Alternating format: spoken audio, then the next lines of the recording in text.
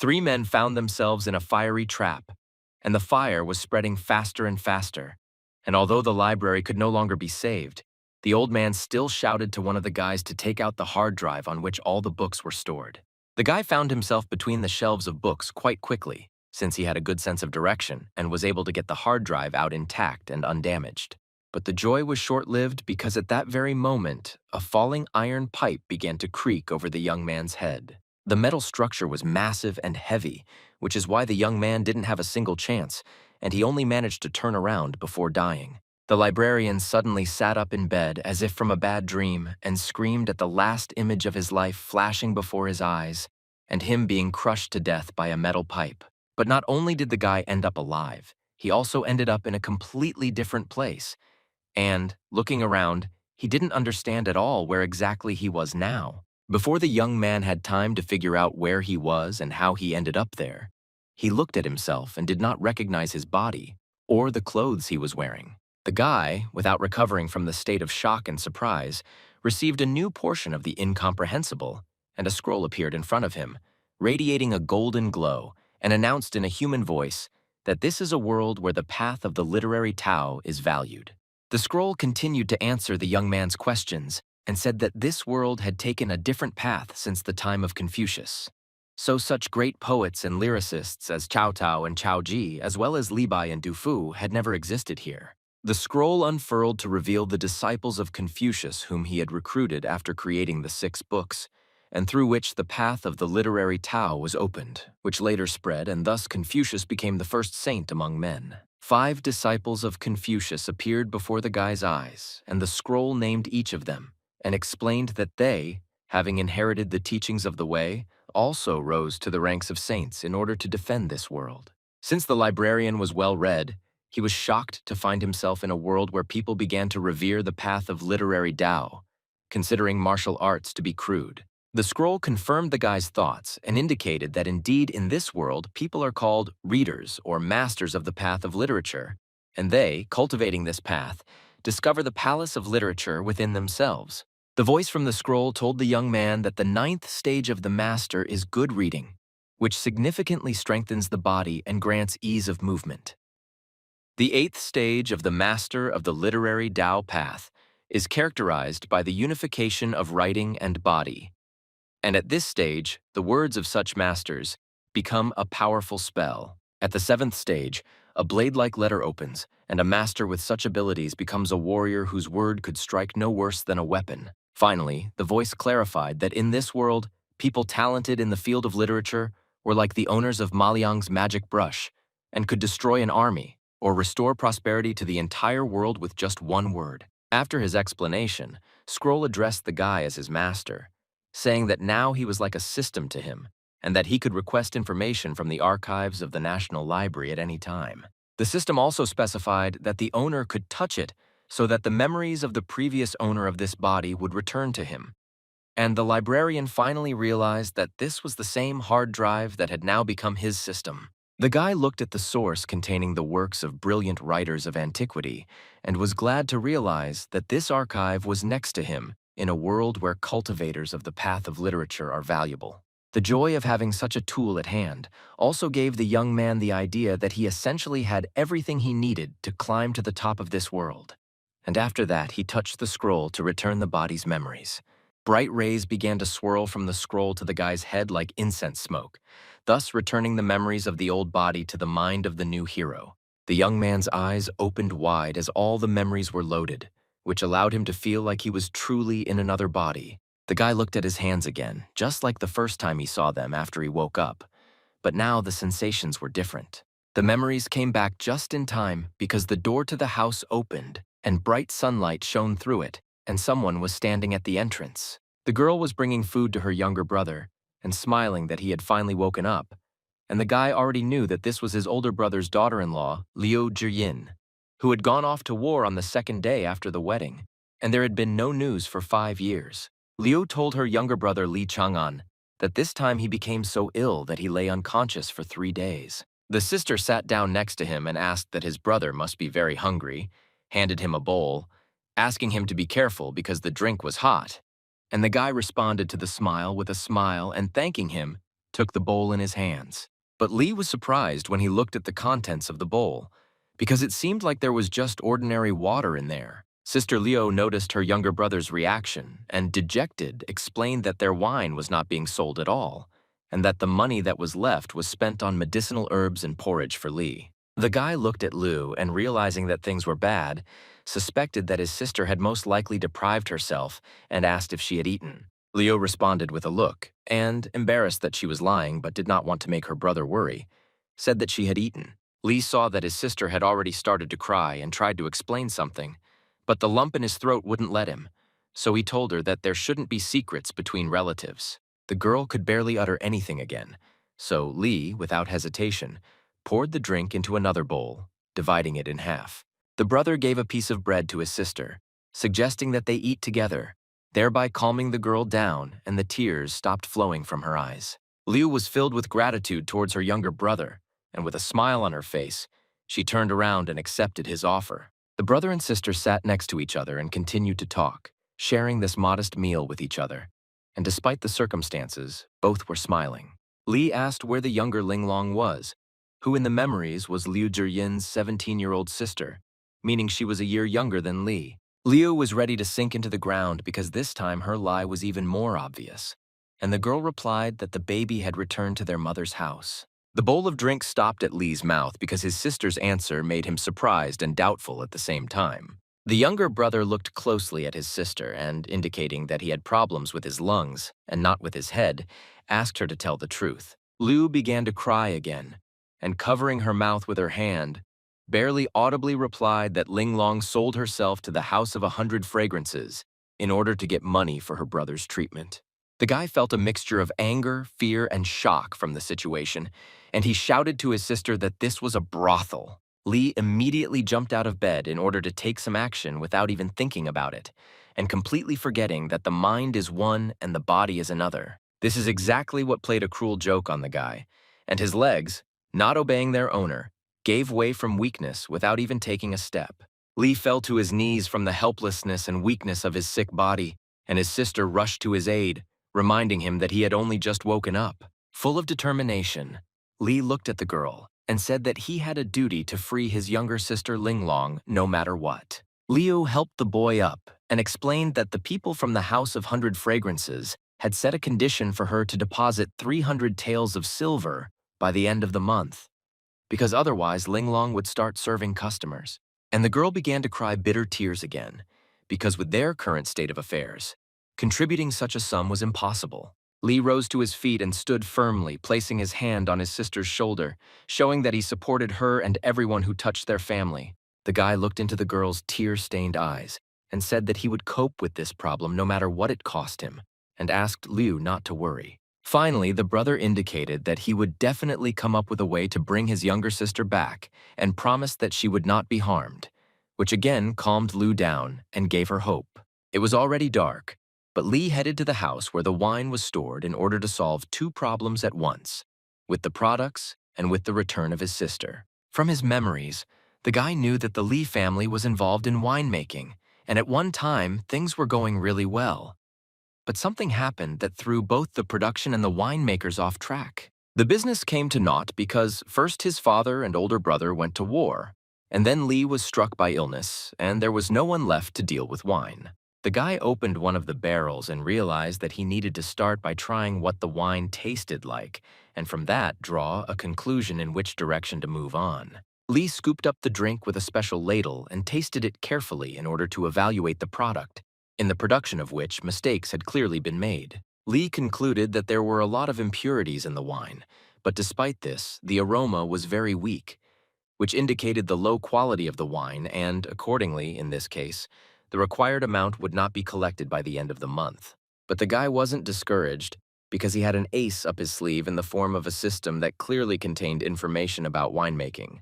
The librarian approached the system with a request to show him how to make ergotu, which was prepared by double distillation from sorghum grain and was quite strong. But learning the cooking method didn't last long, because Lee was distracted by the scream of his older sister, which was heard somewhere from the street. The large man pestered Liu, ignoring the girl's reluctance to be near him, and Lee just ran to the gate to help. The rude Waner Gu grabbed Liu's hand, insisting that she had no need to mess around with that weakling brother, since he had almost died forcing her to go with him. But the girl resisted and screamed for him to let her go. Li came out of the gate and pointed his finger at the scoundrel, telling him to leave his sister alone, showing with his whole appearance that he was talking about this quite seriously. The guy no longer looked weak, as many had become accustomed to seeing him recently, and his eyes showed a real threat to the one who was threatening his family. When Li saw that the freak was not getting the words and warnings, he took the first thing that came to hand, and it was a brick. Gu noticed that the guy was different now and really wasn't joking, so he let go of Liu and backed away to his cart. Waner was a neighbor who was engaged in winemaking, and before the librarian appeared in Li's body, there was no one to protect the girl, so the scoundrel took advantage of his position, but now he retreated for the first time. Li calmly warned Gu to return to where he was going, which made his words sound even more menacing than if it had been a shout. But the neighbor remained standing in place, and then the guy raised a brick and, pointing at the cart, repeated again that if Gu did not leave, the jugs of wine would be broken. The neighbor wanted to object to Li's words, but the guy raised the brick even higher, thereby showing that he would really break all the jugs. Gu turned to his cart and irritably shouted that he was leaving, while uttering a bunch of swear words to the guy. But Li continued to hold the brick at the ready. Having moved away to a safe distance, Gu shouted that he would still take the girl for himself when Li finally died, which terribly angered the guy.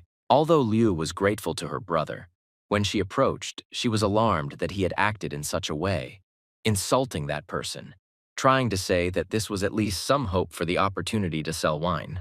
The younger brother didn't even listen to the end of why that freak was important, and answered his sister that people like him don't understand the good way, and Liu again wanted to convince him otherwise but burst into tears. The guy convinced Liu not to worry because he would make sure that that person wouldn't harm her again. Chang'an carefully took Liu's hand in his own, showing his support not only in words, but also by the fact that he was really there and ready to help. Li looked at his sister and promised that from now on he would protect both her and himself, not allowing anyone to bully them, and also added that he had already figured out how to get little Linglong back. In the morning, Chang'an showed Liu his design for making wine and explained that he learned it from an ancient book. The girl, having smelled the aroma coming from the stream of drink, could not believe how aromatic and enticing it was. Liu looked at the barrel of drink, realizing that even just by smell and appearance, this was the best wine she had seen in all of Lin County. The older sister didn't drink alcohol, but the smell was so enticing that even she couldn't resist at least one sip. The girl's eyes filled with tears again from the realization that they could actually save the younger Linglong and bring her home. Liu rushed to hug her younger brother with tears in her eyes, which caught the guy by surprise because he did not understand what was wrong with her. The girl, wiping away tears of happiness, said that Chang'an is amazing and she doesn't even know how to thank it now. Although Li was a brother to this girl in this world, at the same time he was also a librarian, who was essentially a stranger to her, which made him embarrassed by Liu's words. Having prepared a small amount of wine, the brother and sister went to the western area of the Lin County wine market and actively offered their drink to passers-by for tasting. Liu picked up the jug and asked a guy passing by if he would like to try some wine. But he, seeing that it was the Li family, replied that he was not interested. The girl tried to convince the young man that this was a completely new wine, but this only made him angry, and he quickly walked away. The sister was upset both from the fatigue of standing at the market since early morning and from the fact that they had not yet sold a single jug of wine, and suggested lowering the price to begin with. Li realized that the deal was bad and he had only recently appeared in this body, so he agreed to try to lower the price. Gu's neighbor was heading towards the boys, mocking their price of 20 coins for one jug, despite their recent conversation with Li. Of course, Gu didn't give a damn about the guy, because this time he wasn't alone but with his workers, and in a humiliating manner, he pointed out that he wouldn't have taken this lousy wine for free. It doesn't take a lot of people to have fun, and after hearing Gu make fun of the Li family and their wine, people joined in and started laughing too. Liu wanted to say something to her brother, but he stood in front of her and told her not to be afraid of anything because he was nearby. Gu came close to Chang'an and, calling him a pathetic corpse, threw him a few coins, offering to sell the winery along with his older sister and take the money for medicine to last maybe another week. Li silently accepted the words of this clown and did not even glance at the money that fell down, but only continued to stand with the jug in his hands. But when Gu approached his sister and grabbed her hand again, it worked like a red rag to a bull for the guy. Chang'an immediately moved towards the dog, who had not understood the previous warning that evening and said that he was now dead. Jumping over Gu's head and swinging hard, Li smashed a full jug of wine on the freak's head, something he didn't expect at all. Gu had not yet had time to recover from the blow to the head when Li immediately delivered another blow to his huge stomach with his foot, from which the big guy was thrown to the side. Lying on the ground, Gu began to bleat in his defense that this little bastard attacked him on the territory of the wine market. Li continued to stand in front of Warner while he barely got to his feet, complaining that he would report what happened to Lord Qingtian. The guy did not lag behind the pathetic winemaker, and falling on the fool, said that the jug simply slipped from his hands right onto Gu's stupid head, and he had no evidence against it, which greatly outraged the big guy, and he said that all the people saw what happened. While the men were arguing about who started the squabble, the intoxicating aroma of new wine was already emanating from the broken jug, and instead of watching the squabble, people were now inhaling the sweet aroma, discussing whether it was coming from that jug of the Li family. One of Gu's workers told his boss that the Li family's wine had become more fragrant according to people who smelled it. Since the contents of the jug spilled onto the winemaker after it broke, he sniffed and also smelled the same smell. The unpleasant incident turned out to be beneficial for the brother and sister, and people approached them praising the drink and its aroma and asking if they could try it. Li didn't expect everything to turn out like this at all, and before he answered and became happy, he paused a little. A moment later, the younger brother asked his sister to bring another jug of wine, glad that despite the squabble, they still managed to attract people. Chang'an and Liu poured wine for people to try, and the guy said that it was the Erguo Tu variety brewed by their Li family. Potential buyers came up to try the wine one after another and could not stop enjoying such a truly wonderful drink. One of the men who tasted the wine could not contain his delight, so he shouted out that it was the most delicious wine he had ever tasted. Almost everyone who tried the wine said they wanted to buy a jug, and some asked for two at once. And Gu, who had previously sold only his own wine and had no direct competitors, was angry at such humiliation. When Liu turned to those wishing to buy wine with a piece of paper on which it was written whose drink it was, the buyers could not believe that the Li family's reputation had been restored, and at first even had some doubts. But Chang'an now guaranteed the quality of the product made by his family, and his sister standing next to him confirmed this. One of the buyers agreed to take 10 gins of the Li family's wine, but set the condition that if the next batch of the drink was of worse quality, not only would he not buy it, but he would also tell all his friends about the failure. While Chang'an was thanking the customer for the order, Gu stood to the side the whole time and heard the conversation between the Li family and those who wanted to try and buy their drink, which the neighbor really didn't like. Warner felt humiliated by the customers being taken away and decided to do everything to ensure that that scoundrel Li could not sell a drop of his wine. The next day, as promised, Chang'an gave 10 gin of fresh wine when a customer came to him after yesterday's tasting. The young man was very happy with the promptness of the order when suddenly Gu came running from behind with his cart and wine, asking the man to wait. Neither the seller nor the buyer expected such a turn of events, so they both froze in anticipation of what would happen next. Putting a fake smile on his face, Gu turned to the customer, reminding him that he had already ordered 50 gins of wine from him yesterday, and that they were already ready and standing in front of him. In order to sweeten his already sticky speech, Warner decided to resort to trickery and prepared a couple more extra gins. The winemaker said that this extra couple of gins of wine did not require payment from the buyer, which was how he was able to really bribe the man. The customer turned slightly towards Li because it was difficult for him to choose between the orders, and the problem was that in their hotel, they do not drink more than 60 gins of wine per day. Gu, without missing the opportunity, leaned over and quietly told the customer that in that case, he should just return the wine to Li, and like a snake, continued to whisper that the wine could be bad and could ruin the business. At that moment, Chang'an was analyzing his neighbor's behavior in the form of toadyism and extra gins of wine, and, in addition, once again slandering their family out of thin air. The guy took a firm step forward and quoted the great Confucius, who once said that he does not know what a person who cannot be trusted is good for, and whether a glow has appeared around him. Both Gu and the customer were taken aback by this sight, because even a simple winemaker, and one who is also weak in health, can be one of the greats, able to use words as a weapon. And Chang'an continued to say that if a man so easily went back on his word, he would never be able to be a decent person in society. Finally, Li said, as if delivering the decisive blow, that just one human word could be worth thousands of gold. The men's necks were wrapped in chains, making it difficult for them to breathe, and they were unable to move their arms and legs for the same reason. From the outside, it seemed that nothing was happening and the chains were not visible. But Li realized that in this world, the word really has great power, because Gu was holding his throat and trying to catch his breath, apologizing for his words, and the customer was ready to buy all the wine from Li. Since the guy used his knowledge for the first time and saw the word in action on living people, the sight surprised him. Chang'an looked at his hands and was delighted to realize that he was now able to teach two people a lesson at once without doing anything. Behind the customer and Gu, someone loudly and slowly clapped their hands, clearly watching what had just happened. The men came to their senses after the power of the word let them go, but they did not understand what had happened.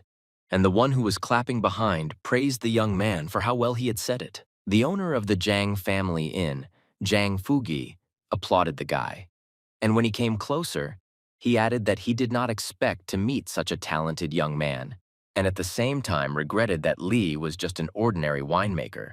Chang'an folded his hands to greet the master and bowed, introducing himself and saying that he would like to take part in the county examination next year. Jang was amused by the guy's ambition, and he asked his employee who ordered the wine to give him the money, and clarified that since the employee had already ordered the drink from Li, they were obliged to pay regardless of the quality. Gu couldn't hold his tongue and told the gentleman that his worker was too kind and couldn't refuse the guy, even though everyone knew that the Li family's wine was disgusting and offered 60 jins of his wine. Chang'an rightly responded to Gu's words that one can only know what kind of wine it really is by tasting the drink. The boy asked Mr. Jang to compare Warner's wine with the Li family's, and if Li's drink was better, then Gu would no longer tarnish the honor of his family with words. Gu was delighted with this move, being sure that it would be to his advantage, since it was impossible to learn how to make wine overnight. And he put forward his condition that if the drink was lousy, the guy and his family would no longer sell wine. Both winemakers agreed to the conditions put forward, as each of them had their own arguments on this matter. Gu and Chang'an poured their wine into sample bowls for Mr. Jang, who still had his worker next to him. The winemakers handed bowls of drinks to Jang, who smiled and promised to make a fair decision for both of them. The first drink Mr. Jang tasted belonged to Gu, and the man slowly drained the cup. Jang said that the drink does not contain any foreign impurities, but after drinking it there is a slight stickiness in the mouth, and indicated that this quality is above average. After Gu's drink, the innkeeper took the Li family's bowl of drink and also slowly drank it down to the bottom. Mr. Zhang's eyes widened in shock and confusion as to how the wine could possibly be of such high quality. The gentleman was struck by the purity and softness of the drink's taste and how it refreshed, spreading throughout the body like a balm. Jang was overwhelmed with pleasant sensations, and he felt as if he was young again, and it seemed as if he was carefree running along the seashore enjoying the moment. There was no longer any drink in the bowl, but the innkeeper was ready to dry it so much that not even a drop remained. Jang not only showed how much he liked the drink, but also immediately approved of the quality of the Li family's wine by directly speaking to Chang'an. Gu was outraged by the fact that it was impossible to make such wine overnight, and also because he essentially lost the deal. Jang gave a semblance of a document to Chang'an, informing him that from now on, wine would only be supplied to his hotel from the Li family, and asked whether it would be possible to brew 60 gins a day. The guy convinced the gentleman that he could not worry about the timeliness of the drink's production, and he himself thought that his plan worked even better than expected. And in addition to the fact that he managed to rein in Gao, he also established a long-term cooperation. The neighbor stood by his cart, angry from defeat in this fight, unlike the guy who was able to teach the impudent guy a lesson without much effort. Chang'an went out with a basket on his shoulders to the fruit garden, which was in the suburbs, in search of the products he needed. And in the garden there were people who were picking fruits, and there were those who were selling them. The guy approached one of the sellers and asked why, among all the variety of fruits, he didn't have any hawthorn berries. The seller was surprised by the guy's interest in sour and tart berries, because of which no one would buy them even for a couple of coins, 1 jin. But he showed that there were a couple of berry bushes here that he was ready to give away for free. Lee realized that in the world where he found himself, no one had ever tried hawthorn and sugar caramel, and this gave him the idea of making some extra money on the berries during a break from winemaking. The young man was distracted from his thoughts by the seller, who repeated whether the buyer still needed hawthorn, to which Lee answered in the affirmative. Chang'an happily announced that he needed all the hawthorn that was in the fruit garden, which again surprised the seller. That same day, at the Lee family's home, the younger brother was teaching his sister how to prepare berries, explaining that they needed to remove the seeds and stick the berries on a stick, then cover them with hot caramel sugar. Sprinkling sugar on top of the berries, Chang'an explained that he had read the cooking method from an old book and added that if sales were good, they would be able to earn at least 100 taels of silver in just 5 days. Leo was surprised by this new product and did not yet understand why these berries were so good. So Lee said that until she tried them, she would not know and gave her the treat. When the girl bit the first berry, a pleasant crunch of caramel was heard, and Liu continued to try the taste of the new sweetness for her. Liu was surprised that despite the crunch of the caramel at the beginning, it then melted in her mouth, and to all this was added the sourness of the berries, which neutralized the sweetness of the caramel, resulting in an excellent taste. The sister, having thoroughly tasted the new product, agreed with Li's words that this sweet was really very tasty. Liu wanted to eat another berry, but her hair began to fall down toward the sticky dessert, and Chang'an hurried to fix the strand of hair, saying that he was very glad that his sister liked his idea. Because Li was quite close to the girl and there was an awkward pause, the girl's cheeks turned red. The librarian remembered again that he was a relative for the girl in this world, and having restored the distance between them, asked his sister to start selling sweets today. And Leo agreed. That same evening, Lu and 2 other sisters stood at the market wall and sold sweets, attracting customers with the new product. And people were really interested and came up to take the new sweets, and not just one piece, but several at once, which is why in some places, some even got indignant, declaring that they also wanted to buy some. Zhiyin calmed the crowd of angry customers by announcing that there would be enough sweets for everyone, after which everyone was satisfied. Very little time passed before all the sweets were sold out and the stand for them in the girl's hands stood empty. The elder sister turned to the younger Lan and Fan, thanking them for their work and giving them their pay for today, and also called the sisters to continue tomorrow, hoping to sell even more. The younger sisters were outraged by the naivety of the elder Zhiyin, who told her that they had no intention of coming tomorrow, since they could do the same thing and earn money on their own. The girl was shocked by such a statement from her sisters and asked them to think better of it and not to do this to her, because she was ready to help them. That's why she called and paid honestly. As always, Chang'an was nearby and, thanking the girls for their work today, asked them to leave since they had received their payment. Lu started crying and immediately began to blame herself for everything, because she thought that she had let her brother down. But Li calmed the girl down, explaining that the sisters' actions were quite obvious because the sweet was not difficult to prepare. Zhiyin wiped away her tears and showed with her whole appearance that she did not fully understand what her brother wanted to say about the obviousness of what had happened. And Li explained that he knew about the appearance of those who would steal their idea and asked his sister what the most important thing is in preparing the sweet. Liu recalled that the 2 main ingredients for the sweet are hawthorn berries and sugar, which only needs to be melted. And after Zhiyin's answer, the guy explained as a conclusion that the sale of sugar is controlled by the authorities, while the sale of hawthorn is not under this control. Chang'an has already imagined a situation where people, after eating the new sweet, went to the fruit garden to buy hawthorn and also sell the new product. But the seller pointed his finger somewhere further and said that he didn't have any berries because all the bushes were bought by that guy. And Li would be the guy who bought up all the hawthorn and sold 1 jin for 15 coins, which would be unprofitable since 1 jin of berries could bring in 7 or 8 coins from sweets. Zhiyin was delighted and asked if her brother had known from the start that this would happen, to which Li replied that although the sweets were selling well, it was time-consuming, and it was easier to sell all the hawthorn at once. After explaining his cunning plan, Chang'an promised his sister that soon they would have only silver in their hands. One evening, Sister Lu decided to bring brother Li to the Palace of Stars,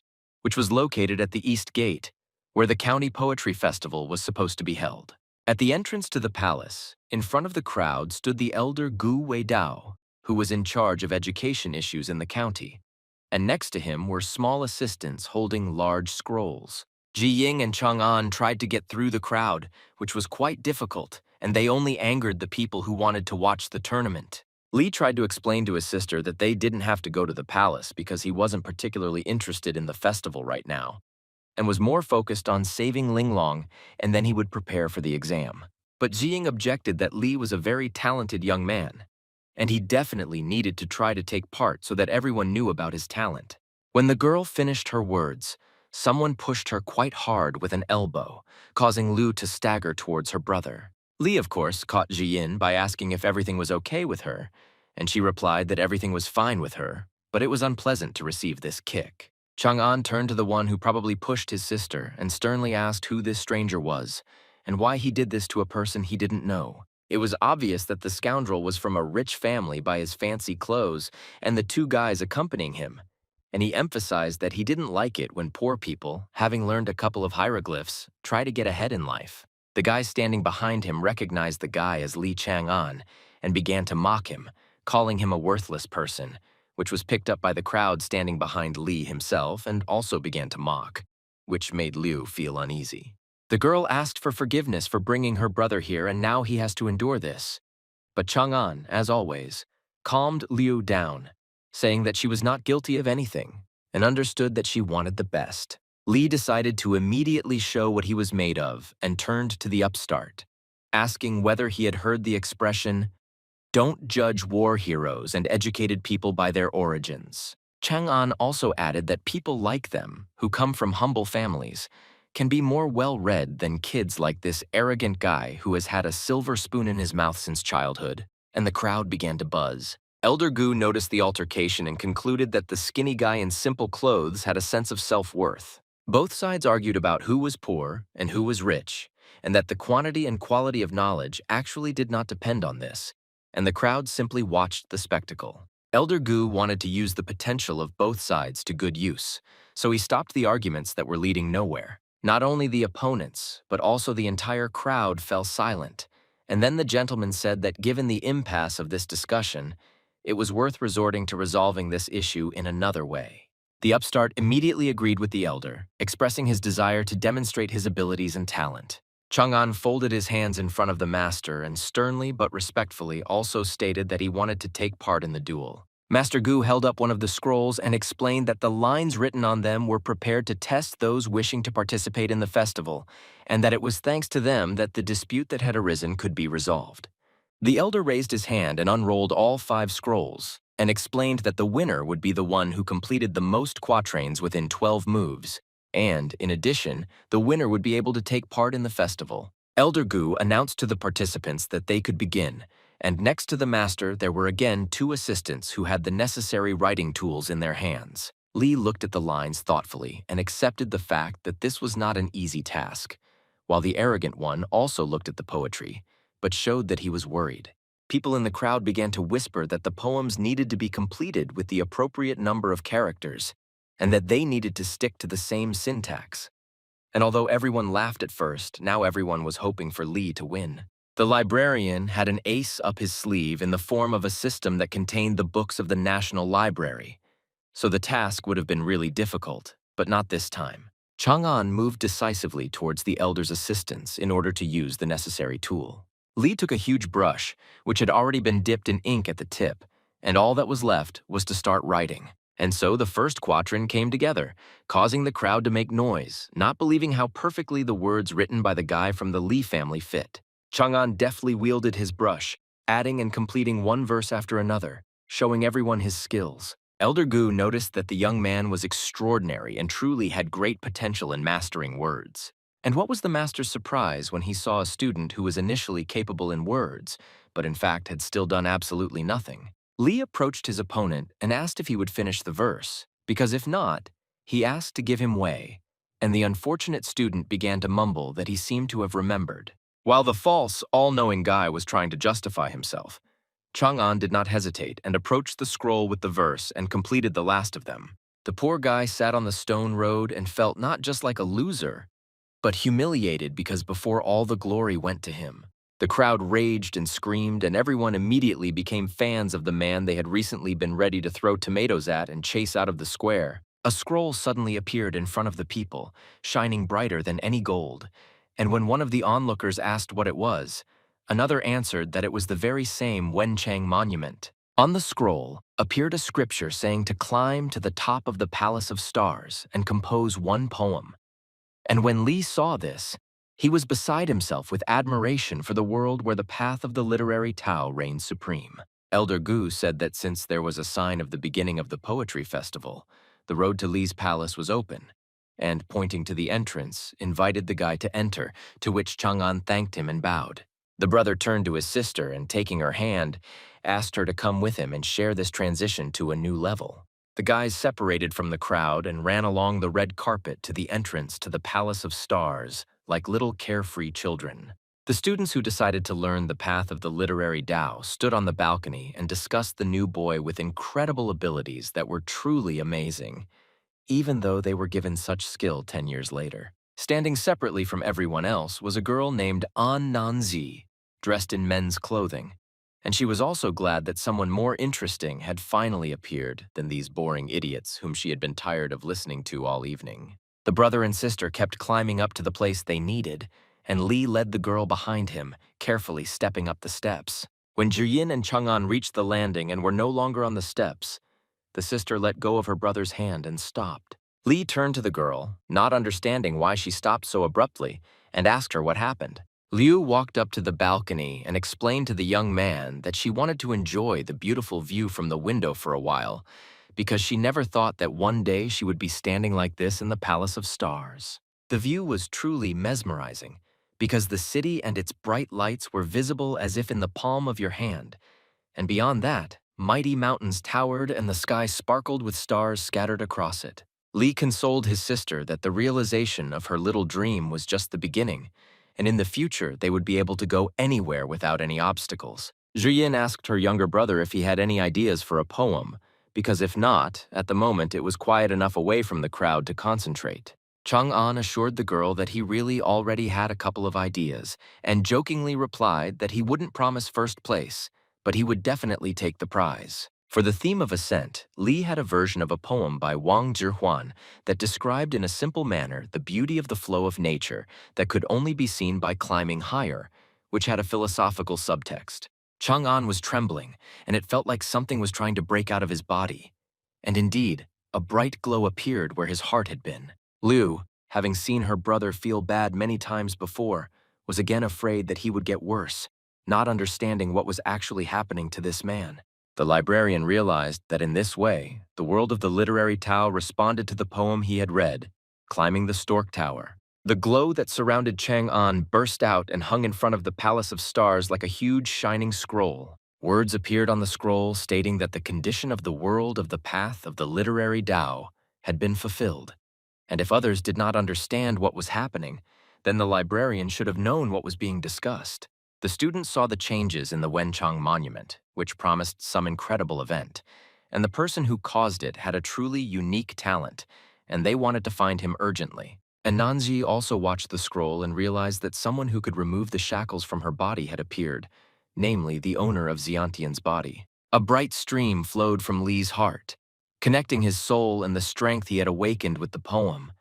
But the guy didn't like it, because in such a state, he would not be able to protect himself and his family. The young man decided to get rid of the stream at any cost so that no one would find out about his talent, thereby wanting to get rid of unnecessary envy, and began to tear off the beam from himself so that the verse would not be visible on the monument. Using all his strength, Li was able to tear the stream off of himself as if it were some living part of his body, and continued to hold it tightly in his hands.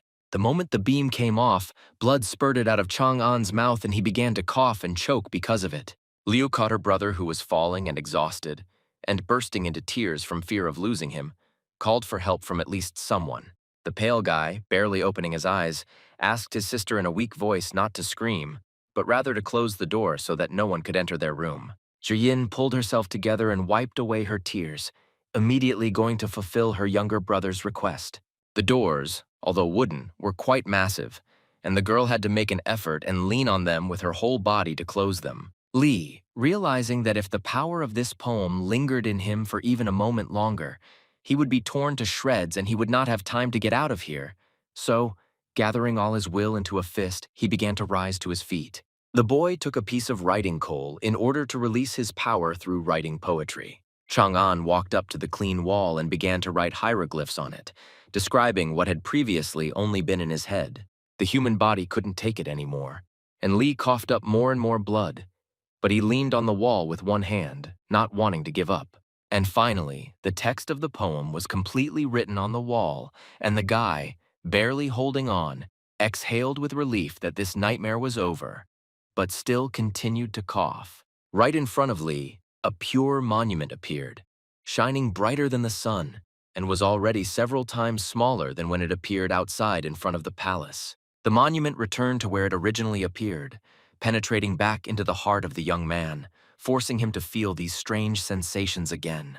Chang'an stood rooted to the spot, holding his hand on his chest and breathing heavily as he came to his senses, with beads of sweat running down his face. Liu rushed to the guy, screaming that her brother had scared her to death, but now she was glad that he was okay.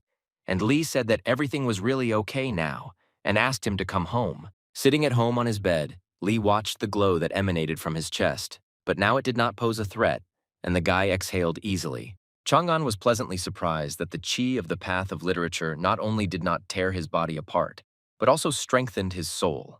And now the body that had previously been sick began to recover. Zhiyin knocked on the door of the house and told her brother that the owner of the fruit garden, who was standing behind the girl holding a chest in his hands, was looking for him. Li shouted that he would come out now, and when he opened the doors, a man stood in front of him with an open chest containing taels of silver. The owner of the fruit garden found it amazing that someone could sell the sour hawthorn berries and even make 150 taels of silver from them. Chang'an brushed off the owner's words, saying that it was just luck, and taking a few taels from the chest, handed them to the man as a tip.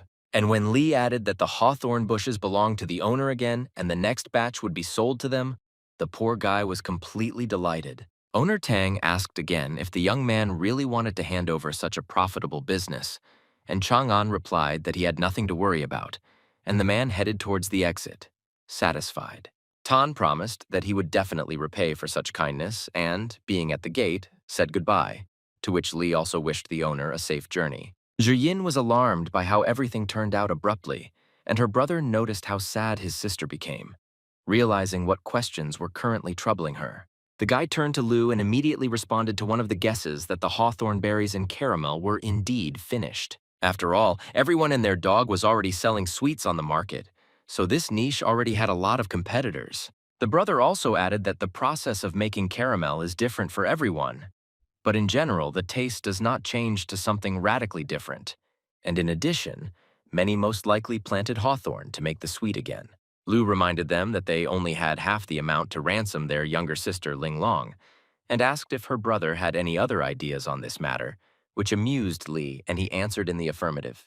Lu was a little embarrassed, but still thanked her brother for the fact that she could trust him completely, and that he really knew how to find a way out of situations. Chang'an was pleased to hear such words, both as a brother and as a man, that he was able to provide safety and comfort to his loved ones. The young man announced that their next step for sales will be spicy and hot malatang soup, which is a traditional Sichuan dish with the addition of pepper that makes your tongue go numb, and the basis of the soup is chicken. Li went to the market to get the ingredients he needed, and the first place he came to was a spice shop. The guy was a little confused because the taste of the soup is not in the ingredients, but in the variety of spices. But here you don't need the usual ones that are sold at the market. You need the most important chicken seasoning.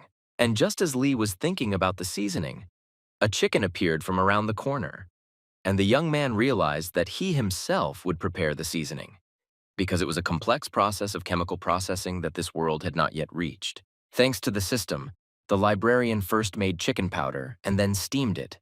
That is, decompression occurred to extract juice, to which salt and sugar or other flavor enhancers were added. Chang'an was trying what he had cooked in the kitchen, when he suddenly heard his sisters talking in the courtyard, where the two younger ones ran to ask the older one for forgiveness. Zhiyin was not kind to the girls, arguing that they had once acted meanly and now they could not be trusted. But the sisters begged the eldest to have mercy on them, since the matter with sweets did not work out. Chang'an intervened in the girls' conversation, coming out of the kitchen and inviting all three of them to come in, saying that he wanted to discuss something with them. There were bowls on the table in front of the three sisters, and Li explained that this was his new dish called malatan, to which he had added a special seasoning, and also added that the girls could make it themselves. But to prepare such a soup, the sisters will have to buy seasoning from Chang'an, and it will cost 800 coins per box, and what the girls earn for the dishes will remain with them. The younger sisters looked at each other in horror when they heard how huge the price was for a box of seasoning, and were extremely outraged by such a condition. One of the younger sisters stood up and told the older one that it was not that they didn't trust her, but that they thought it was unreasonable. Instead of Zhiyin, Li responded by moving the plate closer to the girl, convincing her that they would not know whether it would work or not until they tried the new dish. The sisters finally decided to taste it, and one of them decided to start with the vegetable, taking one stick among all the other ingredients that were also temptingly lying on the plate. The younger sister was still stubborn, expressing the fact that these were ordinary vegetables boiled in water and there was nothing special about them. As always, the older sister was the first to trust and decide to taste the soup, choosing circles of radish. What was quite ordinary for the librarian, in turn, brought the girl into gastronomic ecstasy from just one piece. Liu felt that same numbness of her tongue from the hot pepper, and the pleasant sweetness that every now and then spread throughout her body, leaving an incredible aftertaste.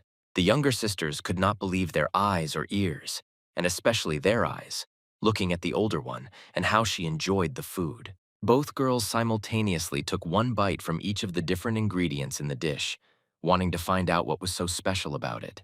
The sisters admitted that they had never tasted anything more delicious in their entire lives, and loudly declared that they wanted more of this deliciousness. Just like last time with the berries, this time Li also decided that malatan could be sold that same day, because he saw the girls' reaction. In the evening at the market, both younger sisters offered passers-by to try the new dish malatan, and those who had already tasted it came for a second helping. The brother and sister watched the sales from the balcony, and Liu was worried about whether the idea would be stolen, just like with the berries. Chang'an replied that there really was nothing special about the dish except the seasoning, and added that if anyone could replicate its taste, they would accept their defeat. But at the market, all that could be heard so far were the cries of disappointment from visitors that malatan was not at all like the Li families, but just a tasteless vegetable soup. The part of the market where the Liu sisters were selling malatang with Li seasoning was bustling with people coming and going non-stop. Liu's younger sister came to the table to take the plates, and one of the customers praised the dish, saying that it should be in every restaurant, and asked what the secret of such an excellent taste was. But the girl said that the owner does not divulge this secret. While the man was getting up to leave, satisfied, another visitor at the next table took advantage of the moment when no one was looking, hid the bowl in his sleeve, and left. There were two men standing at the table in the house, and one of them, who took the bowl of soup, decided to try to achieve the same taste by adding all sorts of spices and seasonings to it. Having finished his magic over the dish, the man moved the bowl to another person, asking him to try it and say how similar it tasted to malatan. The man scooped up some soup with a spoon, and after trying it, said that there was about 70% similarity, but it was still not what the Li family cooks. The man who stole the bowl slammed the table, causing the soup to spill, but he didn't pay attention to it and just got angry and started shouting that these people had lured a lot of their customers with their soup and they needed to get some seasoning. The next day in Wangfuji, the sound of a cart and wagons with food was heard, which is why people immediately came running to the sound and smell, and were happy that they would finally have time to try the delicious food since they had not had time yesterday. Li was pleased that the plan was working and was already thinking that the next dish would be hogo. But for that, he would definitely have to rent a room. And while the guy was thinking, a man with assistants appeared behind him. The man who had tried the soup yesterday and decided that he needed this seasoning came to Chang'an and, smiling affably, asked if he was the owner of Wangfuji. Li knew that such a moment would come one day, but he still asked how he could help. And the man introduced himself as the owner of the C family store, and that he was willing to pay 50 taels for the recipe. Chang'an did not like this proposal and asked not to take him for a fool, and the man again tried to bargain and talk about the price, but the guy clearly answered that the recipe was not for sale. The man suddenly changed from being friendly to furious and became personal, humiliating Li by throwing verbal mud at him. The owner of the Sei family shop shouted to his assistants to smash everything related to Wang Fuji, and they overturned the cart with the bowls where the food was and gutted the tables. Li gritted his teeth in anger, and Zhiyin screamed for them to stop destroying everything, but it was no use, because there was a crowd of thugs, and they had been given an order. The scoundrel was pleased with the work done by the assistants and again approached the guy to see if he had changed his mind about selling the recipe. Chang'an covered his sister with his body, reassuring her that everything would be taken care of, and at that moment, someone quickly rushed past them. Mr. Jang ran past the brother and sister straight to one of Sei's guards and punched him in the face with all his might. Fugi easily dealt with all of Sei's guards, throwing them in different directions like toys. When all the assistants were laid on the ground, Jang turned to Sei, asking why he was using such dirty negotiating methods, since it was tarnishing his reputation. A frightened Sei called Jang an idiot, arguing that when Wang Fuji becomes popular, he too will have to close his dirty restaurant. The big guy understood that there was nothing left for him to do here, so he turned around to leave and also ordered his would-be heroes to return. Chang'an bowed to Jang in gratitude for saving him, and the owner said that it was unnecessary, after which he added that he was offering the guy a deal in the form of selling Malatan in his restaurant. Jang offered a rather favorable condition in the form of 80% of the proceeds to the guy and 20% to him. And Li, realizing that troubles had already overtaken him, saw the deal as quite beneficial in both directions. Chang'an thanked the owner for such a generous offer and said that he would come to the master's place tomorrow to discuss the details. At night, the owner of Sei stood at the walls of Li's house, and his assistant called Gu and Sei promised the scoundrel 50 taels of silver if he got the recipe for the seasoning. Wanner was happy with this offer because he would kill 2 birds with 1 stone. He would earn money and do harm to the guy he couldn't stand. Gu somehow climbed up the wall of the backyard of Li's house, and all that was left for him to do was to carefully jump down. The neighbor, as always, mocked the weakling who was so stupid that he decided to encroach on Mr. C's business and was already imagining how he would get the recipe and the guy's business would go down the drain and Liu Zhiyin would belong to him. But it was not Chang'an who turned out to be stupid in this situation, but the one who decided to get the recipe in such a dirty way. And in addition to stupidity, the neighbor was inattentive and underestimated in relation to the guy. Gu didn't get off the wall, but jumped off and unexpectedly pierced his legs with the sharp pins that Li had prepared for people like him. The winemaker wanted to scream, but then he covered his mouth and did not understand what he had stepped on, because it was dark all around. Trying to get out of the trap, experiencing terrible pain in his legs, Gu only fell into the second trap without looking where he was going. And when the big guy leaned against the loaded mechanism, a click was heard, and a metal pipe flew straight into his stomach, causing the poor guy to cough up blood. The unfortunate man could not bear such pain and screamed loudly, which woke up Li, who understood that the protection against those who would want to penetrate and steal the recipe had worked. Go ran away as fast as he could, but Chang'an managed to notice him and realized that he had been bribed, so something had to be done to end this. In addition to the brother, the sister also ran out to the screams, asking what happened, and Li joked that he was trying to catch a rat. The girl screamed in horror and rushed to Chang'an, asking if he had already gotten rid of the terrible rodent. Li calmed his sister down by pointing his finger somewhere to the side and said that the beast had run away on its own, frightened by the traps that had been set.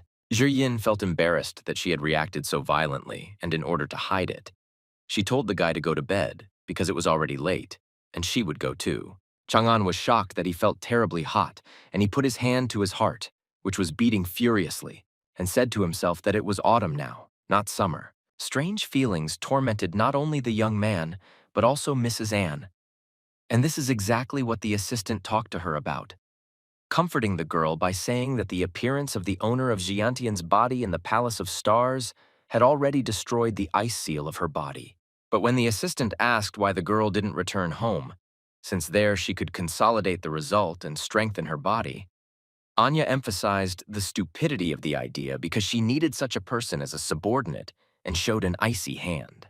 The girl was amused by the lady's statement about subordination, and she jokingly asked maybe it would be better to go straight to the husband, because in that case, the head of her family would have to cancel the engagement. Anya supported her assistant's humor and jokingly decided to teach her a lesson for such sarcastic mockery by splashing water at her. Miss Anne analyzed that the sacred text compass had not yet found its owner, perhaps because he had not fully revealed his capabilities, and decided to contact Gu to check everyone on the list of festival participants. The next day after the commotion on the street, Lee came to Jang with a box of seasoning and again thanked him for the offer.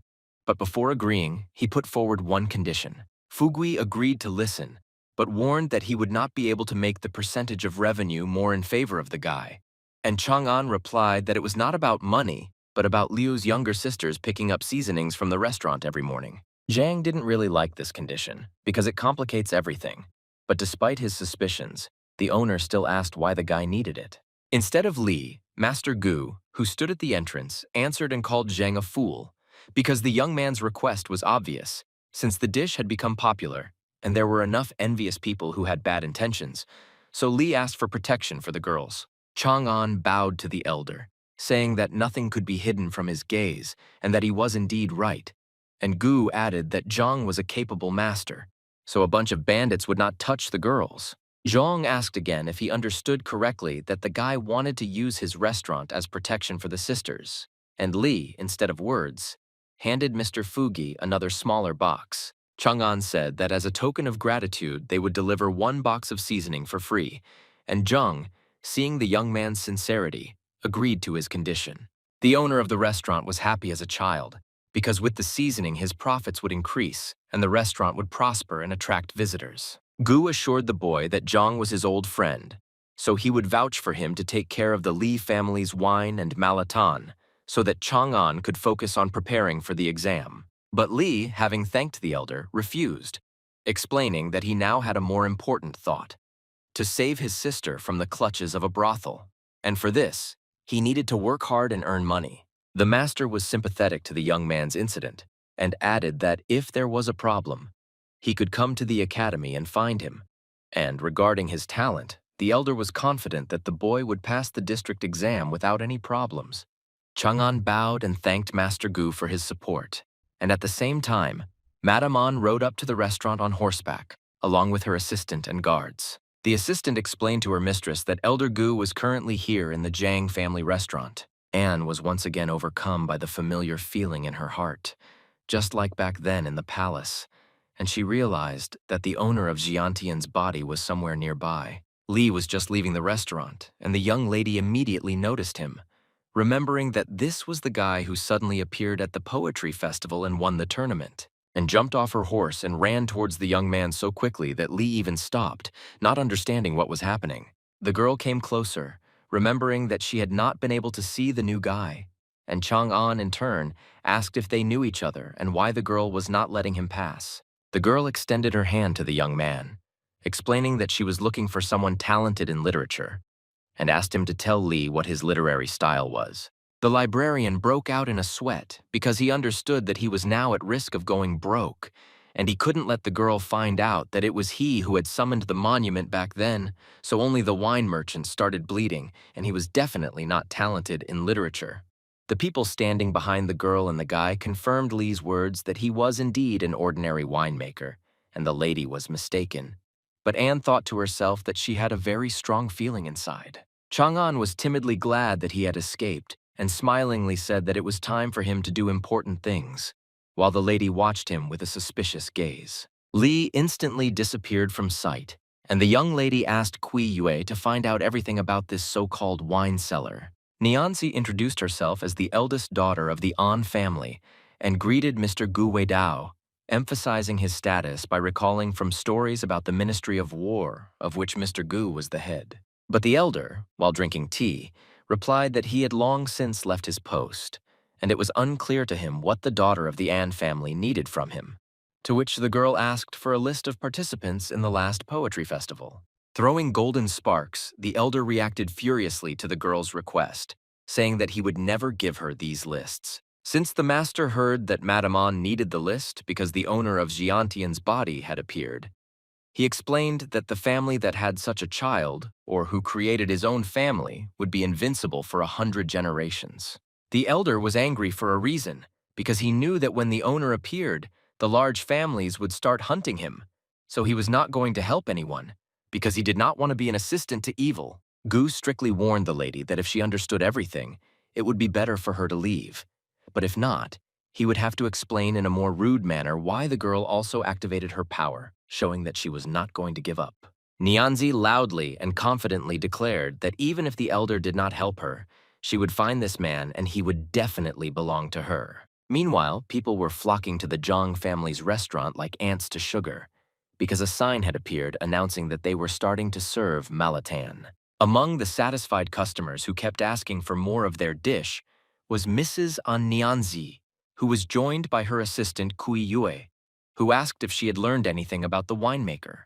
Kui said that the guy's name was Li Chang'an, and it was he who invented the sweetness of hawthorn berries in sugar caramel and malatan, and added that he was an average student and the neighbors did not know anything else. Yue suggested that the lady visit Li if the guy was so nice to her, but Nianzi objected that the assistant was talking complete nonsense, since she was only interested in whether the young man was the owner of Jiantian's body. The next morning, after the excitement in the restaurant, Jang was busy doing calculations and Chang'an brought out the seasoning box again, and Elder Gu was nearby savoring his dish. Li started to say that perhaps they shouldn't make the seasoning in such quantities, but the owner argued that on the contrary, everything was used up pretty quickly yesterday, so on the contrary, the amount of seasoning could be increased. Elder Gu, as always, caught the wisdom of the young man and explained to Jang that the owners of neighboring restaurants would not just stand by and watch the success of a competitor, so they would unite to oppose Jang.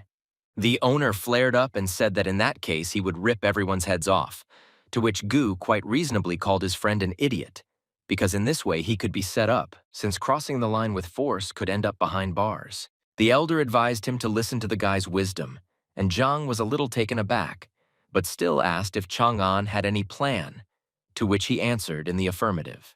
The young man began to explain that competitors could ruin Zhang's business in only two ways, one of which was to lure customers, and if they did not get ahead of this, the restaurant would begin to lose popularity. Everything happened as Li said, and competitors began to lure away guests by saying that they did not have a queue and others already had freshly brewed malatan, but people were standing in line to see Jang. An employee came out of Zhang's restaurant and loudly announced that the owner had instructed them to place tables outside so that more people could enjoy the taste of malatan, and it worked. People were happy and attracted as if magnetized by the fact that they could sit down instead of standing in line and that there were free places to eat. Jang saw with his own eyes that it worked and appreciated the young man's move, praising him, and the guy himself said that this was the least and that it would not end with just luring clients. Mr. Jang was surprised and asked what other tricks the rivals could use, since his task was to feed 40 hungry mouths, which was already profitable. But the guy replied that a price fight was awaiting them soon.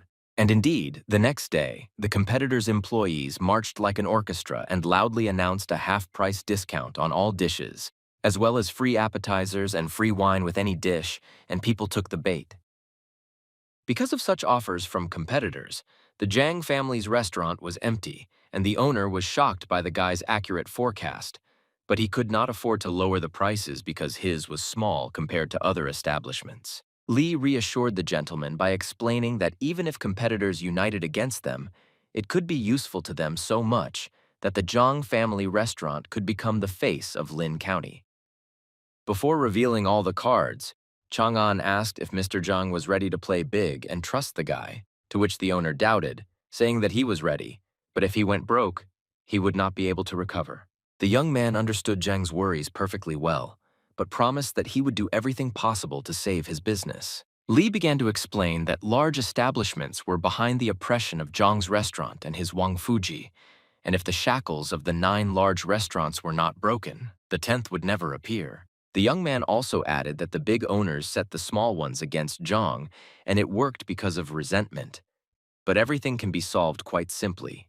You just need to allow the small owners to also trade in malatan, and they will stop hating Jang. Li saw the surprise on the owner's face and finished his explanation by saying that if the recipe was shared, the owners of large restaurants would no longer have a hook to manipulate small ones, and it would work about 60% of the time. Zhang couldn't hide his horror at the figure, but Li asked if that wasn't enough to close the vicious circle and give other small owners the opportunity to succeed.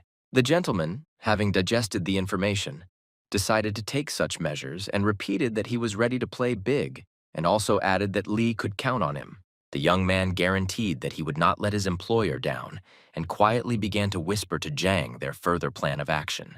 At the round table sat Se and other small restaurant owners, to whom he was telling the wonderful news that Jang's restaurant had been empty all day and would soon go bankrupt, and he would take on all the expenses and shares. One after another, the owners began to timidly declare that they would not take part in such a thing tomorrow, as if something had changed their minds. The owners stood up to leave and began to discuss in front of Se how good a person Jang was, since he kindly shared the seasoning with them, and it would be unfair to treat him so meanly. Se couldn't believe his ears, because a logical question was brewing.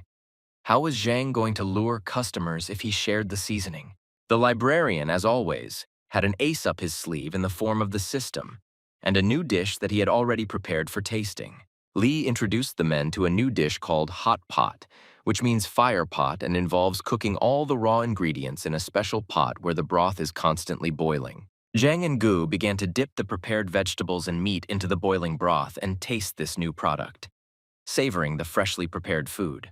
The men noted the moderately spicy and aromatic taste of the broth, which gives a vivid sensation from the first bite. Gu and Jang admitted that hot pot is even more delicious than Malatan, because the spiciness and heat are revealed in this dish in a completely different way. Chang'an, as always, happily watched the results of his innovative ideas being implemented in this world, and asked Zhang if he now believed that his restaurant would be successful. The owner was still under the vivid impression of the new food and imagining how others would react to it. He could not contain his delight and answered the guy that he was now confident in the success of their plan. Zhang couldn't wait to introduce others to such a gastronomic masterpiece and launch hot pot on the menu today. But this time, Li asked him to take his time. Chang'an poured wine to discuss with the gentleman how he saw building a competent sales plan for the Zhang family restaurant. While the workers were busy renovating the restaurant premises, the owners of other establishments discussed what was happening with the premises, and that over the past couple of days, Zhang had not had any customers at all, which indicates that it was closing.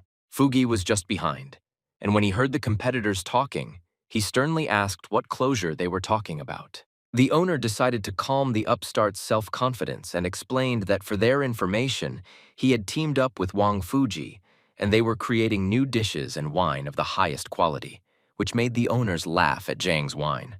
The owners cited as an example the best wine of the 100 Flowers of Mr. Se, which was not even comparable to anything else, to which Zhang promised to prove them wrong and hung something on the wall. On the wall was an announcement of a competition for the best wine in Lin County, the winner of which would receive 100 taels of silver. The men were delighted with the opportunity to so easily get such a large sum and were already ready to take part, and each of them already considered himself a winner. And Zhang thought that Li's plan was working like clockwork, and now there really would be a ton of visitors on the opening day. On the opening day, the restaurant looked gorgeous, and the staff greeted all the guests, thanking them for their visit and inviting them to enter the renovated premises. When most of the people had gathered, namely those wishing to take part in the competition, Zhang thanked everyone for supporting the opening and announced a half-price discount on all dishes in honor of the opening. Dissatisfied owners of other restaurants began to complain that they were not interested in discounts and that they came only for the winnings. Liu Zhiyin was next to her brother and looked at how many visitors had come, and Li made her even happier by saying that in a couple of days, they would be able to return Linglong. Zhang said that he would not hesitate and pulled the cloth from the table on which the jugs of wine stood and indicated that in 5 days they had brought them 20 different wines. The gentleman also said that for the competition, they selected 30 random people who, after tasting the wines, would vote for the drink they liked, and after counting the votes, would fairly announce the winner. C did not miss the opportunity to pour a fly in the ointment and said that what guarantee was there that there was no bribery of the people who would taste the wine. The small owners, like little kids, picked up on this statement from Big Uncle Se and also began to object to those who would taste the wine. Jang was at a loss, but Lee understood that everything could go wrong, and even in such a case, he had a backup plan. Chang'an announced that in order to dispel the jury's doubts, Elder Gu and the Academy's students would taste the drinks, and they would definitely not lie. The owners liked the updated conditions of the competition based on fairness, but Se could not calm down and reminded that his wine, 100 Flowers, had never lost. When everyone was satisfied with the conditions, Chang'an turned to the disciples and asked for a favor, to which they bowed, folding their hands respectfully as expected. The students of the academy stood next to each other, and in their hands floated bright green talismans that they had prepared before the tasting. The students began to recite words about the dignity of a person to always be honest with himself, because the path of the literary Tao will not accept a liar. Thus, the young people took an oath of honesty, ending it with the words that those illuminated by the light would speak with the help of the heart, from which 3 bright columns of light rose upward. The 3 disciples simultaneously took the cups of ergotu wine prepared for them, which Li had made. Also, at the same time, all 3 drained their cups to the bottom, and everyone else froze in anticipation of what the students would say. Both the boys and the girl were delighted with the drink, which spread pleasantly warmly throughout their bodies, and they experienced unearthly delight, just like everyone else who tried Li's new wine. Without any doubt, the choice of the jug with the inscription Ergo 2 was loudly declared unanimously. Se was so upset by this situation and envy arose that, although he was angry, he still decided to try the competitor's wine. The man was so disgusted and underestimated the weakling Li's wine that he didn't even take a sip, but only licked the drink with his tongue. Se was about to curse the drink as much as he could because he couldn't allow himself to be defeated and, on top of that, lose money. But the man was enlightened when he looked at the bright rays that had been shining since the moment the academy students took the oath of honesty. Se looked at the light source in fascination, and for the first time sincerely admitted his defeat, and also that Ergotau's wine was many times better than his drink of 100 Flowers. The owners standing behind were shocked by what they heard, but if Se himself acknowledged the quality of Li's wine, then it is indeed true, and now even they want to try it.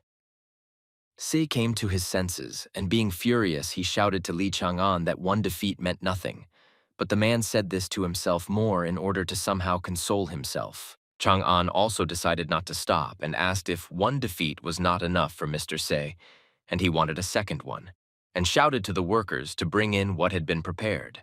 The assistants brought a pot of broth and the ingredients to the table, and someone was already asking what smelled so delicious that it was making their mouths water. When the table was fully set, Li introduced everyone to the new hogo, which would go perfectly with Ergo 2 wine. Undoubtedly, everyone wanted to try something new, and what's more, so aromatic, so they rushed to the pot with chopsticks. People, having tried the new dish, were surprised that it was even tastier than Malaton, and now they will eat only in Wangfuji. And Chang'an at this time invited Mr. Se to join in and satisfy his hunger. The assistant was no longer able to stand these pleasant smells and joyfully asked if he could really eat from them. But Se shouted at him to shut up and objected that he wouldn't take even a bite from there. Chang'an was glad that he was able to implement the plan, helping not only himself, but Se. He said that his plan to oppress the Jang family's restaurants and Wangfuji had completely failed. Zhang's restaurant got a second wind, and people sat on chairs next to the establishment waiting for their turn. And when their order was ready, the waiter came out and invited the guest by calling out his number. The younger brother came to tell his sister that thanks to all the sales, they had finally managed to save up 300 taels, and now they could rescue their younger sister, Linglong. The thin-teared Zhiyin threw herself into her brother's arms, glad that he had been there all this time, and asked him not to leave them alone again. Li consoled Zhiyin by saying that he was never going to leave them from now on and would always support them in every possible way. Fugui stood at the entrance of the restaurant, loudly calling out to Chang'an to come in and have a drink to celebrate the opening. Liu suggested that her brother go and rest while she went to pick up her sister, and Li pestered her with this suggestion and added that they would see each other at home. After the restaurant closed, Gu, Chang'an, and Fugui were sitting at a table with hot pot and wine, raising a cup of wine and thanking the young man for resurrecting the restaurant from the dead. The guy's face turned red from both the wine and the embarrassment, and Li replied that on the contrary, He was grateful to the gentleman for the opportunity to collect money and help his sister, and once the issue was resolved, he would begin to study. Jang, as always, could not hide his violent reaction, and hearing from the young man about the path of literature, immediately reacted by looking at him with wide-open eyes. Fugi suddenly stood up from the table and slammed his hands on it, frightening both the guy and the elder, giving a sign that he had a brilliant idea on this matter. The owner suggested that Lee study under Elder Gu, and since they were old friends, he jokingly added that Chang'an should not look at the old man's advanced age, since he had once been quite an important person. Master Gu, without even waiting for an answer, asked the young man to kneel down and, according to tradition, offer him a cup of wine, and then the elder would become his teacher and take care of him. Chang'an was so excited that they had already taken care of him and immediately found him a teacher, and even such a famous one, that he could not collect his thoughts in order to answer anything. Fugui noticed the guy's stupor and decided to help him a little by distracting him from the thoughts he was immersed in, and took him by the arm so that he could stand up. As ordered, Lee got down on one knee, even though he was already a little drunk from the wine and tired lately, in order to do everything. The boy bowed and offered his teacher a cup of wine, asking for permission to become his disciple and learn the path of the literary Tao. Gu, already having a huge amount of experience behind him and seeing many such traditions, was amused by how quickly everything was resolved and announced the student's first task to write a poem.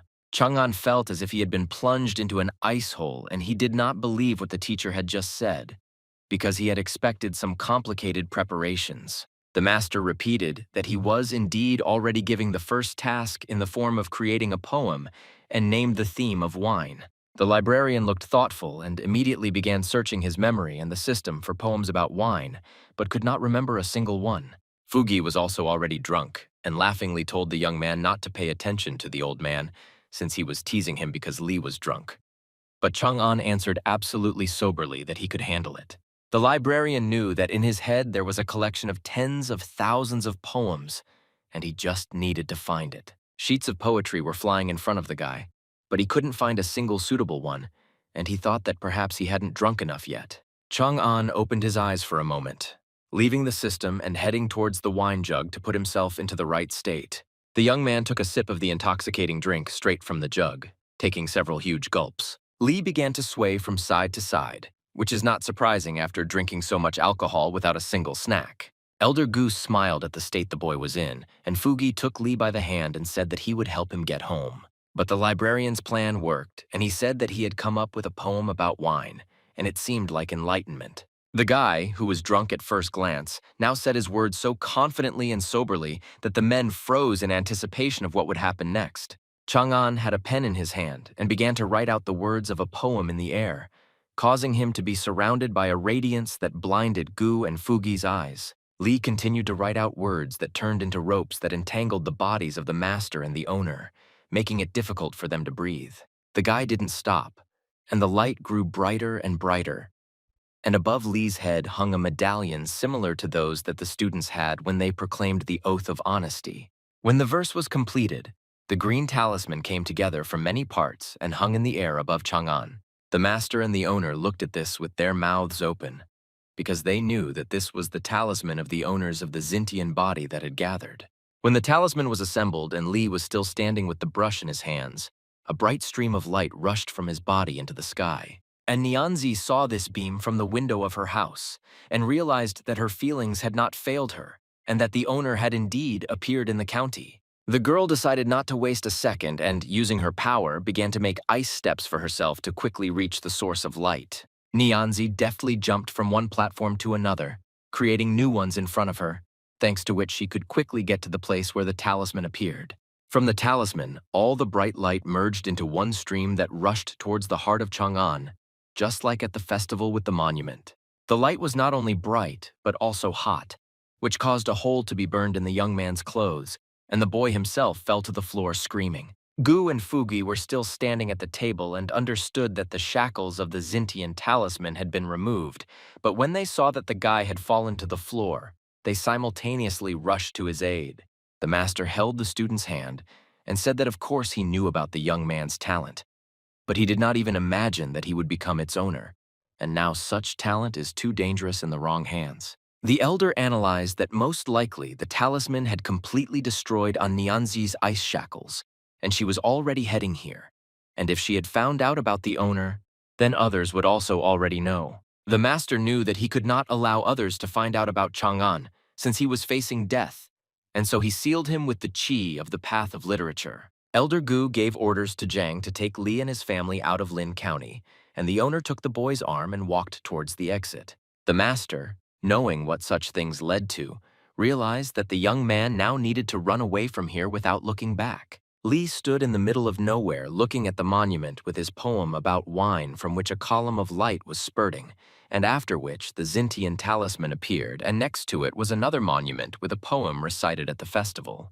The guy stood in front of the huge statue and couldn't believe that the poems he read were actually being immortalized in this way. In the distance, the young man could hear the voices of his sisters, who were very worried and asking him to wake up because they were afraid of losing him again. Chang'an tried his best to return from this world to the real world and not make his sisters worry, so he grabbed himself tighter to feel his body.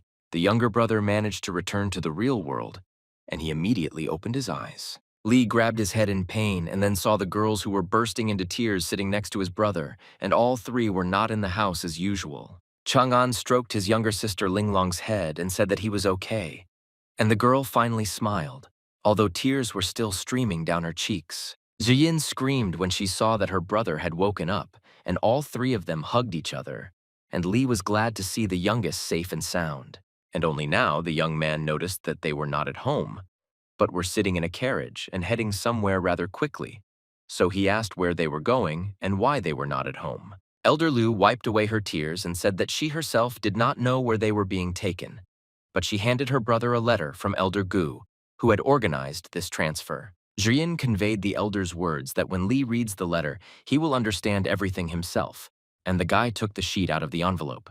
In the letter, the teacher explained that the Zintian talisman can be passed down from one generation to another, and the owner of such a body has always been the dream of noble families, so either the guy is married to someone or killed so that no one gets him. Gu explained that he had sealed Chang'an's qi for a while so that he would not be discovered immediately, and when he grew stronger, he would be able to remove the shackles himself, and the teacher sent them to the city of Dongyue to the Bou Academy, where Deputy Shu would meet them. Li mentally thanked the elder and gave his word that he would become so strong that he would control his own destiny, and with such intentions, the sisters and brother soon arrived in Dongyue. The guys were standing at the open gates, but behind them there was a wall, and guards were on duty on both sides of the entrance, and for some time Li did not dare to come closer. Chang'an began to approach the entrance, explaining to the sisters that they were where they were supposed to be, but the guard blocked the way, saying that they were not allowed to enter Bou Academy. The girls hid behind their brother because they were worried. But Li confidently folded his hands in a welcoming gesture and clearly stated who he was and why he had come here. To prove for sure that he was sent here, the guy handed the guard a talisman, and the man replied that Shu had indeed warned them about Li's visit, but only he could enter. Chang'an turned to his sisters, asking them to sit in a nearby restaurant and wait for him, and after finishing his business, he would return to them, and the girls obediently agreed. In front of the young man stood both guards holding talismans in one hand and folding the other in a certain gesture, and simultaneously spoke the words to open the gates of movement. Pillars with hieroglyphs appeared around Li, and a green circle appeared under his feet, glowing like a teleporter. And when the guard shouted forward, Chang'an landed on the ground as if in a jump, and was already in a completely different place. Anyone would be speechless to see what the young man saw when he raised his head after landing in another place. Before the librarian's gaze, the mountains of the heavenly palace, Meishan and Lanshan, as well as Izyu Yishan and Zhushan, stood like giants in the palm of his hand. The guy himself was on the 9th floor of Zhushan, and a voice was heard from the building that called Li to come inside. Chang'an walked towards where the voice came from and climbed the steps and opened the massive wooden doors. In the spacious hall, with his back to the entrance, the student was already awaited by Deputy Director Shu, who immediately interrupted the boy's greeting and said that he would never have thought that a teacher would vouch for some ordinary boy. And then the deputy added that if this was a request from his respected teacher Gu, then he would not ask unnecessary questions, but he would not be involved in training the boy and only handed over the talisman so that Li could make himself a new identity. Shu sternly told the boy to write his new name on the talisman and leave, and the stone moved into the student's hands. The librarian encountered something like this for the first time, so he looked at the talisman with bewilderment at what to write on it.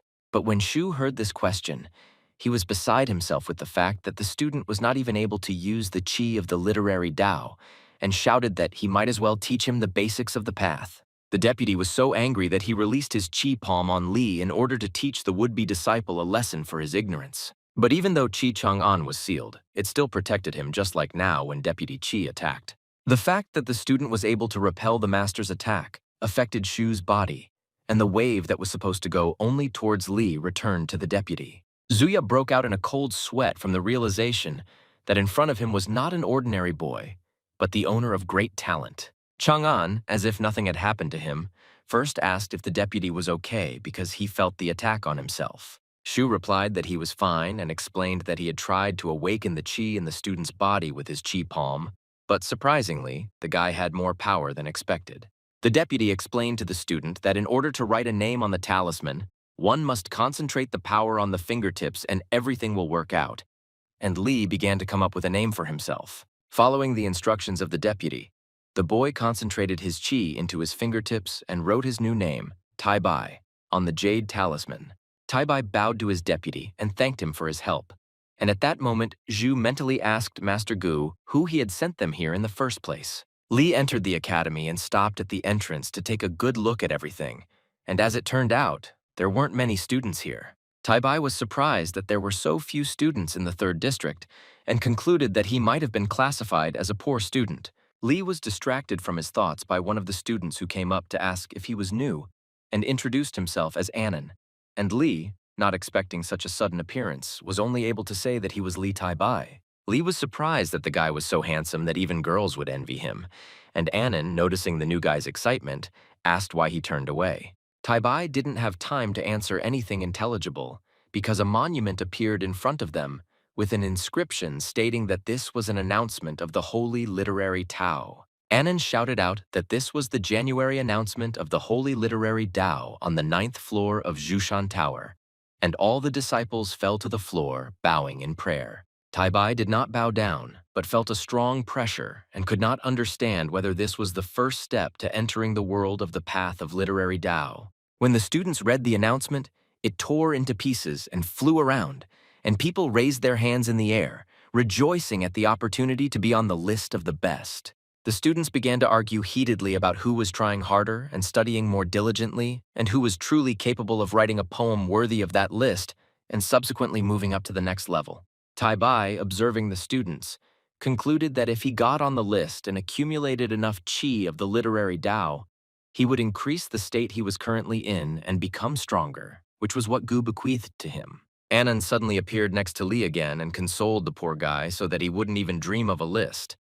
Because as we know, the academy provides resources only to genius students and not to people like them. But suddenly another student appeared next to Anan, asking the guy not to talk nonsense, because everything was completely different from what he was saying. The guy pointed out that if the poem is good, then the academy does not look at genius and simply provides resources to support the student in his advancement. But in some ways he agreed with Anan, namely that the academy will not look for poems in their 3rd district. The senior student encouraged Li that he could very well take part by adding the name of their academy to the application and then receive help. And Anan added that this was not the only way to raise his stage. The friends laid out for Tai Bai the ways to increase his cultivation stage in the form of a list of 6 points, which corresponded to difficulty levels, the easiest of which was to constantly study, and the most difficult was to get into the top 3 on the list. Li analyzed that over the last 100 years, only a few dozen people were able to conquer the top of the list, so this is the most difficult way. But for him it was the easiest, having the works of geniuses over the last 5,000 years. Standing at the entrance to the academy, 3 students heard an announcement that the break was over and they needed to return to school. Li, as if nothing had happened, turned around to leave and finally thanked the guys for their help and promised to definitely treat them to something, which shocked them. The young people were shocked because even the laziest person knows that it is worth doing at least some kind of activity, But Taibai simply left, and the elder concluded that perhaps the guy accepted his defeat and gave up. A month later, the cold weather set in, and while the students sat studying, exhausted and tired, Lee showed up for class later than everyone else, in very good condition. And when Taibai was the first one to leave class, he really irritated everyone else. It was quite funny for Ananu to watch such a frivolous student, because even compared to Lee, he was quite a diligent student. The brother and sisters spent the outgoing year modestly and greeted the new one by exploding firecrackers in their yard and congratulating each other verbally. Liu Linglong joyfully threw herself into Tai Bai's arms and, with her youth and emotions overflowing, made a wish that she wanted to give Li a child in the new year, which made Zhiyin take aback and slap her younger sister on the butt. But Linlong didn't pay attention to her older sister's comments and only hugged the guy tighter, saying that there was nothing wrong with her words, because they were from different families and they called each other brother and sister because that's how it should be. Li tried to turn everything into a joke and asked Zhiyin not to be angry with Lin because she was still young, and distracted the girl's attention by saying that he hoped to spend this year together as a big family. Despite the fact that there was plenty of snow, it began to fall again at night. But there were no longer any lanterns hanging near the houses, since almost everyone had fallen asleep. Almost all because Lee did not sleep. Because how could he fall asleep when he was surrounded by girls on both sides and he could not move? He could not even turn around. Since the guy had not been dreaming, he got up from his bed, remembering that after midnight, the list of the Holy Literary Tao was supposed to open, and decided that it was time to add his poems. Tai Bai, sitting right on the bed, took out the talisman and poured his qi into it, because he had already learned to move with its help. After activating the power, the young man concentrated on opening the list and finding himself at the monument. So when he opened his eyes, he was already in the right place. The list had only recently been opened, but there were already many verses in it, and he remembered the words of the disciples that this would be a fierce battle. Li concentrated his power on his fingertips as Shu had taught him and began to select poems, choosing the Stork Tower from the festival because offering wine was quite strong last time. The guy decided to change the title a little, and instead of the Stork's Tower, he called the poem Climbing the Tower and began to read it. With a wave of his hand, Tai Bai sent his poem written on a huge scroll to the list of the Holy Literary Tao. Li was pleased with himself and also anticipated success, because how could a masterpiece of classical poetry of the Tang dynasty, passed down from generation to generation for thousands of years, not be included in the list? And so the next day, on the first day of the new year, the young man was horrified when he went to the list with the help of the talisman. In the huge numbered list of Tai Bai and his poem was not in any line of the top 100, and this caused shock from the unexpectedness of such a turn of events. Fluffy snow did not bypass the cities and fell from the sky, covering everything with a white blanket, and the wind helped it do its job better. The friends were sitting in the establishment with Tai Bai and sipping drinks, and the older student decided to cheer up the new guy by saying that he shouldn't worry so much about the list, since more than 20,000 writers send poems there every year. Annan picked up on this fact and added that only a genius or a lucky person would get to the top spot. But this only irritated Lee because he did not understand how to get on the list. Annan told Tai Bai that getting on the list was possible thanks to fame and pointed his hand somewhere on the street, and Lee turned there. The guy saw students standing at the monument, which was under a canopy so that they could approach it at any time and pray. The students stood in front of Wen Chang's monument, bowing in the hope of being included in the list of the literary Tao, and Annan explained to Li that many writers spend money to attend the festival of different counties. Writers attend poetry festivals for fame because the list is a list of masters chosen by people and not the literary Tao itself, and therefore the one who can win the attention of masters and mentors will be able to take a high place on the list. But there are two sides to every coin, and Annan pointed out the one that many people don't notice. Namely that most poems get lost in the sea of submissions long before anyone notices them. Now Tai Bai understood the reason for his absence from the list, but that didn't make it any easier, because an unknown poet like him had almost no chance. Annan convinced his friend of the opposite, that there were many who were unknown but very talented, and without anyone's help reached heights. Because in the end you can't fool the saints' list. After Annan's words, Lee's talisman began to glow in the area of his heart, as if trying to tell its owner something important. When the talisman was in the guy's hand, the text of the poem Climbing the Tower burst out of it and hung in the air in front of everyone. Annan was the first to be impressed by the work, and noted that at first the verse seemed too simple to him, but that was precisely what touched him to the depths of his soul. The older friend also took up the admiration of the verse and, for himself, found in it a neatness that emphasized the grandeur of nature, and at the end added that only a true master of style could have written something like that. The guys unanimously declared that the ascent to the tower must be heard by everyone, and soon the poem will shake the whole world. The boys ran downstairs under the impression of the poem to pass it on to others, and did not pay attention to Lee's words that they were overdoing it. But Tai-Bai realized that it was useless to stop them, and looked at it from the perspective that the first step towards growth had been taken. The struggle for places on the list was officially launched, and people came with works not only to ordinary residents, but also to nobles, for example, like Master Tsongkhapa. At one point, the students cried out that the Wenchang monument had cracked, and this scared everyone. So the master said to bring a new one since the lists change and the works of their academy also need to be included in the list of the top 50. The list, like a seething river, poured into itself many streams of qi, which were given for the verses, and someone rose and someone fell. The fight for the list did not take long to come, as did the fact that 2 students learned about Lee's poem and ascent to the tower appeared in 99th place. Tai-Bai was saddened by the fact that after 5 days, his poem had only risen to 99th place, and this was not at all what the guy himself expected from himself. Lee looked at the talisman and already began to doubt that he would be able to be on the list at all. And the place where his verse is now is the insignificant limit of him as a poet. There was a piece of paper on the table with Lee's poem written on it, and someone nearby banged their fist on the table. Under the urgent notices sign, Guan stood showing the students Ascent of the Tower, assuring them that it was a masterpiece of poetry. Guan raised his hands up and declared that he would give all his literary qi to this verse. And then the crowd began to shout that this was nonsense, because the guy was putting his future as a master of the literary Tao on the line. Someone shouted out that it would be good if the verse got into the list, but if not, the nearby students shouted out that Guan should not put everything he had accumulated on Lee, about whom no one had heard, and asked him to think better of it. But Guan had already made his decision, and the talisman began to shine in his hands.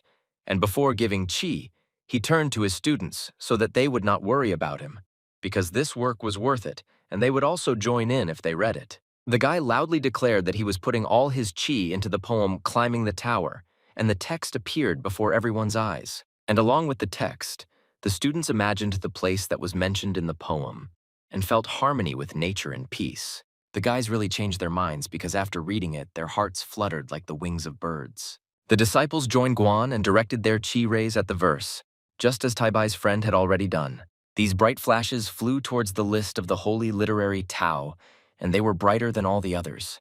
The list began to spin like a film strip, and it seemed as if the hieroglyphs were about to fly off the paper into the air. Imagine the guy's surprise when he saw the talisman change the numbering of his verse in the list. Lee's work went from 99th place to 5th place, and this happened in just one night. The students noticed on the general list that was hanging on the wall that on the 9th floor of the Jushan Tower, there appeared some genius who was able to rise without the support of the academy. This most shocked Deputy Shu, because a month ago the guy couldn't use literary qi, but now he's in 5th place among the best. Shu admitted to himself that he was wrong in considering Lee an ordinary boy, and was shocked to realize that Teacher Gu had sent a real genius to them. The voting volume only increased, and the masters of the Western County had already voted for ascension to the tower. And the same thing was happening in the Northern County of Lianting, and Bai Shiheng was not far behind. And with his popularity, envy and greed grew, from which some masters ordered to find out everything about this unknown person and not allow him to rise higher on the list. The list and the changes in it were contemplated by 3 sages. So here too there was a discussion about the commotion that was happening with Lee's verse. One of the elders was surprised that the young Tai-Bai had only just begun his path of literary Tao, and had already reached such heights, and this indicated that perhaps he would become one of the pillars of literature before Su Yuanqing himself. Another elder, who was clearly not ruled by wisdom and prudence, said that such talent should be lured to them. But the first master asked not to get excited and just observe for now. Li walked into the first floor of the central tower and into the classroom area, and was immediately met with many glances in his direction. In the gaze of each student, only negative emotions were read, and to a large extent it was envy or anger from the fact that it was unclear who reached the top of the list, while others were wasting years on even the smallest chance. Li read the anger in the eyes of others and understood that most likely his peaceful and quiet days had left him from that moment on. One of the top 3 students from the first district was walking towards Taibai, asking the guy what books he usually reads, because everyone wants to get on the list. Li answered quite seriously that recently he had been paying attention to the sayings of Confucius, also leafing through Introduction to the Reefs, and also looking at the collection of poems. But this only made the best student angry, because from the outside it looked like Li was mocking him, since all the books that the guy listed were read by beginning students. Taibai turned around to leave, but the student made a mistake and grabbed him by the shoulder, shouting that until he answered the question, he would not go anywhere. The young man only turned his head and told the bully to remove his hand, but that was enough to teach the impudent fellow a lesson.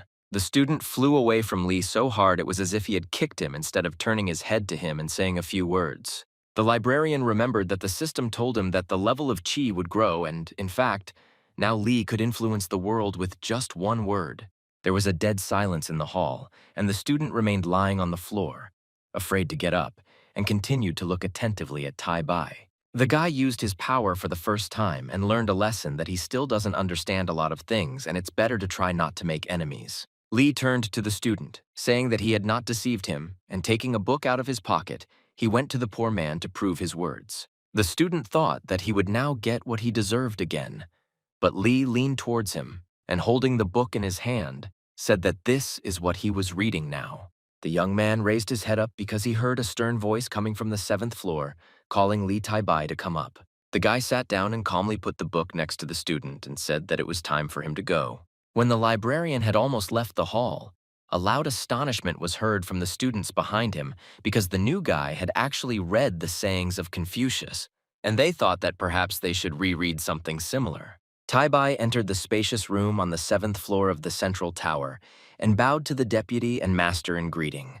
The master of Jushan Tower, whose name was Qin Xiuman, asked the guy not to speak in such a guilty voice because he was not called here to scold him, but on the contrary, to offer him a transfer to the main tower. Qin also added that in the main tower, the young man would be provided with fame and other necessary resources, and the founder also promised to personally transfer his qi, which would allow the young man to reach the 5th stage of the path, which made Li's jaw drop.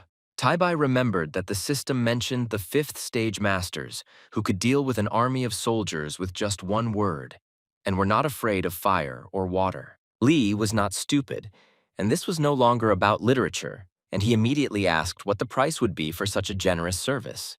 Master Qin possessed a power that the young man still had to grow up to, and when he said that the price was simple and that he only had to pay with diligence, Taibai felt that power for himself. For the first time, Li learned how other people felt when he read poems or mentioned quotes from famous masters. The guy felt his body being bound by chains, and Qin continued to say that the academy was planning to spend huge resources on him, and if he failed, her anger would burn the young man to the ground. Taibai immediately realized that he would become a pawn in the hands of the academy, and his main task was to control his destiny. And he asked the master if there was any other option.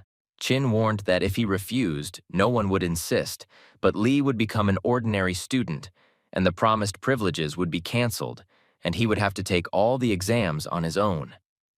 The librarian did not want to lose his freedom, and, kneeling before the master, announced that he was choosing the 2nd path. Qin approached the student and raised him from his knees, accepting his choice, and also added that he would not leave him without a reward for his merits. So the academy, at his request, allowed him to choose something from the treasury. Li tried to say that he agreed to what the master himself would choose, but Qin refused to listen and had already activated the field to move to the treasury of the Jushan Tower, where treasures had been accumulating for thousands of years. In the blink of an eye, the master and the student found themselves in front of a huge door in the middle of some rock, which did not exactly inspire confidence. Qin pushed the guy, saying that he could only choose one treasure and he had an hour to think about it. Taibai found the doors to the treasury very scary in appearance, and he already thought that they were trying to deceive him and lock him here forever. But once outside the door, the young man lost the gift of speech, because for the first time, he saw the secret kingdom, where bright balls were flying, which were treasures. The student focused on releasing his chi so that it could sense the inner chi of the treasures, and through this he could choose the most suitable one for himself. From each of these spheres, Lee felt an incredibly strong energy, which made it difficult to choose just one, so the guy focused as much as possible. The treasures at first glance looked like ordinary objects, unremarkable in any way, but they contained a power that complemented the poet's talent. After some time of thought, Tai-Bai was attracted by a sphere inside which was a scroll with an image of fire.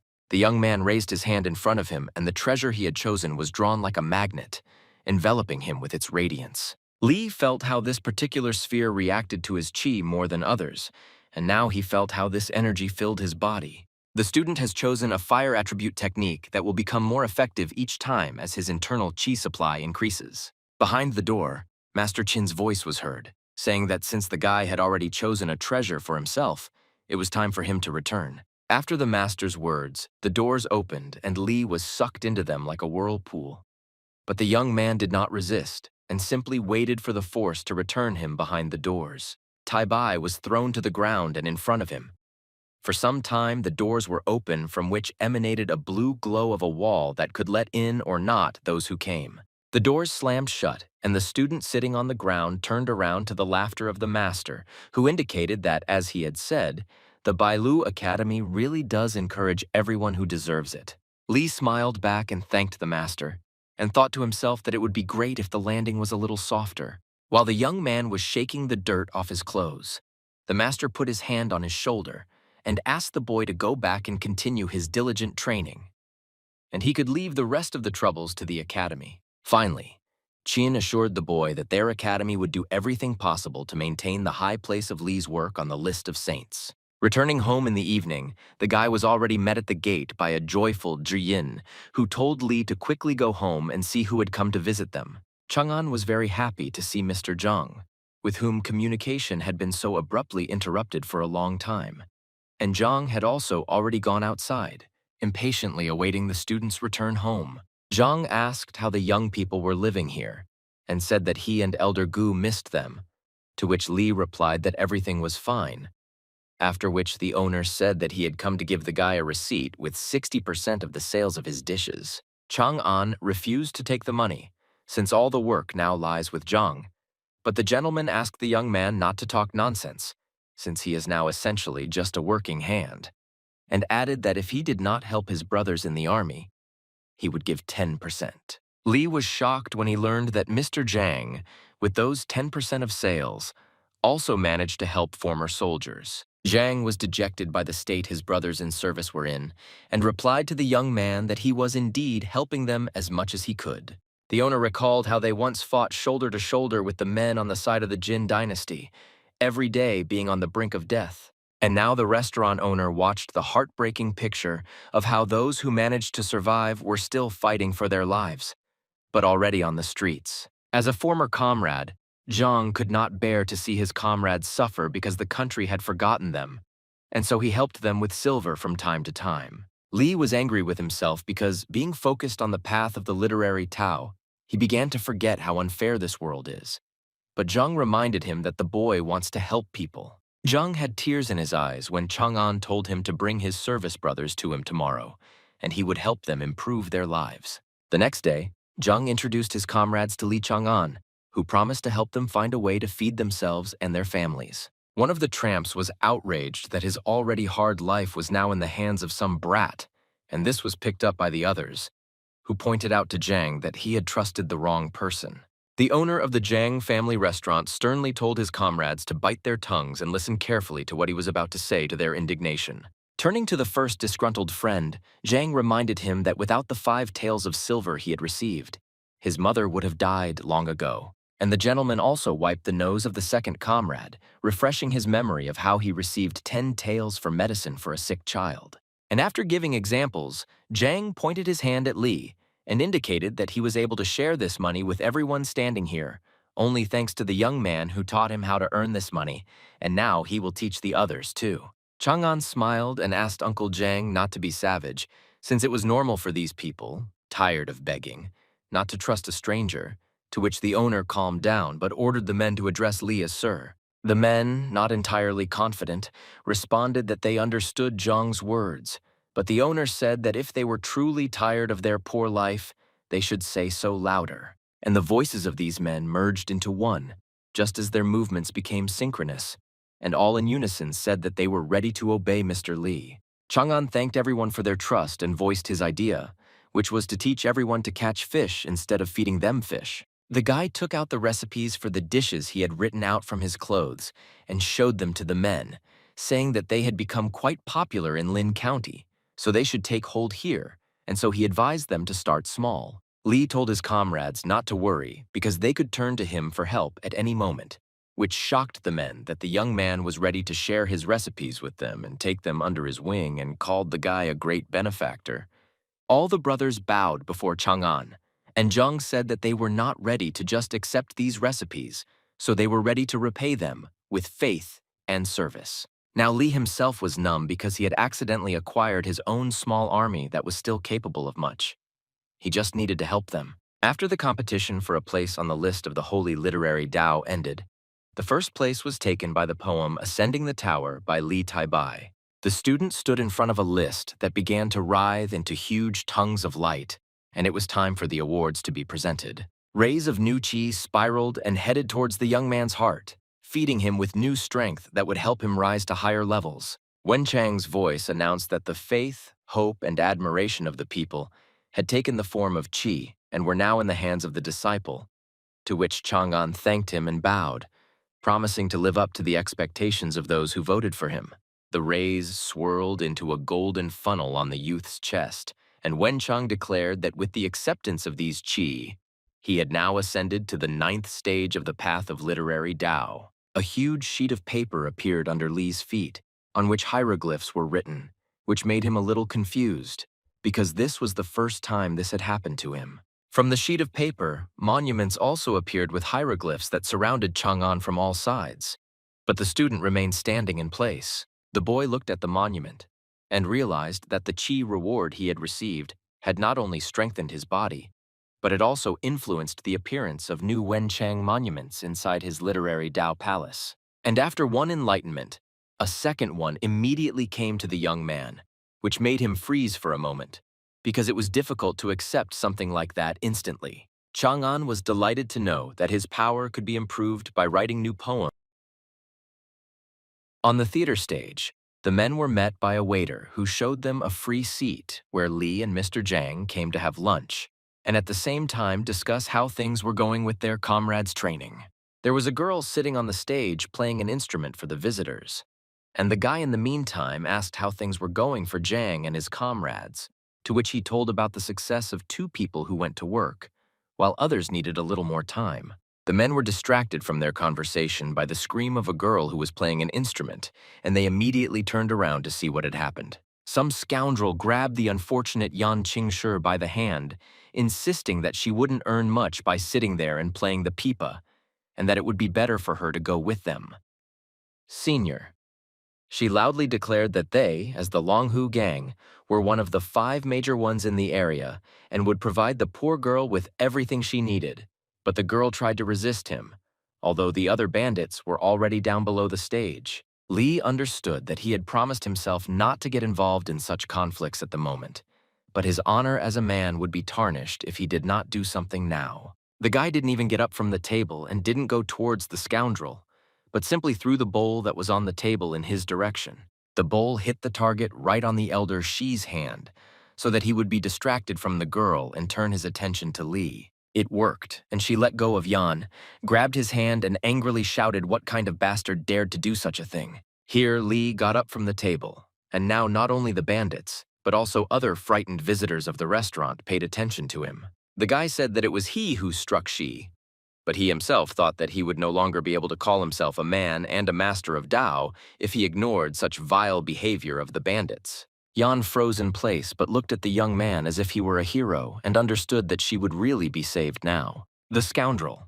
She decided to teach the upstart a lesson and set his fellow gang members on Li, wanting to show that the Long Hu gang was not to be trifled with. Chang'an responded to the guy's abrupt movements with only a smile, realizing that not only his words but also Uncle Jang, who was also no slouch, opposed their rude movements and that the gang still didn't know who they were dealing with. And Jang appeared in front of the guy like lightning, who was only too happy to protect his partner and teach the bandits good manners. The restaurant owner gave everyone, without exception, a portion of slaps, which had an educational nature for those who underestimate their opponents. Zhang laughed loudly at how quickly the bandits took a horizontal position and asked again if they were really the same scary Long Hu gang. Somehow the guys, dragging each other, left the restaurant area, with Zhang's shouts of "Get out of here!" flying at their backs. Yan approached the men in tears, and the first thing she said was for them to leave this city as soon as possible, which Li did not understand at all. To confirm his suspicions, Chang'an asked the girl if she thought the gang would return for revenge, but Zhang immediately got ahead of both the guy and the girl, declaring that he would beat those weaklings with one hand.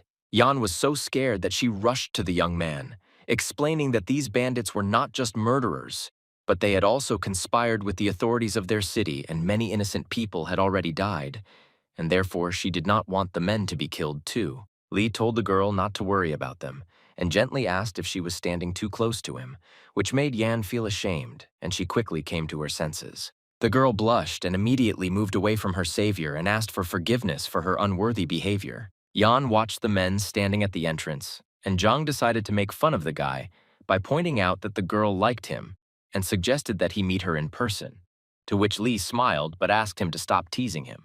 Instead of jokes, the guy suggested thinking about what the gang could do and immediately asked Jang to give him a few of his men for the safety of the sisters, and the gentleman said that he would take care of it. On the day when the girls went out into the city, they were prevented by rain and therefore had to return home quickly as the bad weather only got worse.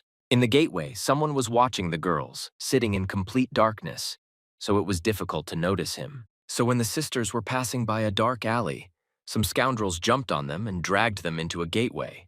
The girls were scared because they were surrounded by strong men on all sides, and the sisters did not know that it was the Long Hu gang that had decided to take revenge on Chang'an. She was happy with such a capture and grinned and said that the sisters of that bastard were quite good, and since they did not get Yanqing Shi, they would be able to have fun with such beauties. A rope had already been prepared for the girls, and all that was left was to tie them up and kidnap them, and the last thing the sisters shouted was their brother's name. Li was studying when he learned that the Long Hu gang had kidnapped his sisters, and if they had been standing in front of him at that moment, the brush that the boy was holding in his hands would have been intended for more than just writing. Chang'an was beside himself with rage and was about to rush to where his sisters were being held, but Zhang held the guy by the shoulder, saying that the girls were okay. The young man was still standing at the exit, but he listened to Jang until the end, and he explained that his comrades reacted quickly and did not allow those scumbags to get far. The guy, feeling anxious, turned around at the screams of his sisters, who were scared to death and were already running to their brother in tears, while Jang's comrades stood behind them. The sisters rushed to hug Li and complained to him about how badly they had been treated and how scared they were that no one was around. The youngest Ling Long was even more frightened and could not stop her tears, but Chang'an stroked the little girl's head and consoled her that everything was already over thanks to Jang and his friends. The young man was angry at how these vile scumbags acted and decided that they would not get away with it so easily. The elder Liu asked her brother not to put himself in danger for the sake of her and her sister, because those bandits could kill him. Chang'an remembered that Zhiyin would calm down when he not only spoke to her, but also gently touched her, so he extended his hand towards her. Li wiped the tears from the girl's face and, carefully holding her face with his hand, said that she and the younger one were the closest and dearest people to him, so he could not allow a repeat of what happened today. Leo wanted to say something about their departure to ensure her brother's peace of mind, but one of her comrades appeared at the entrance to the house and shouted to Li and Jang that they were in trouble. Yan explained that the scoundrels from Longhu sent people in revenge to destroy their stalls, and they destroyed everything with clubs, saying that Zhang insulted their gang, and therefore they will not sell anything here, otherwise they will be cut. Now Jang also felt angry at how vilely these scumbags, who were also covered up by the authorities, had acted. Li decided that if he couldn't avoid trouble, he had to face it and sort it out once and for all. The young man compared the gang's villains to weeds, and as is well known, they are usually gotten rid of by pulling them out of the ground by the roots and throwing them away. Chang'an decided to put all his anger into the right direction to destroy the Longhu gang, and for this he needed help. Jang's comrades stood in front of Li and the owner himself, and the guy explained that he felt guilty for dragging people into this, but unfortunately, he didn't know that such chaos was happening here. Li dropped to one knee in front of the crowd of men, asking for their forgiveness for the brutal treatment they had suffered at the hands of the gang. The crowd was shocked. On the contrary, they were thanking the young man for helping them, and they didn't even think of blaming him for what happened. But Jang came up and lifted the guy from his knees, repeating that no one blames him for anything. Li turned to his comrades with a request for help in order to easily deal with the gang together, but immediately voiced their problem, that the bandits were in collusion with the local authorities, so they would not be able to attack directly. The guy pulled out several pieces of paper from under his clothes on which he wrote out a plan of their actions in order to avoid running into the government. When the young man loudly asked if his comrades could help him with his idea, the men raised their hands and the crowd loudly hummed in unanimous agreement. Chang'an asked to suspend the activities of the stalls for a while, because there were tasks for everyone, and the first one to receive it was Song, whom Li instructed to obtain information about all the important people of the gang. Dean was given the design for the folding crossbow because he was a former archer, and his task was to create a new type of bow and arrow. Buddy Tien and a few other comrades were given the most difficult task of all, to get inside the gang and sow discord among those already there. Chang'an respectfully said that he would never risk the lives of other people, and therefore everything was already prepared and only needed to deliver the fatal blow, and asked to trust him this time too. Jang, observing the young man, considered him only an excellent writer, but now he realized that in front of him was perhaps their future ruler. It was a fine day, and on the 9th floor of the Bou Academy tower, the students were studying as usual, where Li Taibai also came today. Sweetly yawning, Chang'an greeted everyone, and Anand jokingly called the guy a great poet and asked if he had done something bad the night before to not get enough sleep. Li laughed but asked his friend not to talk nonsense and not to call him that anymore, to which Anand, continuing to joke, said that he would stop calling his friend that if he started begging him to do so. But the dialogue between the students was interrupted by shouts from the upper floors that there had been another refusal and that it was a terrible disgrace. And then sheets of paper with text started flying down. Chang'an looked up and asked his friend with confusion what was going on and why these texts were falling down there. Anand explained that their tower had received an assignment from the Kunwen Bureau to write a poem for the first part of the Eating Words book series, but the Bureau had already rejected the 7th piece. And so the papers are flying down because the tower master is angry that the task risks going to another tower, and this is already a ruined reputation. And then Anand decided to play a joke again, whether Taibai the great poet wants to try his hand at this. Shu looked out from the balcony at the students and sternly declared that everyone listening to him now must write a poem for the first part of the Eating Words book series. The deputy also added that the one whose poem is approved will receive 500 taels of silver, and, in addition, if the sales of the book jump, then also 10% of the proceeds. But the students began to protest that they could not cope with this. Li was over the moon when he heard the amount of the reward, as he would be able to properly thank Jang's comrades. Chang'an picked up the book and opened it loudly, declaring that he would take on this, to which the students again began to complain, wondering if this simpleton was taking on too much. But Li did not listen to the students' cries, and was already immersed in the story of a couple in love who had been friends since childhood, and, when they grew up, got married. But the man had to go to war, and the woman remained at home to wait for him. When it turned out that her husband had another lover, the girl, unable to bear such grief, hanged herself in her own home. The young man silently slammed the book shut, analyzing the story he had just read, and still came to a conclusion about it.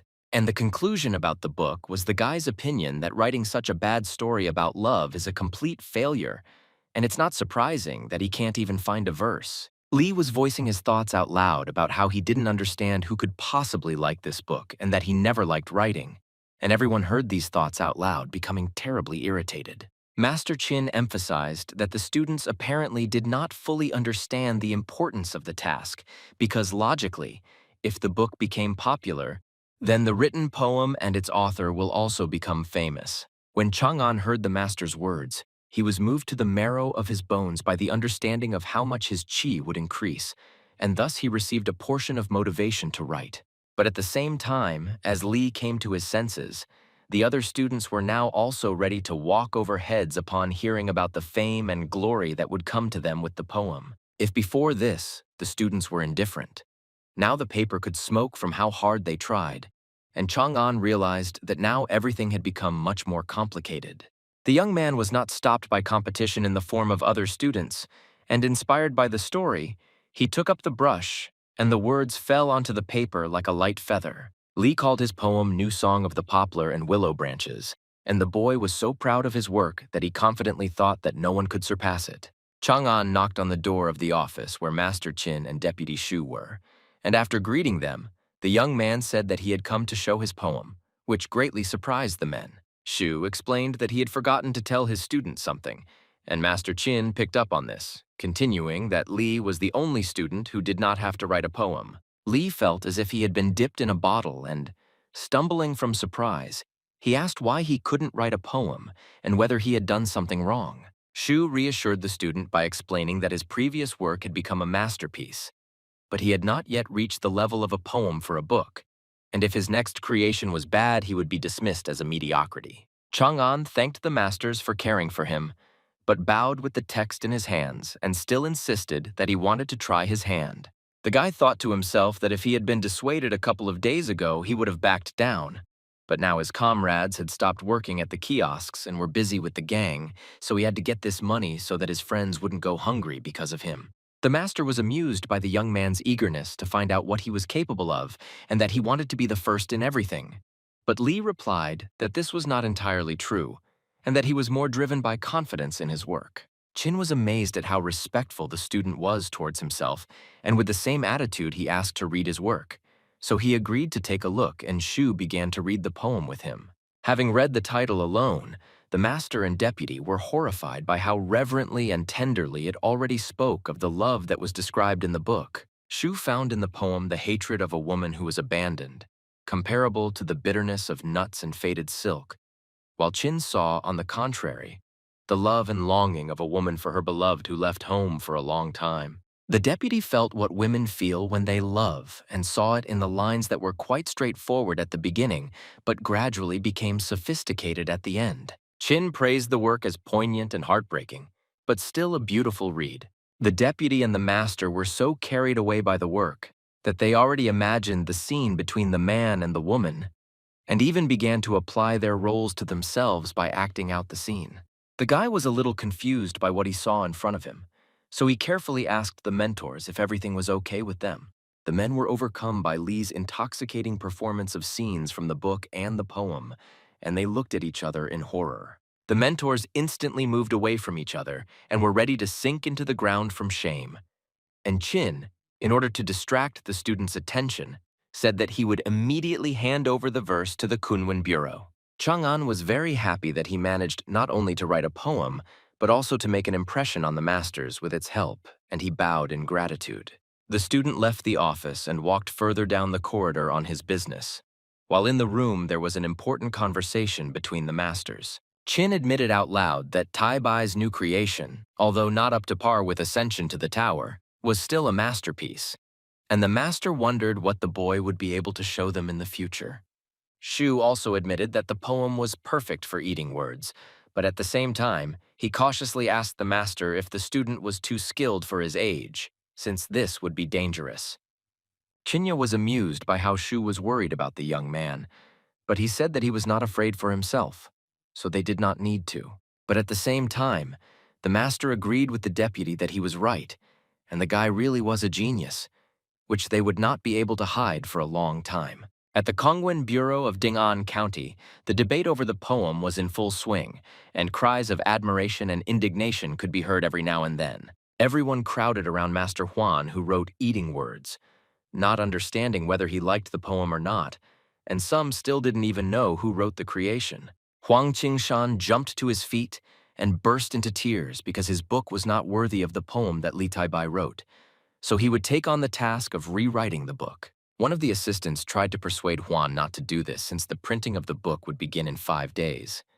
But the master shouted that he was obliged to rewrite the book, so he would do it at a pace he had never done before, and strictly forbade anyone to distract him. The assistant got angry because he didn't understand why the poems of some Taibai were so good, and began to stomp his foot on the floor menacingly. Poems for the book continued to arrive at the Kunwen Bureau. But the author, Huang, although he thanked the writers, refused their works, explaining that there was already a suitable poem. Juan directly declared to everyone that the works that were brought to him could no longer be better than the new song of the poplar and willow branches. Masters Zhao from Zongyue Academy and Liu from Xiangshan Academy were shocked that the author of the book made his conclusion without even reading their works, and asked who had impressed Huang so much. Huang smiled mysteriously and said the name of the student of the Bailu Academy who was already known as a genius, and it was Li Taibai. The masters of the academies were horrified by what they heard, because only recently no one knew about this man, but now he is famous. The poets heard of the sudden fame of a simpleton, and were pressured both by the fact that he was strong in the literary Tao, and by the fact that he would outshine them with his works. The hearts and minds of the masters were filled with envy, followed by anger from the fact that if this damn genius continued to become more and more famous, there would be no room left for them. So it was decided to unite and reign in the upstart. Li sat at the table in the academy, holding the promised reward in his hands, surprised that they had sent it so quickly. But Annan put the guy down on the ground, asking if he really didn't notice anything at all. Annan grabbed Chang'an's face sharply but carefully, and asked him to look carefully in the direction he was turning it. Li was first taken aback by the fact that his friend grabbed his face so abruptly, and then by what he saw when his face turned. The other students looked at Chang'an with such fierce hatred that if they could, they would incinerate him with just one look, and Annan explained that the guy had wiped their noses twice in a very short time. Li turned back and asked warily if Brother Annan also hated him now for his success at the academy. Annan couldn't help but joke about his friend, so he paused to deliberately make him nervous and simply stared at him. But Annan didn't keep him waiting for long and, moving closer to his friend, said that he didn't care how good Li's poems were, but he wouldn't refuse a drink since the guy had received an award. It was as if an inspiration had struck Chang'an, and he remembered the restaurant his friend had told him about, and suggested that they go there for a drink. All three friends came to the brothel where they were met by a worker who said that they were already tired of waiting and asked them to follow her. Li noticed one of Jang's comrades who had the task of getting inside the gang, and judging by how they were having fun sitting at the table, everything was going well for him.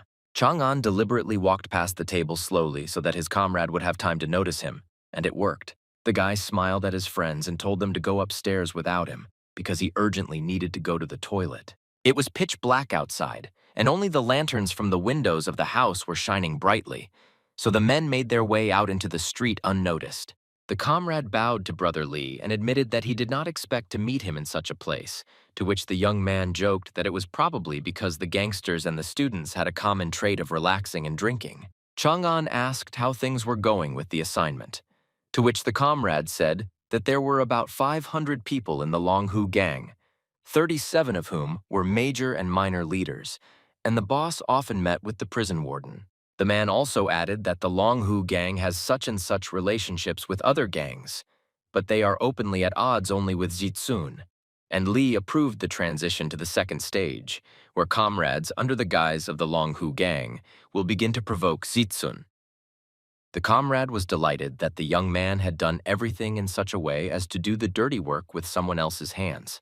But Chang'an said not to rush to rejoice because in order to completely get rid of the gang, he asked to find out about the leaders. Li only managed to add that it would be wonderful if among the comrades there were people with a similar body build as the leaders. Just Chang'an wanted to say the main thing, but he didn't have time to finish because Annan called him, asking if everything was okay with his friend. The young man turned around, saying that it was time for him to go, but finally summed up that if he had thought everything through correctly, then in half a month they would be able to squeeze Longhu into a ring. The voices of friends could be heard in the night sky, making fun of each other, because when Li asked why Annan was screaming like that, the guy, as always, joked that he ran to save his friend if he fell into a cesspool. The friends sat at the table and enjoyed the game, as well as the drinks and the company of beautiful girls. And when Lee lost again, Annan laughed loudly and told the guy to drink the drink. Chang'an jumped up and picked up the glass, shouting that he would never accept his defeat, so he said that they would continue the game. But instead of putting the glass on the table, Lee missed and flew past the table straight at Annan, already very drunk. Chang'an was lying on Annan's feet, and the friend was surprised at how quickly his friend, who apparently does not know how to drink at all, passed out.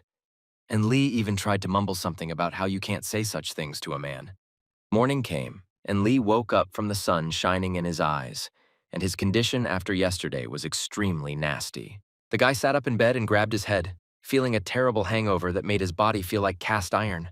Chang'an heard someone in bed next to him muttering incomprehensible words in their sleep, and he felt even more uneasy, realizing that he had slept with someone while he was drunk. When Lee turned around to assess the degree of lousiness of the whole situation, he was shocked by what he saw, because he never expected such a turn of events. Next to him in the bed, his friend Annan was sleeping soundly, and Chang'an frantically began to pray that his suspicions would not be confirmed. The first thing that happened when Annan woke up was that a vase that was in the room was smashed against the wall, and Lee miraculously managed to dodge it. Chang'an begged his comrade to calm down, since they had not slept at all, and explained that Annan had simply fallen asleep on him, and that his back still hurt. Lee tried to laugh it off while simultaneously burning with shame, and said that there was no one to blame and it would be easier to just forget about everything. Here, Annan became such as he had never been before, and angry at the young man for wanting to just leave after that, he activated his power, which was like lightning. Annan launched lightning at Lee, entangling his body like a lasso, causing the boy to be shocked, seeing his friend in such a guise for the first time. Annan moved his hand to the side, thereby moving his comrade's shackled body closer and closer to himself, and it was useless to lean on it. The guy deftly controlled his energy and threw Lee's body back onto the bed, and all he could do was lie obediently and wait for his friend to calm down. Chang'an decided to ask why An considered him to be the one to blame for what happened, and even if it happened that they slept together, there was nothing wrong with that. But An became even more menacing when he heard his friend's words and was about to strike him with his strength. But Lee quickly rattled off that his friend would simply say what he wanted from him so that he would stop being so ferocious, and returned to his appearance, but was still angry and replied that he needed to think about it, but Lee would still owe him. Chang'an was already willing to do anything just to make it stop, and when he left the room, he breathed a sigh of relief, but still didn't understand why he was the one to blame, and since he wouldn't get an answer, he decided to go home. When Chang'an left the room, it turned out that there were not two of them, but three, and female hands reached out to An from behind. The girl hugged the guy and addressed him as Mr. Anya, to which the young man repeated that he asked to be called simply Mr. Anya. An, looking at the girl, began to think out loud that maybe he should have killed that guy, Lee Tai-bai, in mind. But the girl objected, citing the argument that today he is a genius who became successful quite quickly, and agreed that the young man became famous at such a young age, and he knows almost everything about him. But Lee doesn't even know who An is. Chang'an returned home where the younger Linglong met him at the door, sniffing the guy and saying that he had gone to relax with friends, and that he smelled of women's blush, and Zhiyin immediately asked the younger one to let Lee rest. The young man was touched by how Zhiyin cared for him, and that only next to her did he truly feel calm and had the feeling that he was at home. The girl wanted to make Lee soup, but he stopped her halfway by taking her hand, which surprised Zhiyin very much, because that's what she usually does. Chang'an turned Liu towards him, and looking into her eyes, promised to do everything so that he and his sister would no longer have to need anything or worry about anything. Meanwhile, the Zitsun gang members were dealing with the Longhu gang people for supposedly daring to attack their fellows. One of the Longhu bandits shouted that the people from Zitsun had gone completely crazy and tried to threaten him by saying that they couldn't even imagine what would happen to him after what they had done. But the bandit Zitsun smashed his opponent's head with a club, saying at the end that he behaved like a scumbag even when he was one step away from death. 3 dead bodies lay on the floor under a bloody sheet, which was not really Lee's plan. The leader of the Longhu gang himself came to look at the dead, and behind his back the other bandits shouted that if they now turned a blind eye to this, they would be walked all over, so everyone wanted revenge. The leader turned to face his gang and raised his hand up, sternly declaring that the Zitsun gang should be told about the battle to the death that would take place in 3 days, to which the crowd also raised their hands up and began to rage. Li looked at the cloudy sky from which rain was falling and understood that now was the moment when it was time to end everything. If before everything seemed like some kind of game, now Chang'an suffered from the understanding that his plans had gone so far that people had begun to die. The young man was wet, standing in the pouring rain, but thoughts about whether he was doing the right thing were so loud that he did not notice the bad weather. Jang, looking at the boy's suffering, shouted to him that if it weren't for him, the Longhu gang would have continued to ruin the lives of other people. So now was no longer the time for long reflections, but an order had to be given. Otherwise, everything would have been done in vain. The army of comrades once again bowed trustingly before the master, waiting for him to give them an order. The guy turned to everyone and thanked them for being there and believing in him, and agreeing with their words.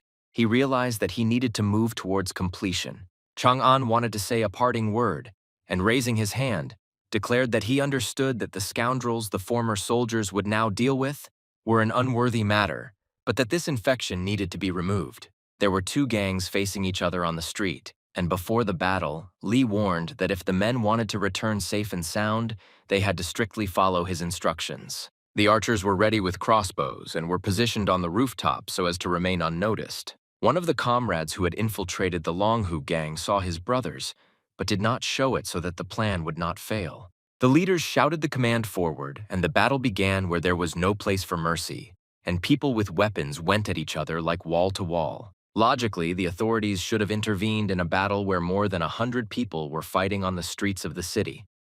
But Li understood that by the time the higher-ups came to their senses, it would be too late. Since Chang'an had taken command, he understood that there was no time to hesitate in this matter, especially in the midst of the battle. The archers were given the order to shoot from crossbows while on the roof of the house, while the bandits did not understand anything, and this was the first step. The former soldiers showed the highest result in hitting enemies, which spoke of their mastery of weapons control. Li reminded the warriors that killing the thugs was not the end goal, but a means to an end. One of the comrades who managed to get into the Longhu gang approached one of them, taking something out from under his clothes. In the warriors' hands was a mask made of human skin, which they had prepared in order to disguise themselves. The man put a mask on his head, the face of which was very similar to the faces of the scoundrels from the Longhu gang. The point of the masks was to take the place of the Longhu gang after they were destroyed, which was quite risky but should work. The most important task was to disguise themselves so that the real thugs would not notice the substitution of Longhu's men for Jang and Li's warriors. Chang'an pointed out that it was important to disfigure the faces of the corpses so that they would not be exposed, and to Zhang's question, what the next steps would be, and whether the young man really wanted to become one of those freaks. Li turned to Uncle Jang and sternly replied that of course he was not going to become a bandit. While the warriors were doing their job, Li explained to Jang that simply destroying Longhu would not lead to anything, because they were one gang out of many, and such cruel people as bandits would continue to intimidate and kill peaceful people. The young man explained that his plan was to become masters of their own destinies, and that is why he used the shell of the Longhu gang to change the established order and give people a peaceful life. Zhang was once again amazed at how the guy created a plan that would cause bloodshed, but not on those who were truly destined for it by fate, but on those who could live in peace. Li stood with his back to Zhang, but he clearly heard that the moment when people would stop being afraid to walk the streets or trade would soon become real. The warriors returned praising their master for being smart and for his plan working perfectly, although they had to rough up Old Man Tian and his men a bit so as not to arouse suspicion, but they were able to kill 47 of Longhu's thugs. Li thanked the warriors for the work they had done, and after that the men, pointing to the 3 prisoners, said that as a gift they had found those 3 scumbags who had stolen the Liu sisters. Chang'an approached the elder Shi, whose hand he had once hit with a bowl, to let go of the girl in the restaurant. Chang'an did not take his eyes off the scoundrel and asked him to give him the crossbow that the archers had already shot from today. Shay turned whiter than chalk when a crossbow with a loaded arrow that looked sharper than a blade was brought to his face. But he couldn't utter a word because his mouth was closed. Li continued to hold the crossbow and look closely at the bandit, and then asked if he remembered him. When the gag was pulled out of Shaw's mouth, even under threat of death, he snapped that he shouldn't remember anyone he met and reminded everyone who he was and what gang he was from, and that it would be better for them to let him go. Chang'an's eyes turned red with anger, and he mentioned that he was no longer a simple stranger to Shi since this freak stole his sisters, after which he brazenly lies that he doesn't remember this. Being both a librarian and Li Chang'an, this man's hand trembled as he placed his finger on the trigger of the crossbow, apparently having never killed a person before. One of the warriors noticed the guy's excitement and indecision and offered to do it instead of him, but then Jang put his hand on his comrade's shoulder. When the fellow soldier turned to Jang, he said not to interfere, but on the warrior's face there was a silent question why he couldn't do it instead of the guy. To which Jang asked a very reasonable question. Would a soldier follow a man who was unable to finish off his enemies? Both his comrades looked at the young man, and Jang explained that Chang'an needed to finish the job himself in order to show his brothers that he was worthy of their loyalty, but the former soldier noted that Li was too young for that. Chang'an finally told Shi that he was not a saint and never thought that he would have to kill, but the case with the thugs was different, and he should not have gotten involved with his family. Li shot an arrow into Shay's head, saying that he would still have to die after everything he had done, including kidnapping his sisters. She, bleeding profusely, fell forward, face down, dead, in front of Chang'an's feet, but he didn't even flinch or lower his crossbow. The guy looked at the remaining two freaks who were shaking and mumbling something, but it was impossible to make out, and pointed out to them that all the lives of the Longhu gang members were not worth a hair on the heads of his sisters. 2 more arrows were fired from the crossbow into the heads of the bandits, and they hit, staining the floor of the courtyard where Jang's comrades were gathering with their blood. The former warrior and Jang stood there dumbfounded and couldn't even find anything to say about the confidence of this young man who was able to go all the way. Jang looked at the man who not only had not been broken by the difficulties facing him, but had made him even stronger in their eyes. Li Chang'an became the warrior's equivalent of the Dark Lord, who was cruel but fair and willing to take risks to save others. The guy found himself in the darkness and heard someone's hands scratching the damp earth and voices howling, asking why he had committed this murder and dealt with violence with exactly the same violence. 3 bandits rose from the ground in front of Li, and he shot arrows into their heads, and she, barely moving from foot to foot, warned the young man that since he had taken the path of a murderer, the same fate awaited him. Even while in such a bad vision, the guy shouted that he was Li Chang'an, and that he was his path, and that he was the master of his destiny, and kicked Shi in the face. 2 mutilated bodies also approached Chang'an, and in terrible, hoarse, blood-soaked voices shouted at him that he was a murderer. The guy's eyes lit up with fire, and he asked the evil spirits if they really wanted to die a second time. With streams of fire, Li incinerated 2 of the dead at the same time, and there was no trace left of them. But there was another problem waiting for him. She held Zhiyin by the throat and smiled evilly, telling the youth that no matter how strong he became, he still wouldn't be able to protect his family. And if he was distracted for a moment, his sisters would end up in his clutches again.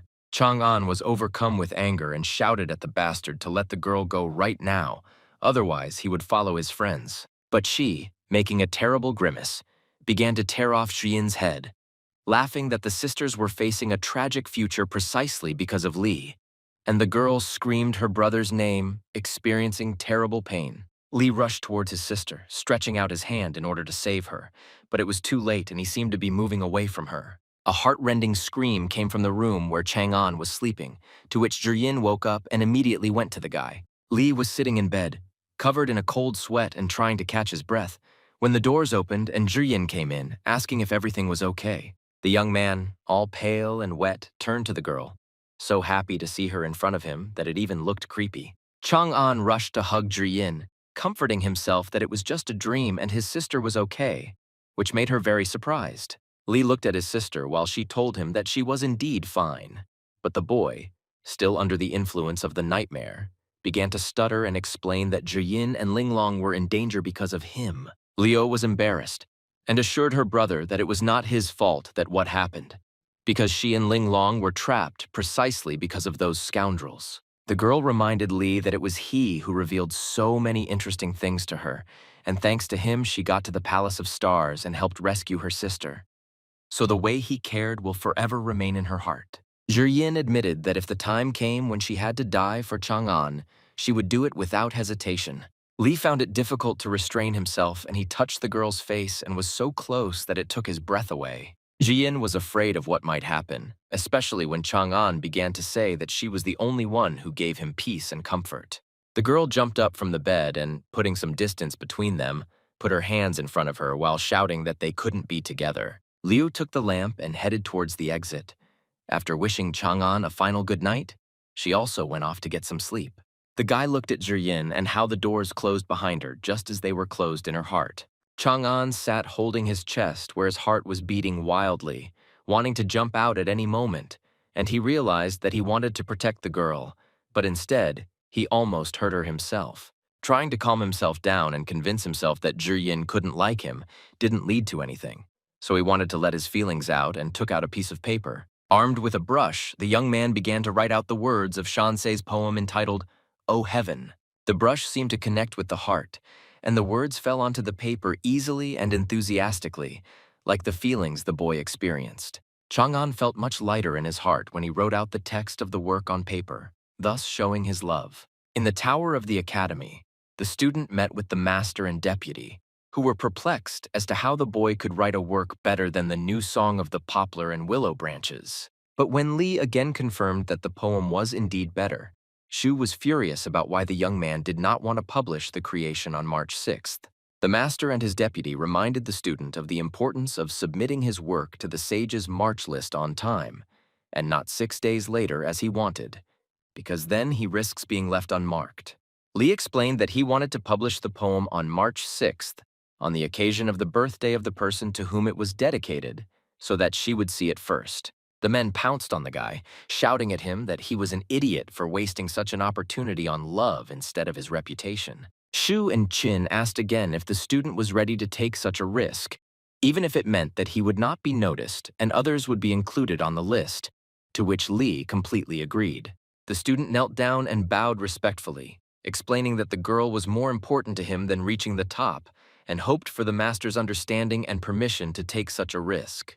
Qin nevertheless made an attempt to persuade the young man, citing the argument that with his talent he would easily reach the top, and thanks to this, in the future he would be able to take the best girl in the empire as his wife. But Li stood firm on his own, regardless of who this girl might be, and even the emperor's daughter did not interest him. For the guy, none of the listed options could compare with the one to whom he dedicated his poem and his feelings. Chang'an introduced her and explained that the girl had settled in his heart and he had the warmest and most tender feelings for her. Shu asked rather sternly and suspiciously who this person was, since the letter from Teacher Gu did not mention Li's beloved, but only spoke about his sisters. The deputy was furious that he had guessed about Chang'an's feelings for the daughter-in-law of his elder brother Li, who had long since gone off to war. Shu asked the guy if his guesses were correct about his beloved, and Chang'an bowed and honestly answered that she really was his sister, and he was unable to hide it. Both mentors cried out that such a thing was a contradiction to the canons and rules, because such a relationship contradicted the teachings left to them as the first saint, and if someone found out, the student could be killed. Li hastened to clarify to the masters that he and his sister had not violated a single rule of the first saint's teaching. Chang'an mentioned that Zhiyin and his older brother never had a wedding ceremony because his brother and father went off to war just before the wedding. The student also added that given what happened, formally his older brother and Liu Zhiyin are not even married to each other. Li was filled with warm feelings for the girl for another reason. Even after his brother left, Zhiyin did not leave the poor guy alone and looked after him during his illness and sometimes even brought him back from the other world. Chang'an was filled with gratitude and respect for this girl because she did not give up on him even knowing that he might not recover, which he would never forget, and could not give up his feelings for her. Master Qin approached the guy and, putting his hand on his shoulder, approved his decision, considering that it did not go against the teachings and said that the academy would support him so the student could act as he saw fit. And so the race began for places on the March Sage list, which for the first time did not include a new work by Li Taibai, as he waited until the 6th. But despite the start of the competition, sales of the book Eating Words, which included Chang'an's poem, also started on March 1st, and people mostly bought them only because they contained Li's creation. Thanks to the sales of the book, the new song of the poplar and willow branches took 20th place in the Sages list, and people bought up the books in places not one but two or more copies. As befits envious people, seeing that Lee Taibai's poem was rising in the list thanks to book sales, they gave orders to their assistants to tell the major stores to act according to plan. On March 2nd, booksellers attracted male audiences with books about battles and the strength of warriors, emphasizing that this was better than sappy love stories, and additionally offered a promotion for buying the first book. Get the second one for free. Men, of course, took the bait of such a proposal, so as not to tarnish their reputation with love stories, and switched to literature that suited them.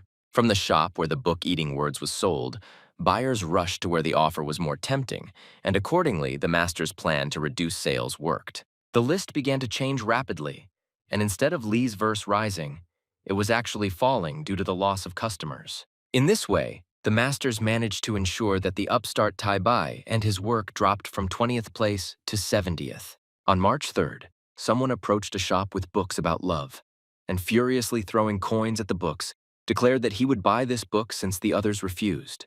The novel has now attracted the female part of the population, who were deeply touched by the lines of the work, and they decided to support Eating Words at all costs. One of the men responded sarcastically to the girl's admiration, pointing out that only they would like such a poem about tragic love, to which the girl confidently replied that men speak so of Tai Bai's work, because they themselves would not write such a thing. From that moment on, there were fierce disputes between men and women about which literature was suitable for whom, as well as about the work of Lee's disciple. The list began to change again at a furious rate, only now Lee's verse skyrocketed incredibly quickly.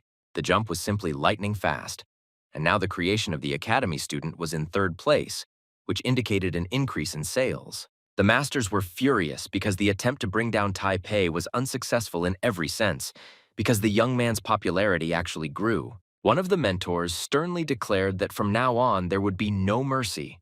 Therefore, every effort would be made to destroy this simpleton so that no one would even remember him. Some students sat and heatedly discussed that the sages list seemed to have gone crazy, because that song was jumping up and down sharply, while others noted for themselves that Teak was now in third place, which again speaks of Tai Bai's talent.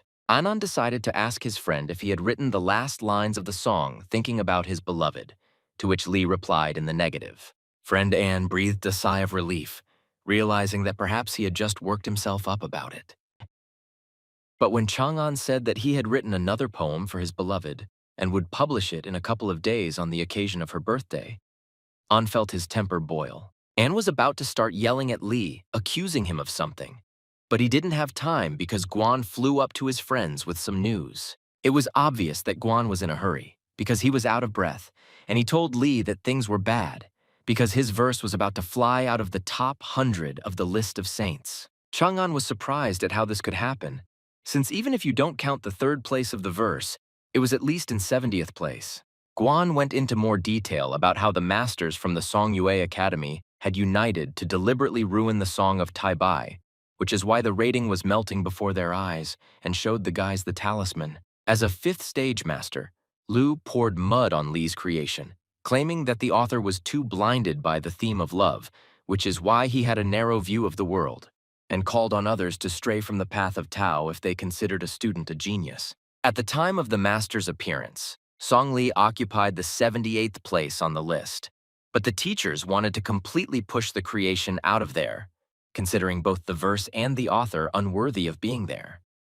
Surprisingly, instead of Chang'an, it was An who flared up first, angry at how the masters were humiliating his friend, and without delay, he immediately went to deal with the mentors. Lee asked his comrade not to get excited, but An said that for such words as the masters said, one must answer, and it doesn't matter what rank of mentor you are, after which he moved to the list with the help of a talisman, and appeared in the space where the teachers were, and immediately addressed them, calling on them to stop sowing discord among the students. Anand directly told the masters that their intention to sow discord was based on the fact that even they recognized Lee's poems as real art, and therefore acted out of envy. One of the teachers was still trying to control himself, and calmly replied that they were opening everyone's eyes. On the contrary, in the hope that Li would realize his mistake and take the true path of Tao. But there was no intent here. Anya was infuriated by how they were now trying to make a fool out of him, hiding behind the false truths of the path of the literary Tao, and he put his power into play. The master was, of course, stronger than the student, and simply stepped aside, redirecting Annan's power. But now, when the young man dared to raise his hand against his elders and those of higher rank, the mentor also activated his power.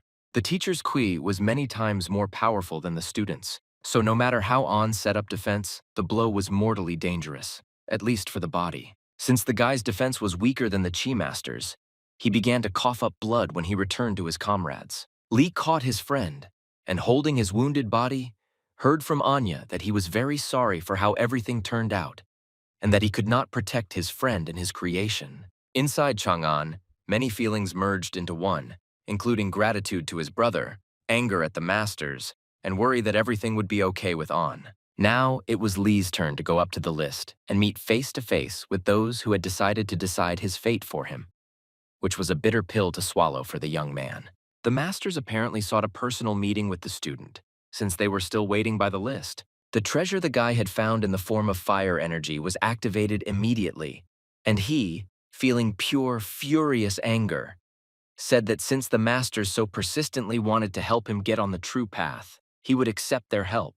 After speaking, Li released a huge stream of fire towards the mentors that would have incinerated an ordinary person instantly.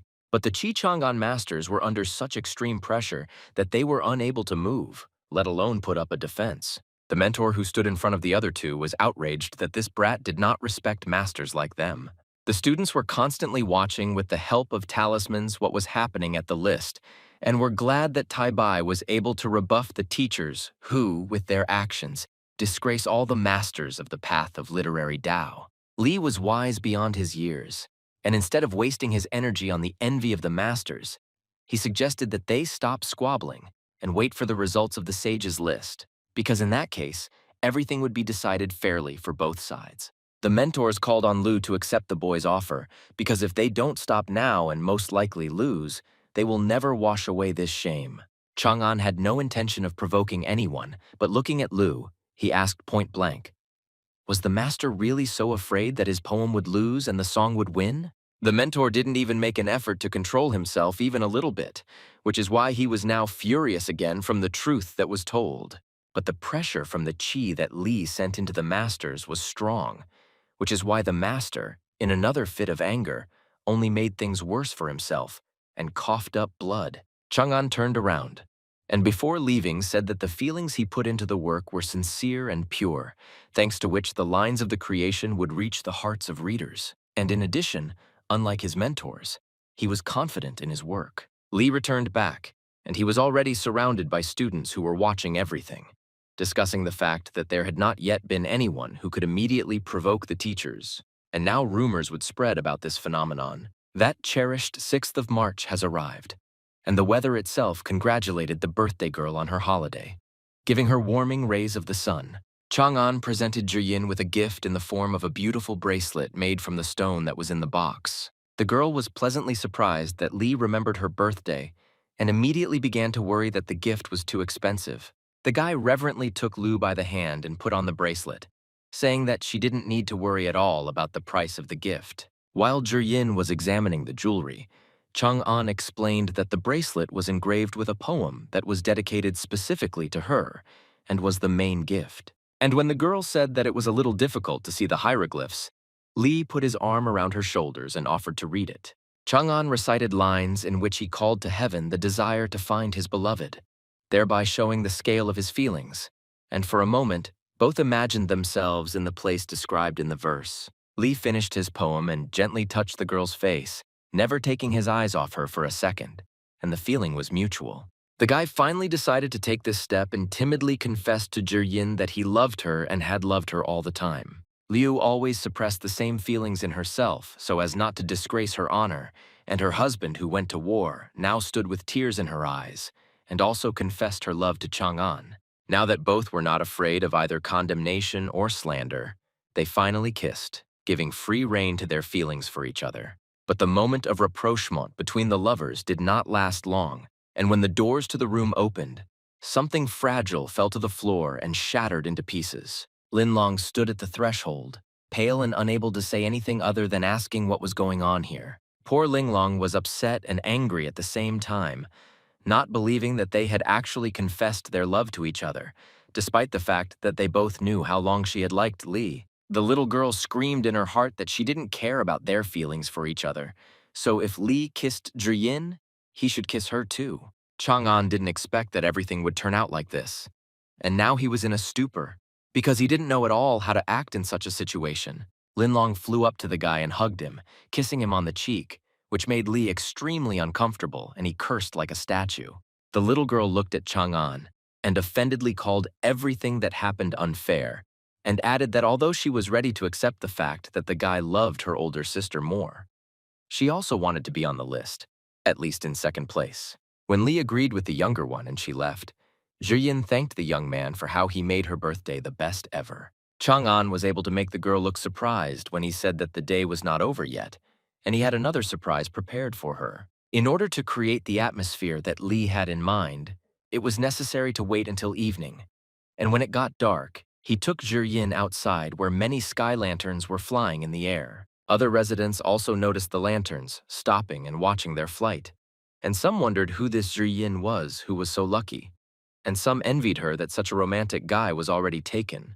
The couple admired how the lanterns with the words of the poem flew higher and higher, and Chang'an said that he wanted the whole world to know about his love for the girl. The day after Zhiyin's birthday at the academy, An had already managed to ask if the boy was yawning so much because he hadn't slept all night, to which Li replied that he hadn't slept because he was so nervous after publishing the poem. Chang'an looked at the talisman, disappointed by his own unjustified expectations that the poem would still appear on the list.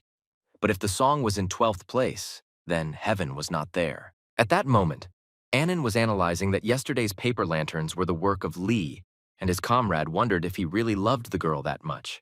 While An was breathing down Chang'an's neck and was tormented by the question of who Liu Zhiyin was, the guy was sad at that moment because there was a risk that no one would find out about his new poem. Barely audibly, An voiced his thoughts that if the poem had not attracted anyone's attention, then it would be worth making the name of Li Taibai itself popular.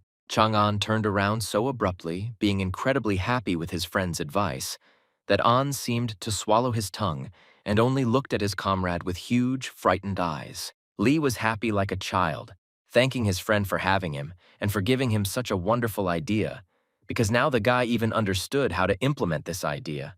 And An, timidly and embarrassedly, replied that he was glad to help.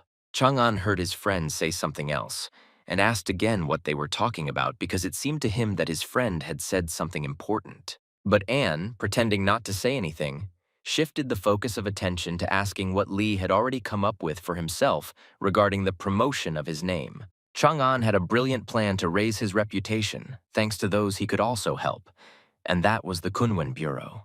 The seller standing behind the bookstall loudly announced that the book, Eating Words, included a handwritten version of the poem, New Song of the Poplar and Willow Branches, written by Li Taibai himself. The girls immediately came running to buy the book they loved, and now they also had the opportunity to receive a poem from the hand of Li Taibai himself, which gave them the feeling that he had personally written the love story. The masters watched from the window the crowd of girls at the yatka with books and were indignant that now this Li really wants to rise higher in the list thanks to his calligraphy, because this is a trick that only such women fall for. The girl couldn't stop looking at the piece of paper with Taibai's handwriting, the calligraphy of which was mesmerizing. The student who had been standing next to the master and was indignant carefully looked at the sheet of paper that the girl was holding and was impressed by the calligraphy of Li's writing. The guy snatched the sheet from the girl's hands and began to examine Taibai's Jingshu, praising it and comparing it to clouds floating in the sky, and admitted that he had never seen such skill. The young man holding a bag of money asked the young lady if she would mind selling him this piece of paper, to which the girl responded categorically, saying that you can't buy something like that for 1,000 gold pieces, and commanded him to go and buy it himself. The guy ran to the stall with books, shouting that he also wanted to make it in time and buy himself at least one copy of this masterpiece manuscript.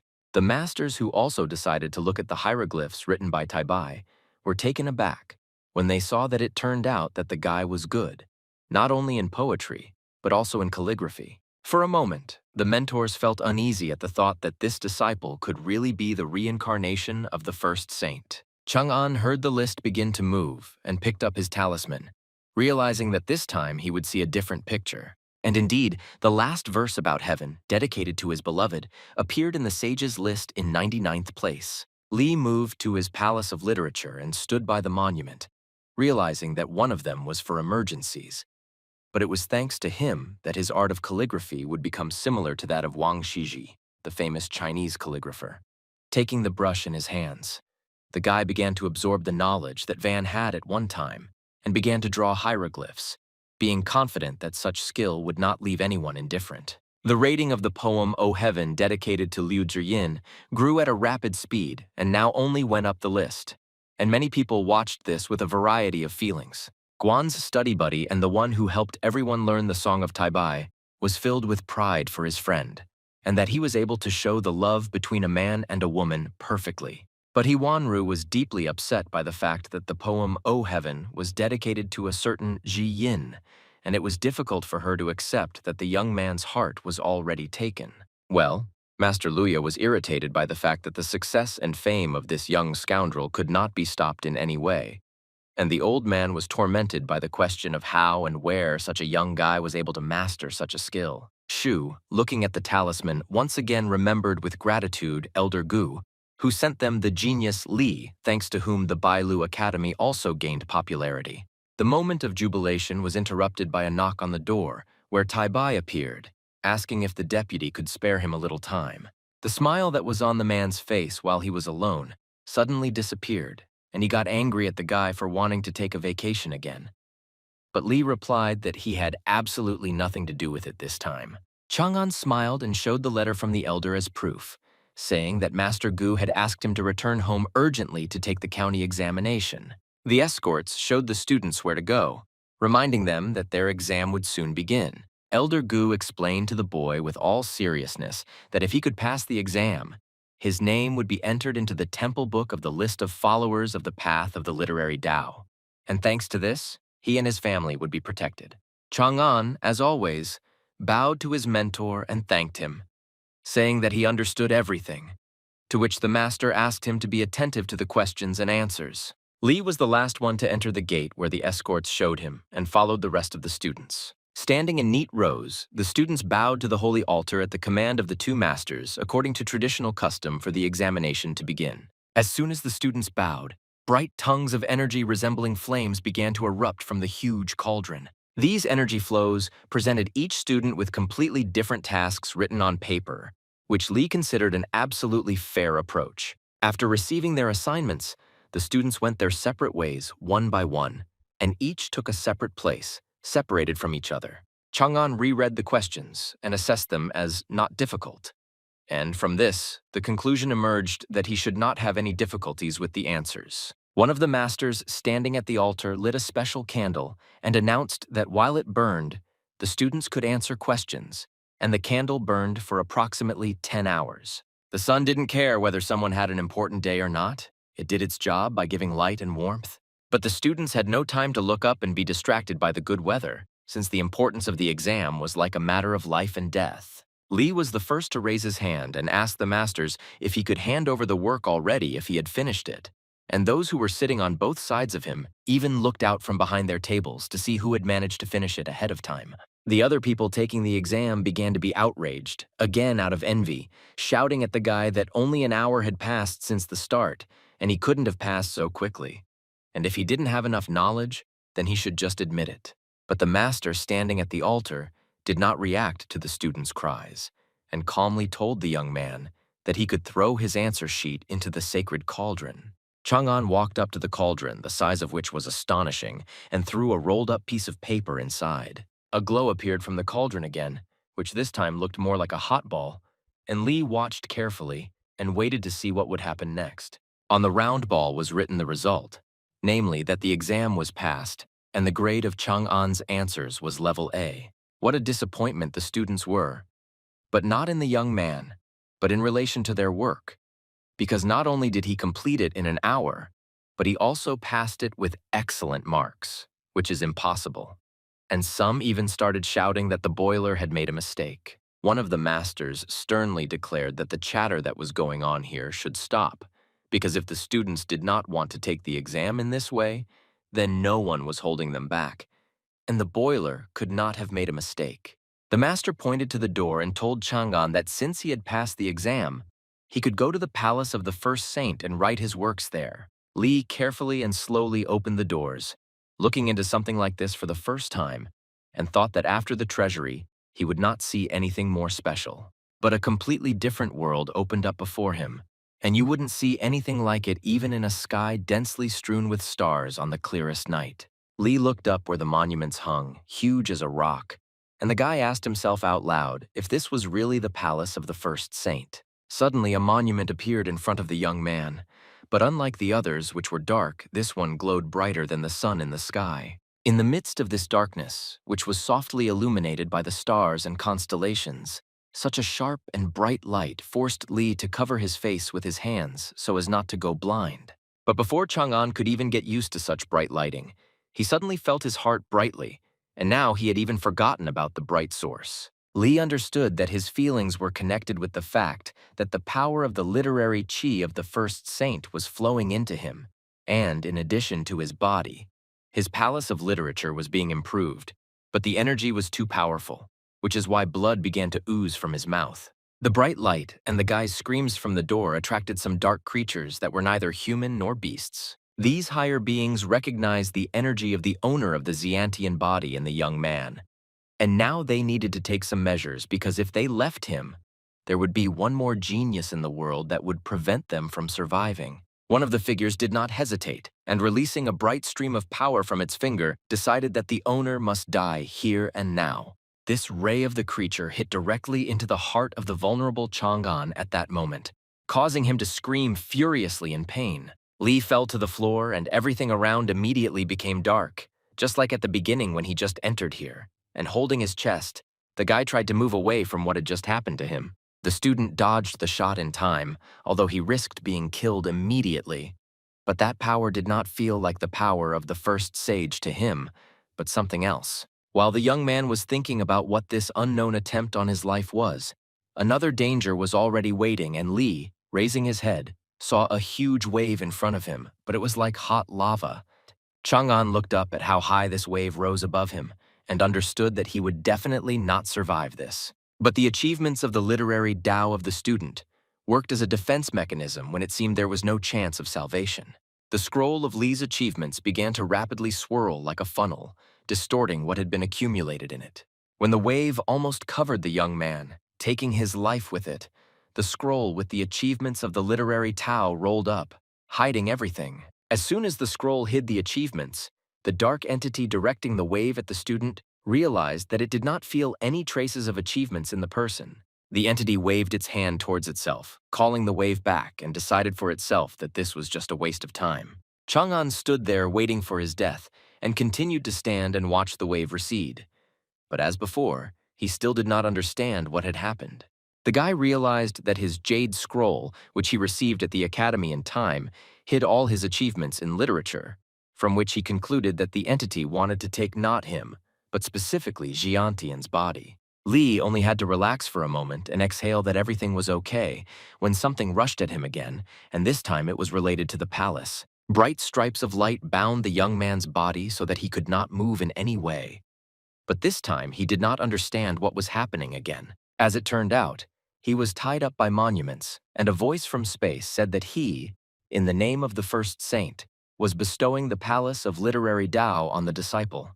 But Chang'an's exclamations that he already had one did not help. The human body could not withstand such a filling of energy, and Li screamed from the tearing feeling inside. The two strong energies of the Jade Scroll and the new palace collided in the body.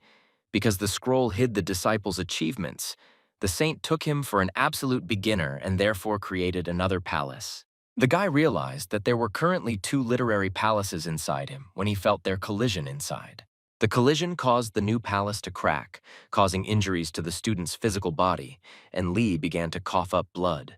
Chang'an fell to his knees, bleeding and exhausted, and he was even more frightened by the fact that the emergence of a palace inside the master meant an attachment to life. And if something happened to the new palace, then it would also be the end for him. The desire to remain the master of his destiny always prevailed at the most necessary moments, and Lee remembered his treasure that he had once chosen. The guy activated the spark technique that ignited the steps despite its tiny size, but was powerful. Using his remaining strength and screaming furiously, Chang'an freed himself from the currents that were binding his entire body. The Jade Palace within the disciple gradually began to shrink, making room for a new palace, thereby reducing the risk of collision. After everything that happened, Lee was shaking like an aspen leaf, but he was consoled by the fact that he was able to transfer part of the chi from the Jade Scroll to the new palace.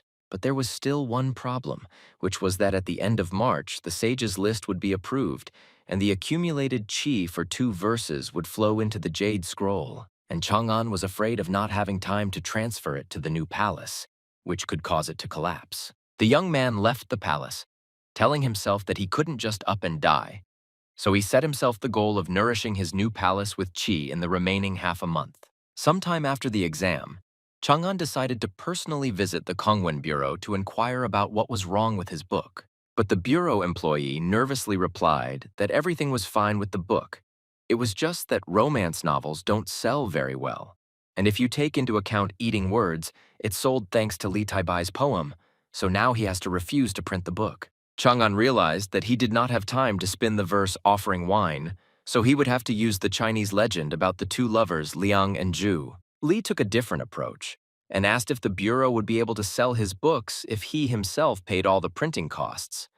But the employee was stubborn, claiming that there was no point in this. Chang'an bowed and respectfully replied that the risks the employee was talking about were of no importance to him, and that he was only asking to take over the sales bureau. The worker, although worried, nevertheless agreed with the young man and announced the rules of the academy, according to which the minimum order is 10,000 copies, and the cost of one book is 14 coins, and the sale is 23. Lee told the employee his desire to sign a contract for 100,000 copies, mentioning that he would pay the costs himself. Here, the uncle felt completely uneasy from the numbers he heard, and he began to dissuade the guy, naming the payment amount of 1,000 taels of silver, and even if the books could be sold, it would only be a loss of capital. The young man calmly mentioned that such a problem did not bother him, and the worker, having resigned himself to the client's decision, asked to follow him. Other workers, hearing the whole situation,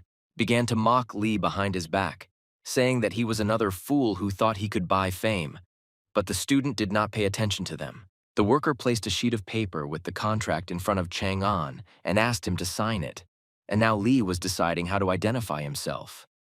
If for the Jade Scroll he was Li Taibai, then for the new palace he could also come up with a new name. Based on his previous names, the young man began to draw with his brush his new name, which would be associated with the new palace. And this time, the guy decided to be the one whose name translates as Blue Lotus, and is sometimes even used to describe the eyes of Buddha, and this is Qinglian. When Li looked into his palace of literature, he saw how the Taibai Palace grew and strengthened. But the Qingliang Palace did not move from its place in size. Now that 2 palaces inhabited the human body, it was becoming more and more difficult for the guy to dive into his palace. Chang'an sat in his room and analyzed that Qinglian's palace had not increased its literary chi at all due to the low sales of Liang and Zhu's book. And if this continued, his body might not be able to withstand it. The young man fell back onto the bed and thought about how the first author of the story about the lovers was able to make it popular. The system reminded its owner that the original author of the book, Liang and Zhu, was lucky enough to have his story noticed by other famous writers, which is why the work sold like hotcakes. This information didn't make things any easier for Chang'an, because if he goes to the masters, he'll have to admit that Taibai and Qinglian are him, and the glory will go to Taibai, and this will make the situation worse. But Qing needs to be pumped up. Li thought that if he could improve the new palace and remain unnoticed, then Qinglian could be his strongest hidden trump card. And then the guy had an epiphany. The young man jumped up in bed again from the idea of making it so that people would not read the story of Liang and Zhu, but would pass it on by word of mouth. To implement his plan, Chang'an went to a brothel where he found Madame Yan, whom he had once saved together with Jang from the Longhu gang, and asked her for help, to which the girl happily agreed. Lee stared at Yan because he was surprised at how quickly the girl agreed without even hearing the entire request. Yan thought that the guy had come to offer her to be his wife and, embarrassed, timidly began to answer that she agreed to become his wife. But Lee interrupted her before she could finish. Chang'an thanked her and was glad that the girl would help him, and taking out a book, asked Yan to sing to people about the story of Liang and Zhu from his book, but at the same time so that no one would know that he wrote the creation. Yan was dejected by her own naivety, thinking that the master had come to her with a proposal of marriage. The guy noticed how sad the girl became and asked if something had happened to her. But Yan, abruptly returning the smile to her face so as not to show her dreams, said that she would do everything that was necessary because Lee had saved her. One fine day, visitors were able to sit outside, and Yan, sitting on the stage with a pipa, addressed the guests with the announcement that she would like to sing a love song for them. Gentle fingers touched the strings of the instrument, and the voice touched the hearts of those who listened to the song about the beautiful girl Intai, who, dressed as a young man, went to school where she met Liang. The story continued with the young people falling in love with each other at first sight, and nothing could influence their feelings. But unfortunately, at that time, there could only be brotherhood between them because Intai was dressing up as a guy. The story would not have been tragic if the love of Liang and Ying Tai had not been hindered by the girl's parents, who had already chosen a groom for her, and because the lovers had to be forcibly separated, Liang's heart could not bear it, and he died. When the wedding ceremony began, Intai rushed to the grave of her beloved, and the heavens opened his coffin, where the girl jumped to find herself in Liang's arms. And at that moment, their souls turned into butterflies and fluttered away. At the end of the story, everyone who sat in front of the stage was crying, and these were both girls and men. One strong girl, whose tears were streaming down her face, slammed her fist on the table and threatened out loud that if she found the author of the story, she would hit him hard.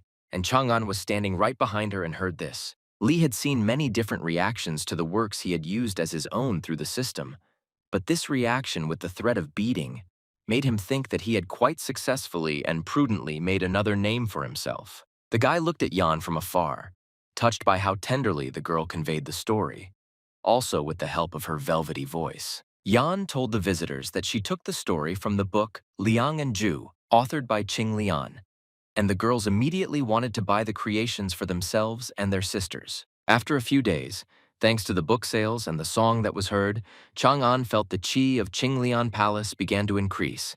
But still, compared to the other palace, it was not enough. At the Kunwen Bureau, meanwhile, the crowd was raging at the entrance, and the poor worker was apologizing for the fact that all of Liang and Zhu's books had already been sold out, and he didn't know when new ones would appear, so he lied that they would appear in a few days. One of the cleaners snorted that you can't expect anything else from the girls, but at the same time he was surprised that romance novels have become so popular these days, and if he knew this, he would have written a better story himself and become famous. The boss, listening to these proud thoughts out loud, reprimanded the young man, asking if he really thought he was better than Qing Lian, to which the cleaner apologized and continued doing his job.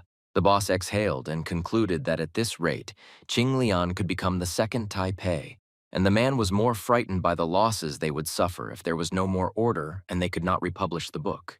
The assistants announced that Mr. Qing Lian had arrived just as the boy was entering the office, and the boss felt alive again.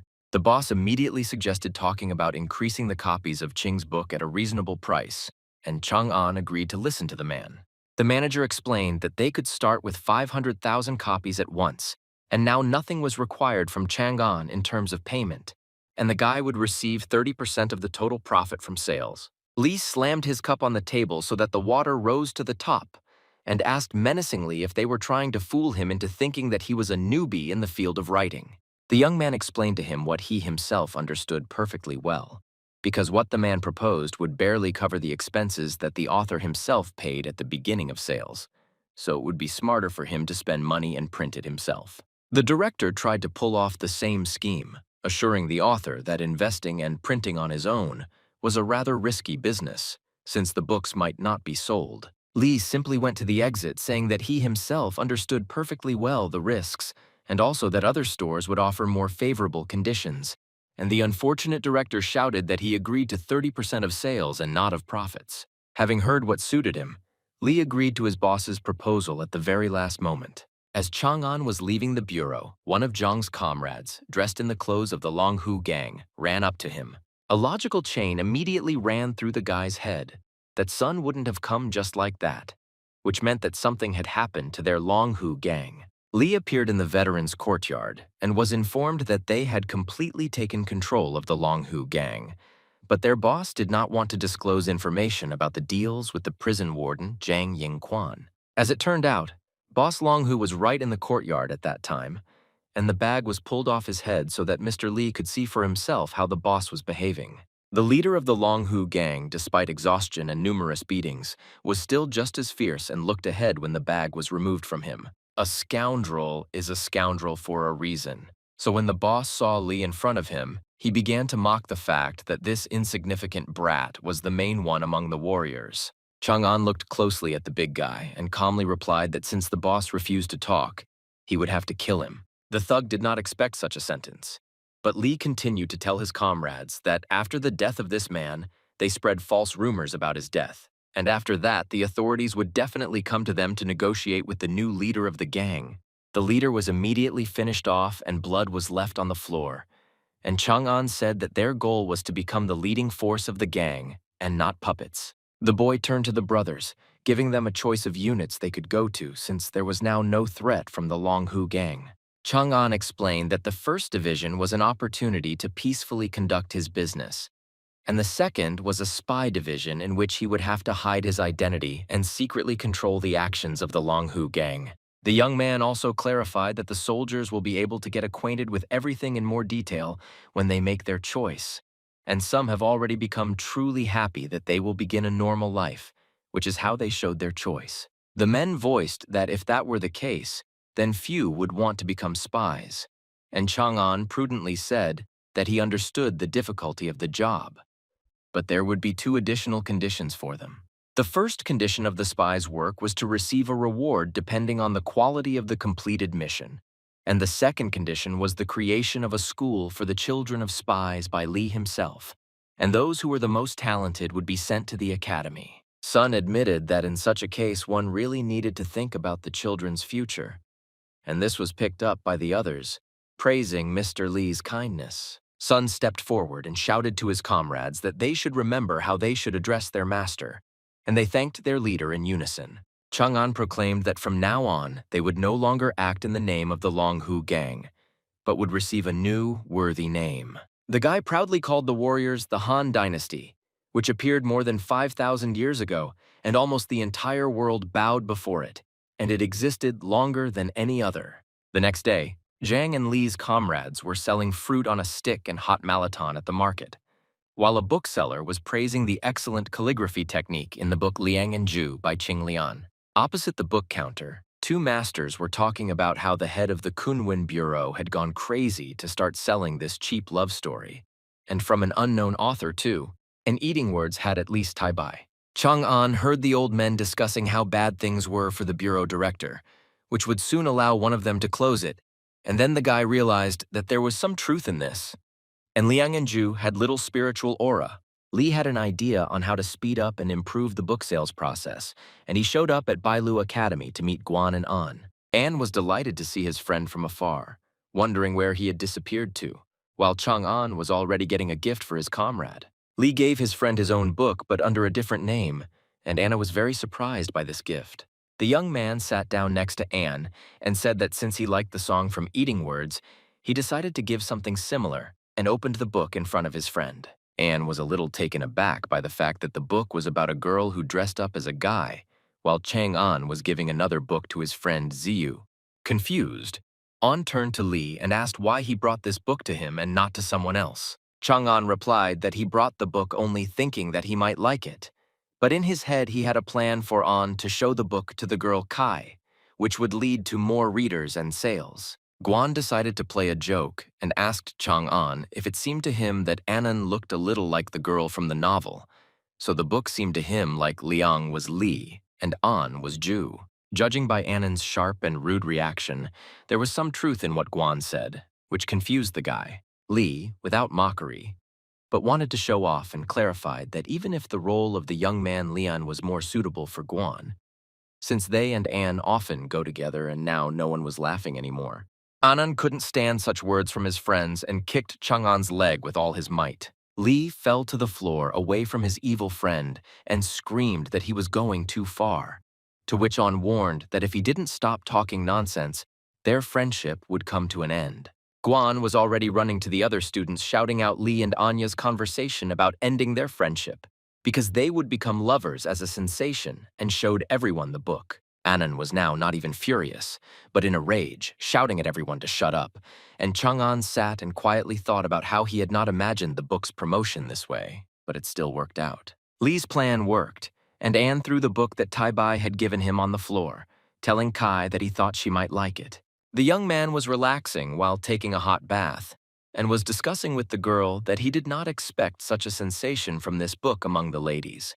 And Kai added that her sisters said that Mrs. Yan from the brothel on Tonglu Street began to sing songs based on this book. The name of the street Tonglu told Anya that Tai Bai lived not far from it, so some thoughts about this appeared in the young man's head. Kai recommended that the gentleman go to Yan's performance and possibly meet his Liang Shanbao there, which An did not quite understand, reminding the girl that this was a male role, and she asked again if Tai Bai was not the gentleman's Liang Shanbao, and began to splash water at Kai, joking with the girl when she managed to become so bold that she mocked her master. But the young lady still repeated the question whether the gentleman would go to the performance, and Anya, after thinking a little, answered that he would try. At the gate of Lee's house, Yan stood waiting for the guy in order to discuss something with him about tomorrow's performance. Yan smiled and greeted the gentleman, explaining that she had come to ask if she could change some lines in the song about Liang and Zhu. The girl timidly handed the sheet of paper with the text she had changed to Chang'an and asked for advice.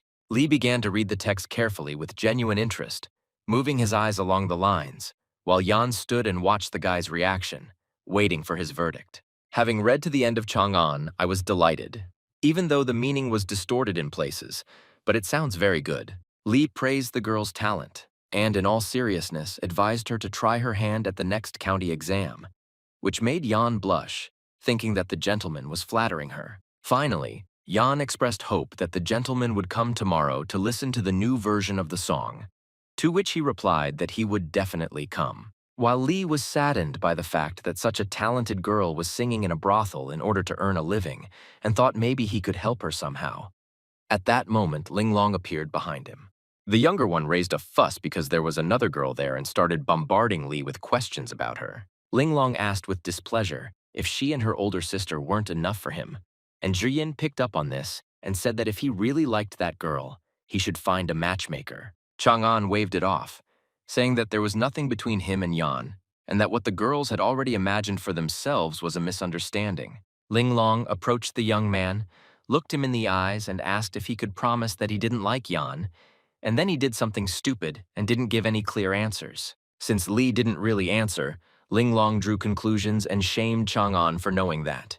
The little one pushed the guy into the house, shouting that Chang'an liked Yan, and she liked him, but he had Linglong and Zhiyin, so the young man was obliged to give her a child. And when Lee asked the old woman to save him, she responded by fulfilling the younger one's request. No amount of persuasion or requests had any effect on Linglong, and she pushed Chang'an onto the bed, terrifying the guy. The younger one took off her cloak from her shoulder and brought up the argument that her sister Zhiyin was very kind, and Mrs. Yan was talented in literature, and only Linglong had nothing but by giving birth to a child for Lee, she would become valuable to him. Chang'an decided to play along with the girl a little by getting ahead of the game and carefully grabbed her by the shoulder in order to perform one maneuver. The guy abruptly turned Linglong over onto the bed so that she ended up underneath him, which both scared and embarrassed the girl. Lee leaned closer to the little girl and tenderly assured her that he didn't need reasons to love her, which Linglong didn't quite believe, since the young man knew her weak points. But Chang'an had his own plans for this, and he wrapped his sister in a blanket like sushi and said that she would sleep today so it would be safe for both of them, and if the girl tried to do something crazy, he would be very angry. The next day, there was already a crowd at the brothel, and many wanted to take a seat closer, which is why you could hear the swearing of those who were pushing. Some strong young lady pushed Annan, warning him that if he came that close again, she would get punched in the face. The girl pushed the guy quite hard, But Li arrived just in time and caught his friend so that he wouldn't fall onto the stonework. Anne was surprised to see Tai Bai there, as if Tsai had not spoken to him about this in vain yesterday, and Li was glad that the meeting coincided. Suddenly, the Long Hu gang appeared, and the strongest of them asked the people to line up, and whoever would make a mess would have to deal with them, and the visitors were very surprised by both the gang and their changes. The leader again asked everyone to stand in line and stop pushing, because the sooner order is established, the sooner everyone will be able to enjoy the performance, and the people obediently fulfilled the request. Chang'an knew that it was Song under the mask and was proud of how the gang had transformed, and he decided to raise his comrade's salary for such high-quality work. The houseworker personally approached Mr. Li and asked him to follow him, since Mrs. Yan allowed him to watch the performance backstage, and Anne was unhappy with the appearance of another chosen one. The guy exhaled heavily upon hearing his friend's discontent, which only made things even more tense, not to mention that at the moment everything had gone too far. Mrs. Yan sang for the visitors, and those who could see the qi that was sent to the author would notice how much of it was coming from people. At that moment, Chang'an felt his palace of literary Tao being nourished and was filled with gratitude to Yan, because if it weren't for her, the guy wouldn't have achieved such results. The joy did not last long, because although Qinglian's palace became stronger, the situation did not improve. The Taibai Palace grew to unprecedented proportions and took over the tiny Qing Palace, and if they collided, a person would be in danger of dying. Chang'an was inside the spiritual world, looking at the saints' list, and was already, in a sense, preparing for the worst. Li understood that his life directly depended on the results that would be summed up at the end of the month, and the results of the saints' list. It was only worth thinking about something bad, and it was right there, because a new portion of qi was directed towards the young man, which had previously been a joy, but now was bringing his death closer. Li screamed from the pain that was brought to him by the qi filling him, which made it feel like his body was about to be torn to pieces. The qi that came to the Taipei Palace accelerated the collision of the two palaces, causing the monument to crack and Li to start coughing up blood. The last hope was the spark of igniting the step technique, which Chang'an activated in order to expend qi and balance what he received and gave. By releasing fire from a finger, the power was such that it was possible to burn someone alive or burn down a house. But Li fell exhausted, feeling that what he had done was not enough and that he was spending many times less than he received. The poor fellow lay there, blazing with fire, and realized that if things continued like this, he would not have time to return to the physical world, and his strength was really leaving him. And at this last moment, the Jade Scroll appeared before the guy in order to save him and return him to reality. Chang'an's body moved and the scroll became brighter and brighter, forming something in the Palace of Literary Tao. When Li was already in reality, a huge monument dedicated to the Book of Liang and Zhu grew in his spiritual world. The guy was lying on the floor of an empty room, barely able to breathe, and blood was flowing out of his mouth, indicating serious wounds inside his body. Apparently, thanks to the appearance of the monument, Li was somehow able to find the strength to rise, realizing that he was still alive. The young man was grateful that the Jade Scroll had once again extended his life. And, moving with difficulty, Chang'an headed towards the exit. Opening the doors and holding onto them, Taibai saw An and Deputy Ji, who were afraid for their brother. Li fell into Annan's arms and said in a barely audible voice that he had received too much qi from the literary Tao and that his body could not withstand it, and held his friend's weak body, and Deputy Shu shouted for them to follow him to heal his wounds. But trouble came from where they least expected it, and a certain man appeared in front of the three men, hovering in the air, from whom a purple glow emanated, and he said in a commanding tone that no one would go anywhere. Shu didn't expect to see the palace envoy himself in broad daylight, which left the man shocked. The envoy, smiling at the frightened faces, informed them that he had arrived to take Taipei to the capital. Shu understood that this person was much stronger than all of them, but he covered Anan with his hand, and Li asked the envoy for forgiveness, explaining that the tower master ordered the young man not to leave the county, and besides, he would not be able to cope with it now due to his injuries. The ambassador, enraged, causing the radiance around him to grow, shouted at his deputy that he did not dare speak to him in such a way, and Shu fell to his knees. Shu, overcoming the pressure that the unexpected guest was putting on him, turned to Annan and ordered him to take Li away from here. Anne did not hesitate, and holding his friend with one hand, with the other he used the technique of an unbridled whirlwind, spinning him around them. This manner of behavior and what Anya was going to do did not please the ambassador at all, and he called them all fools and decided to act more harshly. Anne and Li had not yet managed to move to another place, and the messenger sent 10,000 arrows at them, which pierced their hearts. Almost in front of the guys, Shu activated the shield technique, preventing the arrows from going any further, which was very difficult for him. The deputy's body also couldn't withstand this, but he held the shield as long as he could so that Anne and Li could disappear from this place. Anne instantly followed Shu's order to get out of here and accelerated the vortex technique as much as possible. Almost before the students disappeared, Shu shouted for them to head to the academy where it would be safest. The next moment, the messenger was already standing in front of the deputy, tightly squeezing his throat, explaining that now Shu himself would have to answer for Li's disappearance with his own life. Gasping for breath, Zhu said that he had simply carried out his orders, to which the ambassador, squeezing his throat tighter, sent the deputy to hell. And indeed, some kind of explosion occurred between the two men, so much so that one might think that Shu had already descended into the underworld. But the deputy was still alive.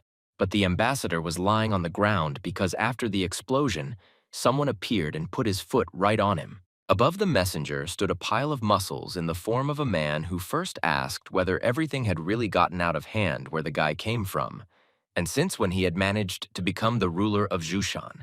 And if Shu looked at the master with tears of happiness, then the little bastard on whom his foot stood was horrified, realizing that Wang Tianan himself had arrived to sort everything out. Mr. Wang sat down very comfortably on the upstart to discipline him, but this did not affect the sharpness of his tongue in any way, and the guy shouted out why the hell Master Zhoushan left the Saint Temple before reaching the second stage.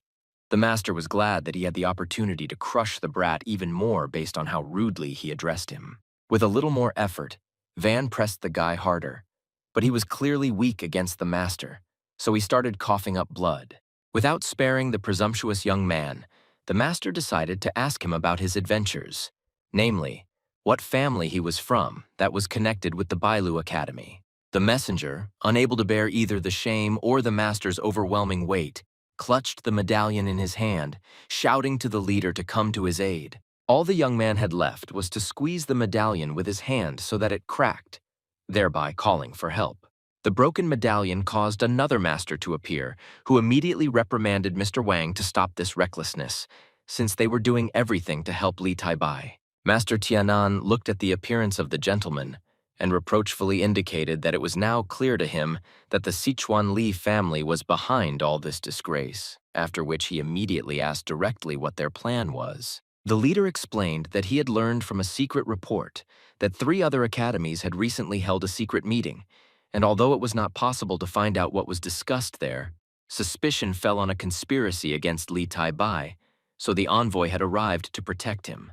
The master then stood up from the messenger, but kicked him so that he rolled and then thundered that they were trying not to protect the talented young man, but to capture him for some of their own purposes. Mr. Wang defended the guy, pointing out that he, as a young dragon of genius and hope for the prosperity of the Bou Academy, therefore, he will not allow various scumbags to ruin such potential, and whoever dares will have to deal with him. Meanwhile, in the academy administration, Li was undergoing recovery, and Mrs. Kai brought medicine and told the lady that he was so weak that he was not even able to drink the medicine. The girl took the bowl from Sai's hands, deciding on a very bold act that was the last chance to bring the guy back from the other world. The lady scooped the medicine into her mouth, but without swallowing it, and drained the bowl to the last drop.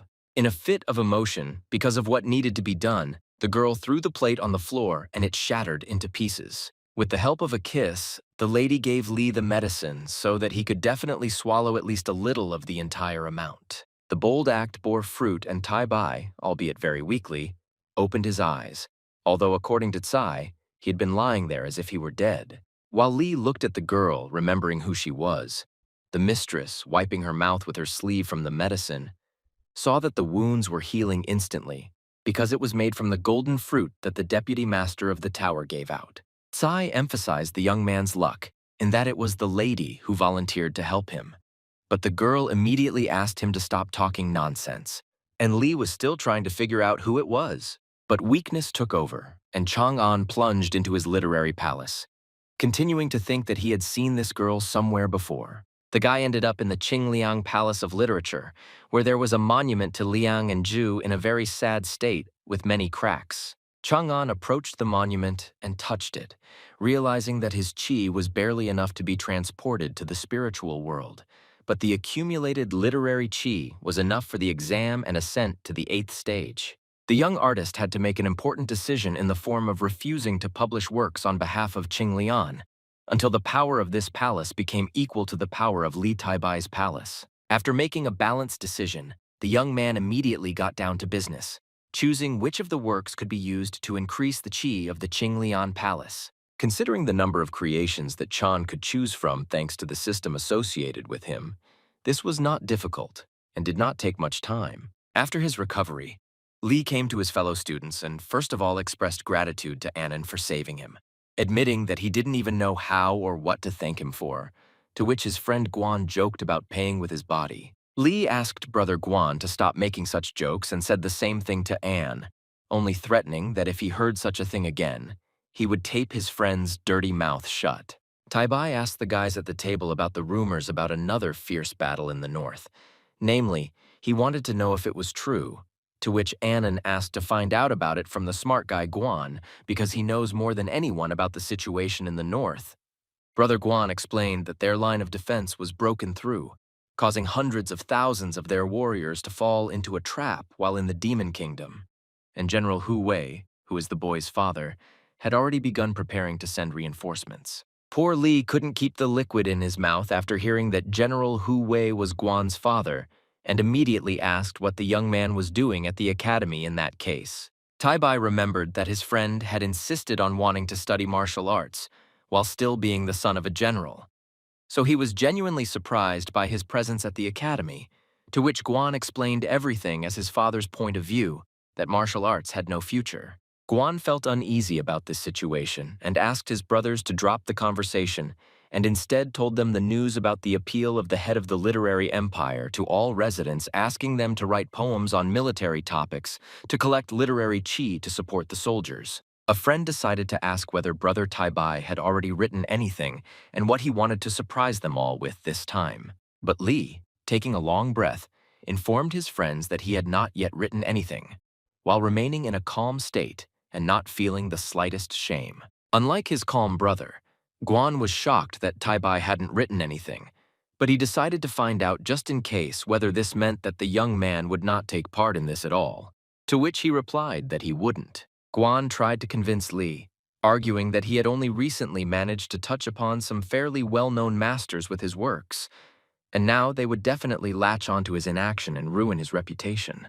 But Taibai still calmly responded with indifference to what the others would say and do, and first of all, he was now interested in restoring his health, and only Guan wanted to object to something when Annan shut his mouth with an apple, reminding him that their brother almost died a couple of days ago. After some time, Chang'an, having donned the guise of Qinglian, arrived at the Kunwen Bureau, where he was happily greeted in anticipation of the fact that the author had once again written some wonderful book about love, and if so, he would soon have to be called a mentor. Qing assured the gentleman that he had misunderstood him regarding the subject of the book and took out his work from under his clothes, on which was written what it was about. The head read that the book this time was about martial arts, and his face at one point distorted in misunderstanding and even some disappointment from unjustified expectations. The bureau chief hesitated, but explained to the author that the choice of writing such a work was a bit irrational,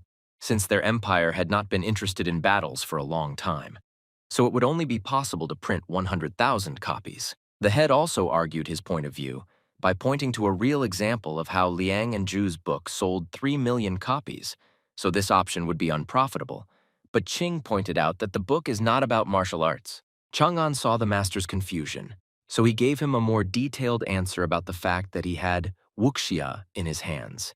And this was not just about martial arts, but about the adventures on the path of the one who mastered them. The guy was confident in his abilities once again, despite the fear of others to go into such an adventure. So he warned that if the Kunwen Bureau did not agree to print the book, He would easily find those who would decide to do so. The head of the bureau brought the creator to the heads of their bureau so that the gentleman could make a final decision regarding the publication of the work. Chang'an looked at the projection technology with delight until one of the leaders told the young man that they were only here for his book. So hopefully, there would be an excuse for their presence here. Again, without fear or doubt in his abilities, Qing sent his manuscripts to the gentlemen, assuring them that they would understand everything as soon as they gave the work a chance to read it. There were many sheets of paper hanging in the air in front of the leader, which he actually read carefully instead of pretending and sending the young man away. The master was shocked that such a young man could describe martial arts in such an adventure genre. The leader immediately saw a warrior with a spear in his hand and riding a horse while he read how the main character Guo Jing was rushing to get to the lands of the Jin Empire with his beloved Huang Rong. The poor master was so scared when that very sharp spear flew at him, and it was so realistic that for a moment he even forgot that it was all just a book. Suddenly, behind the warrior who threw the spear at the master, a golden dragon appeared, personifying the new dragon palm technique. The warrior and his horse were thrown by incredible force somewhere very far away, and instead of them, the same main hero, who possessed martial arts while walking the path of adventure, appeared in front of the leader. The main character, Guo Jing, told the master that a hero is a person who serves for the good of his country and the people who live there, but not someone who kills people for his own glory. The leaders could not divide the sheets of paper with the manuscripts because someone had already managed to read part of it and wanted to continue, while someone else could not stop admiring what they saw in front of them, and the most important of them did not believe that it was possible to describe so colorfully what is connected with martial arts. The author of the work himself was watching all this flying somewhere in the clouds of fantasy all this time, and without waiting for everyone to read it to the end, he asked about the verdict of the mentors. The manager was embarrassed that he had become so engrossed in reading, but he happily informed Qing Lian that they were definitely ready to sign a contract to print the book, The Legend of the Condor Heroes. The master was not afraid to say that they would need to show the book to this world, so they are ready to print 600,000 copies at once. One of the managers asked the chief not to get excited because the book, although good, had never sold more than 100,000 copies. But the chief said that this was an exception, and it would become a hot new product. When Chang'an was about to leave, the master asked him to come to them without fail on the occasion of writing new books, because from that moment on, they were ready to take care of everything without any hitches. The guy came back to express his hopes for good further cooperation and to shake the manager's hand, but he did not understand this gesture. The master, seeing the young man's outstretched hand, asked if he wanted anything else, but Qing, burning with shame, replied that he didn't need anything, and put his hand behind his neck, remembering that he had completely forgotten that in this world, no one knew about a handshake. Having become Li Tai Bai again, the boy went to Wang Tianan's residence to thank the master for protecting him on that fateful day. Mr. Wang smiled and in his loud, deep voice clarified that the young man smelled of blood and wanted to know if he had already managed to kill someone. Chang'an felt uneasy when he realized that the master had realized about the gang that had once ceased to exist and how many people had actually been killed.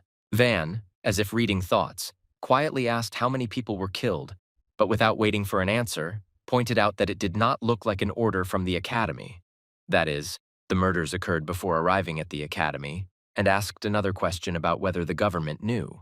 Li was so scared that he had given himself away with his facial expression before, so now, ashamed of this situation, his excuses that the gentleman might be joking no longer worked. The master lit up at one moment, emitting a golden light, speaking in a louder and seemingly unnatural voice about how murder is not so scary if there is enough chi for it. After these words, Van jumped up into the sky in a split second, disappearing as if teleporting somewhere far away from here. Chang'an stood in horror, seeing such a scene for the first time, and all he was capable of at that moment was to call out to his master questioningly, while the only question that was spinning in his head was where he had gone.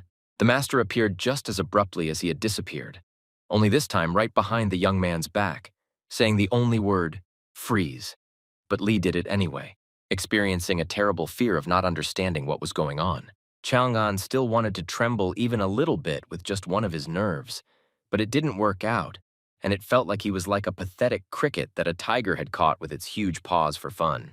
Putting his hand over the guy, Wang did something related to Qi Chang'an, because light began to spread out from him in waves and a stream flowed over him, writhing like a snake. Li clenched his teeth, experiencing terrible pain that he was unable to cope with, and the master, noticing this, immediately told him to take a deep breath and hold it. Otherwise, he could die. Following Mr. Wang's recommendation, the boy took a deep breath and held it while he did what was necessary, and mentally praised the young man for holding up very well even though he was about to lose consciousness. Tianan noticed that the guy was getting really sick, but he asked him to hold on a little longer, believing that Li could handle it. By putting absolutely every possible effort into the final push, Chang'an discovered something new and previously unattainable. The master put his hand in the literal and figurative sense of the word to give the guy the restoration of the main spiritual body, while explaining that there was a lot of damage in his meridians, so now it hurts from such qi. But this is the only way to healing. Mr. Wang warned the student that further healing and improvement would depend only on him, even though someone else's qi was pouring into him now. If he did not continue to try to keep it inside his spiritual veins, it would break out and cause harm. Removing his hand, the master announced to Chang'an that it was all over and that he could breathe again. Poor Li barely had time to put his hands up to keep from falling face down on the ground from such a long lack of oxygen in his body. For the first time in his life, Tai Bai, breathing so heavily and with great effort and shortness of breath, expressed his gratitude to the elder for his help. Wang enlightened the student that this technique is related to martial arts and is called Feats of the Elephant and Dragon, and is aimed at strengthening the body and spirit, and most importantly, it helps to combine combat with the literary Tao. The mentor, being pleased that Chang'an had appreciated the technique, was already exhausted with impatience to begin training. But before that, he told the boy that on the occasion of his first place on the saints list for March, the academy allowed him to take 4 treasures. But when Li heard that the master took the 3 treasures for himself in exchange for the technique for the student and his training, he was so shocked that he could not contain his emotions, asking whether the fee was too high. Mr. Wang's expression changed when he heard the young man's dissatisfaction, clarifying that maybe he did something wrong, and in general others did not receive his technique even for 10 treasures. But Li immediately became a good boy in the face of the fear of death and was grateful with all his heart. But in his thoughts he cried for the treasures. Standing under the tree, the teacher and student took their starting position, and Wang explained that first Tai Bai needed to understand the breathing exercises of the technique, and to do this, he needed to look closely at the teacher. It would seem that Tianan took an ordinary deep breath, but in fact it was very difficult, and an incredible stream of air was drawn into his body. The same thing happened with the exhalation, but it was not for nothing that the technique was called Feats of the Elephant and the Dragon, because the exhalation was sharp and hot, as if the dragon itself had done it. Master Wang once again shone brighter than the sun, absorbing the qi that flowed towards him in a multitude of golden rays. Now Chang'an was impressed, not feignedly or out of politeness, but genuinely because it was the first time he saw such an incredible and powerful technique. To understand the breathing technique, the mentor explained that the dragon cannot be compared with anyone in the water and the elephant on land, which makes them complementary and therefore one whole. And since Li is a beginner, the master did not demand a quick result from him. All Tai Bai had to do was learn to inhale for the same amount of time as the incense stick burns, and exhale for the same amount of time. And one such stick burns for about 20 or 30 minutes, which seemed impossible to the guy as a human being. After several hours of trying, Li would get hit on the head for opening his mouth wide, and the master would sternly send him to the pigsty to find out how these animals breathe through both their nose and mouth at the same time. And sometimes Van completely blocked the guy's access to air with his own hands, which is why the poor guy turned blue, and all just because the master thought that the student was snoring. And then it is unknown how much time passed before Li started to succeed, and the master, munching on a watermelon with gusto, shouted out that it turns out the guy can do it when he wants, and now all that remains is to learn to exhale the same way. Chang'an managed to master the breathing in the feats of the elephant and dragon technique, and this was evident from the energy surrounding him. At some point, Van got bored with all this and told the guy to get lost, because mastering the technique was happening very slowly, and he ordered him to come back when Li could take 2 breaths in a row. Chang'an was already glad that he could run away and said goodbye to the elder, but he finally said that he remembered something important. Wang warned the student that he was forbidden to indulge in carnal pleasures if he had not yet reached the 6th stage of Yuanyang, and the young man did not expect such a turn of events at all. Chang'an imagined the 2 girls he lived with under the same roof and realized that such a ban would be hellish torture if he had to wait until the 6th stage. The guy returned home tired and saddened by how he could explain to the girls where he had been for so long and, in addition, find an excuse for refusing to make, as Lin Long says, a baby. The elder Liu Jiyin calmly greeted the boy, happy to see him back, but Lin put her hands on her hips and demanded an explanation for her absence for several days. While Chang'an was admiring his sisters, admitting that he had really been too busy lately and hadn't been paying attention to them, Jiyin, in turn, tried to calm Linglong down that Chang hadn't been out walking but had been busy. But the younger one wasn't interested in that since she was tired of sitting within 4 walls. And then Chang'an agreed with Lin, and that they would not go out anywhere since he himself asked them to do so for security purposes, since his identity could be revealed.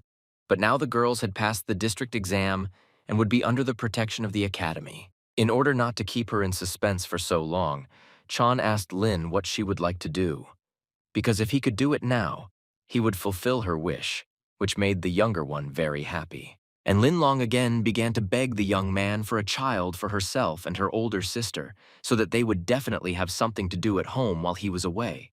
And this was what Chan was so afraid of, and all he could say was to ask him to postpone this desire. But in order not to upset the girls who were already bored, the young man offered them another wonderful idea that had just occurred to him, and the sisters froze in anticipation of what this resourceful young man would come up with this time to please them. To the greatest surprise for the girls, Chan went to pick flowers, but what was even more unexpected was that they did not look like the bouquets he wanted to give. Instead of making a wreath for his head or placing a bouquet of flowers on the table, Chang'an threw all the collected buds into a bowl of hot water. Thanks to their keen sense of smell, the girls immediately felt the sweet and intoxicating aroma of those same flowers that the guy had collected. Only in a more intense version, the sisters immediately imagined themselves lying in a flower field.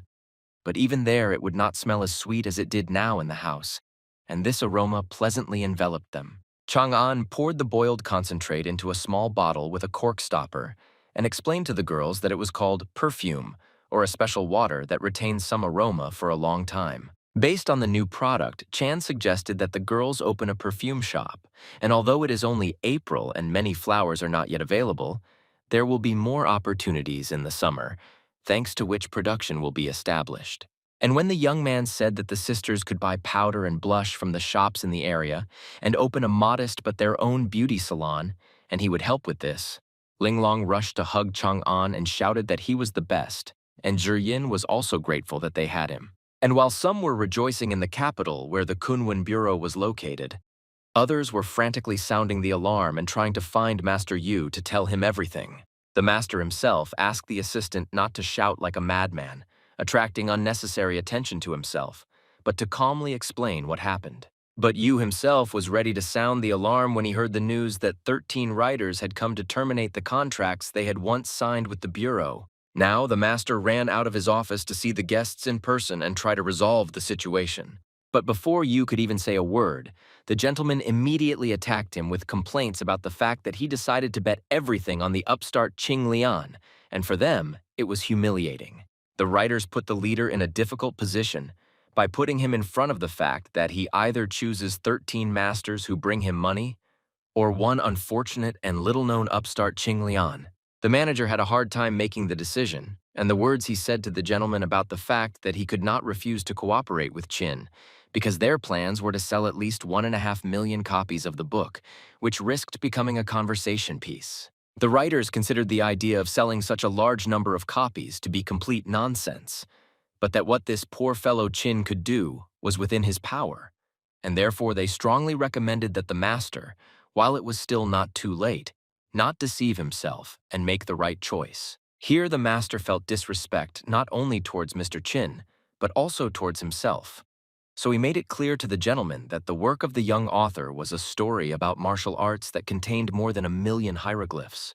The writers were not surprised, but at the same time they remained silent about the fact about the new work, and showed with their whole appearance that they were still waiting for the director's decision. The master, as a man of his word, saw that he could not convince the men, so he offered them a bet, and for his part, he bet that Mr. Chin's book would come first, but if he lost, he would pay each of them 5,000 taels of silver. To indicate the conditions of the opponent's side, the master indicated that if he wins, the gentleman will not break contracts with their bureau, and one of the writers, although he said that the master was crazy, agreed. When the writer and the master shook hands after making a bet, the latter prayed mentally to Qing Lian that from that moment on, he was the only hope. Meanwhile, Li found himself in the Academy's treasury for the second time, choosing the one treasure that was left for him out of all four, since Van had exchanged the other three as payment for his technique for the guy. Chang'an was in no hurry because now he needed treasures for both martial arts and literary Dao, which was a very difficult choice, but after thinking it over, he still decided to strengthen the Qin Palace so that it would not collapse from the dominance of the Taibai Palace. Using his skills, the student isolated only those treasures that emitted literary qi, using cold light instead of warm light like the other treasures. Several important elements were immediately displayed in a cold shade, and Chang'an began to take a good look at them in order to choose them later. Just like the first time, the search did not take long to come, and the student immediately found what he needed without delay. In the ball, there was a scroll on which was drawn an image of water wearing away a stone, and it was truly powerful, both in words and in actions. The treasure resonated with the guy the most because it was similar to his previous technique of the spark-burning step, so he pulled it to himself. Without waiting to leave the treasury, Chang'an immediately began to try to control two techniques at once, rejoicing like a child at how well he had selected two complementary elements. But the happiness did not last long, and Chan felt himself being dragged by his clothes, and someone spoke to him in a rough voice, asking a rhetorical question about whether he had chosen the treasure, and in that case, he had had enough of this pampering. Just like last time, the guy again plopped down on the stone floor, and the doors in front of him were open for some time like the gates to paradise, and Mr. Wang stood next to him.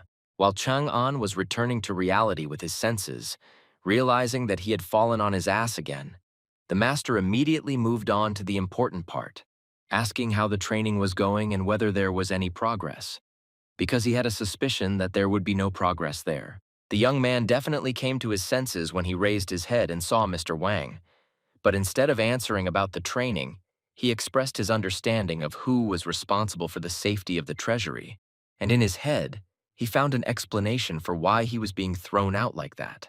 The stern mentor asked the boy who told him that now was the time for chatting, and Chang'an, having understood the hint, rushed off to train. A few days later, the Bureau's representatives were already walking around with flags and shouting out the news about the writer Qing Liang and his new work about the adventures of a martial arts follower, which are described using 1,000,000 hieroglyphs. While the Bureau representatives were attracting attention to themselves with bright posters, shouts, and drums, people had already begun to whisper that the one who was able to write a wonderful novel had now fallen so low and written about something that no one was interested in anymore. Chang'an stood behind the dissatisfied people without showing it, and breathed a sigh of relief that the people did not know that that same Qing Lian was right behind them now. The sellers did not lose hope and attracted people by buying the book, The Legend of the Condor Heroes, standing at the stalls, where there was a sign stating the cost of one book at 40 coins and all parts at once at 110 coins. The buyers, although reluctantly, stood at the bookstore, and when one gentleman finally decided to buy at least one part to satisfy his curiosity, he was dissuaded by the claim that the Bureau had gone completely crazy to print such a thing. But the young man slammed a handful of coins on the table and told the others that he didn't care about their opinions and that he would start reading the first part anyway. The seller gave the first part of the book to the brave buyer, and he threatened that if he didn't like it, he would never touch Qing Lian's books again in his life, let alone even look in their direction. The herd instinct kicked in among the people standing at the yatka, and they all followed the example of the first buyer, asking for the first part of the adventure. And the author himself observed all of this. Chang'an saw that people were being sold the book in parts, and found it quite reasonable, since in this way they would not lose much and would still be able to get acquainted with the work. But at the same time, the guy understood that they would soon regret their choice. The writer had a pretty good idea, because soon the very first buyer didn't even have time to blink before he finished reading the first part, stopping at the most interesting part, and his curiosity had already been fed to terrifying proportions. The young gentleman ran out of the house in hysterics to buy the remaining parts, basking in the hope that he would make it before a line formed at the yatka. But then, as if by Murphy's Law, the young man was abruptly stopped halfway to the bookstore without any explanation. The guy looked at the big guy who blocked his way and asked him why he was pushing, since he was only heading to the bookstore. The brute made it quite clear that it was for this very reason that he pushed the young man, because he ran away without noticing the line of people in front of him who also wanted to buy the rest of Qing Lian's books. And then the guy was taken aback by such a number of people. Meanwhile, the discussion of the book was already in full swing in the queue, and now, instead of spitting, people could not contain their delight at how interesting a book about martial arts could be. The seller deliberately raised his hands like a white flag, showing that he was giving up, because he had to tell the huge crowd of people that all 800 copies had already been sold. And pure anger poured out on the poor guy in the form of indignation from those who initially had no intention of reading this nonsense, and now shouted that 800 copies was too few, and that the Kunlun Bureau were incompetent fools to print so few. The Bureau representative, wishing he could sink into the ground right now so he wouldn't be lumped in with the shit, tried to console the angry crowd by saying that new books would go on sale in 3 days. That very first buyer was ready to give himself a slap on the wrist for listening to those idiots and buying only one part, and now he still has to wait 3 days.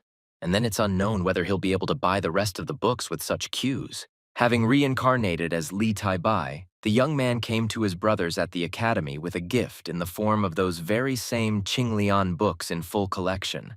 The boys were delighted to learn about the bestseller in the books, which you can't find even with fire, and they immediately wanted to find out how their brother was able to get such a rarity. But most of all, Anani was interested in who would get the last set. Li was embarrassed, but still tried to justify himself by saying that he himself was quite curious to read the work. But Anne was quite perceptive and immediately refuted his brother's theory, saying that he didn't believe him, and most likely the set of books would go to his sister or even to Mrs. Yan. And as always, Tai-bai gave himself away with the expression on his face at that moment. Chang'an let out a nervous laugh and thought to himself that An knew how to surprise, because he immediately figured out his plan to give the books to Yan. But he would not know for sure that this was being done in order to advertise the book. At one point, Annan suddenly grabbed Li by the hem of his clothes, thereby pulling him towards himself in order to find out the details from him up close. Looking straight into the eyes of his brother from the academy, Anne directly asked if he had fallen in love with Mrs. Yan, and Li's reaction was again not long in coming. Tai-bai began to sweat and pretend that everything was not so, but by doing so he showed even more that he was lying and hiding the truth that his friend had already revealed. But then Guan came to Li's defense, hanging on Anya's shoulder and pointing out to him that each of them had the right to their secrets, and in order to definitely throw his friend off track, he immediately asked the young man if he was jealous. Of course, Anan responded instantly that he was not jealous, and that this was some kind of nonsense. But Guan insisted on his own and, turning to Tai-bai, asked to talk to An one-on-one, which made Li himself feel awkward. After class, An asked Tai-bai if he had changed his mind about refusing to participate in the Saints' April list, and Li still replied that he would like to stay in the background for a while now. But Annan decided to try to convince his brother again, and warned that in that case, he would have to hang on the 9th stage for a long time, because without high places in the Saints' lists, he would not jump higher, and then Li became tense. Tai-bai, hearing that he was either stuck in place or even going down the stages, felt as if he had been struck by lightning, and he turned to Anya to make sure of what he had just said. Anan explained that he said what he said, and now only Tai-bai and brother Guan are sitting at the 9th stage. But Guan will break through a little more, and in fact, only Li will remain. If Chang'an really didn't care about the list before, now he felt like he was falling into the abyss of uncertainty from which he started. And if he didn't do anything now, everything that had been done before would collapse in an instant. Li rushed towards Anya with a burn, grabbing the poor fellow by the shoulders, and was ready to shake all the spirit out of him. But having restrained himself, he asked for help.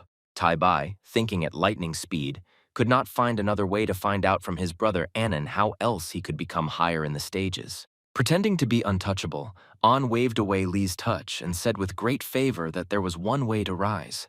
This method, according to Anya, was called the June exam Dragon Gate, and in essence was almost a springboard, and at the same time it suited the goal that Li wanted to achieve. Brother Anan enlightened his friend that this exam was a grand event that until now had only been held in the main courtyard of the imperial capital, but this year they had made branches to cover more talents. And also explained that the Dragon Gate is divided into 9 competitions, namely etiquette, music, archery, horseback riding, writing, counting, verbal combat, knowledge of laws, and martial arts. The exam would not have been without rewards in addition to glory. Each Zhushan Academy had already received various rewards for the winner, and these could be heavenly and earthly treasures, as well as martial arts techniques and ordinary jewelry. Anya concluded that with the help of such rewards, one can not only break through to the highest stage, but also fly almost to the top.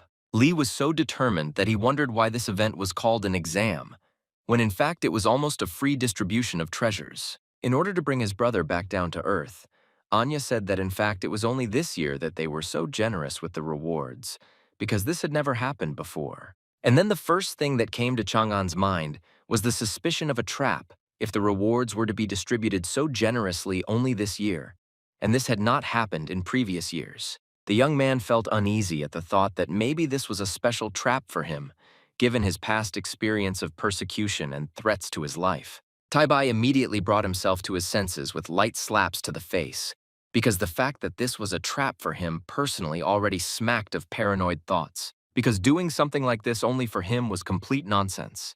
While the guy was lightly slapping his face with his hands, a huge shoe flew straight at him, which he, of course, did not notice. The shoe landed neatly and beautifully on the student's face, so that he didn't even have time to do anything to avoid the collision.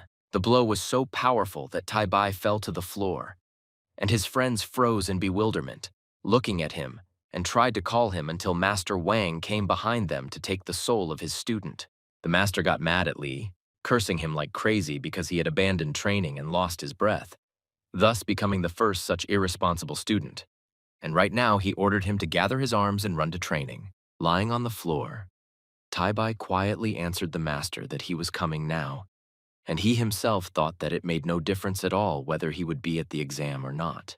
The young man no longer cared about the Dragon Gate, since with such a martial arts instructor, the most important thing was not to die during training. This time the task was with an asterisk, and the breath-holding was done underwater and under the control of the strong hand of the master. No longer able to bear the fact that the horses would really move now, Chang'an greedily grabbed the air and broke free from the hands of the mentor and stuck his head out of the water. Now Mr. Wang was pleased with the student's result since he could at least last for half a stick of incense. And while Chang'an was coming to his senses, Huang, the author of Eating Words, was also getting nervous, despite how his colleagues tried to calm him down, saying that the popularity of the insignificant Qing Lian would decline because writing about martial arts is the same as certain creative death. As it turned out, one of the writers brought a copy of the book with him and decided to let Huan read it so that he could see for himself that it was a piece of mediocrity.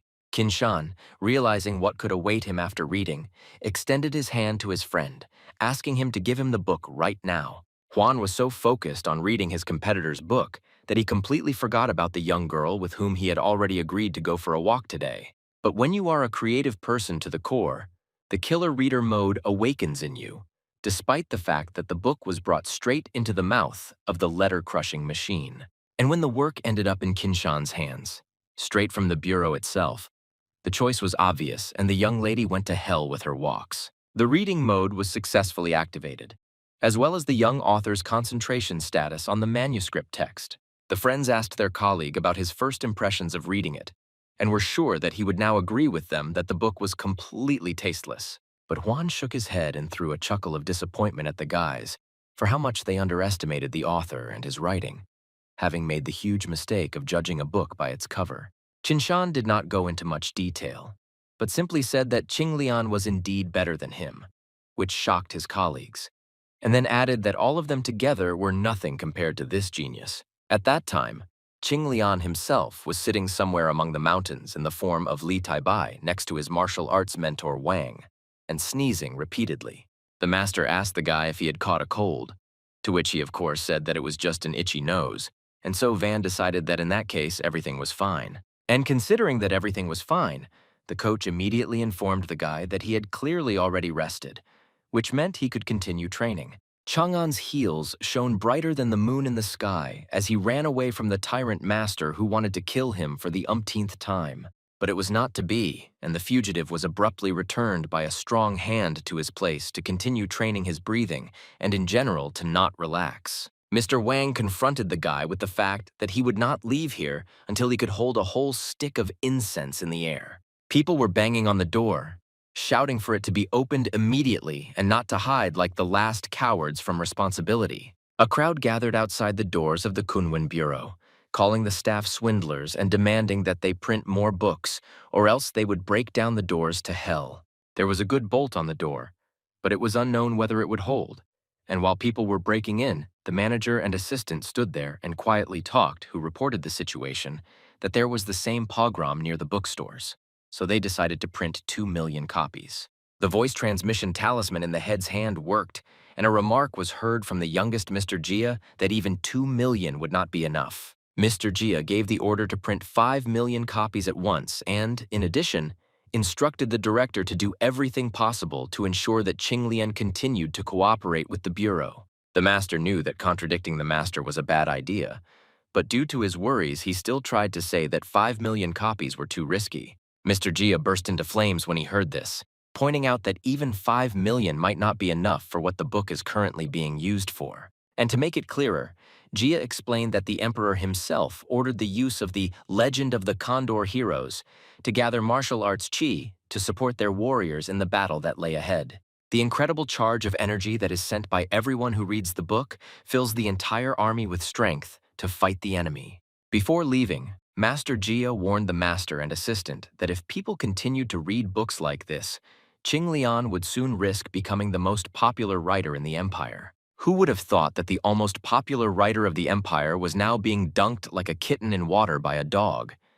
And when the morning came, the master suspiciously handed the student a new set of clothes, and Taibai was very grateful. He was grateful until the moment when the clothes were completely in his hands, after it simply dragged him down like a stone to the bottom of the river.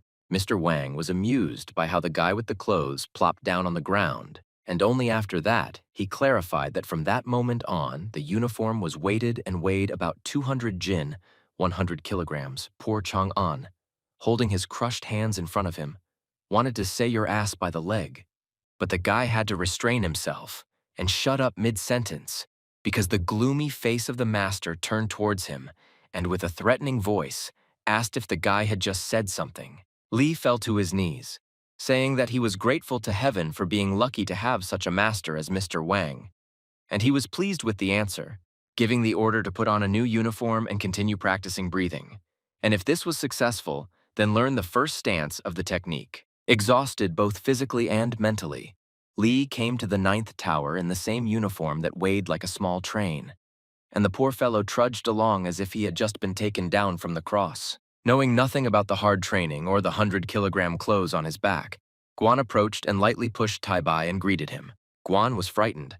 Not understanding how the guy was carried forward by a light touch, he froze in horror, and Chang'an, by inertia, fell further like a tower. It's good that it was a team effort, and Anne, who was just walking towards them, appeared in front of Li on time. Chang'an was so pleased with the soft landing that he blurted out without thinking how Anan's brother smelled good, making a huge mistake. Anya asked and warned that there would be no more such jokes, but they did not listen to him and, as they say, fear the wrath of the patient. The young man simply stepped aside, causing Li to fall face down on the floor under the weight of his clothes, which was already very painful. But under the weight it felt doubly terrible. Somewhere there, from under a flattened face, a sad and barely alive, "Why did you do that?" was heard, to which that same flat face heard that there was no need to throw stupid jokes and that now this would be a lesson. Taibai lay on the table, weighed down by the mental and physical weight, while Guan said that he understood his brother's love, but that there is a limit to everything, and if he continued like this, he might not live to old age, and the guy said that it was all training and weighted clothing. Anne, having heard about the training and a bunch of other things, began to worry that Brother Lee would not take part in the saints' list. Tai Bai himself understood that he was already so tired that he really didn't want anything. But Guan, who was sitting next to him with the soul of a warrior and at the same time a writer instead of his friend, answered that of course he would take part. Having become determined, Guan mentioned those masters who declared war on their brother Li, and now they became even more animated, poking the guy in the nose with the fact that he was inferior in everything to Qing Lian, and if these dogs continued to bark, then Tai Bai would lose the glory to which it had come with such difficulty. Here Guan addressed his friend directly, trying to awaken in him the warrior of literature, pointing out that he was no worse than that Qing. And to prove this, he needed to show his talent to the world. Chang'an imagined the image of Qing Lian and Li Taibai competing, and realized that he essentially needed to fix his own face. Having calmed his wild imagination, Chang'an assured his brothers that he would definitely think about everything they told him. Li decided to visit Uncle Jang on business, and just that day, Wang Fuji, which he had created, was introducing a new restaurant to the people, and in honor of this, offering all visitors a 20% discount on all dishes. The guy immediately noted how Uncle Jang and his brothers tried to create this place, thanks to which people come in a stream, and immediately asked for help in the form of security for the Liu sisters, since they want to open a cosmetics store.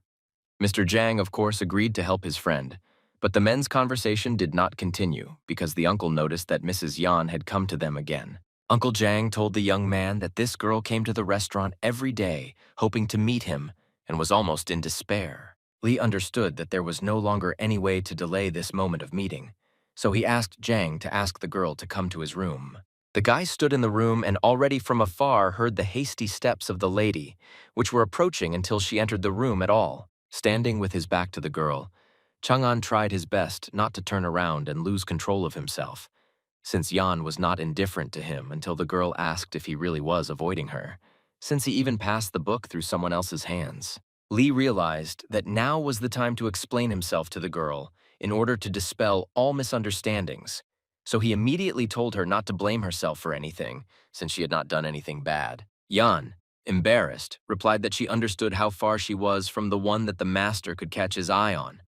But at the same time, she still really wanted to continue to be close, so she was ready to do anything for this. Unexpectedly for Chang'an, Yan came up to him and hugged him, saying that she agreed to everything if only he would love her, and wrapped her gentle arms around him. Li was taken aback and, continuing to control himself, stood with his back to the girl, but when he asked her to stop, Yan turned the young man towards her and kissed him, which he did not expect even more than the hug before. Yan pointed out that this was a way to understand whether the master appreciated her, and Chang'an did not deny it, but asked not to commit rash acts anymore, to which the girl agreed but put forward her condition that the young man would no longer hide, and he also agreed. One day, a colleague of Uncle Zhang's rushed to Chang'an, asking him to follow him as quickly as possible to see everything for himself. Uncle Zhang's old friend brought the young man to where the men had gathered, but every single one of them looked, to put it mildly, lousy. Li noticed that Uncle Jang himself was also here, so the first thing he asked him was what was going on here and why these unfortunate people were here. Jang bowed to his brother Chang'an and, not knowing how to choose his words, began by saying that it was he who brought all these valiant warriors. The uncle told the young man that these soldiers were the real heroes of that very war in the north that had recently escalated, and that they were the ones who had fought with tens of thousands of demons. Jang explained that here the few who were lucky enough to survive the terrible meat grinder, but having received serious injuries, they could no longer go out onto the battlefield. One of the warriors, on behalf of everyone, began to sob bitterly, calling on Mr. Jang not to ask anyone for anything, because now they were just insignificant pieces of meat who could only live out their days on the street. But Jang not only did not listen to his brother, but actually knelt before the young man, regardless of his age or status. Uncle Jang folded his hands in respect to Li and asked him to help these unfortunate people abandoned by the authorities to know a better life. Chang'an delayed the moment for a bit, but eventually he loudly addressed the warriors, calling them lords, and looked to see if everyone was listening to him attentively. When the warrior's gaze was directed at Chang'an, he folded his hands, showing his respect for the men, and said that they were not even gentlemen, but real heroes. Li explained to the brothers that they should first rest and eat well, and he would personally take care of this. And after recovery, they could decide to leave with 20 taels of silver or stay under his wing.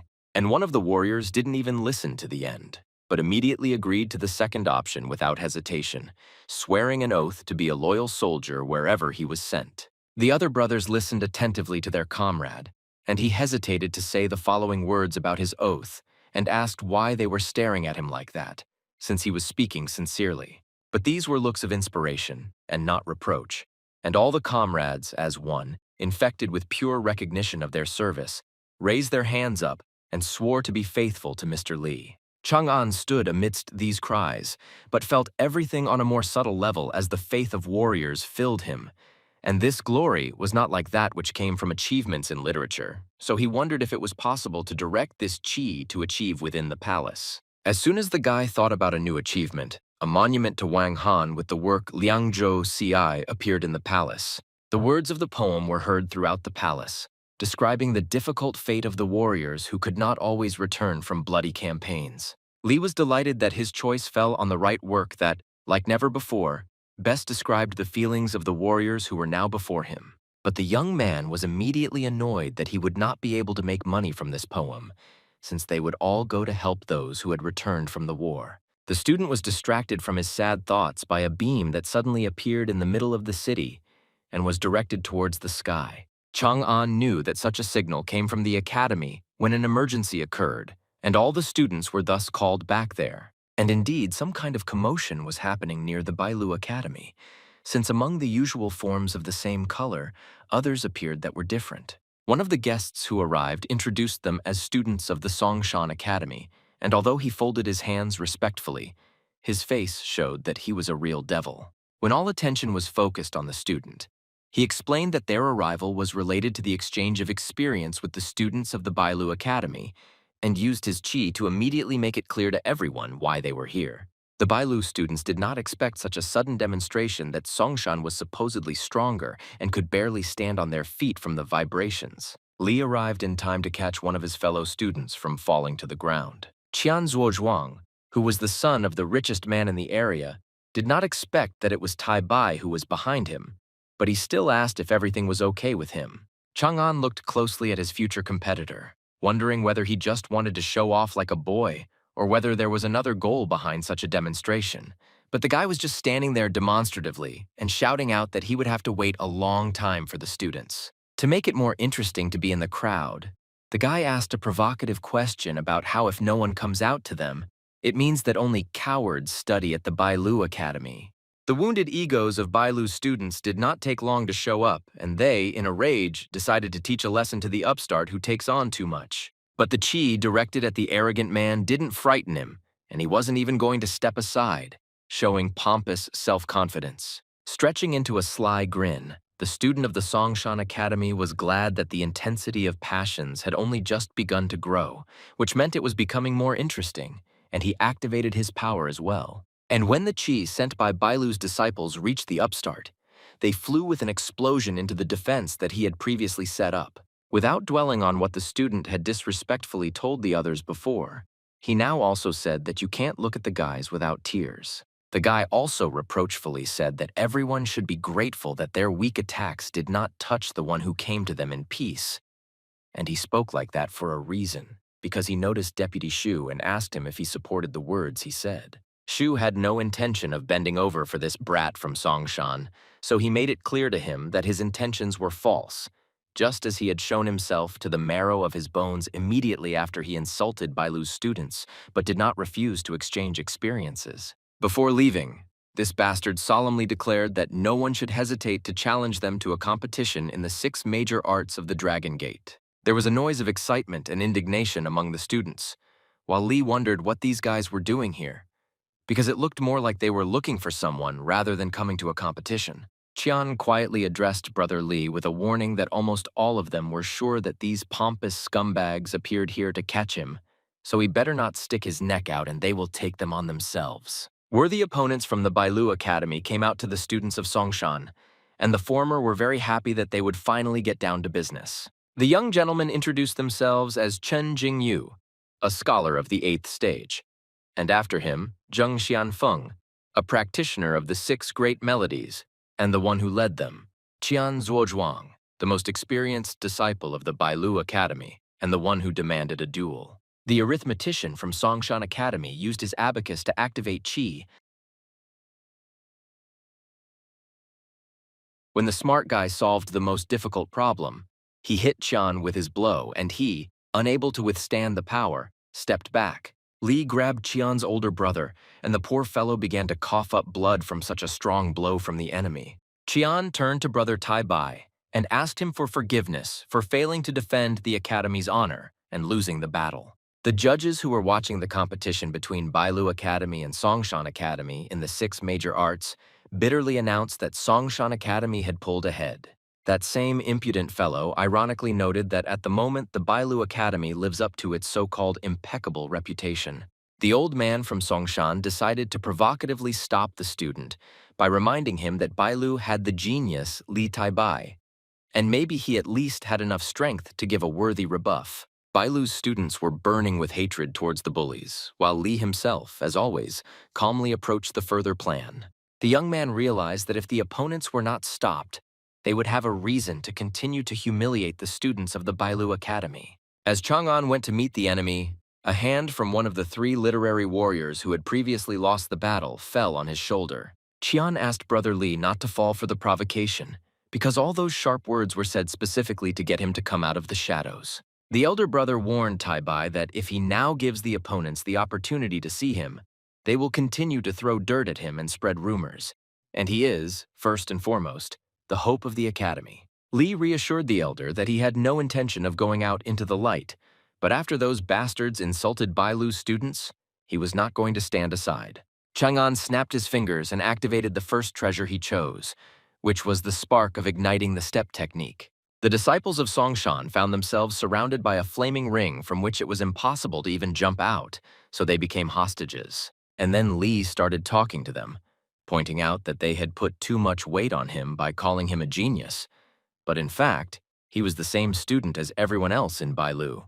The old man, covering himself from the fire, asked why then the most ordinary student would not show them his appearance, and was he really afraid of the defeat that his older brothers had already suffered? Suddenly, a huge palm appeared right next to the old man, and Tai Bai suggested raising the stakes and determining the winner as the one who would take first place on the May list of the saint.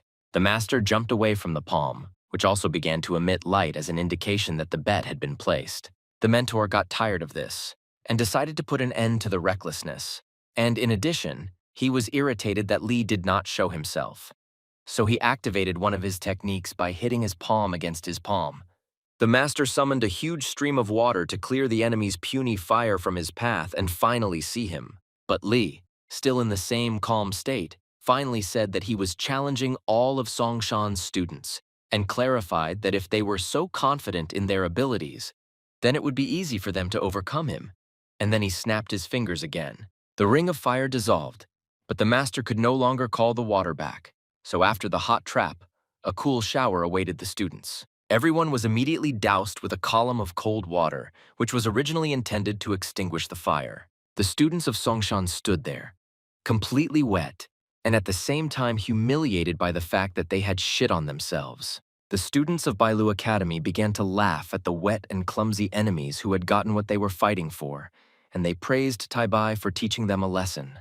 The master, unable to bear such humiliation, shouted at Li Tai Bai to come out right now and meet the enemy face to face and pay for what he had done. But Bailu's disciples were already in a different mood thanks to Brother Li, and immediately told the upstart to bite his tongue because he had nothing to answer for. And what offended the old man was that the guy turned out to be more skilled than all of them put together. The wet hens, leaving, threatened that everything would be decided on the Saints' May list, and if this worthless Tai Bai suffers a defeat, he will personally apologize to the entire academy. The young man did not laugh with the others, because he understood that this was no longer just an affair, but a clear plan with the goal of bringing him out into the world with clearly evil intentions. Under the main tree of the academy, 2 masters were talking, and Wang insisted that he was against Taipei's participation in the Dragon Gate tournament, because the reward in the form of a saint's technique this year was clearly a trap, and Li was the Academy's only hope. The head of the Bailu Academy, Zhao Xianggong, who was already 160 years old at the moment, sat under the tree, filling it with energy, and asked Tianan's opinion on how long this Jianmu tree could live. Van thought it would be worth answering about the plant's longevity, so he pointed out sarcastically that it would outlive them all put together.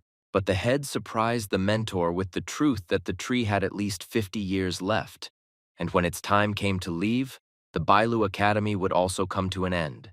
The master's blood always boiled inside, so even now, despite how important the person in front of him was, he shouted that he did not believe in such a quick demise of the academy. But Chief Zhao explained that although the disciples and masters had been investing a huge amount of literary qi in the past decades, this had not affected its fusion with the Jianmu tree. And looking down, the leader showed the mentor that only Tai Bai, with his only 2 victories on the lists, was able to give life to a sprout on the roots of the tree. And this happened for the first time in many decades. It was hard to surprise Van with anything, but now the leader succeeded. And from the master's face, one could understand who he had taken as his student. The leader looked at the tree sprout not just as a continuation of the academy's existence, but as something more, and wanted to share this with Van, asking him if he understood what it meant.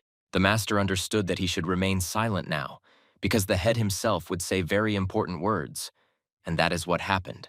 Mr. Zhao said that Li Taibai was the future not only of the academy, but of the entire literary Tao. Returning to where the conversation began, the chief explained to the master that in this case it doesn't matter what the evil people have prepared for the guy. Zhao made it clear to Wang that the most important thing now was to give the young genius the opportunity to continue moving forward no matter what. From the Bailu Academy, angry cries could be heard from one of the instructors regarding the actions of his student. A notebook flew towards Li Taibai, along with the teacher's shouts about how he single-handedly managed to get into trouble with the entire Songshan Academy. The notebook flew straight into Chang'an's hands, and he didn't quite understand whether he had done well or badly, but he was determined that he had caused such a reaction from the teacher. Burning with shame, Li agreed with Deputy Shu that the situation was not very good, and he had already heard this from Master Tang An.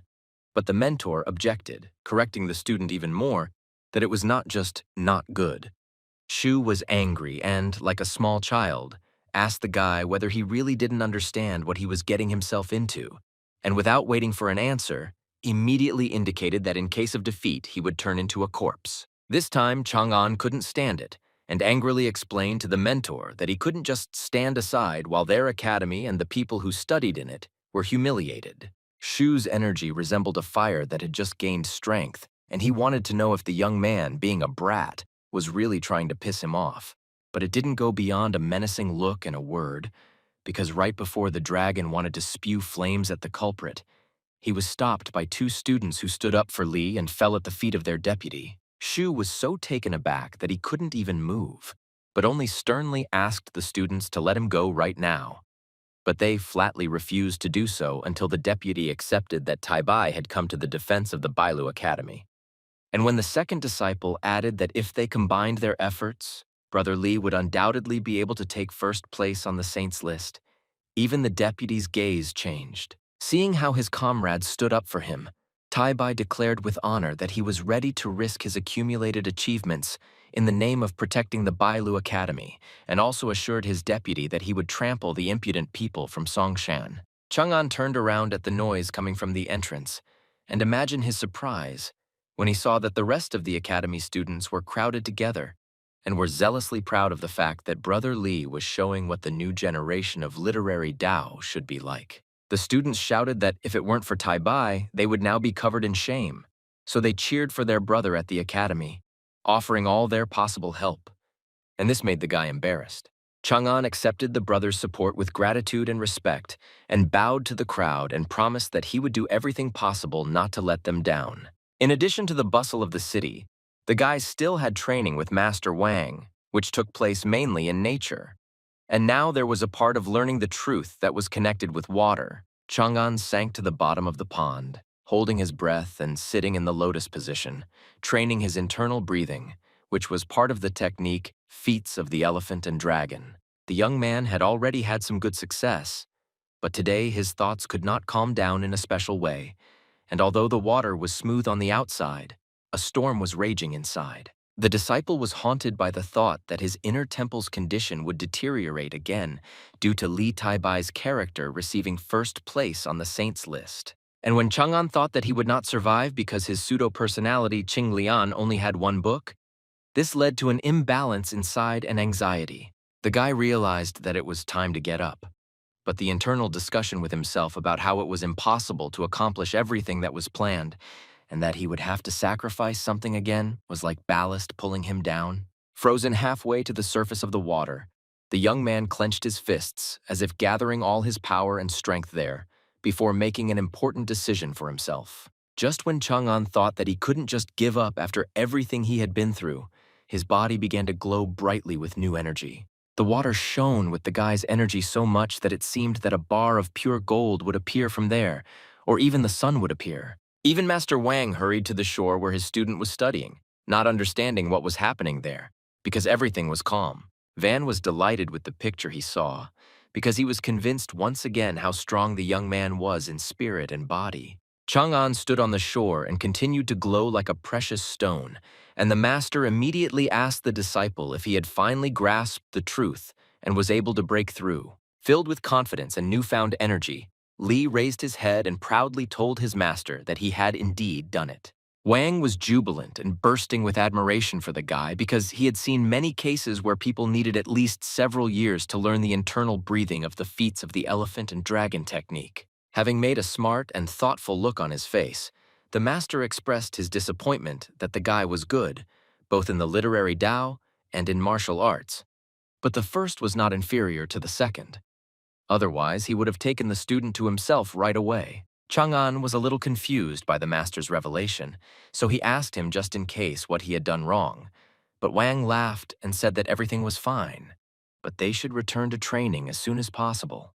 The next stage of the training was to stand in a certain pose while the master waved a bamboo stick right at your feet, saying that you need to be like the firmament of the earth. Li timidly admitted to Van that he thought it was too early to move on to such complex stages of mastering the technique.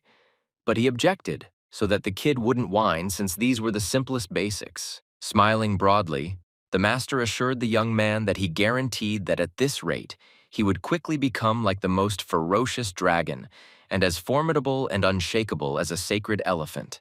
Wang decided to manipulate a little and directly told the guy that if he didn't need it, then the training could be finished right now.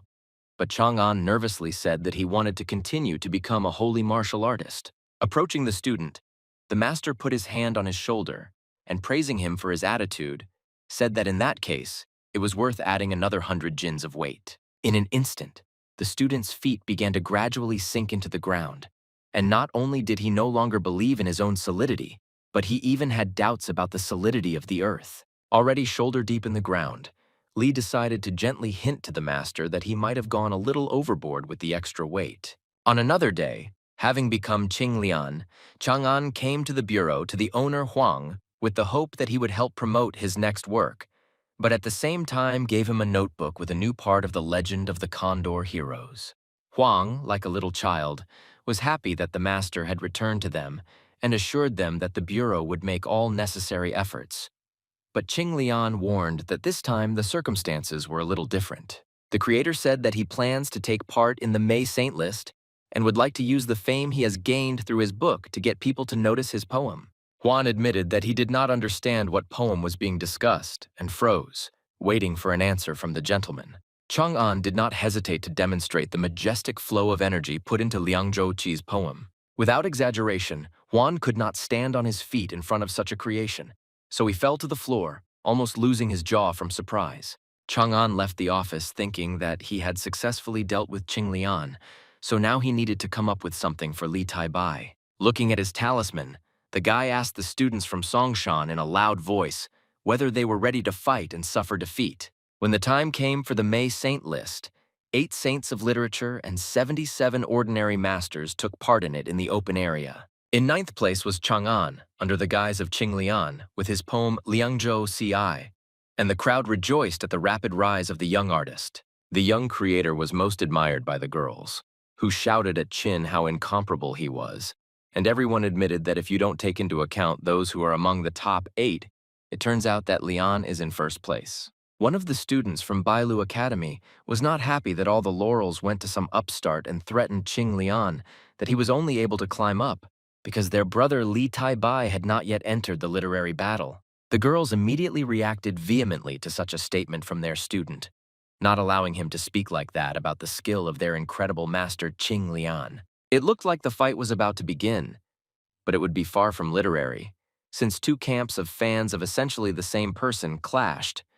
And if the girls said that Li Tai-bai was no match for their Qing Lian, then the students told them the same thing only about Tai-bai. Two students were running down the corridor in a hurry because they were trying to find one of their brothers in the academy. The angry brothers Anan and Guan appeared on the threshold, making claims to Tai-bai about why the hell he was sitting around here, and calmly reading something at such an important moment for the entire Bou Academy, but he pretended not to understand. An walked up to the table and slammed his hands on it, angry at his brother for not doing anything, and in the meantime a fight broke out between him and Qing Lian.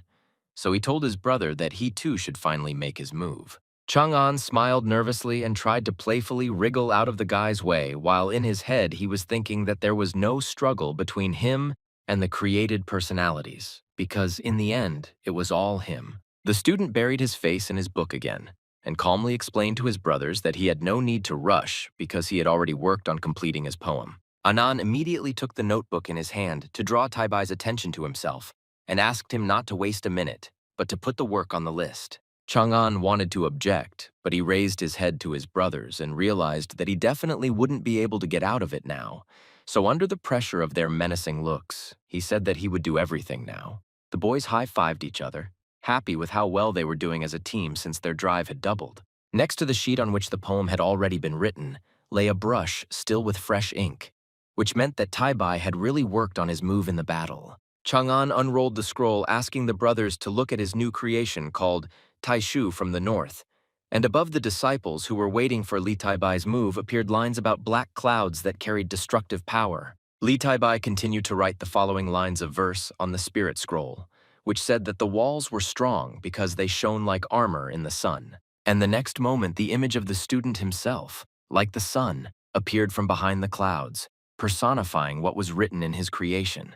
Tai-bai opened to all the participants of the Holy List a line about something great and victorious, describing it through the colors of nature, and also praising a certain ruler for whom the warriors were ready to give their lives because he was generous. At Songshan Academy, the students stood in front of the list and couldn't believe their eyes as the poem by that same Li Tai-bai rose to 30th place, and this was already on the first day of publication. Those who had too high an opinion of themselves and, because of their noses held high, did not notice other worthy opponents, now did not want to accept the truth.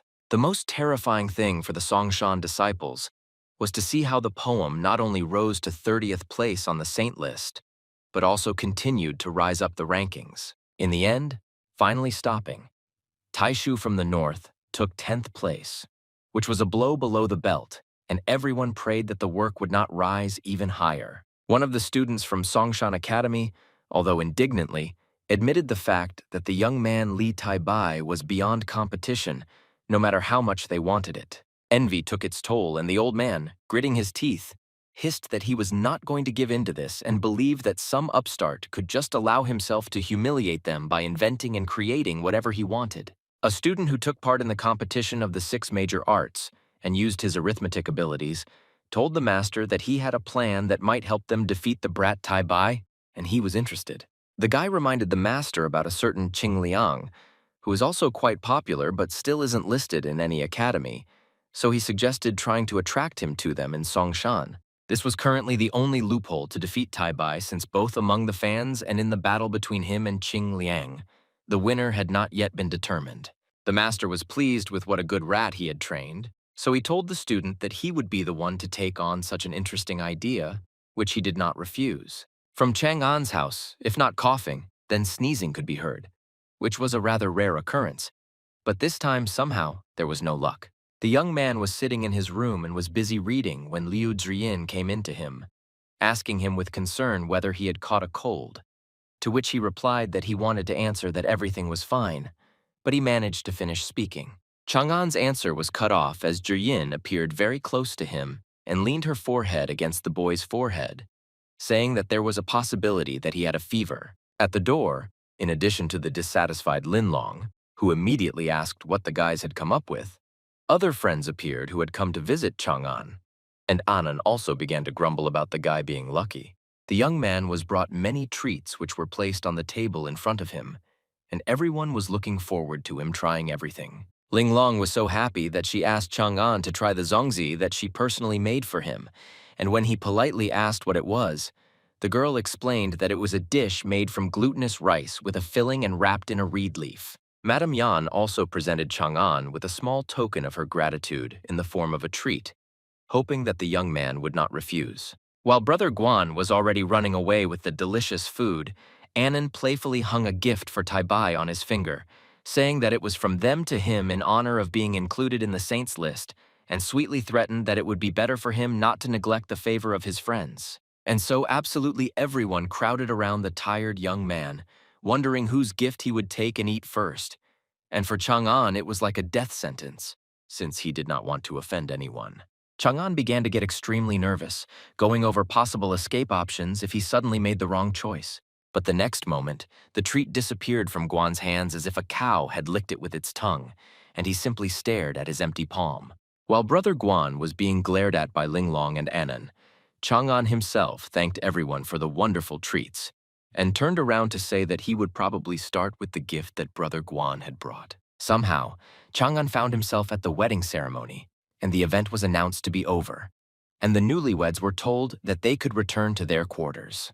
The young man was not embarrassed by the fact that his wife was standing in front of him and they were dressed like newlyweds, and he even approached his beloved to lift her cape and see her beautiful face. But suddenly behind the guy, he heard the voice of Linglong, who, squeezing between the guests, shouted not to do this and to immediately stop the ceremony. The elder sister appeared next to the younger sister, and both burst into tears, not understanding how Chang'an could do this to them and marry another, because by doing so, he showed them that he had fallen out of love with them. Finally, the young man suspected something was wrong, because the sisters were standing in the crowd, and he could not understand who was standing in front of him in the role of his wife. The mysterious person slowly began to lift the cape on his own, and it was not yet clear who it was that was standing there. An unknown girl showed her face and asked with a smile how her beloved husband could forget about her. But Chang'an cried out what the hell Annan was doing here. The young lady laughed and told the silly boy that she was Anna's twin sister, and that was the trigger that triggered the realization that something incomprehensible was going on around him. In shock and unable to digest what was happening, Chang'an felt someone's embrace and turned around to see Madame Yan, who told him that she would also like to become his bride.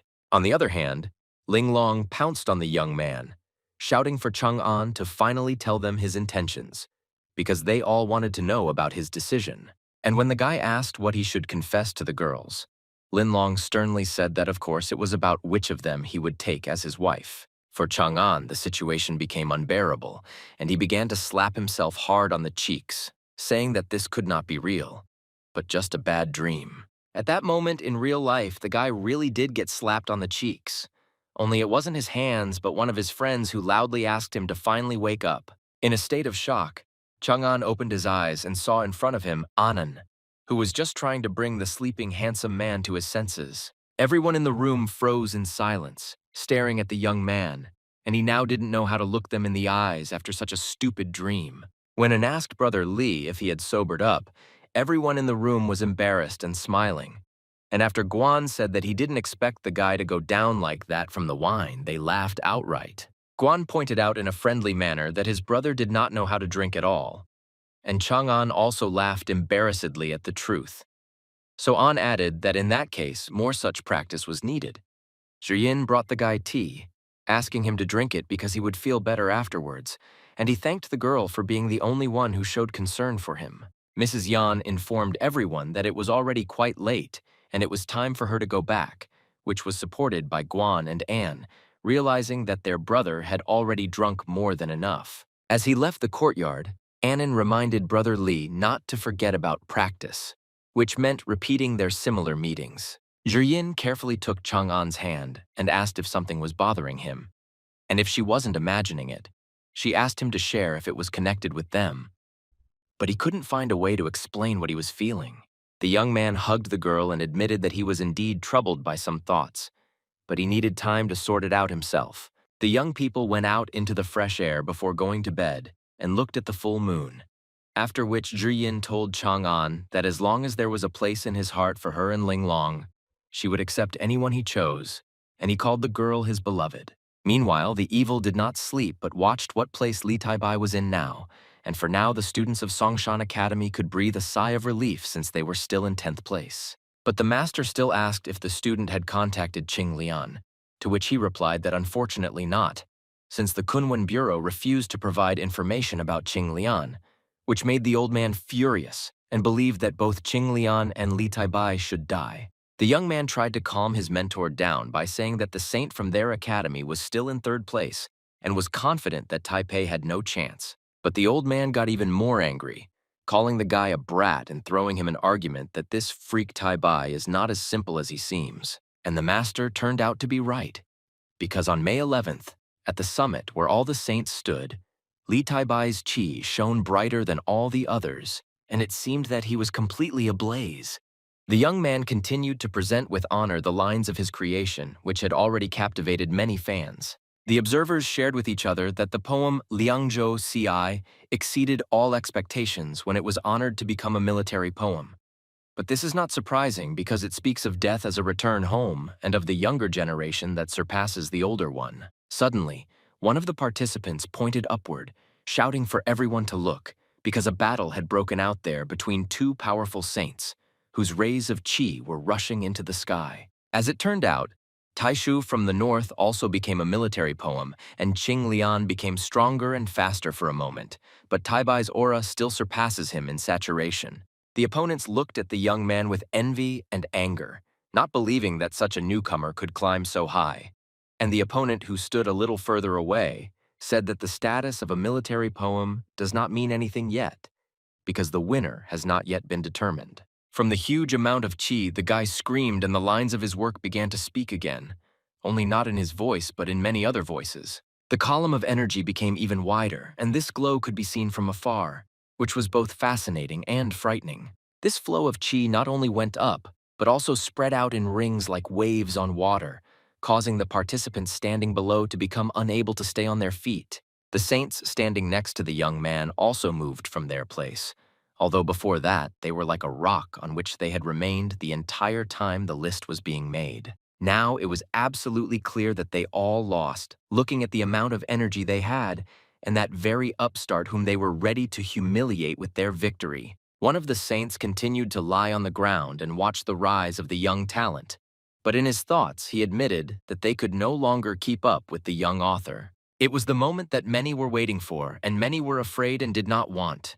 It was the hour of Li Taibai when he reached the top of the saints list. At the mountains where the waterfall flowed and Chang'an won the saints list, all the qi energy that belonged to him flowed to the source of accumulation. 2 qi were poured into the tiny body compared to the energies, where the red one was the power of the Qing Lian Palace of Literature, and the blue one was the power of the Li Taibai Palace of Literature.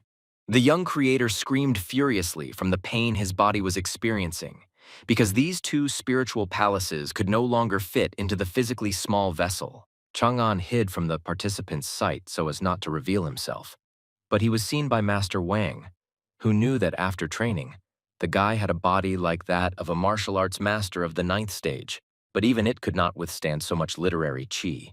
The mentor understood that if nothing was done, then at any moment the student's body could burst from the accumulated energy. Qing Lian's Palace of Literature was destroyed, but another one was also damaged, causing the young man to start bleeding from the mouth. Master Wang arrived in time and picked up the guy in his arms so that he wouldn't get injured even more, since he had already lost consciousness. The mentor moved with the student to the surface of the water to try to heal the poor fellow. Having lowered Chang'an onto the surface of the water as if onto land, Wang realized that he was dying and there was nothing left to do but take extreme measures. For the first time in such a long time, the master activated, with the movements of his hands, a power that he had not told the young man about. A fiery red dragon appeared in the water beneath Chang'an's body, representing the true dragon's blood technique. Holding such power, Van looked at the guy and mentally scolded him for being such an asshole for forcing him to use his last chance to activate the technique. The chi energy was directed towards Chang'an's chest, but he was still lying motionless, and it was unclear whether he could be brought back. Since Van was dear to his student and the supply of true dragon blood was the last one, he strictly told the brat not to dare die. Otherwise, he would personally kill him and it would definitely be without a chance of return. Opening his eyes, the first thing Chang'an saw was a stone wall, and he vaguely understood what was happening and what he was doing in such a place. Van, hearing the guy's heavy breathing and how he rose up, asked rhetorically if he had really woken up. And although it looked like indifference from the outside, in fact, the stern man was glad. Chang'an immediately realized what was going on and immediately thanked the teacher for his help. And he replied that if he really wanted to repay for saving him, it would be better to promise to fulfill something. Without turning to the youth, Wang's request was for Chang'an to take part in the Dragon Gate tournament in June and obtain the saint's literary chi. The student was shocked by what he heard, because such participation would immediately show the whole world who he was. And he reminded the mentor that he was well aware of the secrecy of his true identity. Kneeling down, Van began to shout, explaining that he remembered and knew everything. But their academy was on the verge of extinction, and if the situation were not critical, he would not have made such a request to the student. The master didn't know what else to say, so he lowered his hands to the ground, begging Tai Bai to help the entire academy not disappear from the face of the earth. Chang'an consoled the master by saying that his refusal did not mean that there were no other options to help, and assured him that his poems would be an alternative, which Wang did not quite understand. The student explained that it would be kind to share his works with someone from the academy, and he would perform them at the tournament, and the academy could modestly reward him for this. The master was beside himself with happiness, and taking Chang'an by the shoulders, began to praise him for never doubting his student, and asked him not to be modest, but to take from the treasury whatever his heart desired. At the end of May, the students and master of Songshan Academy looked at the final saint list and could not believe the results. For the overly arrogant and self-confident turkeys, Taipei's victory was like a blow below the belt. The energy of envious anger emanated from the master, and the students did not lag behind but took a bad example of how to react to someone else's victory. From Songshan Academy, angry cries continued to be heard, in which the name of the young talent Li Taibai was heard. Meanwhile, Bou Academy had its own atmosphere in which all the students were happy except for Chang'an, who was surrounded by too much attention. The guy didn't understand why his brothers were looking at him so strangely, and such fascinated looks made him feel creepy. As it turned out, after Li Taibai's victory, all the students, as one, began to offer their sisters as wives to such a famous candidate, arguing with each other that someone's sister was ugly and someone's was not young enough. Chang'an ran away as quickly as possible just to hide from the crowd, ready to tear him into pieces and take them to his relatives as a symbol that Taibai personally was their relative. But the young man could not run far because the crowd caught up with him and grabbed him, wondering where he was in such a hurry. Among the pile of portraits and the forest of hands, the poor guy was no longer visible, and they had even told him to finally give up and not to struggle. When the hurricane of those wishing for a piece of the famous creator flew away, someone carefully approached the aggrieved Chang'an and touched his head with his finger. Annan joked that Li's brother was dead and could be buried, after which he received a response from the victim, and Guan, laughing loudly, supported the joke and was already exhausted from waiting for the legends about the genius who was almost beaten to death with portraits of girls. While An gave his hand to the young man so that he could stand up, Guan told his brother Taibai that if they really bothered him, he could very well choose one for himself, since there were many beautiful girls drawn there. Chang'an, holding hands, also decided to joke that none of those girls could compare with brother Annan, and that if he were a girl, he wouldn't even think about choosing. Anya's cheeks were already filled with scarlet fire, and he exclaimed that brother Li was saying such a thing. But he only replied that he was just joking, just like he and Guan had done before. An didn't notice one of the portraits under his feet, and so when he managed to lift Taibai, they both flew back to the floor. It was a rather awkward situation as Annan fell on top of Li, causing the young man to blush even more. An was angry with brother Li and strongly recommended that he let him go. Otherwise, he would not vouch for himself and would take all necessary measures to teach the impudent man a lesson. But instead of doing what was asked, Tai Bai instead took Annan's head in his hands and asked him to freeze, which drove him into an even greater stupor. And then, what Anne feared most happened, namely, Lee came so close to his face that he couldn't get any closer, but at the same time, he only said that the guy's eyes looked just like in the poem. The youth's cheeks blushed again, but it only further emphasized the beauty of his eyes that Chang'an had noticed. The verse spoke of an intoxicating feeling that blurred the understanding and vision of the boundaries of sky and water, so that when they merged, they formed a multitude of thoughts that shone like stars in the sky. A new monument has been erected in Chang'an's literary palace in honor of the poem Tilongyang and Qingtao Lake, which describes an old man who, despite his age, continued to enjoy leisurely boat rides on the lake. The romance quickly evaporated as Annan had an ice blade in his hands, ready to kill the bastard several times and then resurrect him and kill him again. It didn't end with one blade, and the rest of them quickly flew after the first one, which Annan immediately created to teach Brother Lee a lesson. The student was no longer in the mood for jokes, because he was scared that he was now risking his own life just to give a compliment. Stuck on the floor, Chang'an promised his angry brother no more jokes and asked him to free him from the cold shackles, and warned the bastard that next time he would make every effort to send him to the palace as a new eunuch, and Guan let out a sly laugh from behind. The weather was wonderful, and the brothers decided not to miss this opportunity and went to eat in the fresh air. Looking at the talisman, Chang'an admitted that it was strange that he was told about the comparison of the strength of Qinglian's achievements with his power, but he ended up at the top, while he only took fourth place. The student did not understand how this was possible, but considering that he said it out loud, a laugh was heard from the side. Brother Annan simply pointed to the window with a smile and asked Tai Bai to look outside to clear up any misunderstandings. It turned out that there were rallies against Qinglian on the street, where they wished him death. And the most interesting thing is that Guan was among them. Chang'an could not believe that Brother Guan was also taking part in the rally against Qinglian, and that he was there against his work more than anyone else, and louder than anyone else. The thing was that in the second part of The Legend of the Condor Heroes, something happened that many readers did not like. Namely, their favorite heroine was desecrated, and they did not understand why the author did this, and some were even ready to curse him. In addition to curses and tears, there were determined warriors who wanted to personally introduce the freak to their weapons because everyone was so angry that even killing the creator could not calm them down, and continued to smile at such a dangerous sight, explaining to Tai Bai that Qinglian was now the only writer hated by the entire empire. Annan said that he personally saw how some students of their academy, while reading the last part of the book, tore it up and then ran to the bureau for a new one because they still wanted to finish reading it. So thanks to such hysteria, Qing gained fame and caught up with Taipei. Chang'an let out a nervous laugh and played along, saying that this was truly a disgusting person.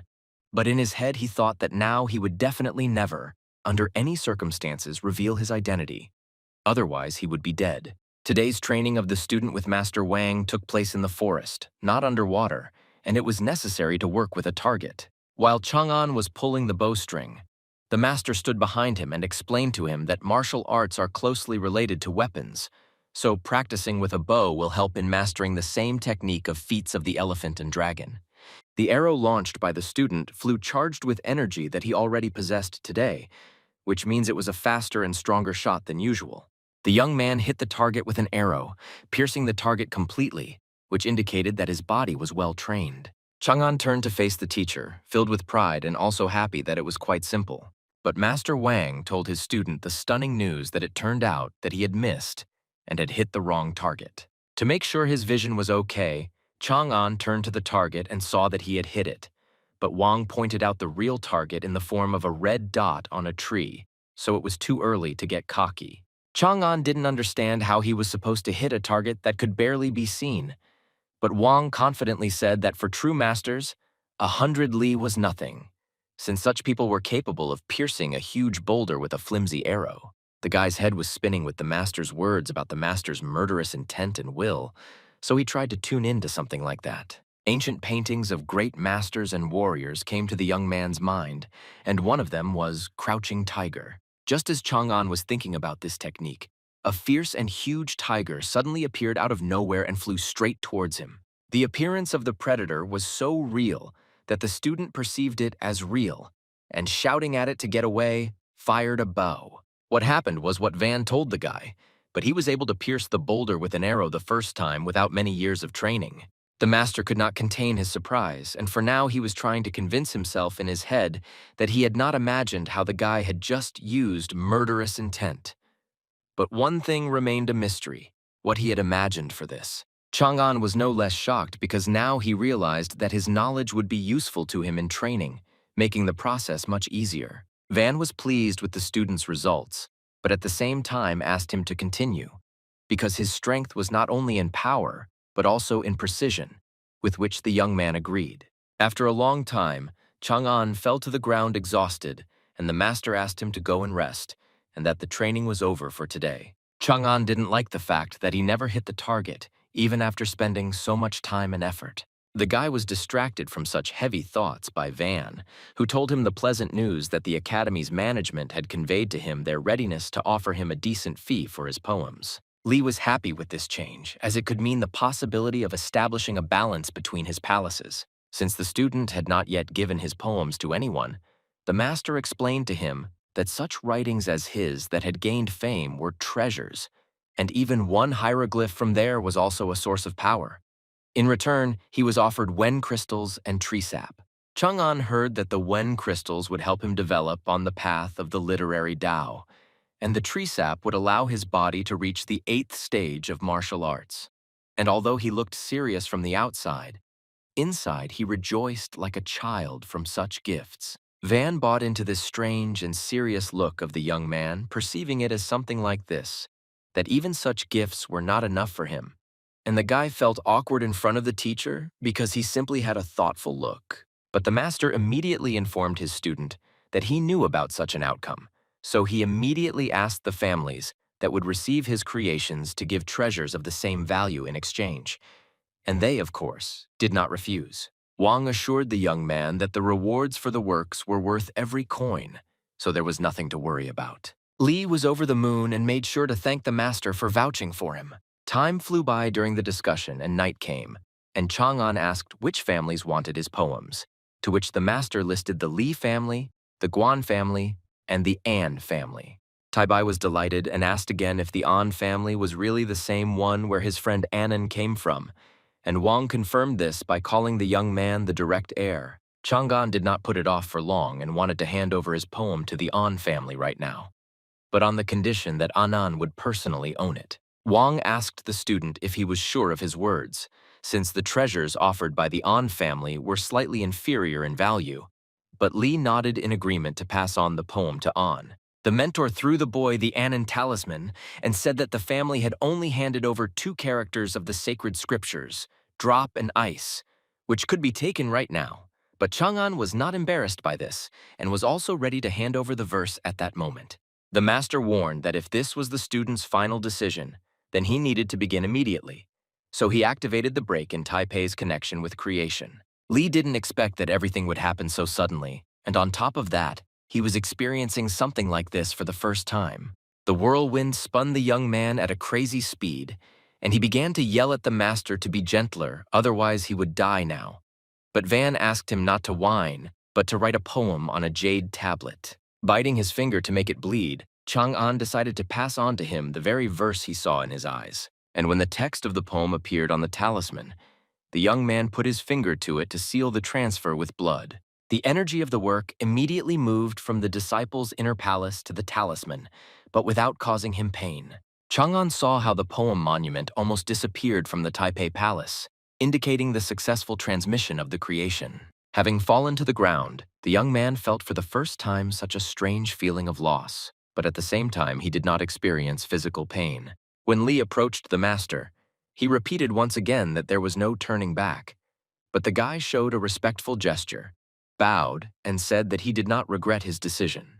Now Chang'an needed to create a new name for himself so that outsiders could not discover his identity, and the master asked him to choose it wisely. Taking the talisman in his hands, the student gave himself some time to think, so that, as the mentor had asked, he could choose a name wisely. At the moment when it dawned on the guy, he suddenly turned to the teacher and joyfully announced that he would be called according to the technique he was learning, namely Long Xiang, where the first is dragon and the second is elephant. The master was amused by his student's resourcefulness, so in his rude but playful manner, he called the brat a damn genius. In the academy hall, Bai Luanan angrily scolded Li Taibai, expressing his incomprehension as to why he would give such a beautiful poem to a stranger when he could have climbed to the top of the list with it. Then the guy immediately answered his brother that he was not a stranger to him, which is why Guan was shocked when he realized what had happened. Not only did Anya turn red again, he also became so numb that one might think he had swallowed his tongue. The friend leaned towards Taibai and silently put his arm around his shoulders, which made the poor guy nervous and asked him to calm down, preparing for the fact that he would now still become a eunuch, as Anne had once threatened him. But instead of throwing ice daggers or something else scary at Li, Anne simply asked the young man to become related.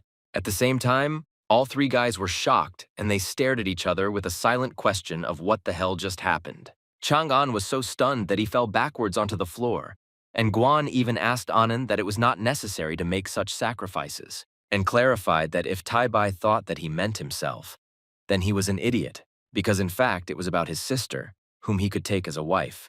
But Li asked him to be more specific in the future, because his heart had just stopped and he gave up on the idea, because he already had Zhi Yin and Ling Long. Anand looked at his friend and asked him directly if he didn't understand what he meant when he talked about marriage. The young man, looking sad, tried to explain to Taibai that neither he nor Guan were able to help him at the moment. But Chang'an moved closer to An and shut his mouth in time so that he would stop making up all sorts of nonsense. Li cited the great founder of the Jin dynasty as an argument, who was also an ordinary man at the beginning of his journey.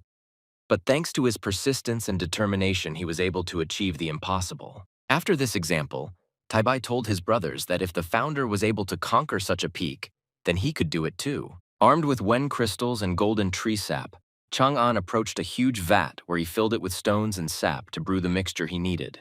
The young man took into account the fact that last time he was on the verge of death, and it seemed that, because of what everyone else strives for all their lives, and he, having received literary chi for a military poem, risked departing to another world. When the mixture was ready, Li scooped it up well from the cauldron, thinking that if he wanted to climb to the top of the list, then he needed to take care of his insides. The young man thoroughly washed and smeared the monument with the mixture, and this was preparation for the next rollback that could certainly happen. Chang'an shook his hands and was satisfied with the work done, and now all that was left was to hope that the Taibai Palace would not violate the integrity of the Qinglian Palace. This time, having in his arsenal the treasures that his families had given him as a reward for his poems, the guy was confident that even if qi came flooding in, it would all be over with little bloodshed.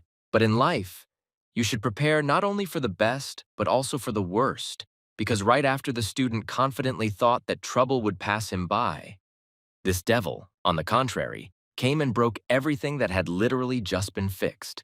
Chang'an sat among the rocks in meditation, staying inside his palaces, and was confident that he could at least temporarily secure his body and strengthen the palaces. Unfortunately, the student's ideas did not match the real picture of a powerful wave of literary qi arriving in such a short time. Chang'an even began to use his abilities in the form of a spark that ignites the steppe and water that wears away stone in order to spend the incoming qi somewhere. The strength of the physical body was once again at its limit, and Chang'an felt pain creeping up, followed by death.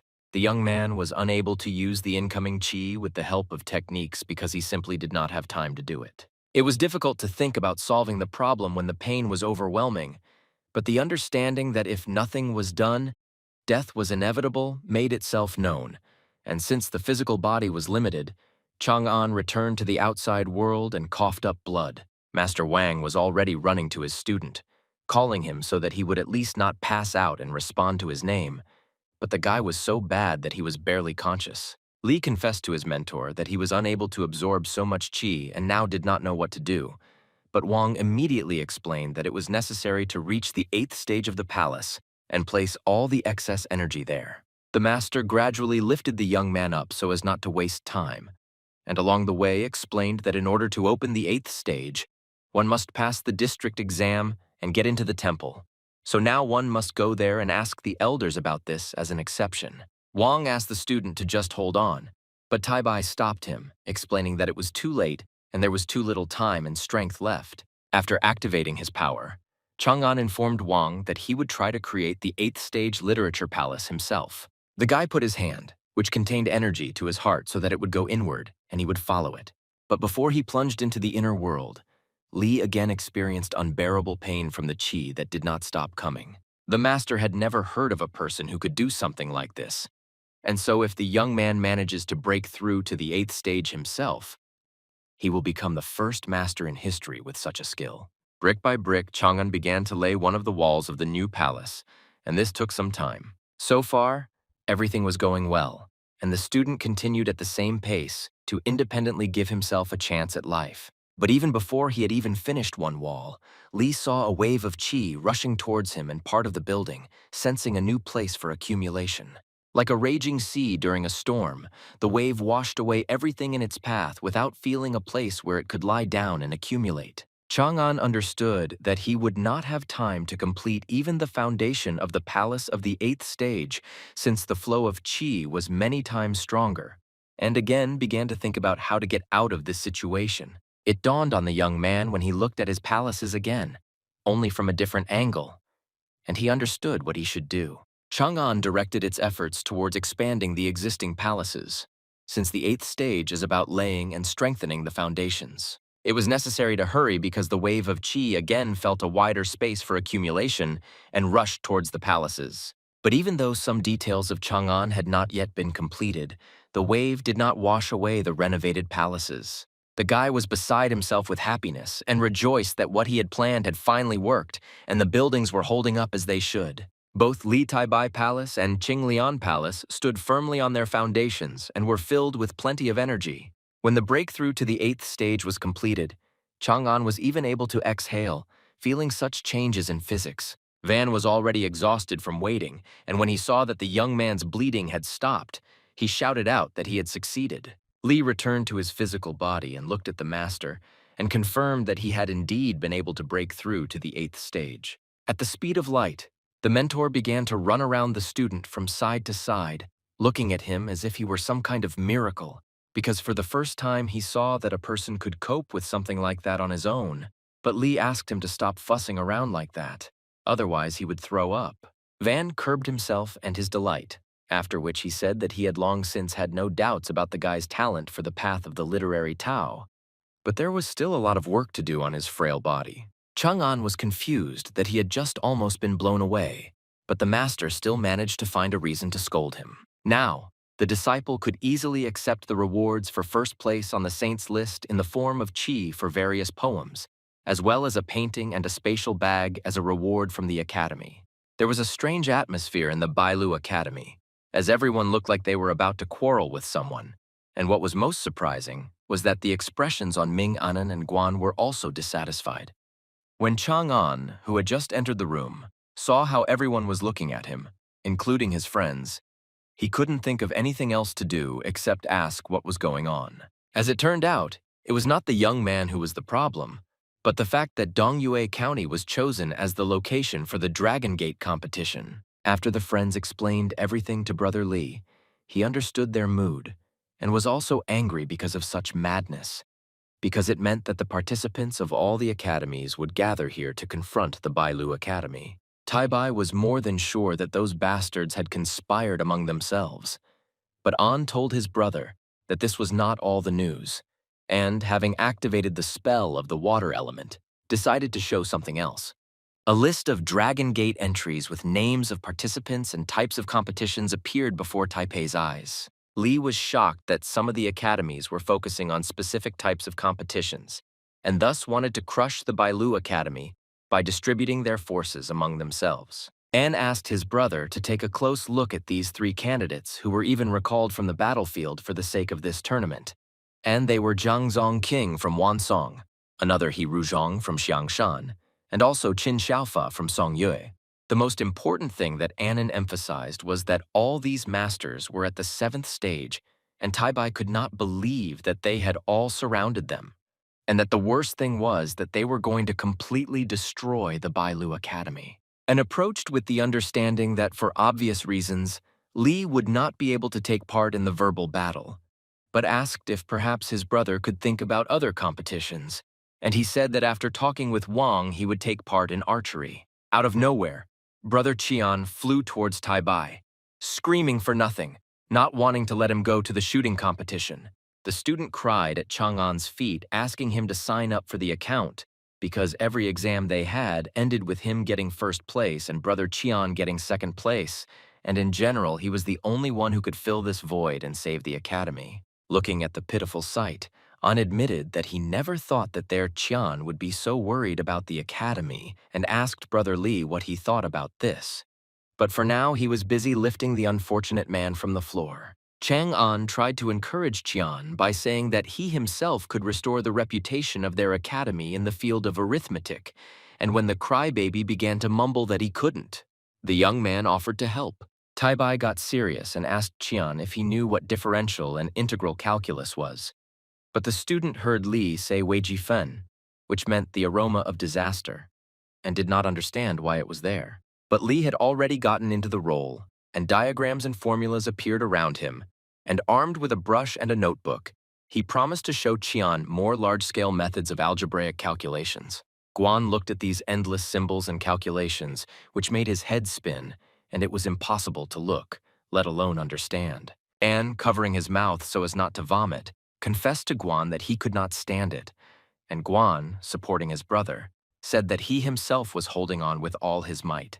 Chang'an saw the brothers running away with their heels flashing, shouting that arithmetic was not for ordinary mortals like them, and that even under the threat of death, they would not dare to understand all of this. Li realized that the situation with the guys was hopeless and turned back to Qian, surprised that he was still holding on, looking at everything with interest. Qian confirmed what Tai Bai had noticed and asked him, not as a brother but as a master, to teach him this art.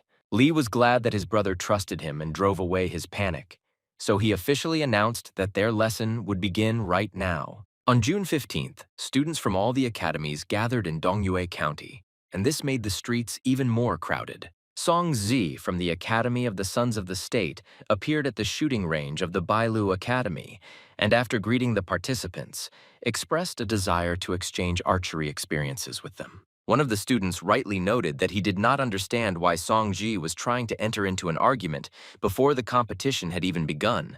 But his brother standing nearby whispered that if they refused, they would be considered weaklings. No one wanted to be disgraced, so the student accepted Song Zi's challenge, who, putting on a sweet face, said that he did not want to offend anyone. Shooting outside the competition began, and the guys confidently launched their arrows, which were aimed at the target. But considering that Z was a more skilled man and asserted himself at the expense of the weak, his arrow was aimed not only at hitting the target, but also at eliminating the arrows of his competitors. For the third time, Z did not give the weaker guys the opportunity to hit the target, but he was able to cut through someone else's arrow with his own. And while Z was rejoicing that he had already won for the third time, the other disciples suffered from the pain of the collapse of their inner palace. The initially sweet and modest student turned into a gloating freak who only wanted to practice on the guys who were a little weaker than him. Z looked arrogantly at the lying students of the Bailu Academy, laughing at how weak everyone here was. Chang'an just came up to ask his older brother to replace his bow with a stronger one because his previous one broke again and was shocked by what he saw on the sight. Li immediately realized that his brothers lying on the ground were someone's doing, and when he turned around, he was convinced of this, because Z was just walking towards him with a sly smile and words like, "Another shooting master has appeared." Sun decided to see who was in front of him, and opening the list in the talisman, he saw that the young man was only 15th, which is why he did not take him seriously, and since even the elders lost, he decided to finish off this brat, so he suggested competing. But Chang'an, raising one of the brothers, refused the upstart and preferred to compare forces officially in a competition. Krutish didn't like this tone, and he clenched his teeth and decided that no one would go anywhere until he said so. Having shot an arrow towards the student, Sun shouted that a freak like him had no right to study in any of their academies, so now he would act nobly and rid the Bailu Academy of another weakling. Li stood still even when the arrow was almost at his head and not a single muscle on his body moved. Having caught the arrow in flight, Tai Bai agreed with the impudent man's words that he was indeed weaker than his older brothers, and loading an arrow without a bow, directing it back to the owner, Lee explained that even taking into account his timidity, there was still a difference between them. Launching the arrow, Tai-bai shouted back, "Doesn't the fact that they are such bastards uniting against their academy make them even more cowardly?" The arrow flew straight past Z's ear like a fiery stream, leaving a burn on his cheek as he was so shocked that he didn't even have time to dodge. Such a great and powerful show-off fell to the ground, unable to believe that such a young guy could give form to the lust for murder. As the day drew to a close and night fell upon the city, Z trudged along the streets, barely able to stand on his feet after what he had experienced in the skirmish with Chang'an. Having not taken the young man who was in 15th place on Z's list seriously, he was still recovering from how wrong he had been and underestimating his ability to give form to murderous intent. Just a couple of hours ago, the young man had his own arrow near his throat, which he had shot at Chang'an to teach him a lesson. But he had clearly explained that he had no time for such games. Lee looked at the bully and warned him to get out of here while he still had the chance. Z understood from the first time that this was really not a joke and walked away without saying anything more to either the participant or his fellows. The other participants noticed Brother Z and asked why his face was blank and whether it was because he had met someone from Kiji Academy. Z was ashamed to admit that it was a seemingly ordinary and frail guy from the Bou Academy named Lee Chang'an. But he wanted to share that he was able to catch an arrow with his bare hands and send it back with the help of killing intent. The students did not believe their brother because they knew that Chang'an was only in 15th place, so they wondered if Z had confused him with someone else. But the guy didn't have time to answer because a warrior with a sword came out of a dark alley and clapped his hands and said that the situation was only getting more interesting. Z even opened his mouth in surprise that in front of him was He Ruzhong himself from the Sanshan Academy, who had been recalled from the battlefield. He was interested in the very student the boys were gossiping about and was glad that it turned out that the Bou Academy had some secret aces up its sleeve. He pointed his sword at Z and commanded that he wanted to learn more about Li Chang'an, and for this, he needed the student to challenge him again. There was no longer any insolent courage in Z, and he confessed in fear that today, Li had crushed him without revealing even a part of his true abilities. And if he were to take the step that he was asking him to take, it would be the same as going to certain death. He smiled evilly and said cruelly that in that case the disciple would go to Chang'an again and die if necessary. With a sharp movement, he found himself behind Z and pointed the sword right at his throat, showing that his words were not empty. Ruzhong threateningly informed the brat that he was torn here from the battlefield only because their Academy of the Sons of the State decided to unite against Bailu. But upon arrival here, he found it terribly boring.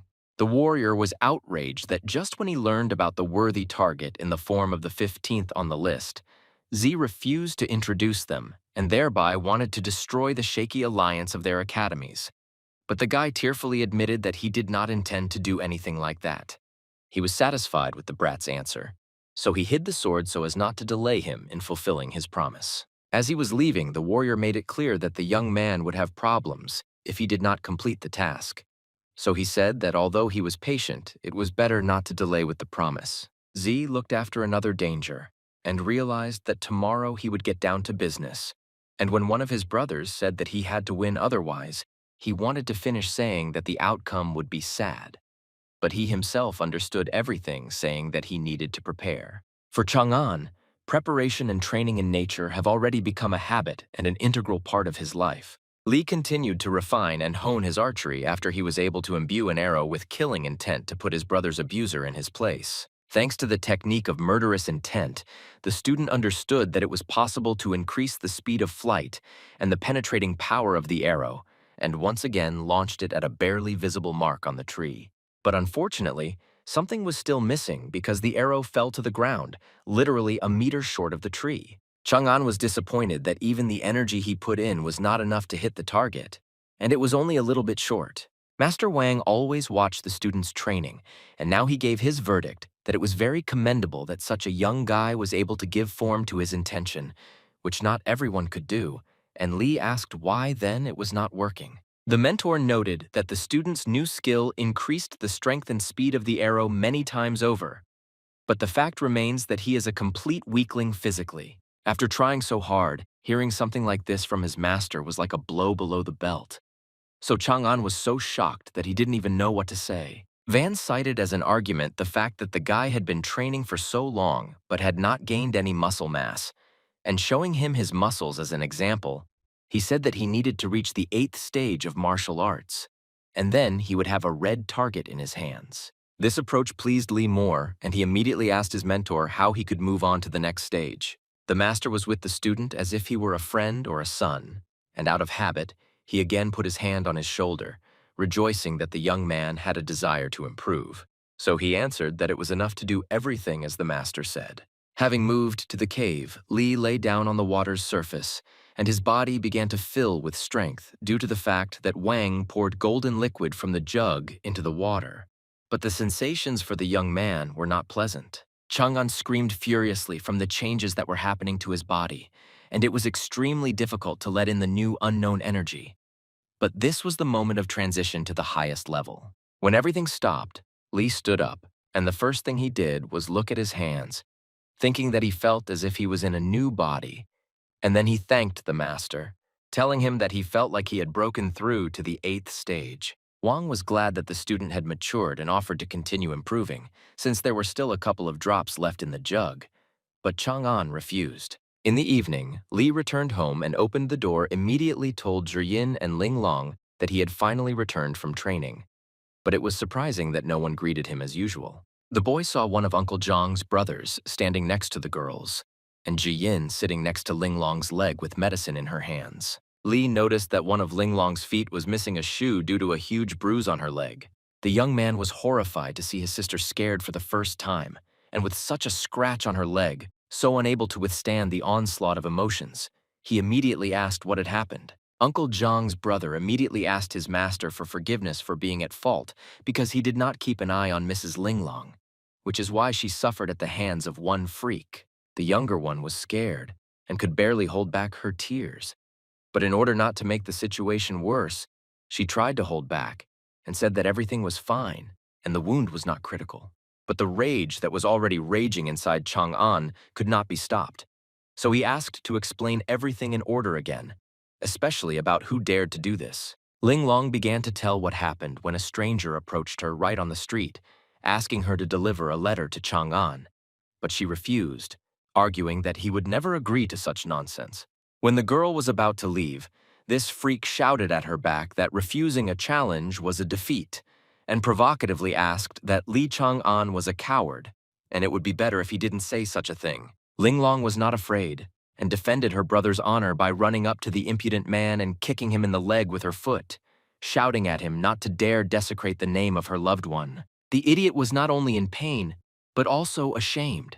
And on top of everything, he was scared because he was threatened with death from if he did not challenge Li to a fight, so under the influence of depressing thoughts, he pushed the girl, calling her a piece of trash. Ling Long was scared and no longer resisted because she was alone, and Z shouted at her that he was not going to back down, so he asked her to tell the worthless brat that if he wanted to refuse, he should come and say it to his face. Lin Long stood up and looked at the back of the offender and was terribly angry at him, while this idiot barely hid how much pain he was in when this little brat hit him. Chang'an, after listening to the younger one, was proud that she stood up for him, but at the same time he was sad because of this, she was wounded, and, on top of everything, anger was creeping up on the one who decided to challenge him to a fight through a weak girl. After treating the wound and taking care of Ling Long, Chang'an stroked her head and asked her not to worry about him. And when Li turned away so that the girl would not see anything, his face suddenly changed and he mentally asked her forgiveness for disobeying and taking a risk. But he was seriously determined to teach the bastard a lesson. The brother accompanied the gentleman to the hotel where that freak was staying, and Chang'an asked everyone to stay outside. The murderous intent was already gaining momentum, and he once again told the security not to enter the hotel until he solved the problem and came out himself. When Li entered the inn, he glowed brightly, emitting powerful energy, and loudly shouted to Songzi to come down immediately and accept his death with honor. A lot of onlookers immediately came running, and some were pleased with how lively their district had become because of such skirmishes between the masters. But there were also those who did not find it funny at all since such fights could harm other people. Z opened the window of his room and looked down, realizing that the next danger he had run into was already waiting below. Before the bastard could even open his mouth, an arrow filled with murderous intent was flying towards his head. The arrow hit the window's stone frame and pierced it, leaving cracks in the foundation. And again, it was very close to the impudent fellow's face, just like at their first meeting. Z looked at the arrow, which was almost entirely stuck in the stone, and understood that things were bad, while his brothers were outraged at what the savage was doing, and called on his brother Z to destroy the impudent fellow. Lee pointed his finger at the freak and asked about the fact that he wanted to fight and, without waiting for an answer, told him to drag his skinny ass down before his patience snapped. The gentle boy did not like this humiliation, and he gritted his teeth and decided to show who was the best here. But he only had these show-offs in the form of weapons. Grabbing his bow and arrows, Z activated the platform to descend to fight the one he was forced to challenge. Once downstairs, Z immediately asked Chang'an if he had turned his nose up too much and ordered him to pay close attention to what real archery skill looked like. Having reached the spacious square, Z asked first what kind of shooting competition the idiot would choose, but Lee snapped that he didn't care, so let it be even the first one. Taking the arrow out of the case, Chang'an announced the conditions in the form of a position opposite each other and a distance of 10 Jang. And after the shots, it didn't matter to him what technique would be used, and the most important thing was that everyone had 10 arrows. Everyone who stood around the guys and Z along with them were shocked, asking if Lee really wanted to fight to the death. But Chang'an immediately replied that he, unlike some others, was not crazy and did not need problems with the academy, so he began to remove the arrowheads. And when the piece of iron fell to the ground, Lee ironically told Z that if he managed to get hurt even by an ordinary piece of wood, then that was his personal problem. Z did not understand why the new guy had not wanted to accept the challenge before, but now he came to fight to the death, and Lee replied that he had injured his own person, which was a good reason, and the brat began to make excuses, but this only made things worse. Having pulled the bowstring, Chang'an informed Z that he would have 10 breaths after which he would shoot, and these intentions were true. Sun was frozen with fear when he heard the countdown, realizing that the new guy was serious in every word he said. When the last 3 digits remained, Z could not stand it, and also pulled the bowstring and shouted at Chang'an that he was a sick bastard.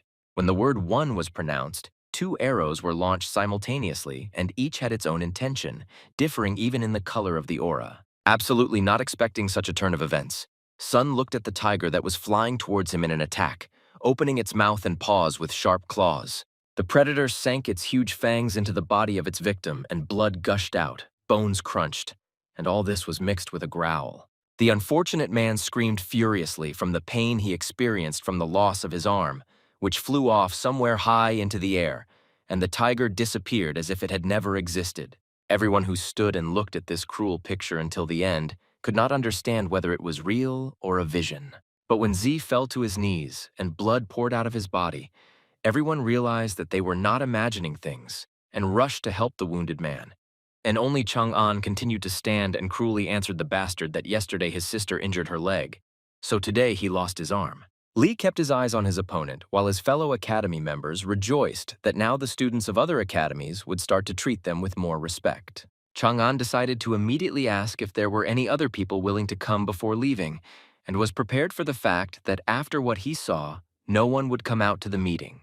But someone appeared who looked at Z as a worthless and pitiful sight that could not even withstand 1 arrow. Lee immediately asked who was in front of him, and he thought that the stranger had the 7th stage of martial arts. And from this it follows that this is the leader of the group of students from the Academy of the Sons of the State. In a welcoming gesture, but with an evil smile, the stranger introduced himself as Ling Xiao from the Academy of the Sons of the State, adding that he was very glad to meet the young man. The 2 strong opponents stood for some time in the square among the other students, and none of them even moved. Ling Xiao stared at the new guy, and the smile had already disappeared from his face. But Chang'an also did not turn away from the archer, understanding that he could strike him in the back, which was to be proven. Lin was the first to lose his temper, and, pulling the bowstring, decided that he would now teach the young fool a lesson, having already forgotten that Z was kneeling nearby with his arm torn off. Just as the arrow was about to fly towards Chang'an, it fell to the floor with just 1 movement of the boy's hand. Lin was furious about what the hell just happened, and he was even more angry that this brat had made him a laughingstock in front of everyone.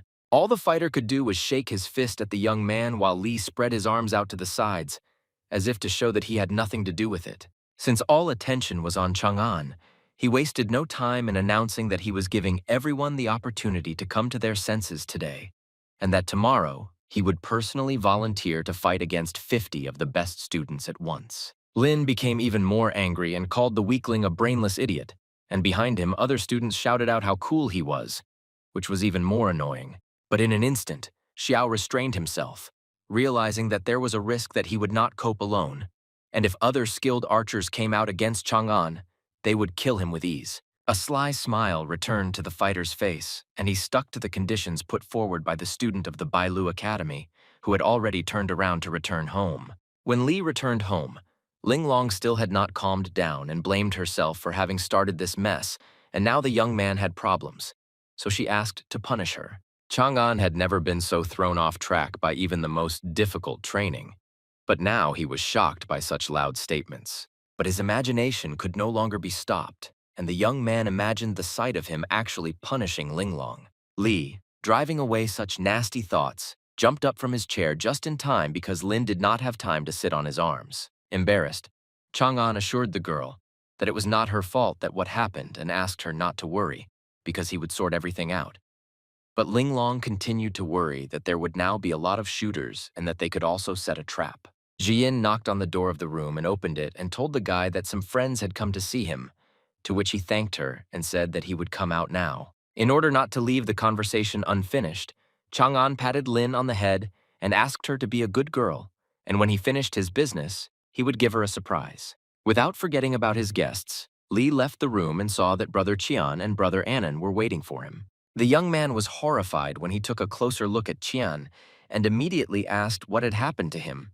But he timidly asked him not to laugh at him and explained that a student from another academy had challenged him to a competition of counting skills and had released a murderous intent. Li was even more stunned by Brother Annan when he said that the conversation now was not about Chiang at all, and began to scold him for the fact that he had thought of calling 50 archers to battle at once, and this only meant that he would get even more than Chiang tomorrow.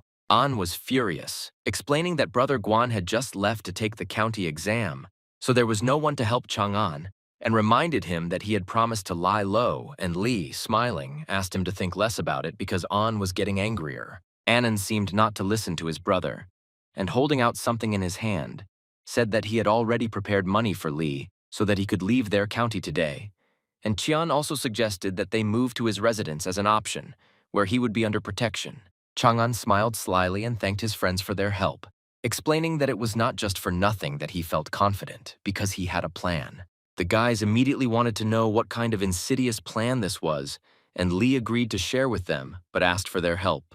When the cards were revealed, the brothers could not believe such a brilliant strategy that was sure to work, and jokingly noted that Brother Li was a real scoundrel, but at the same time approved the plan, saying that he understood everything, and Qian supported this. The next day, as agreed, Chang'an came to the meeting place where 50 archers were already waiting for him. Ling Xiao immediately raised his voice and dismissively told the enemy that he had hoped until the very end that he would not come, but now it turned out that he would not get out of here alive. Li also did not remain silent, but in response threw a verbal slap at the impudent man, saying that he was not surprised by such speeches from someone who did not value his brothers at the academy. Therefore, he warned everyone in advance not to blame him if they were hurt, since Xiao had brought them here. Showing his worst side first and foremost, Lin began to shout and curse at his opponent, but then a hand fell on his shoulder. One of Xiao's brothers, who had more self-control, asked the guy not to get involved in a verbal altercation, and he quickly restrained himself. Lin began to explain to his opponent that since he wanted to fight 50 students at once, he would be the first opponent. But Li extended his hand forward and asked the young man not to rush. Chang'an, holding a piece of paper in his hands, said that if the Academy of the Sons of the State decided who would fight against him, then he believed that he had the right to choose the order of his opponents. Xiao agreed with what the opponent said, since there really were such rules, and told the young man that he could choose. Li looked like he came to have fun because he cleared his throat ostentatiously and looked at the list as if he was choosing products rather than an opponent. And the unexpected turn of events was that Chang'an chose as his disciple the ninth stage of martial arts, Xiao Wanba.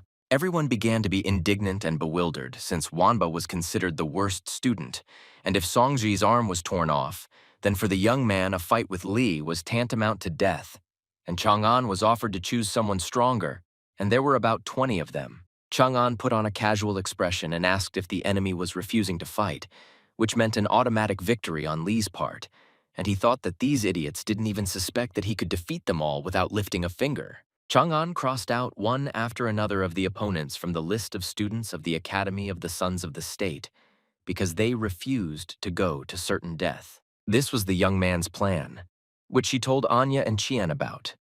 And now, when the 30th of the 50 archers had already been crossed out, he asked if these were really the very best students.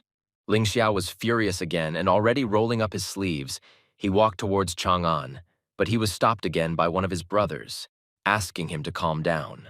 The one who was more humble and stopped Xiao for the first time so that he would not get into a squabble now announced that the next one on the list must go. Otherwise, their academy would be covered in shame. But Lin reminded that all the students could die if they went out to fight. Xiao also reminded his comrade that even if the students lose a limb, it will still be the collapse of their future life as masters. But his brother said that there is no need to worry about this. The young man explained that Xiao should tell the next participant that he would help him by throwing arrowheads containing murderous intent at Chang'an at the moment of the shot and doing it in such a way that it would remain unnoticed. Lin didn't fully understand how this would look and whether it would make the situation worse, but he still agreed to do as he was told. Chang'an, unsuspecting, continued to voice the name of the 31st disciple Fu Xiaobing and asked if he would try to go against him. And to Li's surprise, the young man nevertheless volunteered, raising his hand and firmly answering that he would go out to fight and stand up for the honor of his academy. At this point, Li suspected that something was wrong, but he did not dissuade the student or mock him. Fu Xiaobing pulled back his bowstring and declared to Chang'an that he accepted the challenge, but even though he knew about the cover, he was still a little nervous. Li yawned sweetly and said that he was very glad that among all of them there was a brave student, because it seemed that only cowards were studying at the academy. The opponents stood opposite each other and prepared their weapons, after which they shouted in one voice that they were starting. Xiaobing loaded 3 arrows at once and threatened Chang'an that he would not leave here alive today, so he had better change his mind. But behind Li, Crouching Tiger had already appeared, which became the personification of his murderous intent and had already torn off Songzi's arm last time. Li released an arrow, and with it a murderous intent, but 3 arrows flew in his direction from the enemy, and even that was not all that was in store for him. Xiao looked at his brother and told him it was now or never, and he replied that he remembered the agreement and prepared his blades to fire. 2 blades flew towards Chang'an with lightning speed to confuse him, injure him, and then kill him. The weapon hit Li's hand, which was holding the bow, and he, not expecting such meanness, clenched his jaws in pain. Because the source was wounded and diverted, the tiger also began to dissolve without reaching the enemy. This time the arrows passed by Chang'an's face, leaving behind a cut on his cheek. But this no longer caused pain, but rather aroused rage. The vile students rejoiced that they had managed to discourage their opponent, and, most importantly, to do it on the sly. Chang'an, without even wiping the blood from his cheek, simply said that in the end, instead of fighting, the disciples decided to stoop so low that they used underhanded tactics. Staring at his opponents with an empty but cold gaze, Li stated the fact that apparently they all wanted to die today, and calmly said that he still had 9 arrows. It was this cold calm that provoked the blade thrower to repeat his throw again in order to stop an opponent stronger than all of them. Xiaobing also did not hesitate and launched an arrow filled with energy at Chang'an before it was too late, because he remembered what happened to Zi. Chang'an was not going to tolerate lies and meanness, so he decided to teach 3 students a lesson at once. 3 tigers in the form of 3 arrows rushed towards the opponents at the same time, again with murderous intent. The blade thrower couldn't believe that such a young talent managed to launch 3 intentions at once and tried to dodge the tiger. Xiao could barely maintain the defense that the predator broke through, if not with its claws, then with its menacing growl. Xiaobin faced the same fate as Zi, since the tiger again tore off his arm from exactly the same side. Li simply remained standing in place, and after his opponent fell to the ground, calmly declared that he had won, and then asked who was next. He Rujong watched the shooter from the side and liked what Li was doing because he hadn't met such an interesting person for a long time. In an instant, he smiled because he felt a fierce desire to kill the brat and have everyone see it. Chang'an suddenly turned around in the direction from which this killing intent was coming, which was difficult to confuse with anything else. But there was only a crowd of onlookers standing to the side, and the young man felt that the energy of death had disappeared. But it was difficult for him to convince himself that he had imagined it. He actually hid in time, regretting that he couldn't kill the young man right now because it would disrupt the old men's plans for the Bou Academy, and mentally told Chang'an to see him again. Li decided to continue and called the 32nd disciple Chung Shu-yun, asking him if the guy was ready, to which the poor guy could not even really answer, being driven into a blind corner between the risk of death and shame. Instead of the student, Xiao answered, telling him that he could refuse, considering that the opponent was much stronger and it was better not to risk his life. After some time, when everyone had been named, Li looked sternly at the list and announced that since no one else wanted to go out to fight, there was only one person left. Chang'an calmly told the guy to go out because he himself understood this perfectly well, and opposite him appeared the same blade thrower Hu Yuzhen, announcing that he accepted the challenge. After checking his hand, Chang'an sternly said that he was only waiting for this opponent to finish what he had started. The opponents fired their weapons at the same time, and both had such good technique that the arrows touched tips. In a fierce duel, Hu Yuren's killing intent in the form of a snake collided, wrapping its flexible and strong body around Chang'an's tiger. Li pulled the bowstring again and, filling the arrow with energy, shouted at his opponent to finally show what he was capable of. And Yuzhen, having done the same, answered the enemy that if he thought to intimidate him, it would not work because he was not afraid at all. Xiao was beside himself with anger because he knew that if this was a competition in pure martial arts, then Brother Hu would have already torn the brat Chang'an to shreds. But archery is about accuracy and killing intent.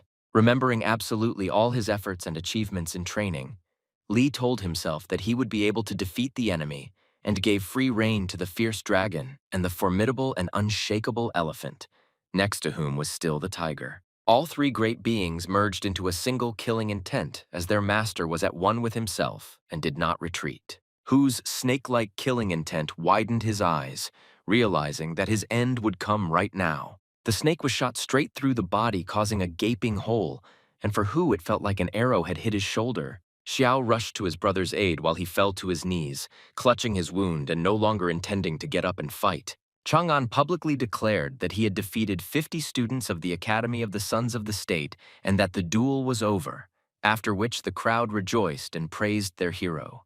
Ling Xiao appeared at lightning speed next to the winner and, grabbing him by the clothes, nevertheless broke into a hysterical cry demanding a rematch and calling the young man a cowardly bastard, while Li calmly asked if he had somehow violated the agreement. Unexpectedly for absolutely everyone, including Xiao, Chang'an began to choke on blood and cough. After Li fell to the ground like a dead weight, Lin froze like a statue, afraid to move, because he immediately heard the crowd start shouting what this freak did to Mr. Li. A large number of not only students but also ordinary people who were watching the fight now rolled up their sleeves and began to attack Xiao, shouting at him that their academy was dishonorable and no one even wanted to listen, that the student had done nothing.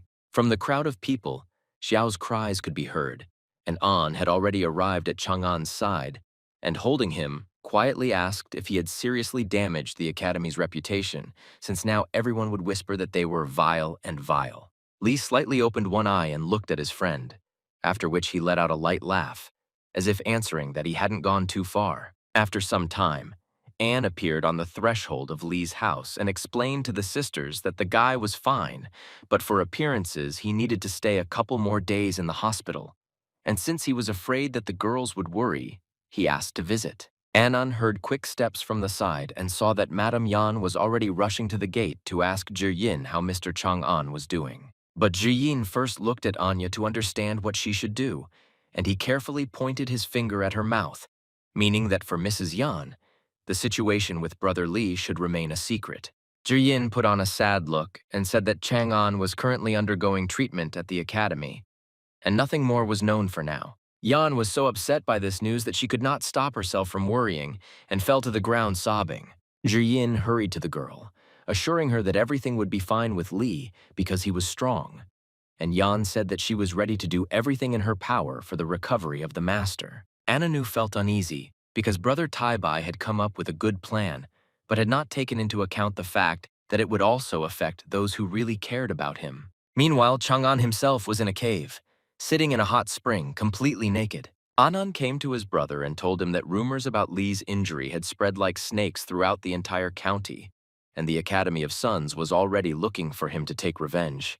So it was better to remain hidden for a while longer. Chang'an stood up and walked towards Anyu when he said that he had brought the young man something to eat, and he thanked his friend. And froze in place, and not even a muscle on his face could twitch from the shock he experienced at that moment as the steam dissipated, and he saw Li's naked body. Tai-bai, adjusting his wet hair, stood calmly in place and asked why An had frozen in place.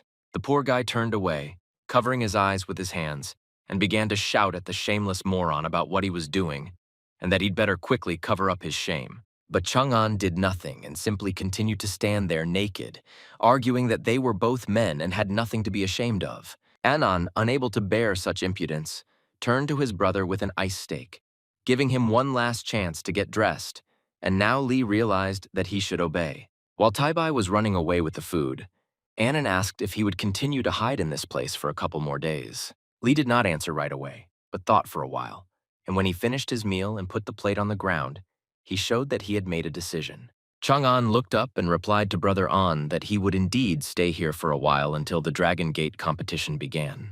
June 20th began with a bright tail of light flying into the sky with a loud whistle, launched by people in honor of a special day. Fireworks exploded over the arena, signaling the official start of the Dragon Gate competition. The students and participants and those who just came to watch this spectacle could not believe their eyes when they saw who appeared above them. The most important judges of the day were embodied in the air in the form of elders who hung over everyone who was present in the arena. The incarnations of the three saints evoked a range of emotions from fear to respect, but the crowd buzzed about their appearance like a beehive. Chang'an was not yet with all the participants, but together with Master Wang, he watched the competition from the sidelines and was excited by the fact that if the students' behavior corresponded to the norms of the sacrament, then the incarnations of the saints remain, and otherwise they disappear. Wang, clicking the seeds, smiled at the young and inexperienced student, saying in his manner that he, as a brat, had not seen the world, which is why he was so excited.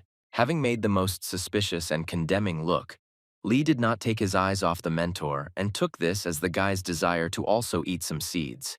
So he offered him some too. But Chang'an, crossing his arms and making a pouty face, decided to write the master a remark about how he was somehow frivolously treating such an important moment, because the competition was a fight for the honor of their academy, and began to say something else. But Van spat the seed so accurately into the guy's forehead that he even threw his head back from such a turn of events and stopped telling something with a dissatisfied face. Lying on the ground with a huge bump on his forehead, Chang'an heard that it made no difference how the mentor treated this, since he would not take part, and asked the guy to let him enjoy the spectacle, and once again offered him some seeds, to which he agreed. And now the teacher and his student were watching the competition together, cracking sunflower seeds, and Li was still curious to know Wang's opinion about what place Bailu would take by the end of the day, and he heard that for now she was in 50th place. But the mentor clarified that other academies would carry out their vile deeds, so it was difficult to talk about anything for now. And just at that moment, they saw how Yuan from Songshan violated the sacrament and fell down. The scoundrel could not have done anything else but grab the leg of another student to drag him along with him to defeat. The student of the Bailu Academy held on with all his might, but the impudent man was so persistent in preventing him from concentrating that he involuntarily turned his head. The young man clenched his jaws and through his teeth very quietly hissed at the freak to let him go right now, and one of the saints was watching all this. The last thing the guy heard was how the saint told him that Chen Kai from the Bailu Academy broke the sacrament and drove the student away and then disappeared. Both students fell like stones, screaming in fear that they would break since the columns on which they stood were quite high. But the landing was successful only if the scoundrel put on a false smile and slyly asked his opponent for forgiveness. Then the second student understood what was happening and could do nothing more than call the first a scoundrel. Chang'an was indignant and pointed his finger at the teacher, shouting that it was obvious that this was all specially arranged, and asked why the hell no one was doing anything, to which Wang replied that the competition was held between the students and they solved their own problems. Unfortunately for Bou Academy, the results of the first day's competition were sad, as they failed miserably in the mystery, which also happened with art, and even if they managed to get into the list, it was only in calligraphy and the 6 melodies of books and songs competition. The opponent looked at the dejected students of Bailu and rejoiced that he would have crushed them in an instant, even before the start of the competition, but decided to leave this pleasant feeling for dessert. After all, for such a vile scumbag, the taste of him trampling the Bailu Academy and its students in public was sweet. The 5th day of the competition had arrived, and it was archery, and Chang'an was already there, and his brothers were approaching him, but they had not noticed him yet because they were discussing what Brother Li would have done to these freaks if they had not wounded him. As soon as the students saw their beloved Brother Li, one immediately beamed with happiness, while the other stood in a stupor from exactly the same emotions, not believing his eyes. Chang'an turned towards the direction from which his name was shouted and also smiled, showing that he was glad to see his comrades. Behind him, the opponents were already looking out for their victims from behind Chang'an's back, preparing to strike immediately. Li, in order to encourage his brothers, reminded them that they were now the face of the academy, which meant stopping humiliating themselves and throwing away their insecurities and instead walking with honor and pride to victory. Feeling the evil energy, Chang'an looked towards the enemies and warned his comrades that today they had to show off what the students of Bailu Academy were capable of with all their might. When the shooting competition began, the judges lit a stick of incense, and the students stood in a stance, and while the stick was burning, they had to hit as many targets as possible, after which the winner would be determined. Li noticed that the enemy standing nearby was busy not only hitting the targets, but was also preparing to attack him. The opponent's killing intent took the form of a poisonous spear that was about to strike Chang'an's body.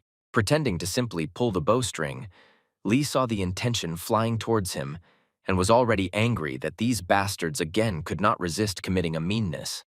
But at the same time, he remained in his stance, accepting it as a challenge. Only the brothers did not know that Li was in control of everything, and one of them took the fatal blow on himself. And since the spear hit the young man straight in the heart, blood immediately gushed from his mouth.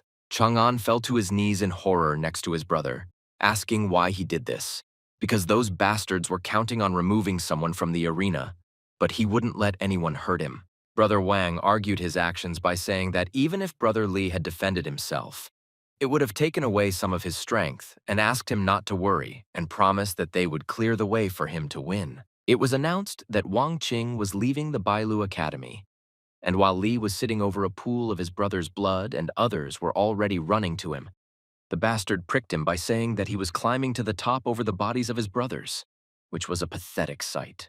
The students, covering Chang'an with themselves, shouted at the bastard to shut his mouth, because he had already fully shown how dishonest their academy was, and firmly declared that they would protect their brother from such vile tricks. Behind their backs, the boys heard Chang'an's calm and confident address to them as respected brothers. And when absolutely everyone turned their attention to Li, he silently lowered his hand into the blood of his brother Wang and ran 2 fingers over it. Chang'an stood up and pointed his bloody fist at the enemy, giving his word that today he would teach an important lesson to the students of the Academy of the Sons of the State, and they would even fall to their knees begging for mercy. On his first try, Chang'an was able to hit 20 targets, which was quite a good result, but everyone was waiting to see what the opponents would do, and to his great regret, Ling Xiao was able to hit 23 targets, which he was very proud of, as if he thought that it was all over and he was the winner. As a result, the fierce rivals of the 2 academies hit the same number of targets,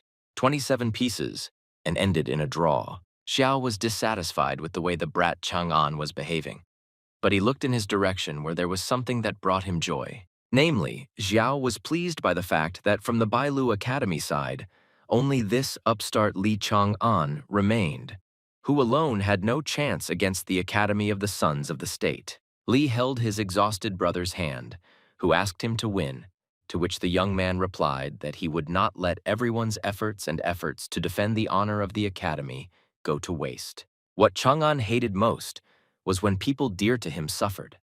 And now, looking at the enemy, he understood that there was no more time to delay, and it was time to press on. Lin did not stop mocking the student, and this time he spat at him sarcastically, asking why he was despondent, and whether it was because he decided to give up since they had no chance of winning. But Li was so confident in his abilities that he even smiled at the scoundrel and said that, on the contrary, he was getting bored with them all. And pointing towards the targets, Chang'an suggested not to waste time, but to take down 50 of them at once. Of those who watched the competition, some were shocked because it was on the verge of fantasy, and some said that Li was simply drawing attention to himself before he was defeated, and most were already really set on losing. Chang'an decided to challenge Xiao and asked why he grimaced so much at the offer, since everyone in their academy of the Sons of the State was a genius.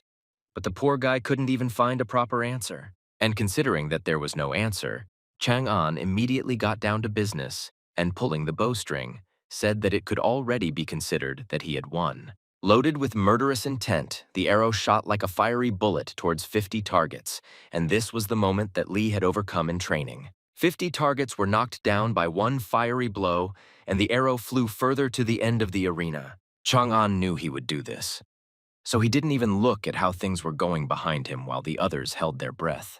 The students and other spectators opened their mouths wide and had to believe that the impossible had become reality.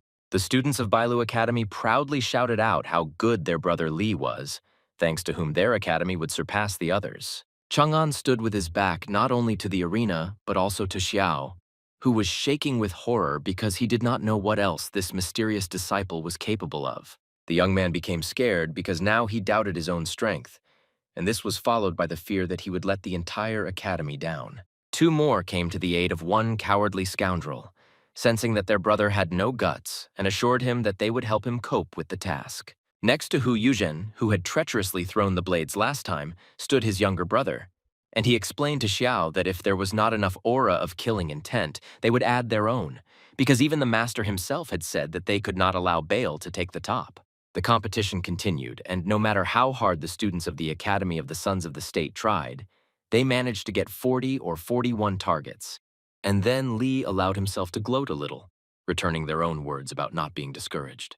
Next in line was Ling Xiao, and he became more confident again as his aura was strengthened by the other disciples. Chang'an immediately noticed that for someone who was almost exhausted last time, the bastard now looked quite strong and filled with energy, and he still couldn't figure out whether he was hiding his strength or something else. Considering that Xiao actually had enough strength for 3 people, his arrow didn't just smash the targets and fly to the end of the arena, but also crashed into the wall. The irony was that Chang'an was able to shoot down 50 targets on his own, but Xiao needed more and was able to even the score in such a cunning way. The dastardly assistants picked up their brother Xiao and whispered to him that the plan had worked perfectly. Li saw the 3 students and realized that the scoundrels had decided to combine their 3 auras, and only in this way could they repeat his skill. Chang'an decided not to stop, and suggested that Xiao raise the stakes since they were now tied, and added 10 more targets on top, which was impossible given the enemy's decline in strength.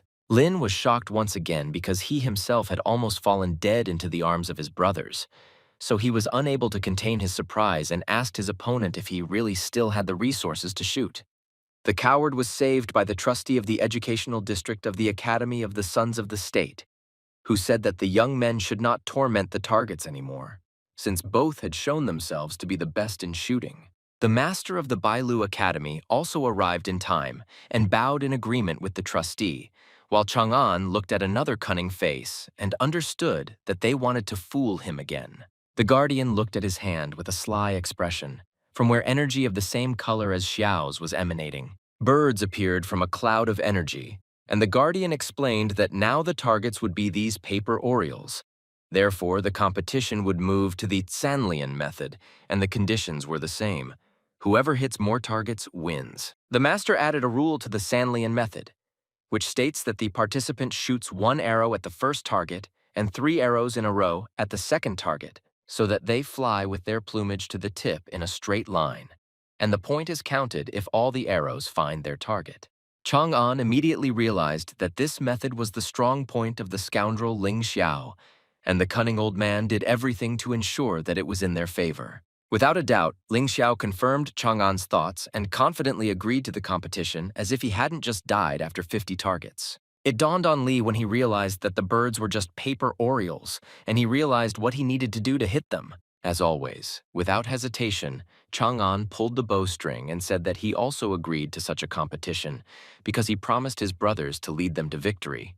But this shocked Xiao. Lin hit one oriole after another with his shots and did not miss, which gave him the opportunity to earn more and more points. There were wounded paper targets lying next to the student, and the number of his hits had increased to 19, and he proudly declared to Chang'an that he apparently was not going to make an effort, which meant that victory was not on his side. And although the number of hits from Li's side was 0, he calmly asked the enemy not to rush because he wanted to admire the birds. At some point, an oriole flew in front of Xiao, and Chang'an announced that he was now ready to shoot since a suitable target had appeared. Loading the arrow with killing intent, Li fired it as if he wanted to kill not a bird, but Ling Xiao himself. Therefore, when the arrow hit the oriole right in front of Xiao's face, he was so scared that perhaps there was no need to finish him off. Immediately after the first successful hit, Chang'an fired 3 arrows in a row as prescribed in the rules of the Kenlian method.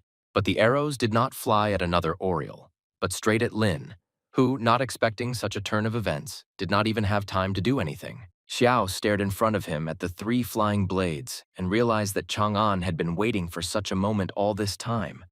But he didn't have the strength to move even after realizing it. One arrow tore off Xiao's ear and the other went through his shoulder, causing him to scream in pain. His brothers shouted their friend's name in horror and were already running to his aid, not believing that he, being so close to victory, fell with such wounds. Xiao's defeat and Li's maneuver caused an incredible range of emotions, from He Ruozhong, who had long been itching to throw his fists at Chang'an, and from Brother Anan, who was proud of his friend, and undoubtedly from Hu Yuren, who now saw the meanness in the young man. He looked down at the arena where Chang'an stood and analyzed how the guy, hiding behind the targets, pulled off such a cunning plan and recognized it as a rather bold decision that he liked as a warrior. The judge declared Ling Xiao eliminated and ignored the cries of the students' comrades, who tried to refute the judge's words by saying that Chang'an had broken the rules and therefore should be disqualified. Li smiled and asked his enemy what he could have violated if he aimed directly at the oriole, which was stated in the rules, and Xiao was shocked by such a statement. To which the judge responded that the rules had not been broken, so Chang'an's result counted, which made the guy very happy.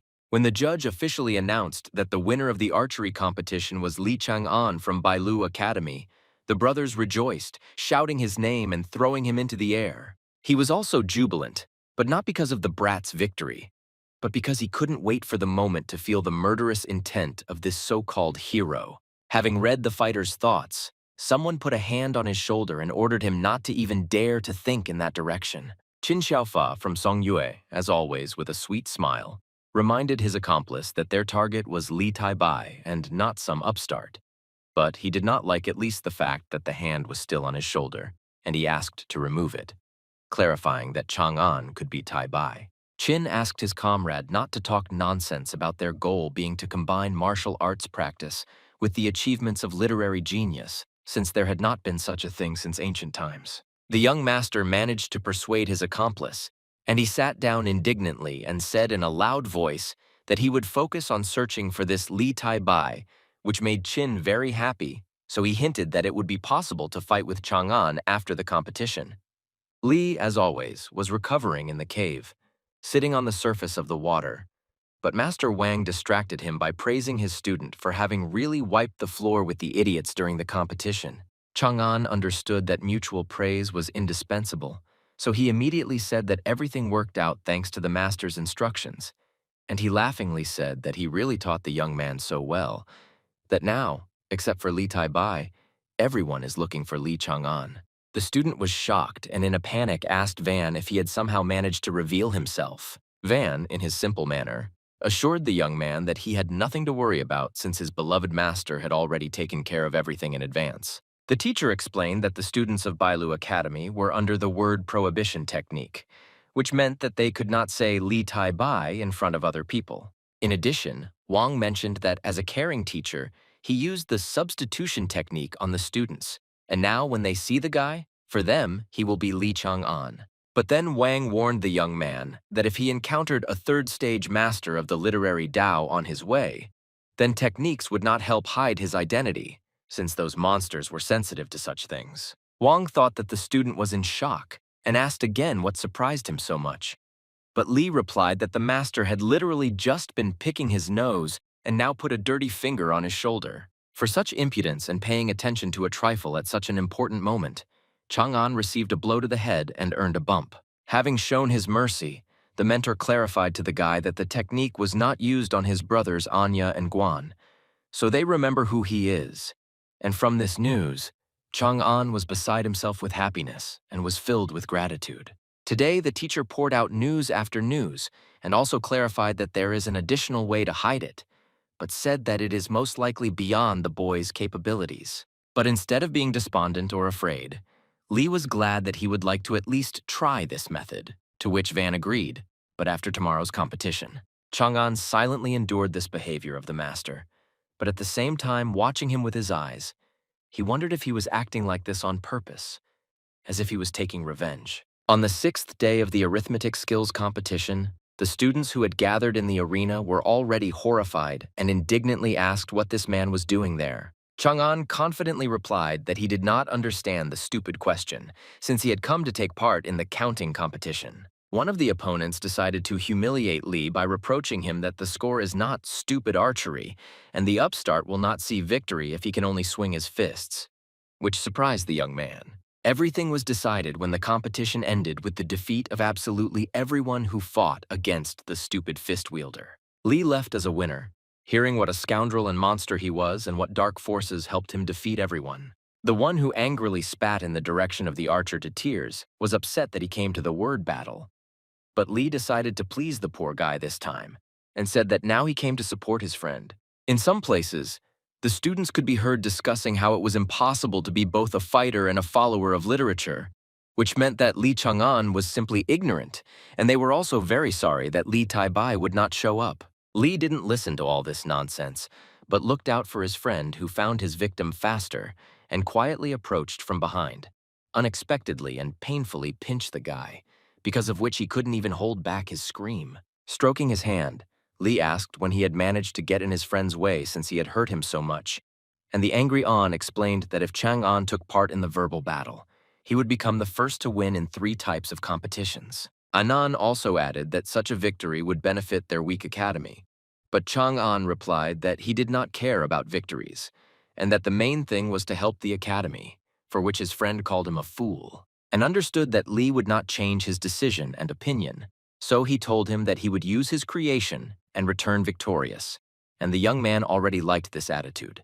The judge announced that in the word battle competition, first place went to Annan from Bou Academy. At the same time, on the battlefield where the disciples fought with swords, Li Lingfeng lost to He Ruzhong and fell to his knees to take second place. The competition was just gaining momentum, and the judge announced that with this intensity, the situation would only become more tense since it was still unknown which academy would win. After the competition, Wang, looking at the results of the young man, announced that 3 first places for Li and 1 second place were very good for Bailu's reputation, and he, while drinking tea, reminded him of a way to hide his identity and that the teacher would tell about it.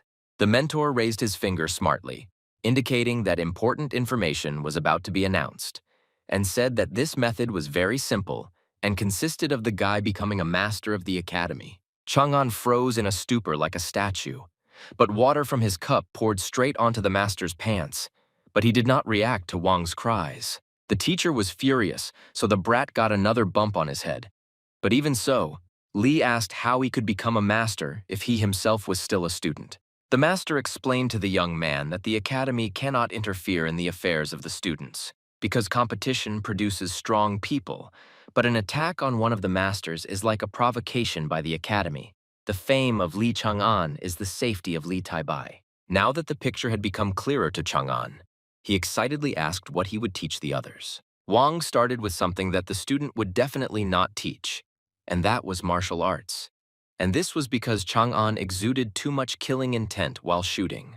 But without saying what exactly Li would teach others, the master hugged him by the shoulders, and with a smile warned that if he didn't like the training, the guy would be beaten in front of everyone, and he had no choice but to agree. And while Lee was in a wonderful state from the news and changes in life, someone else was smashing stones with his bare hands out of anger. He was furious because he didn't understand where the damn Bou Academy hid this bastard Tai-Bai. Because he didn't show up at any competition and no one knew anything about him. It was as if he disappeared into thin air. Chin calmly said that he was more than sure that the young man was still in the county, but he exploded even more because the man could not simply evaporate, and they would be leaving the county in a couple of days. Looking at the red-hot accomplice, Chin gave him the go-ahead like a dog to take the bone and informed him that he could resort to extreme measures to find this idiot. At the Bailu Academy, one of the days began in a new way for both Chang'an and the students, since he was now teaching them art and counting.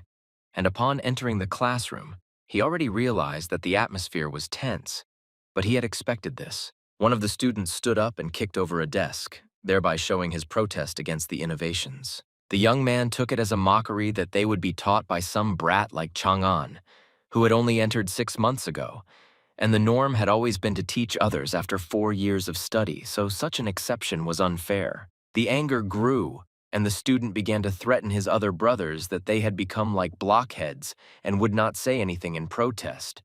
But there were those who asked the others to calm down, and only Chang'an himself endured all this in silence. Lee smiled, realizing that the guy still didn't know a lot of things, and decided that now was the time to show him that sometimes you need to judge not only by a person's age or appearance. A fiery arrow flew towards the guy, but he suspected something was wrong and began to turn around to face the danger too late. Out of the corner of his eye, the student saw something very bright rushing straight towards his face, but at the same time he remembered that the pole had come in empty-handed. An arrow froze before the impudent man's eyes and was so close that it could have already pierced his skull, but it hung in the air. Chang'an smiled and calmly asked the scoundrel to leave the room if he really didn't like something that much. The arrows were not aimed at one student, but the one who first started the riot was outraged again about what the hell Lee was doing and threatened that he could tell the masters about everything and he would be thrown out of the academy. Chang'an was no longer the type to be intimidated by such threats,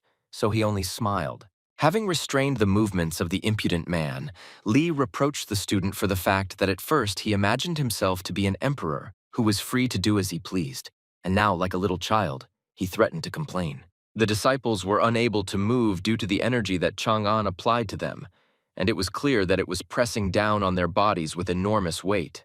Lee found another compelling argument that the guys were pathetic because he hadn't seen them at the Dragon Gate competitions, and hadn't noticed how they fought for the honor of the academy like now, when the strangers had left the district, and now the brats had decided to take it out on their neighbors. One of the students, unable to bear it, raised his head with tears in his eyes and shouted that everything that had been said just now was not true at all. Chang'an loosened his grip and began to listen to the student who told him that it was because of Lee that the students of other academies began to mock them, because the student became a master, and now this only spoils Bailu's reputation. Lee leaned over to the poor guy and asked him directly if he really had no brains, because it didn't take much for enemies to latch on to the next news item from the academy and throw mud at it.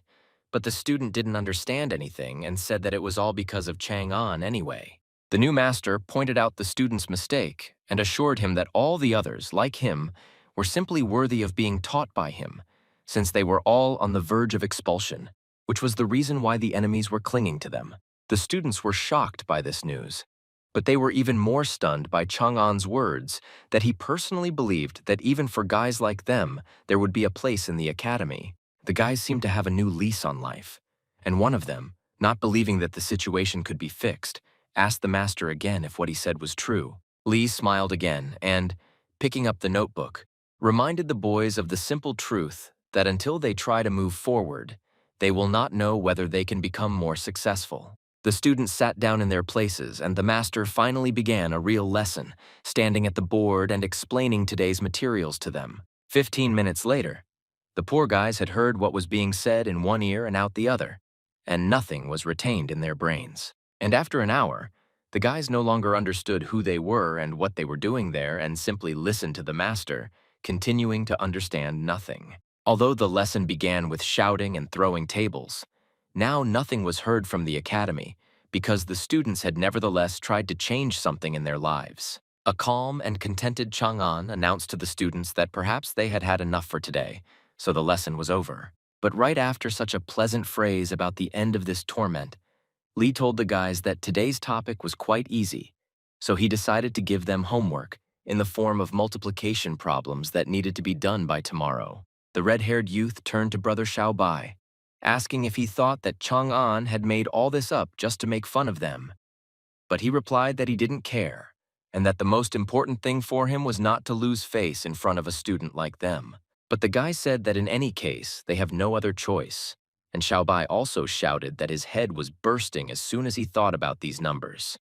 But Lee, listening to all this, was glad because now he understood the teachers who watch how students suffer. Training did not leave Chang'an's life, and on another day on the back slope of the Academy Mountain, he trained based on his poems, and Wang, as always, watched. The energy based on the lines of the work was spinning, and Lee said the last of them loudly to charge the ball with power and shoot it. But unfortunately, the master and his unfortunate student watched as the balloon shamefully deflated without flying even a meter away from the young man's hand. The mentor jumped from one extreme to another, and now Lee again became his most talentless student, who was not even able to embody his own work. And the black clouds looked so sad that the master admitted that his fart was stronger. Wang let out a furious shout for the boy to train harder and sent him to write his lines on the talismans and ordered him to do this until he felt the power of his own words. Chang'an obediently went into meditation and, finding himself in Li Taibai's literary palace, did everything as he was told. While writing the lines of the poem Tai Shu from the North, Li thought at the same time that now in the morning he is a strict teacher, and in the evening he turns into a humble student. As soon as Chang'an touched the talisman with a brush to write about those very black clouds that fell to the ground like a bursting balloon, suddenly energy sparkled. The young man froze, afraid not only to move, but even to breathe, and began to listen to the sensations in his body. But he could not yet believe that he was starting to succeed. While in a meditative state, Li's energy appeared before him, which first arose within him and now embodied in the physical world. When the student felt that the energy had been formed, he too returned to the outside world, and still could not fully believe that he had managed to embody the true power of the lines of the poem. Immediately after the joy came the realization which somewhat extinguished the desire to show off his achievement, because Chang'an realized that he could not reveal his full potential, which was hidden in the line due to the lack of literary qi. Li began to analyze the current situation and came to the conclusion that if he became stronger, he would be able to create truly black clouds, like in his poem that would cover the entire city. After a rather difficult training session, the young man returned to the academy and headed towards the 9th tower. Chang'an trudged along completely exhausted, recalling the saying that one piece of cake won't make you fat, and this only meant that he needed to practice more. Approaching the door, Li recognized in the loud voice Annan, who was arguing quite heatedly with someone, indicating to cover his mouth and not open it again at all. The student shouted to Anya that everyone in the academy knew that Taibai had betrayed them and left, after which, as proof, he recalled that during the Dragon Gate, the scoundrel was nowhere to be found, and if you ask anyone, everyone will say that they did not see the traitor. Li watched and listened as Anne defended one of his characters and claimed that Taibai was still at the academy. But the stubborn student asked again where that scoundrel was and clarified that he wouldn't believe it until he saw it with his own eyes. Chang'an decided not to get involved in the conversation for now, because the words about him being a traitor to his own academy were still in his head. It got to the point that the students rushed to activate their powers, and Annan, shouting at the enemy to take his words back, threw ice shards at him. But he refused to resist with his strong arms from which vines curled. Chang'an could no longer stand it and shouted at the guys to let go of each other, or else it would come to fratricide. But he himself thought that a rather familiar picture was now before his eyes. Numb with fear, Li didn't even turn around to see who was shouting behind him, since it could have been anything but the other students suffering from grief. Li watched his brothers suffer because without Taipei the academy had no future, and some were even ready to follow their brother and give up their education, and grabbed the student by the clothes and pointed towards the sufferers, reproaching him for being the one to blame for this. But he claimed that he had only opened everyone's eyes to the truth, and if everything he said was a lie, then let Tai-bai personally come and prove otherwise. At that moment, Annan became quiet and stared somewhere through his brother, and replied that Tai-bai could not come, but he could not continue for what reason he could not. Lee arrived in time and, putting his hand on Anya's shoulder, scared her a little, but at the same time consoled her with his presence and said that everything was fine. Lee asked his brother why he assumed that Tai-bai had betrayed them and left, since there was no evidence. But the young man explained that once the Songshan Academy posted a list of students who would have to join them, and there was Lee Tai-bai, who had not been seen for a long time. The guy added that Bailu denied the fact of betrayal and showed everyone the Tai-bai jade tablet as evidence, but many still took it as a bluff, and another student said that before leaving, students returned the tablets. Chang'an, putting all these puzzles together, realized at least that other academies were continuing to look for him, and this time they were using provocation. The young man began to think of ways out of the situation, but if Tai-bai showed up, he would be killed, and if he didn't show up, the academy would fall apart. And it turned out that there was a dead end on all sides, and then An came up to console his gloomy friend. But Lee confidently told his friend that he was fine and not to worry, and he himself thought that he would create a third way out of the situation and get around those annoying bastards. Sitting at the table in the evening with a piece of paper, Chang'an thought that a token is not a 100% guarantee, but if you take Tai-bai's poems, no one could forge them. There was just one moment that made the young man smile nervously to himself, since he had already spent enough time with this, and Chang'an's body immediately became stuck in the memories of just recently achieving a precarious balance between his palaces.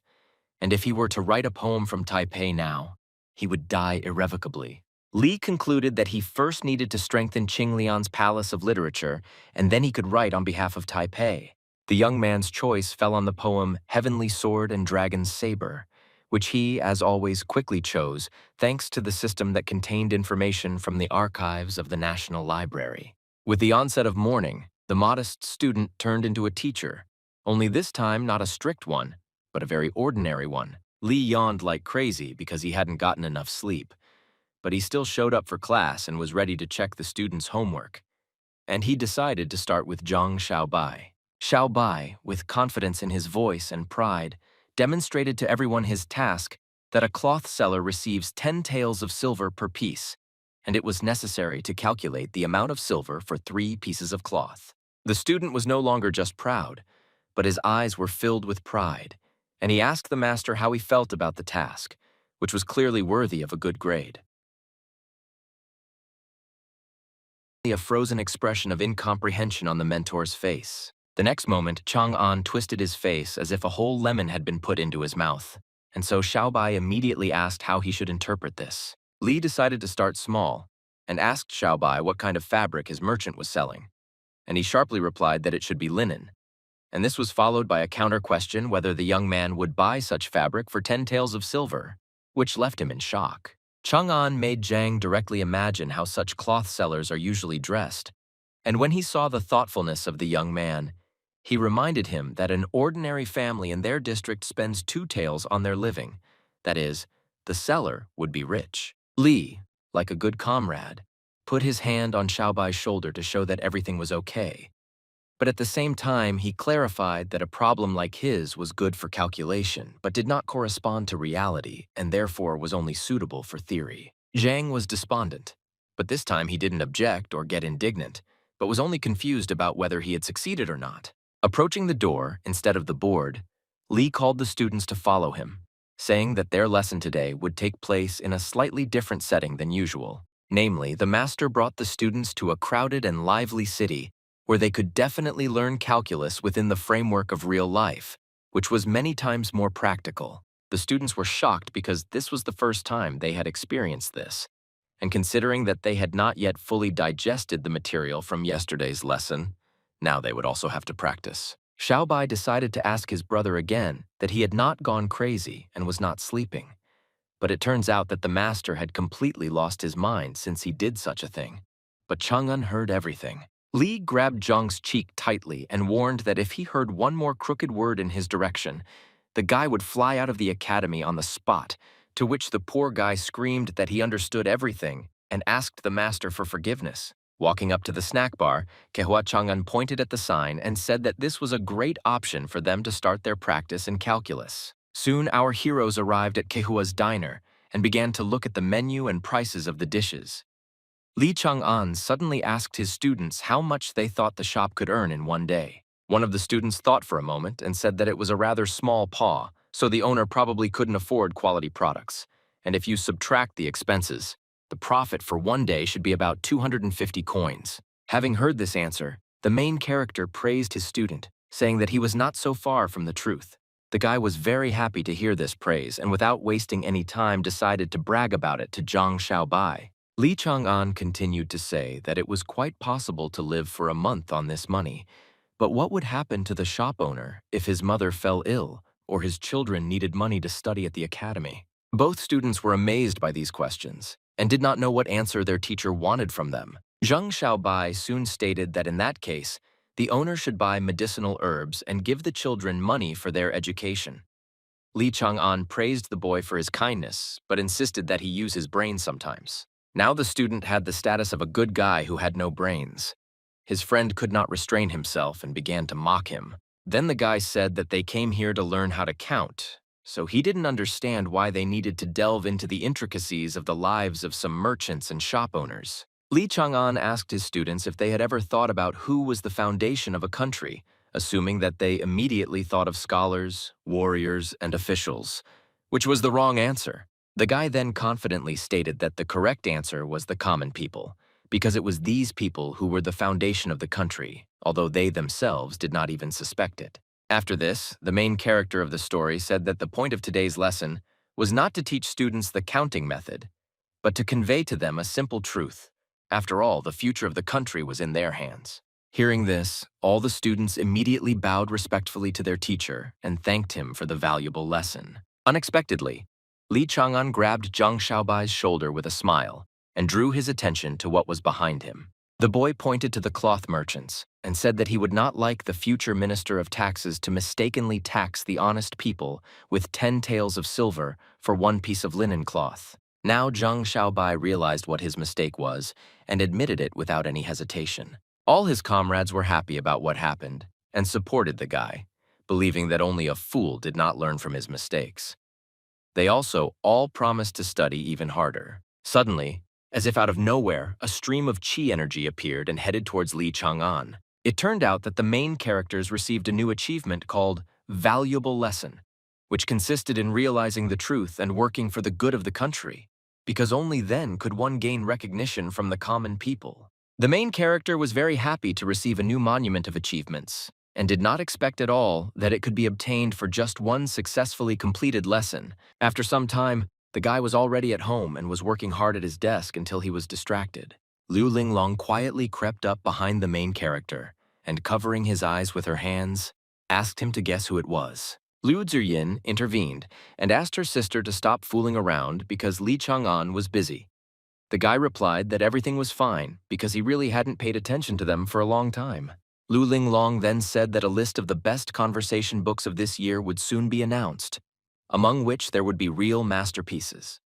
So she bought one of these books and would like the guy to read it. Li Chang'an looked at this book and thought that nowadays many talented writers wrote in the genre of conversational books and believed that among the mentioned masterpieces there really could be a worthy work. The protagonist was interrupted from these thoughts by Liu Linglong, who was interested in whether the guy would be able to read this book for him and his sister now. Li Chang'an could not refuse. The reading continued until late in the evening. The moon had long since overcome the sun and taken its rightful place in the night sky. While the main character was reading the book, Liu Linglong and Liu Ziyin had fallen asleep, so the guy had to put them to bed himself. At the same time, the main character thought that the book, The Sword of Heaven and the Dragon's Saber, was indeed a very interesting story, but it did not stand out from the works of other masters. Suddenly the guy had the idea that he needed to change this story a little so that it really became a masterpiece. Li Chang'an didn't waste time and sat down at the table, thinking along the way that before he had always used only original stories and hadn't tried to change them in any way, so now he didn't know where to start. Nevertheless, the main character took the brushes in his hand and began to slowly write hieroglyph after hieroglyph on a sheet of paper. With each new word, the guy felt more and more confident, so very soon the words seemed to appear on paper by themselves. According to the new story, on the evening when Zhang Wuji held a banquet, the people of the imperial court secretly started a fire, during which many members of the Ming sect died. Even despite this, the main character of this story managed to survive and crawl out from under the burning rubble on his own. Looking around and seeing what had happened to his sect, Zhang Wuji made a desperate decision. The boy decided that since there was no place for him and his people in this empire, he would create a new empire, and the day the Ming sect fell would mark the birth of the great Ming dynasty. The original story ended with the triumph of the Ming sect and the happy marriage of Zhang Wuji. But Li Chang'an decided to change the story so that a commoner would first rise to the position of head of the sect and then found his own dynasty. The main characters wanted to cross the original story of the character with the life path of Zhu Yuanzhang himself, who was the founder and first emperor of the Ming dynasty, because he believed that such a story would definitely not lose. The main character's subordinates were shocked when they saw him and did not understand what had happened to him. Li Chang'an, who had worked all night and was now completely exhausted, handed over his manuscript to them, saying that it was Qing Lian's new work that should be taken to the Kongwen Bureau. The guy also asked that after this, his subordinates help him get to the academy because he needed to take a short vacation. Hearing this, the men timidly asked Li Chang'an not to overdo it with rest. These words greatly surprised the protagonist and Liu Zhiyin. The man explained that in their opinion, the more the guy rested, the weaker he became. Li Chang'an got angry at his subordinate for telling you nonsense and asked them to leave quickly. Soon after, one of the teachers informed the students that Master Li had gone on a short vacation and asked them to tell them to study independently for now. This surprised everyone very much. Suddenly, a student from the neighboring calculus class said, with a satisfied grin on his face, that Li Chang'an simply couldn't bear the shame and ran away. Everyone was very unhappy with these words and demanded that Xing Hu explain what he meant by saying this. Xing Hu said that the entire district already knew about how Li Chang'an brought his students out onto the streets and allegedly taught there, which only made everyone laugh. Zhang Xiaobai could not stand these insults towards her teacher, and so suddenly rushed at Xing Hu with her fists, simultaneously demanding that he shut up. The guy spared no effort to teach the scoundrel a lesson for his false words, and said that at that time, their teacher tried to convey to them how important it is to take care of ordinary people. Suddenly, one of the students ran into the classroom, worried about something, and turning to his comrades, asked them to stop fighting because there was more important news. The guy said that a new poem by Li Taibai appeared on the list of this month's saints, which has already risen to 33rd place.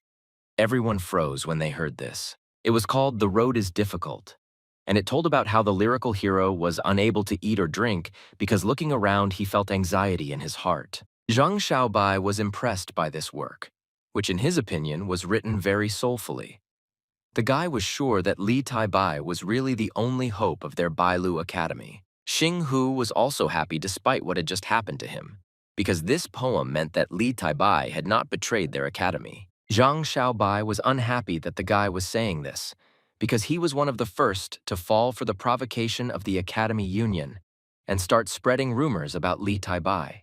At this time, the maid who was cleaning near the Wenchang monument turned to her master in an anxious voice and said that something had appeared on the monument. Mr. Typhoon, seeing this, thought about the fact that usually poems appeared on the monument that were recognized by at least 10,000 people and passed the test.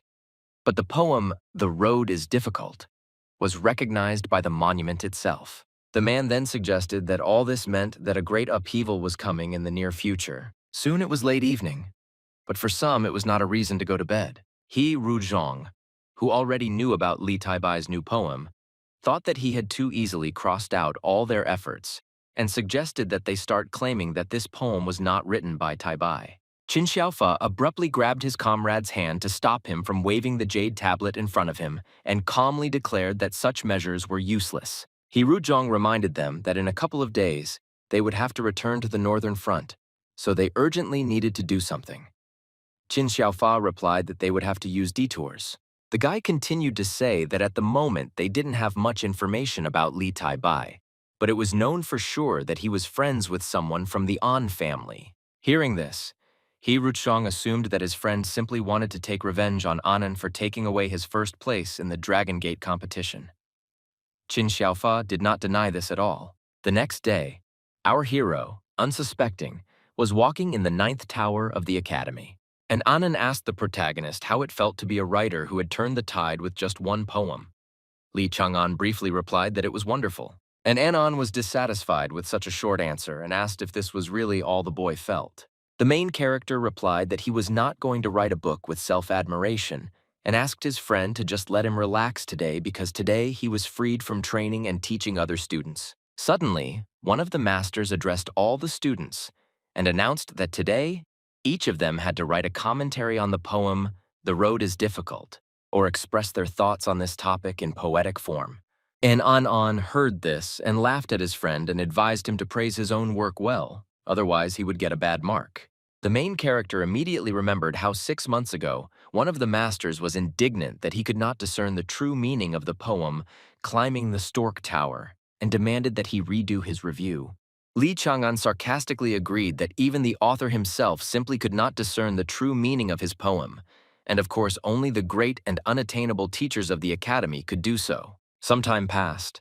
The protagonist brought his review to teacher Wang Tianan so that he could evaluate his work. Even for a man, this comment was a bit unexpected, since Li Chang'an had rated the poem, "The Road is Difficult," as unsatisfactory. Ulitel of course understood that in the eyes of others, Li Chang'an and Li Taibai were different people, so the guy's assessment would not affect the reputation of the author of the poem.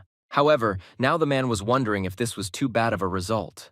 These words literally wounded Li Chang'an in the very heart. Wang Tianan also suggested that perhaps his student had deliberately screwed up so that no one would discover him.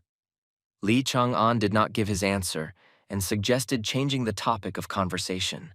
The man then stated that the creation, "The Road is Difficult," had caused a real stir and affected almost the entire empire. Li Chang'an was very surprised that his work had reached such a large scale. Wang Tianan said that as soon as the poem appeared on the saints' list, all the Wenchang monuments of the empire burst into flames and were filled with its lines. After this, the tree of literature that was growing in the Bou Academy suddenly came to life. Moreover, even on the northern front, things were looking up, because the warriors of the empire had finally managed to push back the demons. Wang Tianan continued to say that one official had already reported to His Majesty that this poem belonged to the main character and called it a symbol of the empire's good fortune. Li Chang'an was shocked by this news, but he did not understand what would happen now and whether it was good or bad for him. The man replied that this had both positive and negative sides, because now the Bailu Academy realized how important the guy was for it. But now the hidden evil will begin to act even more brazenly. Therefore, the teacher believed that his student needed to quickly achieve at least some results in martial arts. Wang Tianan suggested not to waste time and start training right today. Unexpectedly, Li Chang'an asked if they could start this training not now, but in a couple of days. The man was very surprised to hear this and did not understand the reason for this request. The protagonist explained that his sister Linglong's birthday was coming up soon, and so he was afraid that with the start of training, he would not have time to prepare a gift for her. Suddenly, the guy's explanation was interrupted by a strong kick to the face from Wang Tianan. The man was very unhappy with his student and called him frivolous because he had death looming before his eyes, while he was only thinking about his sister's birthday. Nevertheless, he agreed to start training only on July 8th. Several days passed. The evening of the 7th of July turned out to be very unusual for all the residents of the city, because on this day, the streets were decorated in honor of the famous holiday. The little girl was very impressed by the beauty of the flying lanterns, and asked her mother to also admire this spectacle. Suddenly, she noticed that there was some kind of inscription on each of these lanterns. It turned out that it was a birthday greeting that was addressed to Lu Linglong. The girl, with tears in her eyes, sincerely thanked the main character for this sight and promised that she would never forget this day. Li Chang'an asked her not to cry on her birthday. Then Liu Linglong approached the main character in order to kiss him, while saying that this was her return gift to him. Li Chang'an had to turn away so that the girl could only kiss him on the cheek. Liu Linglong was very unhappy with this, but the guy explained that she was still too young for this. Then the girl showed with her whole appearance that she was no longer little, Then she asked her sister to hold back the main character, because today she definitely intended to kiss him. Liu Ziyin laughed at this because Linglong was more assertive than usual today. After that, Liu Linglong stated that her birthday wish was to sleep with the main character today. The guy thought that this was too much. At this time, an Anon was walking down the street, and when he saw the flying lanterns, he immediately realized that it was the work of Li Chang'an, because now the whole county knew about Madame Linglong's birthday. In the end, the guy decided that he shouldn't poke his nose into other people's business. At that moment, something passed behind him at great speed. An Anon immediately noticed this and turned around and asked who was there. He was very unhappy that someone was sneaking up on him like a rat and asked not to blame him for the consequences. In order to protect himself from sudden danger, the guy did not waste time using his skills, but this did not guarantee his success. The next moment, an Anon was struck by a powerful fire strike, which shattered his technique and injured the boy himself. An Anon was shocked by how dense this killing intent was and admitted that he was no match for such an opponent. As soon as the guy without strength fell to his knees, the attacker finally appeared in front of him, who was not at all worried about the consequences. He Ruzhong stated with a satisfied expression that his opponent had pale and smooth skin, just like the girl Qin Xiaofa asked his comrade to calm down because an Anon could be kept alive. Suddenly, a black silhouette appeared behind the scoundrels, ordering them to stop immediately in a rough voice. This voice was very familiar to Qin Xiaofa and He Ruzhong. An Anon, meanwhile, was trying his best to stay conscious and staring intently at his opponents. The boy did not understand who the people who attacked him were, and he was also interested in who this mysterious person was. In the end, an Anon lost consciousness without knowing the answers to his questions. Meanwhile, the protagonist's subordinates were also strolling around the city, because they had never been to such a lively Qishiji festival before. They were glad that the bandits were apparently resting today. Suddenly, one of the men hit his comrade, who for some reason suddenly stopped and seemed to freeze in place. Soon he saw in a dark alley how an unknown man was dragging some guy who was clearly unconscious. Upon closer inspection, it became clear that this guy was an Anon. He still hadn't recovered from the attack. Seeing this, the men immediately realized that it was Li Chang'an's friend, so they decided to immediately report what had happened to him. Soon after, the protagonist's subordinates delivered the suspicious guy to their master. The man held the scoundrel and reported that his clothes were of course shabby, but even so, it was possible to understand that it was the uniform of a student of the Songshan Academy. The man then demanded that the boy tell everything about the attack on Mr. Anon and threatened to kill him on the spot if he lied. The frightened guy immediately declared that it was not he who attacked an Anon. Li Chang'an couldn't help but notice that this suspicious guy spoke as if he knew exactly who was involved in this matter. The guy immediately confirmed this and said that the same person tried to get rid of him. According to him, it was Qin Xiaofa. Then the guy started to take something out of his pocket while saying that he was the cousin of this scoundrel. Obediently handing over his jade tablet to the protagonist, he introduced himself and said that his name was Qin Changsheng. After that, he said that half a month ago, he was asked to accompany Qin Xiaofa to the competition venue, and, in the hope that he would be promoted to the rank of Kuiji, he agreed. However, on that very same day, Qin Changshen was vilely attacked by a person he did not expect at all. The scoundrel stood calmly and watched as the guy fell into the water, hoping that the elements would swallow him up. This man was Qin Xiaofa, who claimed that the Qin family did not need a second heir, so his brother had to die. However, Qin Changsheng managed to survive, but a vile blow deprived him of literary qi, and now he could not return home. The guy decided that he would pursue Qin Xiaofa in order to take revenge. The guy then said that he saw with his own eyes how Qin Xiaofa and He Ruzhong attacked an Anan, and therefore hoped that the An family would help him as a reward for saving their son. Despite everything that was said, Li Chang'an did not believe a single word of the guy and called it all nonsense. Qin Changsheng was shocked by this. The protagonist recalled that the guy himself said that he didn't have a drop of literary qi left, so it was hard to believe that he was able to fight off two powerful masters on his own. The excited Qin Changsheng immediately explained that at the moment when Qin Xiaofa wanted to drag his victim away, some unknown person appeared and stopped him. After that, the guy with tears in his eyes swore that he had told the absolute truth and began to beg Li Chang'an to believe him. The main character was in no hurry to give his answer because he carefully thought over everything he had just heard from a guy he barely knew. Still, he said that he believed Qin Changshen. The guy was very happy to hear this and immediately suggested that the protagonist join forces with him against Qin Xiaofa and He Ruzhong. Surprisingly, Li Chang'an refused this offer without thinking about it at all, which could not help but discourage Qin Changshen. The protagonist asked the guy to understand that there was no point in him teaming up with a cripple who had lost all his literary chi. Hearing this, Qin Changsheng was extremely upset, but he bowed low before the guy and asked for permission to at least become one of his loyal dogs. The guy swore that if Li Chang'an helped him take revenge, he would become a servant and would unquestioningly follow all orders, even if he became the head of the Qin family. Unexpectedly, the protagonist said that an ordinary oath was easy to break, so he was interested in what the guy was willing to do for his sake.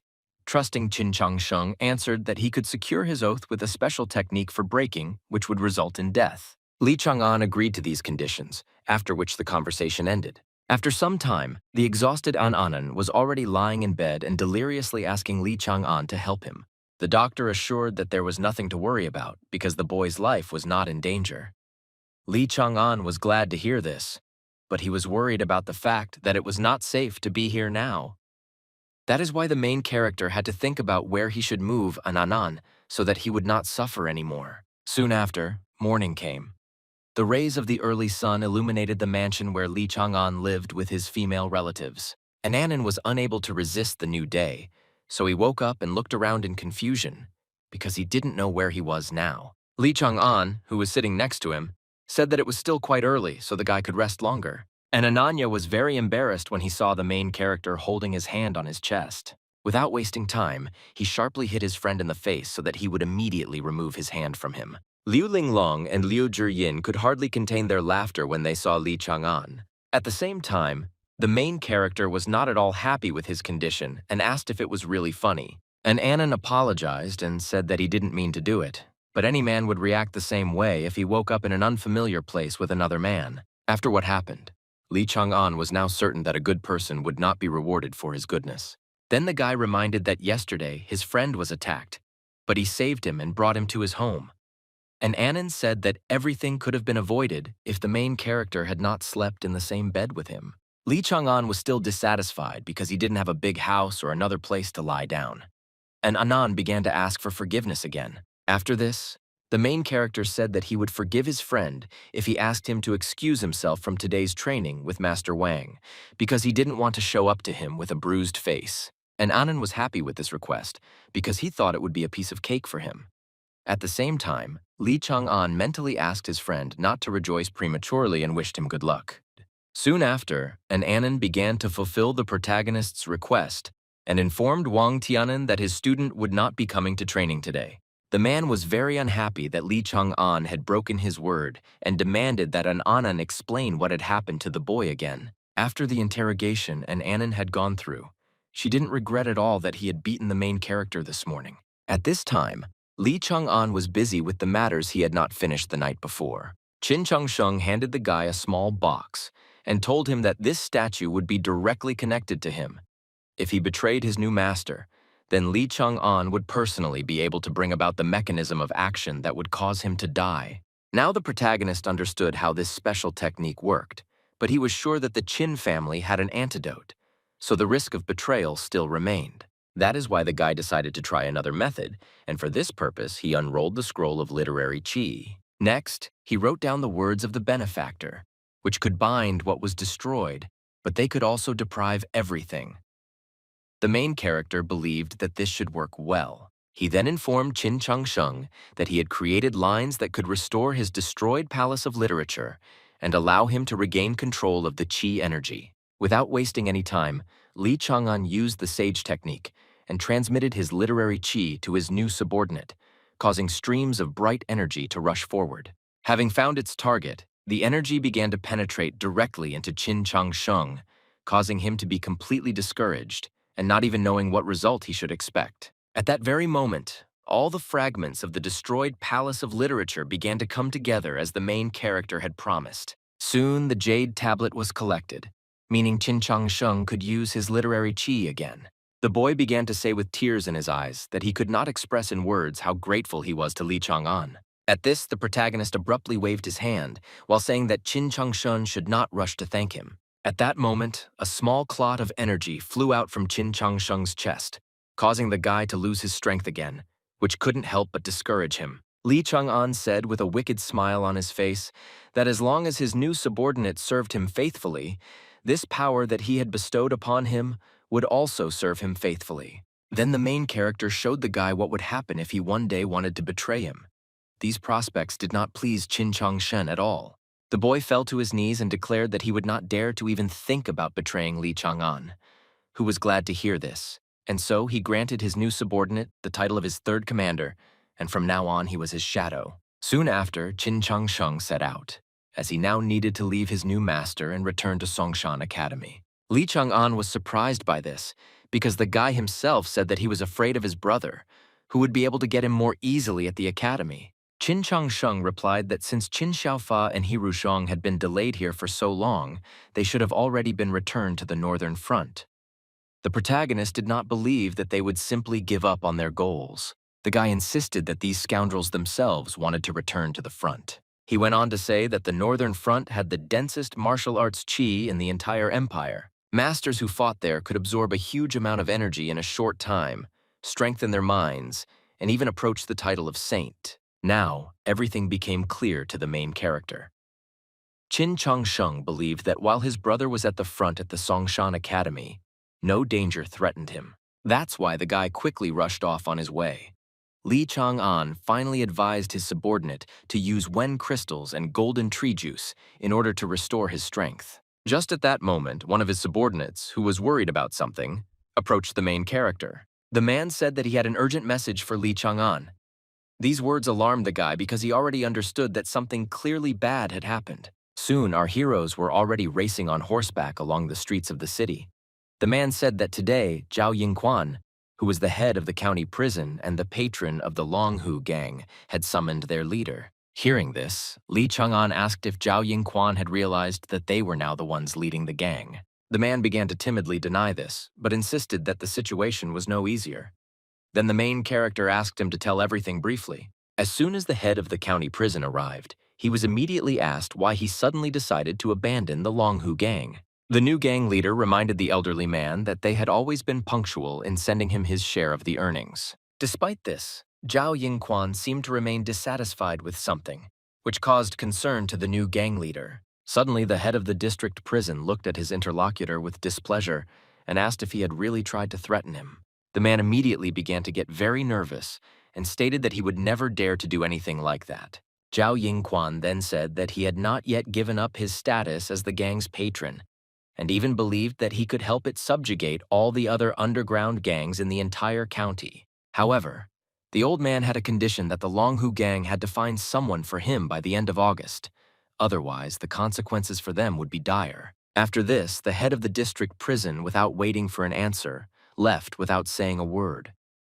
The new head of the gang did not dare to detain him. Now the main character was interested in who the 8th rank official could need, since he even resorted to threats. The man said that Zhao Yingquan needed a woman, but he did not give her a portrait or even a name, saying only that she was 28 years old and that she probably had a Fengchuan accent. Li Chang'an was very angry at what he heard and did not understand how they were supposed to find a person based only on this meager information.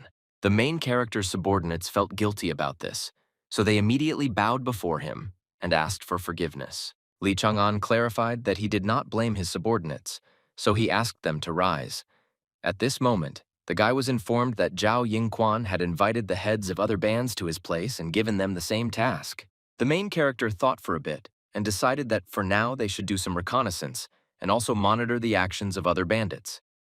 The subordinates understood the order and began to carry it out. After some time, Li Chang'an was already sitting at her desk, studying the scroll with the map depicted on it.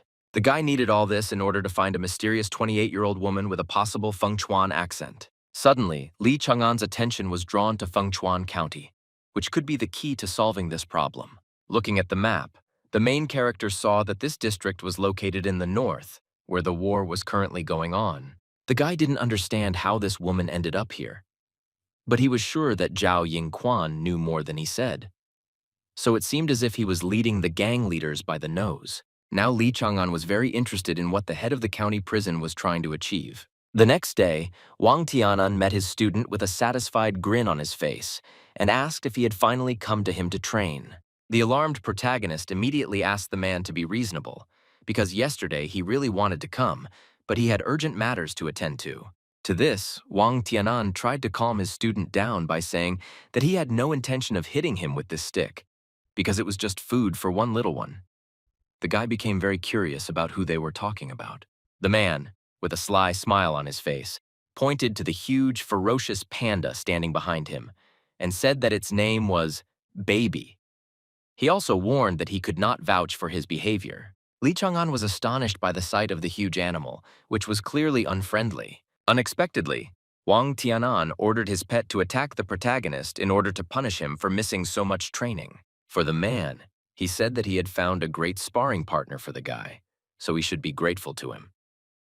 Li Chang'an quickly ran away and promised that he would not miss training anymore. Some time passed, the main character trained hard and already performed the same exercise 125 times. Wang Tianan, observing this, said that the day should start with 300 squats with weights and then engage in embodiment of the word and art of the sword in order to make up for lost time. After some time, the main character moved on to the next exercise and now he had to attack his sparring partner. However, it was not so easy because the huge panda, despite its size, had excellent reaction and speed, so it could easily defeat its opponent.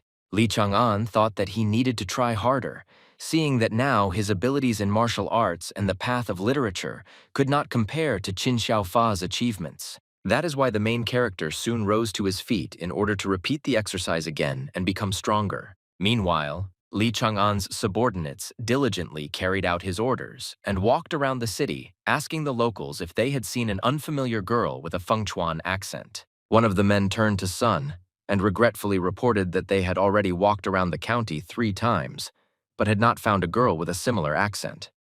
Then the man said that in that case they would have to walk around everything again.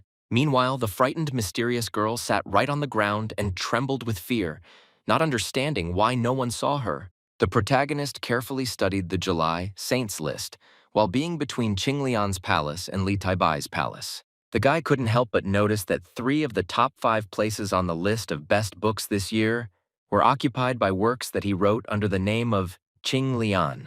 Moreover, the influence of Qinglian's books was so great that it gave rise to 2 laws of literary creativity that were completely new to this world. Now Li Chang'an was absolutely confident that Qingliang's Palace of Literature would withstand the pressure from Taibai Palace. Just at that moment, a huge explosion suddenly thundered in Li Taibai's palace, which did not bode well. Li Chang'an was taken aback by what had happened and didn't even know how he should react to it. As a result, the blast wave destroyed Qinglian's palace. The protagonist admitted that he was too self-confident because he did not even count on the fact that the road is difficult would scatter throughout the empire. The surprises did not end there. For some reason, a jasper letter appeared in Li Taibai's palace, which absorbed the excess literary qi. After that, Li Chang'an saw a street and people going about their business from a bird's-eye view. The guy seemed to recognize what kind of street it was. This surprised him very much, because the jasper letter showed him a piece of the real world for the first time, so the guy assumed that this was a hint that there was something special in this alley. In order to check this, Li Chang'an returned to reality and quickly looked around. Apart from the giant panda that was peacefully sleeping, there was no one else here. The protagonist couldn't miss his chance and therefore decided to leave quickly, since Master Wang Tianan was nowhere to be seen nearby anyway. Soon after this, the guy was on the very street that the jasper letter showed him. Looking around, Li Chang'an did not notice anything that would interest him here. The alley looked the same as always, and even the cellars were the same, so the main character did not understand what the letter wanted to show him. At this moment, Li Chang'an felt a strange sensation suddenly coming from his chest. The guy didn't understand what was happening, and therefore assumed that the jasper letter for some reason was trying to take control of his body. Unable to resist this feeling, Li Chang'an's hand reached forward on its own as if trying to grab something. The main character did not understand what the reason for this was, but he could not resist. Suddenly, the guy touched something, after which an unfamiliar girl appeared in front of him as if out of nowhere. Because of what happened, the girl was very scared and began to ask if Lee Chang-an had seen her. At the same time, the guy was also scared and asked who the stranger was. The girl's fear quickly turned to joy.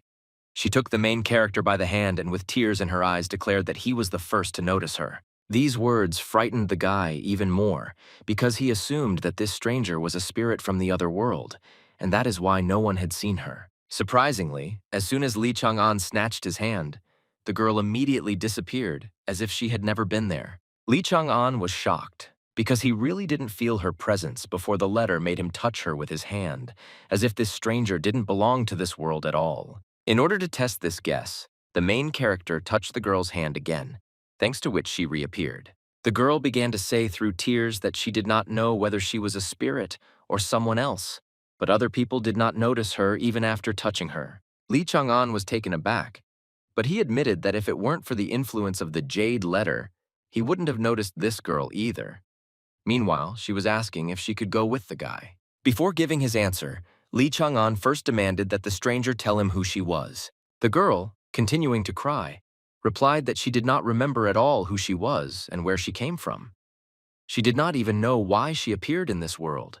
The stranger only knew that no one had seen her, as if she did not exist at all. Suddenly, the main character assumed that it was this very girl that Zhao Yingquan was trying to find. Lee Chang-an couldn't just leave this poor girl here, so he allowed the girl to go with him if she stopped crying. The stranger was very happy to hear this and promised that she would not cry anymore.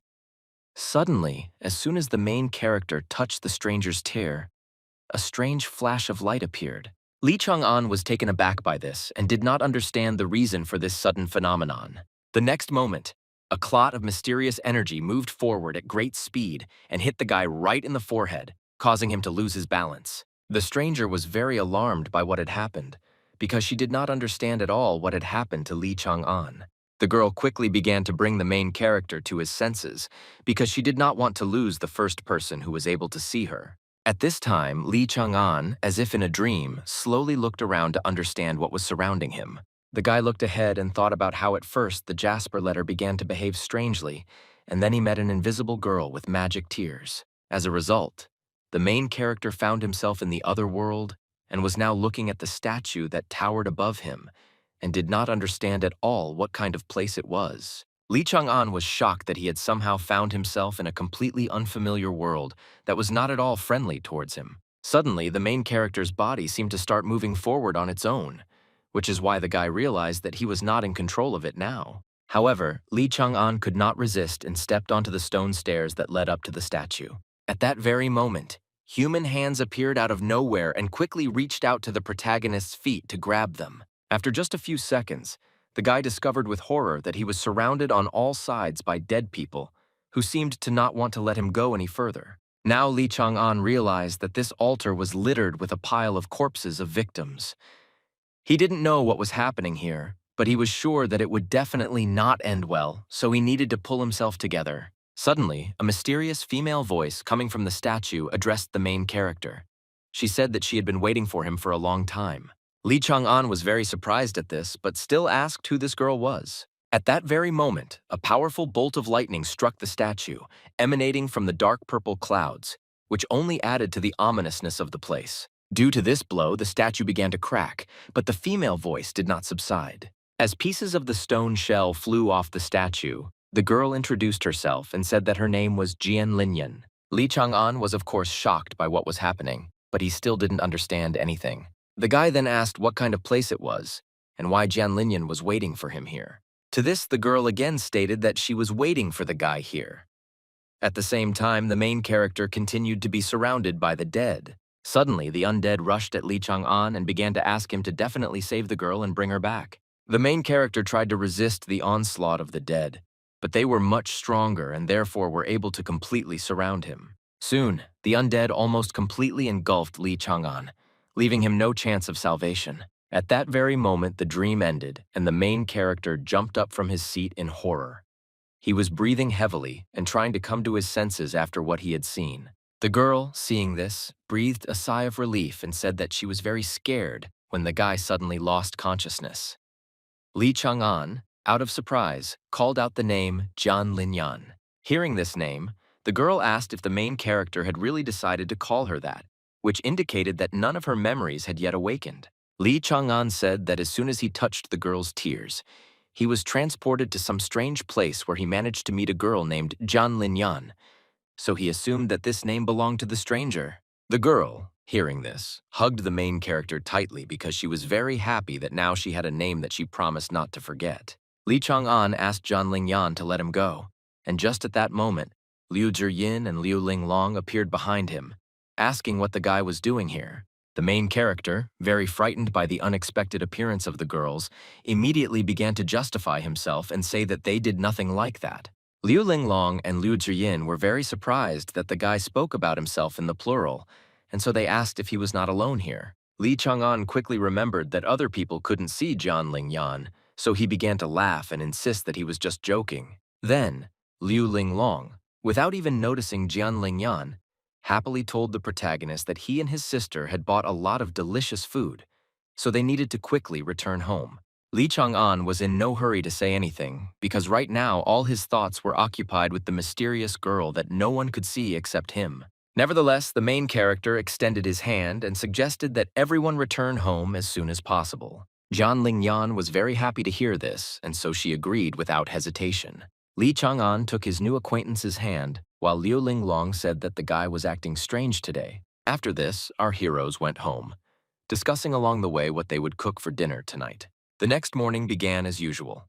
The protagonist left his estate and went to the academy, having warned Liu Zhiyin and Liu Linglong about it beforehand. Jian Lingyan wanted to go with the guy, but he said that it would be better if the girl waited for him at home. He also asked her to try not to scare those two. Jian Lingyan understood who the guy was talking about, but she asked if these girls were really that important to him. Li Chang'an replied that the girl was his friend, and therefore he promised to protect her. However, the protagonist considered Liu Zhiyin and Liu Linglong to be his future daughters-in-law, who were the most important and closest people to him. After this, the guy again asked Jian Lingyan to wait for him at home and promised that in return he would bring her delicious food. The girl eventually agreed to this. Soon the main character arrived at the academy, but what he learned did not make him happy at all. Zhang Xiaobai and several of his comrades were severely beaten, but they had no intention of saying anything. Despite this, Li Chang'an held back his emotions and asked in a calm but ominous voice who had done this to his disciples. Zhang Xiaobai didn't understand what would change if they told about everything, because it was the dear son of a county official who did this to them, and an ordinary master of the academy certainly couldn't handle him.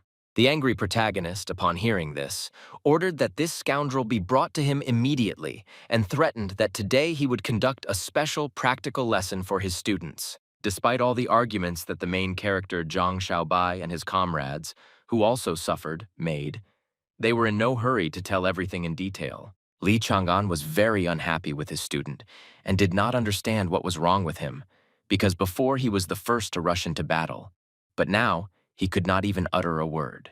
The guy even began to assume that Zhang Xiaobai got punched in the face for some misdeed, but that was not the case. The students tried to help the common people solve the coal issue before winter came. However, a scoundrel named Feng Chengbao beat up the boys under the guise of his influential father. None of the students dared to raise a hand against the son of someone who could put an end to a possible career as an official. This answer surprised Li Chang'an greatly, causing him to think that Zhang Xiaobai had truly grown up and was now thinking about the well-being of ordinary people. After this, the main character encouraged his students and asked them not to dare to give up and endure bullying when the fire of righteous aspirations burned within them. The guy also said that people who were unable to distinguish good from evil did not have the right to decide the fate of people, so if justice was quickly passing them by, they should be shown their mistakes. Soon after, the protagonist and his disciples arrived at the Xiushin courtyard at the Tanta Tower. They were all determined to sort out the situation. Everyone present immediately noticed that Zhang Xiaobai had arrived and brought his master with him. This was immediately reported to Feng Chengbao. The villain could not believe that someone had actually come to take revenge on him and thought that it was just nonsense. The guy approached the main character and, putting his hand on his shoulder, greeted him and said that they hadn't seen each other for a long time. Li Chang'an, without showing any unnecessary emotion, also greeted the scoundrel while concentrating qi energy in his right hand. After that, he suddenly threw his hand onto Feng Chengbao's shoulder as if he was simply showing friendliness.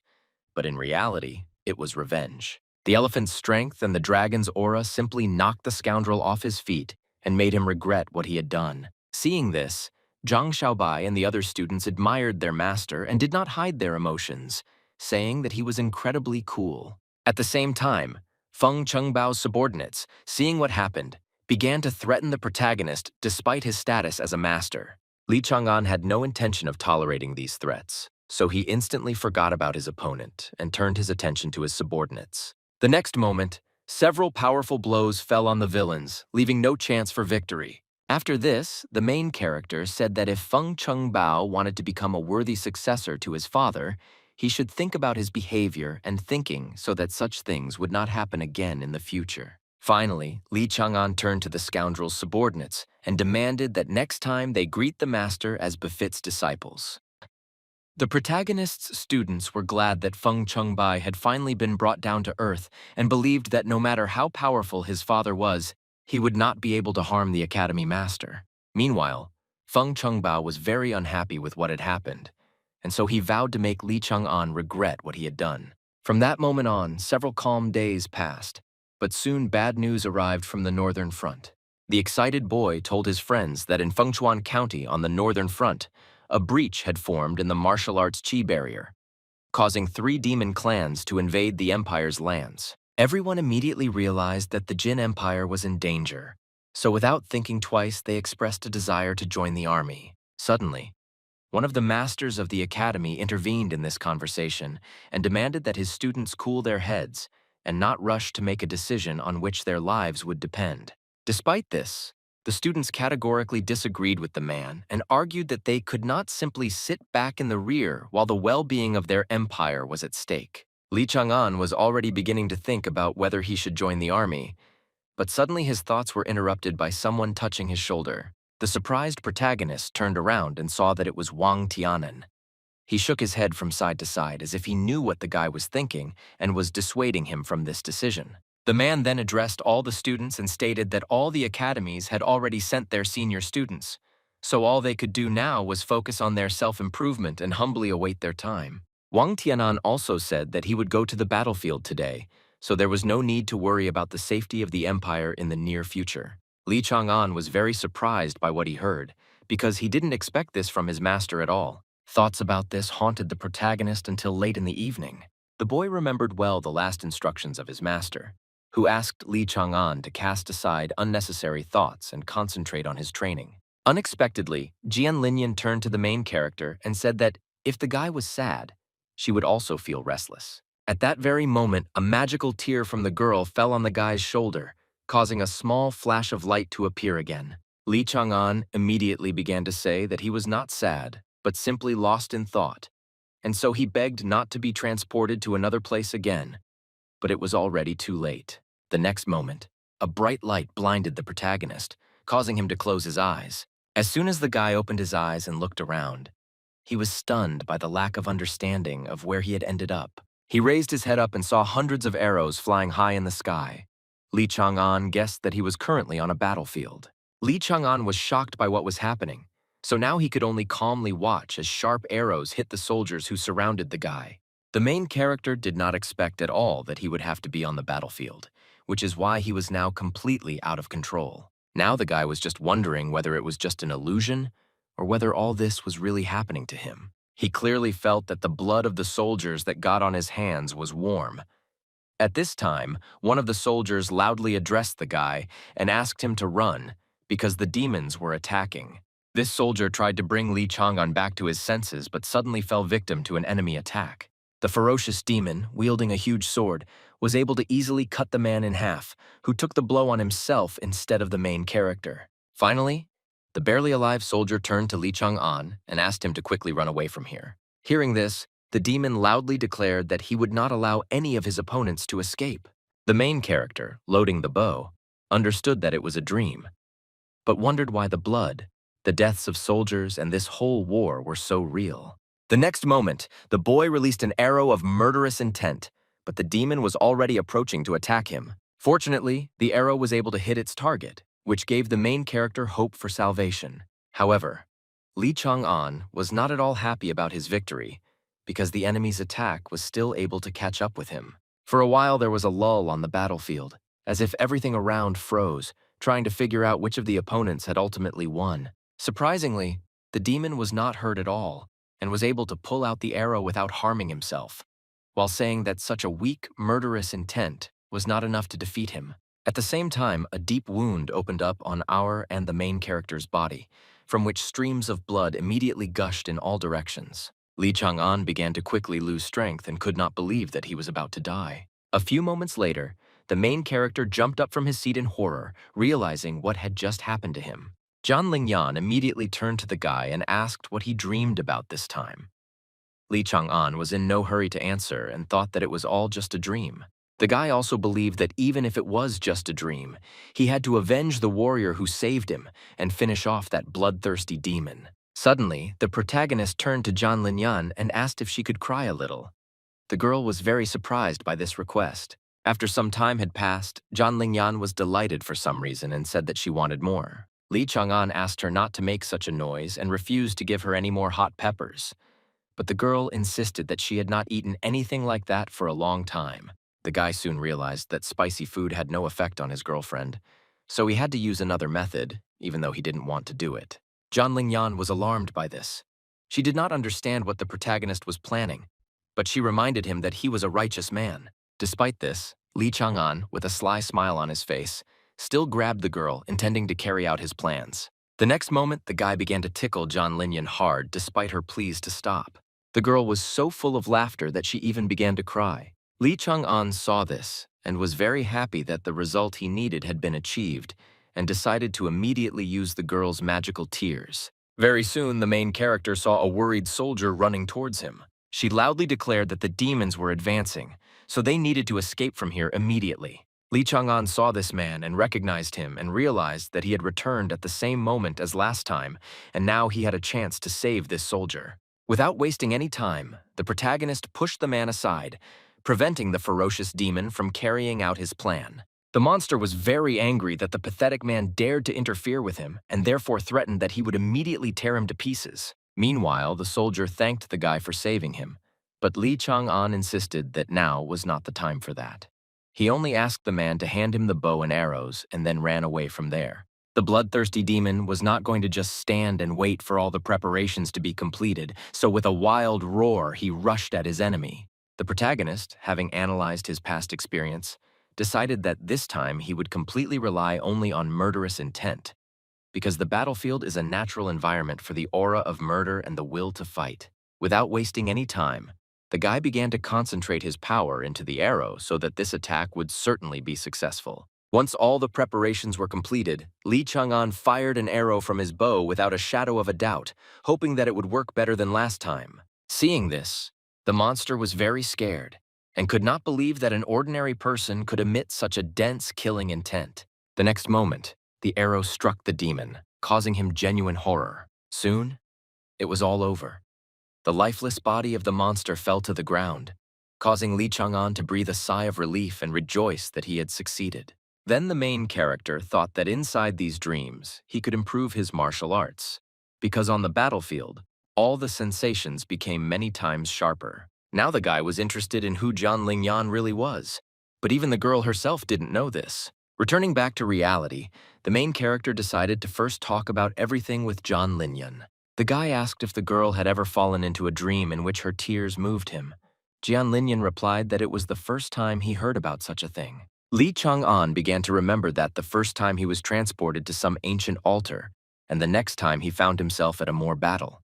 Something told the guy that the girl had already been to these places. Then the guy thought that in conditions close to a real mortal battle, it was much easier for him to improve his martial art, and that is probably why the Jasper letter led him to this girl. Lee Chang-an was so deep in thought that John Lingyan had to shout loudly to get his attention. The main character immediately asked what was going on. Then the girl asked him to look away. Turning around, Lee Chang-an saw that Liu Linglong and Liu Zhiyin were in the room, clearly taken aback by the guy's strange behavior. The main character understood the situation he was in and could not believe that the girls had already woken up. John Linyan said that they had been standing here for a long time, so the guy's words were inappropriate. Liu Zhiyin immediately asked who the main character was talking to here, because she was sure that they had no guests today. Liu Linglong reminded that this was not the first time. The girl suddenly assumed that Li Chang'an was talking to a spirit, which made her very worried. Liu Linglong began waving the willow branches in all directions and using them as the protagonist to drive away the evil spirits.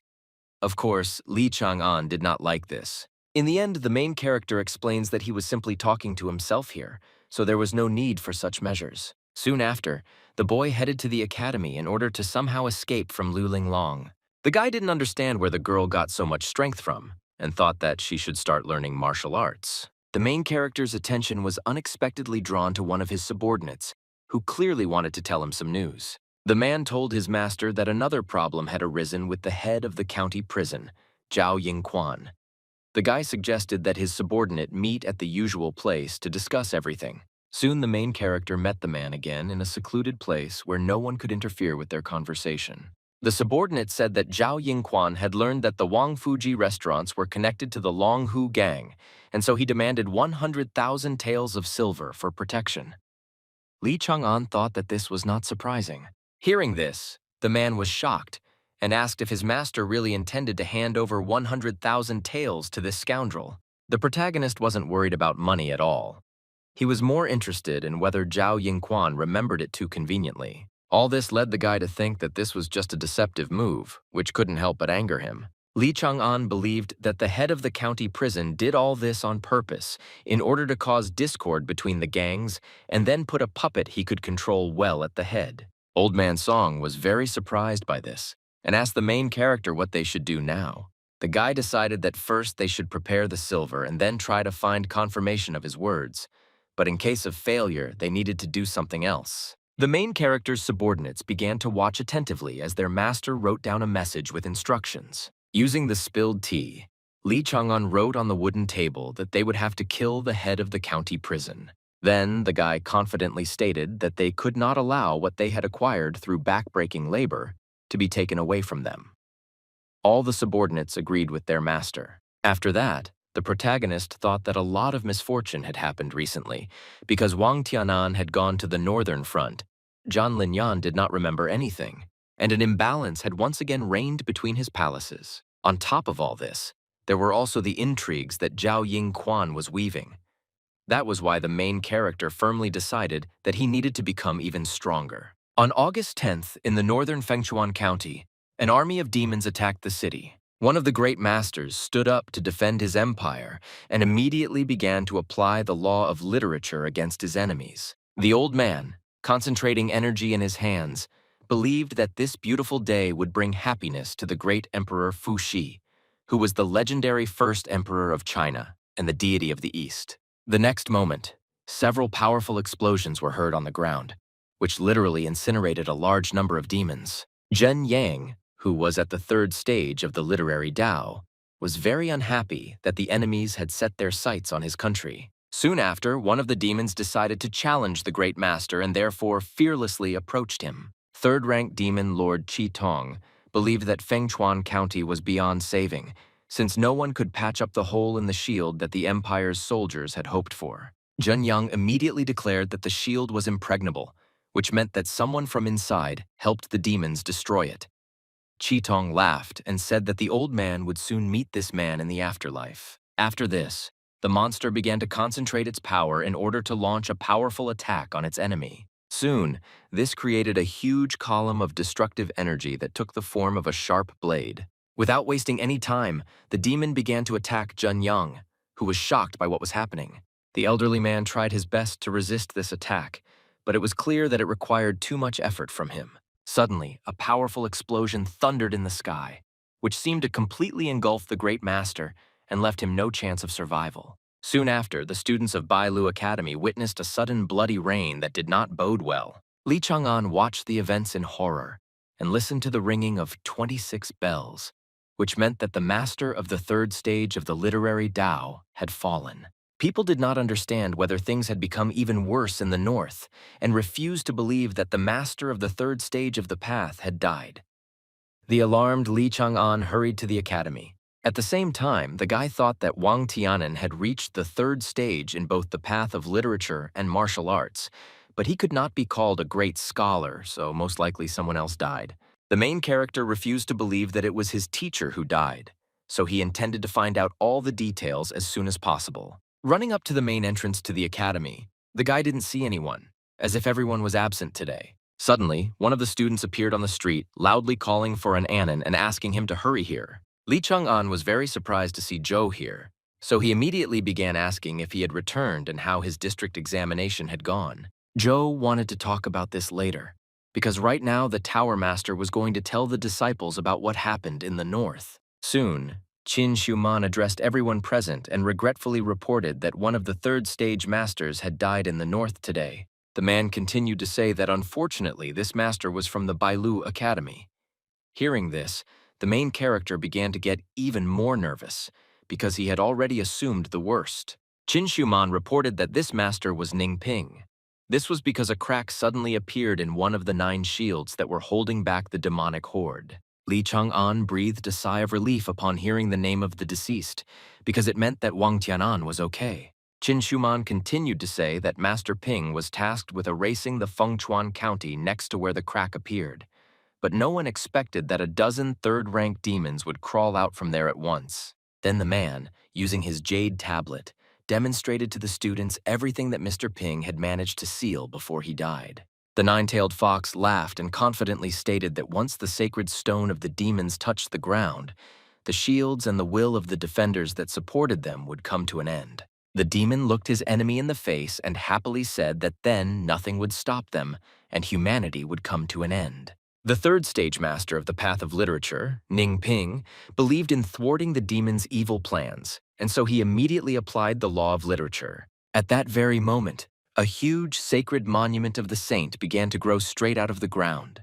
This monument grew upward until it hit the sacred stone of the demons, thereby preventing it from falling and touching the ground. The students of the Bou Academy, upon seeing this projection, were shocked by what actually happened on the northern front. Thanks to Ning Ping's self-sacrifice, he managed to protect the other shields, and his last desperate technique partially restored the damaged shields, causing the demons that overcame him to become significantly weakened.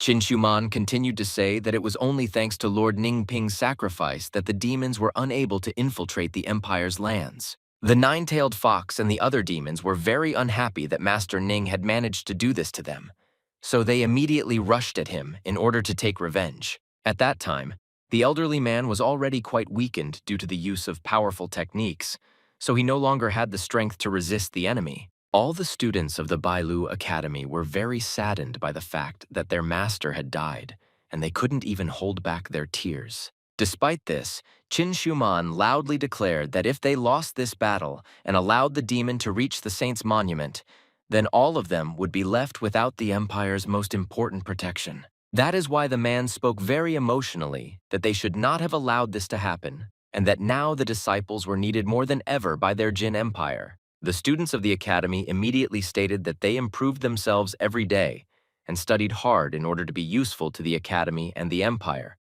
so it would be an honor for them to die in the fight against demons. Zhou was in complete agreement with his comrades, so he was one of the first to show a desire to go to the battlefield. And Anan and Li Chang'an were very surprised by their friend's decision, but they didn't seem to have any intention of dissuading him. That evening, they all gathered in the Jiao quarter to discuss the latest news. And Anan was very unhappy about something, which is why he loudly banged his glass of alcohol on the table.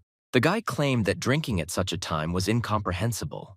Zhou calmly explained that he wanted to have a drink with his friends before he went to war. And Anan immediately began to ask why the guy wanted to go there, since he had just passed the county exam and moved on to the 7th stage of the literary Tao. Zhou began to claim that only on the battlefield would he be able to surpass himself and gain what he had never been able to achieve. In addition, he really did not want to live in the shadow of his father. Li Chang'an surprisingly claimed that his friend was a real man and he admired him. The protagonist wanted to say something else, but Zhou interrupted him and began to argue that if he wanted to somehow help on the battlefield, He should have written more poems to strengthen the shields of the empire. Lee Chang'an realized that the guy's argument was useless, so he only promised that he would try to fulfill this order. Suddenly, an Anand loudly slammed his hands on the table and stood up from his seat because he had something to say to his friends. The guy decided that since he couldn't dissuade Zhou from the idea of going to war, he would go there with him. Lee Chang'an was very surprised by this statement because Anand herself had just dissuaded her friend from this idea. Zhou also did not support the guy because he was only at the 8th stage of the literary path. And Anand replied regretfully that this was not entirely true, since he could become a master of the 7th stage at any time and even instantly reach its peak. Zhou didn't understand what his friend was talking about. It seemed to the guy that he understood the words, but for some reason, the meaning of these words eluded him. After a few moments, Zhou had a guess that was very hard to believe. However, Anand confirmed that he was indeed the bearer of the Wenlu talisman, which still had 4 more stages to increase. Then Parep showed his friends this talisman and explained that it could easily reach the rank of 4th stage peak master. However, this method had its drawbacks, because if a guy uses this talisman, it will put an end to his future improvement. And Anand then said that he once met the owner of the Xiantian body who could help him break these shackles, but he was never able to secure his support. Lee Chang'an, upon hearing this, immediately remembered the girl who had forced him to leave his hometown when she found out that he had a Xiantian body. She also used ice and frost techniques.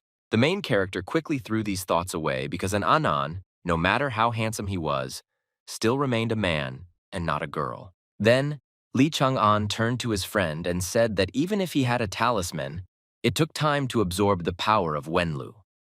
And Anand began to claim that his family had their own methods. After that, the guy suddenly used the law of literature to move from the peak of the 8th stage to the peak of the 7th.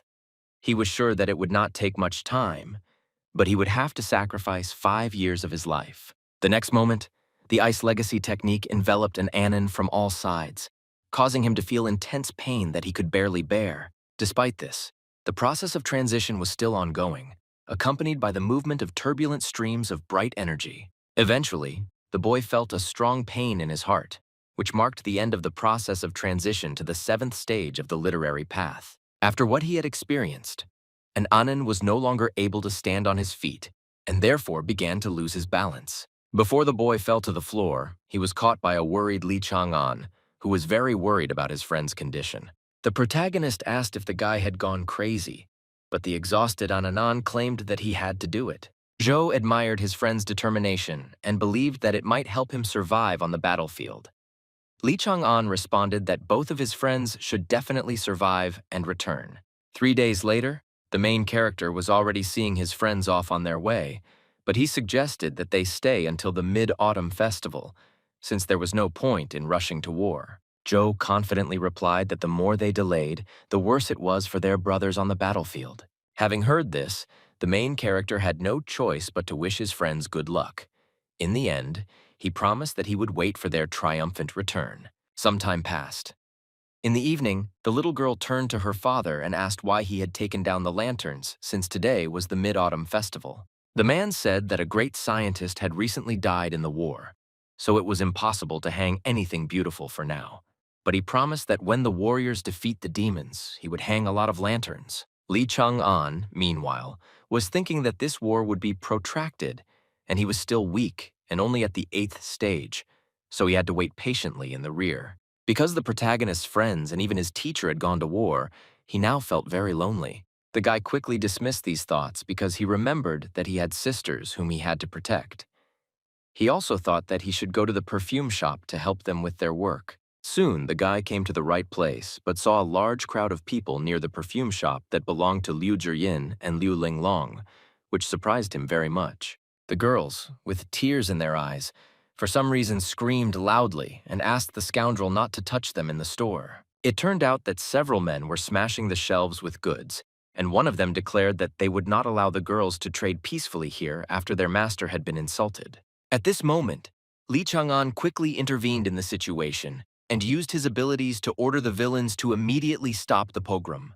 The energy streams hit the right targets, thanks to which the villains were susceptible. The man who led the scoundrels turned to Li Chang'an and asked him with displeasure how he dared to do such a thing to his master's son. The guy realized that these were Feng Chengbao's people and said that they had just attacked innocent law-abiding people, so he would definitely appeal to the imperial court. The villains were not at all delighted with these words and understood what problems they could end up with. That's why they decided to retreat for today, but threatened that the protagonist would definitely pay for what he did to the young master. Li Chang'an didn't pay attention to these threats. At this time, Feng Chengbao approached Zhao Yingquan and asked him to order the county bandits to destroy the perfume shop and kill Li Chang'an. The warden immediately wondered if the main character was somehow connected to the Longhu gang.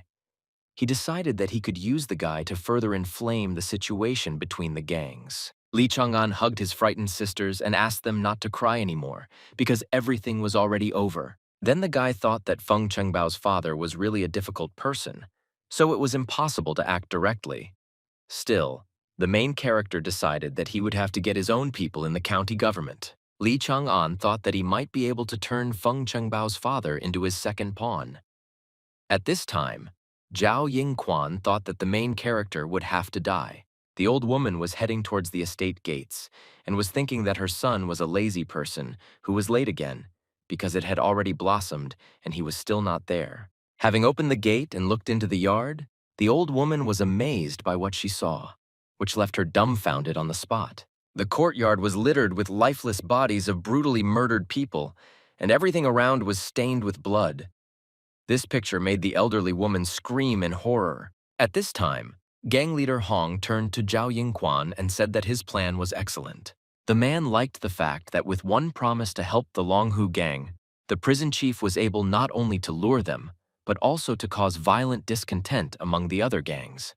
The scoundrel believed that now nothing would stop them from subduing the other gangs and becoming the head of the entire district. Despite this seemingly good news, Zhao Yingquan remained serious and was not at all happy about his success. The old man said that he only did this because there had been too many gangs in the area recently, and this was not conducive to the stability of the city. Now all that was left was to get rid of Li Chang'an. At this time, the main character's subordinate happily reported that their people had dealt with the combined attack and used the corpses of the enemies as decoys. In addition, the people from the Longhu gang used leather masks and replaced those who came after them. Now they had spies in all the gangs in the county. The man was sure that now it didn't matter to them which of the bands Zhao Yingquan would ultimately support, because in the end, it would still be under their control. Old Man Song didn't notice that the protagonist was happy about this good news, so he asked if he was unhappy about something. The guy began to explain that if they caved into Zhao Yingquan's words this time, he would take advantage of their weakness and continue to manipulate them. Li Chang'an categorically disagreed with this, so he decided that he and his subordinates needed to settle this matter once and for all. Soon after, night fell. The bright moon was shining brightly on the mansion where Zhao Yingquan lived. The elderly man had been sleeping peacefully in his bed for a long time, not even suspecting the approaching danger. Suddenly, someone's black shadow appeared in his room, which was a harbinger of trouble for the prison warden. Surprisingly, Zhao Yingquan immediately reacted to the presence of an outsider and, using the law of literature, prepared to attack his opponent. In the end, the old man failed to carry out his plans, as he was quickly overtaken by Li Chang'an's sudden attack. Zhao Yingquan, looking closely at his opponent, realized that it was the main character and was very surprised that he was here now. The angry guy was flexing his fists, simultaneously rejoicing that he had finally been lucky enough to meet the head of the county prison in person. The old man immediately began to threaten that the main character would be executed for attacking an imperial official. In addition, he would have a lot of problems if people found out that the academy master was the leader of the Longhu gang. Li Chang'an was unwilling to listen to these threats, so he demanded that Zhao Yingquan shut his mouth while attacking him with streams of qi energy. The warden felt that this was a murderous intent and could not believe that the main character actually dared to do such a thing. Li Chang'an, meanwhile, claimed that he had not come here to make small talk or negotiate about anything, but to put the old man before a choice. The guy offered Zhao Yingquan to obey him or go to the afterlife. In order to help with this choice, the main character hit the prison warden several times. Zhao Yingquan warned his opponent that if he died, the government would definitely use the sacred compass to find the criminal. Li Chang'an said with a satisfied grin that he had already figured out how to solve the problem with the compass, and that was why he came here without any fear. Now the guy was only interested in the older man's answer. Zhao Yingquan was very scared, so he was in no hurry to answer. Then the protagonist said that he no longer wanted to waste time here. That is why the guy began to attack the prison warden while he was loudly shouting that he recognized him as his master and promised to listen to him. In the end, the old man was so scared that not only was he shaking with fear, but he also found himself in a very humiliating situation. Li Chang'an was very pleased with this result and praised the head of the county prison for his good choice. The guy then stated that from now on, Zhao Yingquan would become his personal spy in the government and help him deal with Feng Chengbao. The elderly man had to agree under threat of death. Rather, after this, the morning came. The protagonist was glad that he was finally able to sort out all the problems, and now nothing prevented him from expanding his influence in the underground world. As Li Chang'an approached his estate, he saw Qin Shuman at the gate. The guy didn't understand why he came here. The next moment, the worried man, holding the letter in his hands, turned to Li Taibai and stated that something had happened to Master Wang Tianan. The main character was shocked to learn that his teacher, according to the words of other warriors, fell into a trap, after which the connection with him was broken. Wang Tianan had recently been fighting on the battlefield located in Fengchuan County. The man was able to easily defeat fierce demons that were several times larger than him. Even after fighting such a strong opponent, the master still had the strength to continue killing his enemies. The demons were very unhappy that this old man had already finished off 2 third-rank demon lords, and so they wanted to deal with him as soon as possible. Soon, several monsters immediately grabbed Wang Tianan, but he only laughed and claimed that they would not be able to stop him. To this, one of the demons, with a sly smile on his face, replied that they did not need to stop their enemy. The next moment, the monsters used a transfer formation and disappeared along with Wang Tianan. Having moved to another place and looked around, the master began to understand that he was in a difficult situation. The man was surprised that the demons were ready to sacrifice their lives in order to move him beyond the protective barrier. However, the monsters were very pleased that their enemy was surrounded by tens of thousands of demons of the warrior clan, and were intent on testing how long he would last in battle with them. Li Chang'an was shocked to learn all these details and began to worry greatly about his master. Qin Shuman claimed that Wang Tianan's body had not yet been found, so there was still hope for the best. At that very moment, the protagonist officially addressed the master of Zhushan Tower and was about to ask him for something, but the man interrupted the guy. Qin Shuman categorically stated that Li Chang'an should not have even thought about going to the battlefield. The man then went on to say that he had already sent people to look for Master Wang, and insisted that the main character would not be of much use on the battlefield. At this moment, Zhan Lingyan peeked out from behind the door and witnessed Li Chang'an asking how he could just turn his back on his master. The main character also turned his attention to his girlfriend, who asked if something had happened. At that moment, the guy had a great idea, which noticeably improved his mood. After some time, Li Chang'an was already approaching the city gate, which was completely engulfed in raging flames. The boy looked at the fire and thought that it was a battlefield on the northern front. He also assumed that it was the city of Juyong, which had once become a heap of ashes. Then the protagonist saw a mysterious master who used the law of literature to create the flame of the Red Cliff. Unfortunately, not only demons suffered from this flame, but also ordinary people who were trapped and now begged for help. Li Chang'an was amazed because he saw his father and older brother in these unfortunate people, which could not help but surprise him. The guy assumed that these events happened about 5 years ago, and his relatives did not die in battle, but burned alive in the heat of a fire that broke out because of someone's equipment.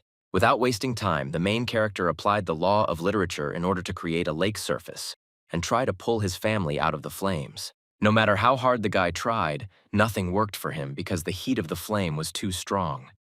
He also thought that it was just a dream, and his father and brother had already died long ago. Suddenly, someone who looked very much like the main character grabbed Li Chang'an's hand and began to beg him to save his family. At that moment, the guy woke up and, breathing heavily from excitement, jumped up from his seat, trying to come to his senses after what he had experienced. Liu Linglong and Liu Zhiyin, who entered the room, immediately assumed that the boy was worried about his master, and that was why he was having nightmares. Meanwhile, the main character was thinking that initially, He just wanted to try to find Master Wang with the help of dreams.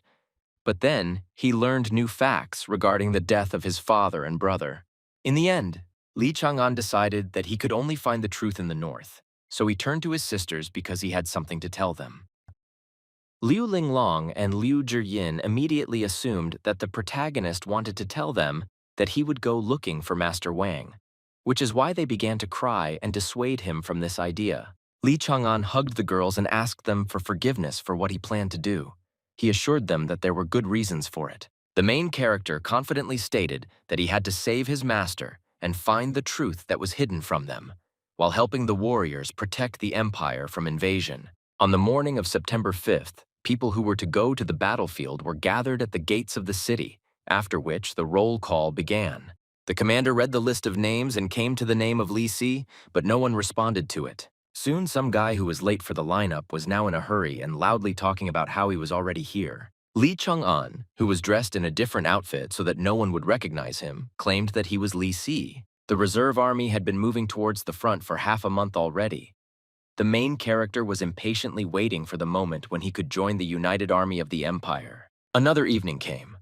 The recruits stopped and set up camp in the forest to wait out the night. One of the men cheerfully said that they would soon be leaving Ding'an County, so he offered Li Si to enjoy the tender meat one last time. Li Chang'an, keeping up with his new image, took the meat and asked Huang to stop treating him as if he had just crawled out of the imperial palace. Everyone immediately started laughing and claiming that their new comrade and the people from the palace really did have something in common, for example, that he had never been with a woman. One of the men promised that he would definitely take the main character to a brothel as soon as they passed the next city.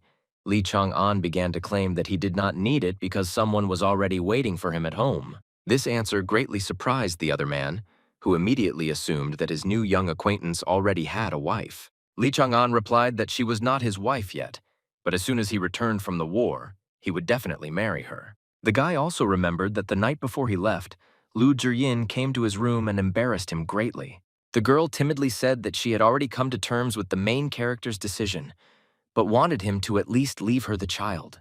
Li Chang'an was shocked by what was happening and asked Liu Zhiyin not to rush. The girl did not understand what the reason for this reaction was, and therefore began to assume that the main character no longer loved her. The next moment, Liu Zhiyin passionately kissed Li Chang'an on the lips, causing him to become even more embarrassed. However, the guy was determined to stop this, so he deftly laid Liu Zhiyin on the bed and let's just talk to her. He went on to say that he and Liu Linglong were the most precious people to him, and that was why he loved them very much. After that, the main character said that it was all about martial arts, because according to Wang Tianan, one could not do anything like that until the 6th stage of martial arts was reached. Otherwise, all cultivation would collapse. Liu Zhiyin heard this and immediately began to apologize and was about to leave, but Li Chang'an asked her to stay. The main character hugged the girl, and in order to at least slightly dispel her anxiety, he promised that when he returned from the war, he would fulfill her wish. Liu Zhiyin promised that she would wait for this moment. As a result, Li Chang'an transferred all his shops and restaurants to Liu Zhiyin and Liu Linglong so that they could take care of business in his absence. Zhan Lingyan didn't have any fighting skills, so the protagonist left her at home to wait for his return. Also, thanks to his connections, the guy was able to transfer all 4 points of the moon reflection into the hands of Yan Qingshi.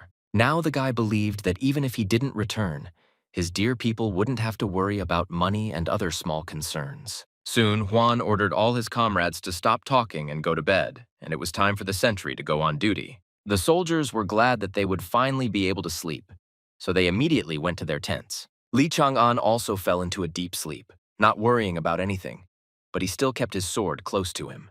The night was quiet and did not foreshadow any trouble. It was the perfect time for something unexpected to happen.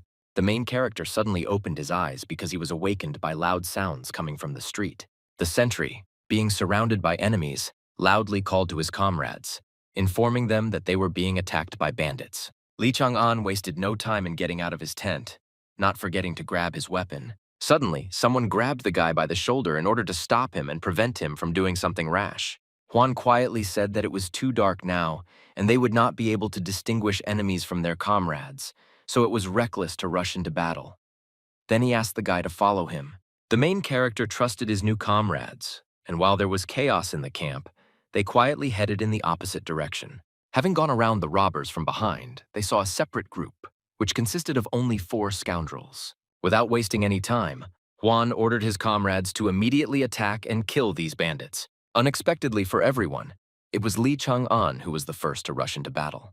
His speed and fearlessness greatly surprised his new comrades. The protagonist ran forward and thought that luckily Wang Tianan taught him the basics of the ball's path, the first pillar of which was swiftness. The second pillar was precision, because one had to be ready to strike the enemy's weak points at any time. The third pillar was agility, so that every swing of the blade would take the enemy's life.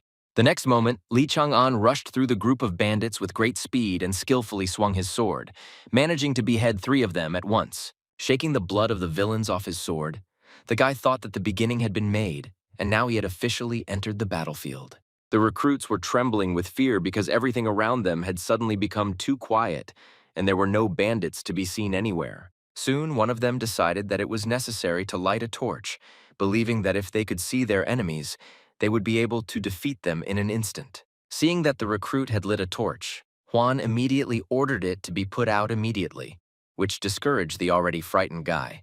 The next moment, the bandit's vile arrow hit the recruit who was holding the torch in his hand right in the neck, as he was too visible a target. After this, the attack of the bandits continued, so Juan ordered everyone to quickly disperse. The man was not at all happy that they had losses and did not understand whether the recruits did not know that with a light source in their hands, they became an easy target. Suddenly, Li Chang'an approached Huang and asked him to look into the depths of the forest. Seeing a large group of bandits who had gathered together and were heading forward, Juan realized that only the advance guard had attacked them, and that there were many more opponents. The recruits were very scared when they saw this, and decided to run as far away as possible so that the bandits would not find them. People ran headlong, completely unaware of Juan, who was in no hurry to retreat.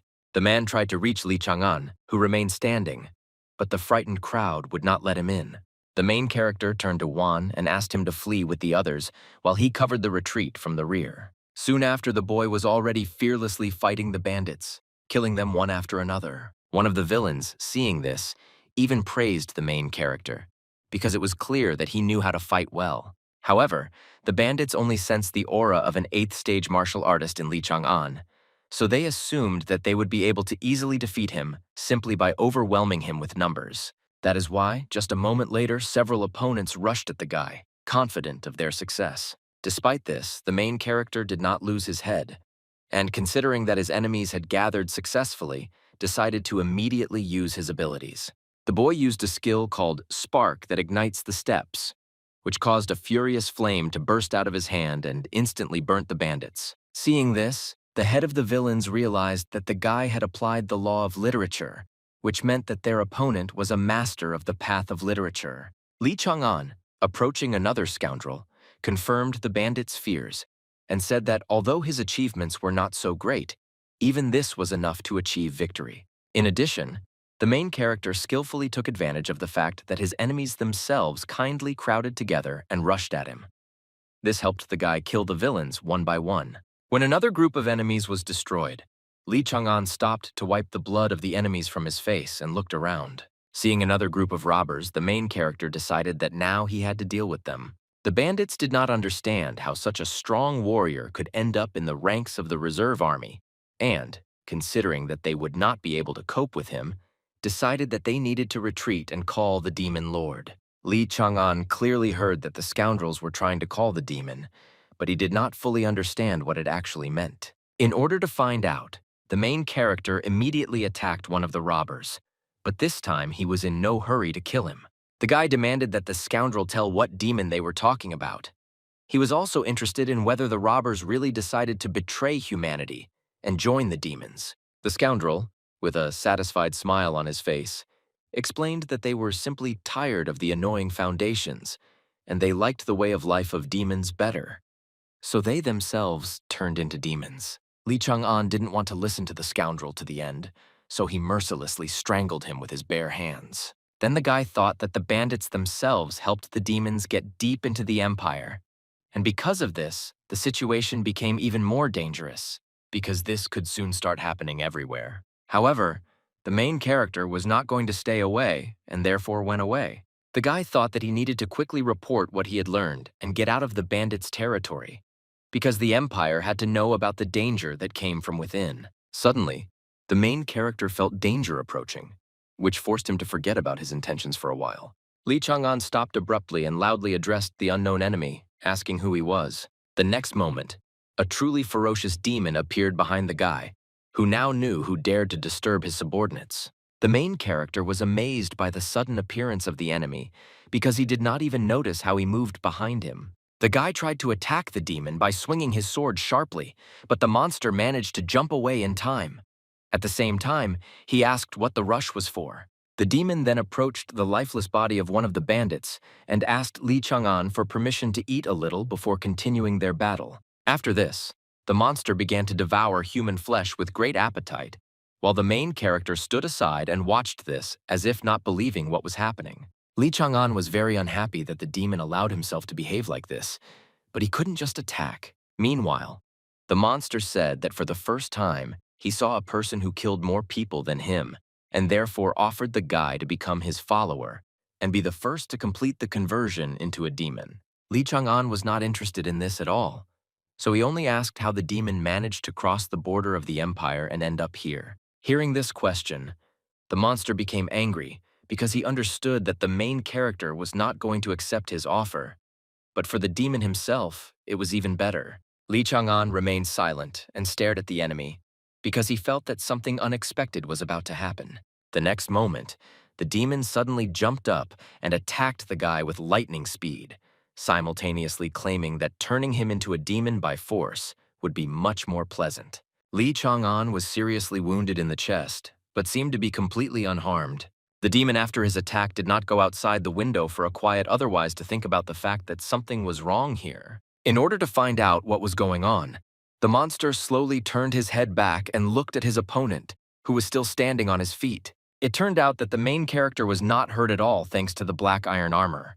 The guy mentally thanked Deputy Shu for just saving his life. Half a month ago, an angry Qin Shuman chased after the protagonist in order to teach him a lesson because he was going to go to war. But Li Chang'an insisted on his own.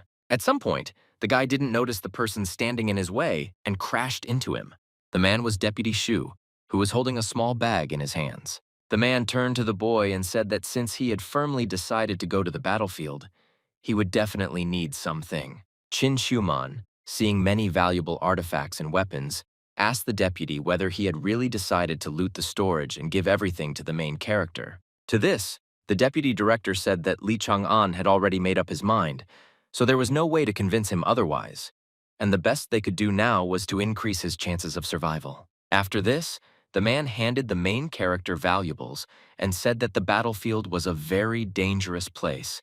But despite this, the guy had to return alive and find out where Master Wang was. After receiving these instructions, the protagonist bowed respectfully and expressed his deep gratitude to the masters of the Bou Academy for their understanding. Li Chang'an quickly ran towards his enemy, thinking along the way that he couldn't die here because he simply didn't have the right to do so. Despite the quick attack, the demon clearly saw how his opponent's blade was approaching him, so he was not at all worried about his well-being. Suddenly, the monster simply disappeared from Li Chang'an's sight, which couldn't help but surprise him. A moment later, the monster was already behind the main character and smiling slyly said that he was too slow. After that, the guy made another attempt to attack his enemy, but the result was still disappointing.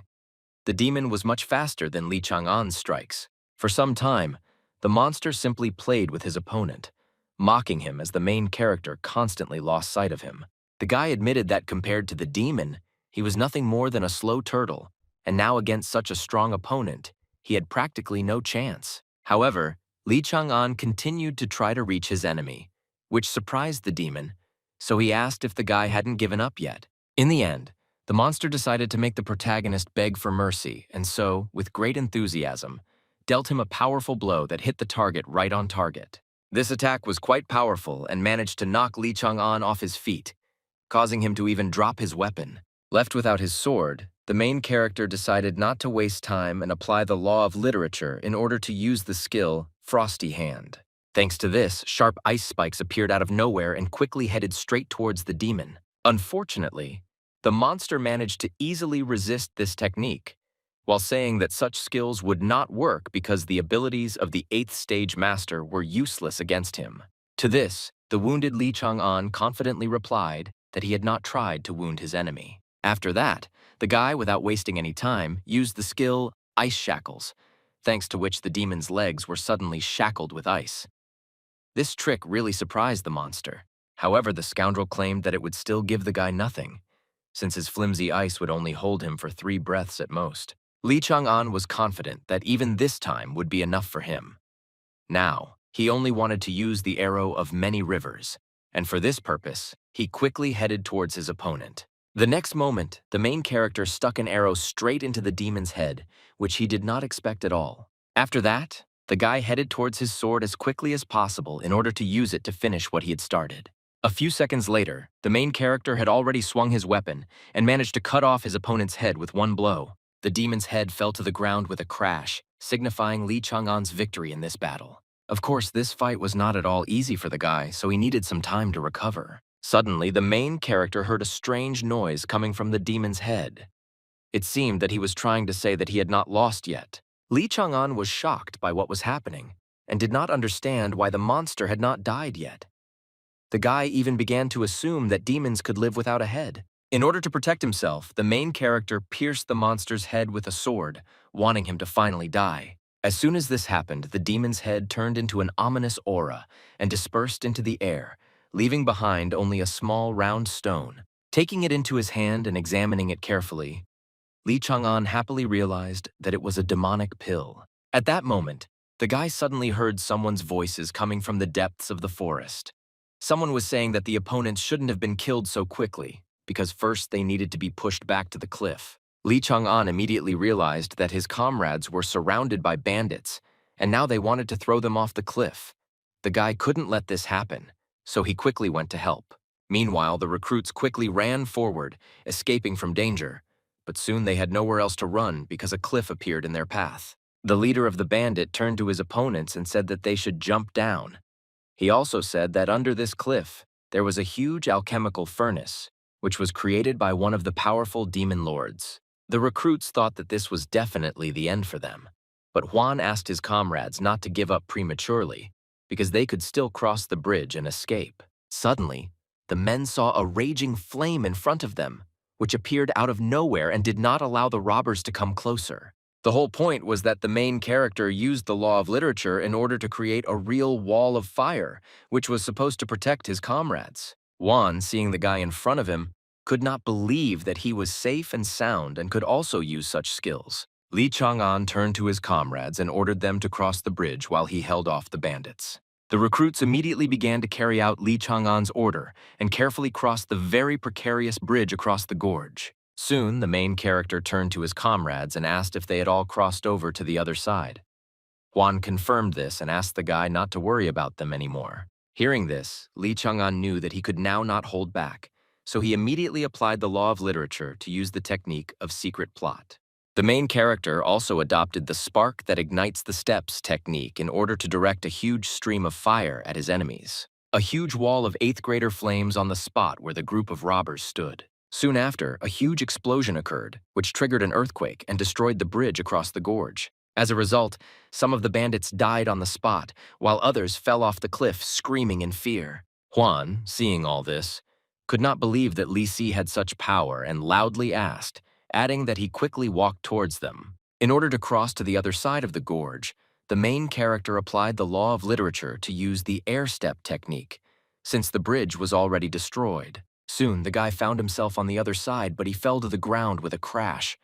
His comrades, seeing this, immediately ran up to the guy. Huan, seeing that Li Chang'an was okay, turned to him and thanked him for saving their lives. The guy replied that they were all brothers, so he could not do otherwise. Suddenly, one of the recruits announced that he was going to leave here and immediately received support from another recruit. People claimed that they couldn't even deal with bandits, so there was no talk of demons. They were sure that they would simply die ingloriously on this northern front. Huan was very unhappy with his comrades and reminded them what awaited those who deserted. He assured that not only the recruits, but also their families would suffer. To this, the recruits replied that their commanders were already dead, so no one would know about their desertion unless, of course, no one let it slip. Suddenly, one of the men attacked Juan, saying that if he himself was impatient to die, then he should have gone to the battlefield himself and not interfere with them. At that moment, one of the recruits also had a strange feeling, as if he had goosebumps all over his body. The reason for this was the protagonist, who showed his murderous intent and ordered his comrades not to dare point their swords at each other. Lee Chang-an then used his technique to stop the fighting between the recruits. After this, the guy seriously threatened that as soon as he counted to 3, he would kill everyone who had a weapon in their hands. The recruits didn't seem to believe that the main character was capable of killing his own comrades, whom he had just saved, but no one wanted to test it. In the end, everyone threw their weapons to the ground because it was hard for them to resist Lee Chang-an's arguments. The guy then said that he understood that each of the recruits had a reason to hate the authorities, and even the empire, because they had to go through a lot due to the fault of officials. However, Lee Chang-an insisted that this did not concern any officials.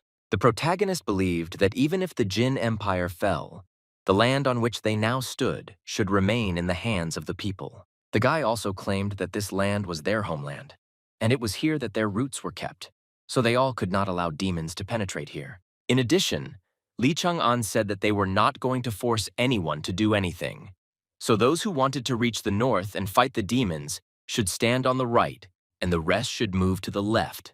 As soon as this choice arose, the recruits began to hesitate and look at each other, but everyone remained standing in place. In order to hurry his comrades, Lee Chang-an again threatened that all who did not make a choice would die at his hand. Very soon, on either side of the main character, 2 small groups of recruits appeared who made their choice. The first thing the guy did was turn to those people who had decided to desert and advise them to get out of here as soon as possible. Huang did not understand why Lee Chang-an let these people go, because in the north there would definitely be a check on the list.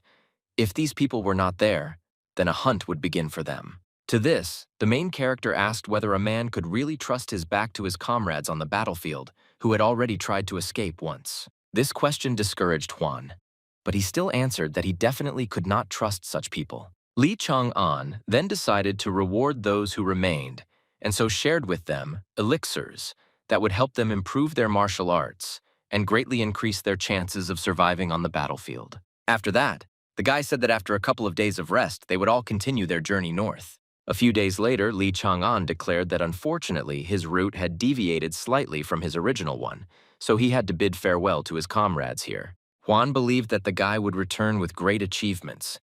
The main character asks not to doubt this, and was already getting ready to leave. Suddenly the man turned to his friend again, and asked him in conclusion whether he could tell him his real name. The guy honestly answered that his name was Lee Chang-an, and he was a student of the Bou Academy. One of the recruits immediately remembered that this was the same guy who took the first 2 places in the Dragon Gate competition.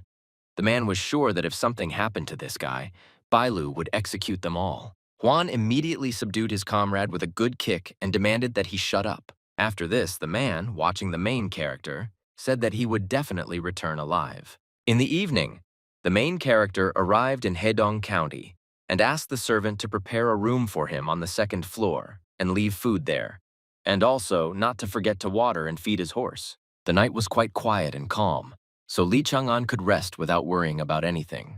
The guy sat in his room and remembered that, according to his master, the demonic pill was pure poison for people, and by consuming it, a person either successfully turned into a demon or died painfully. Still, the guy decided that it was best to destroy this pill as quickly as possible, so he squeezed it tightly in his hand and crushed it.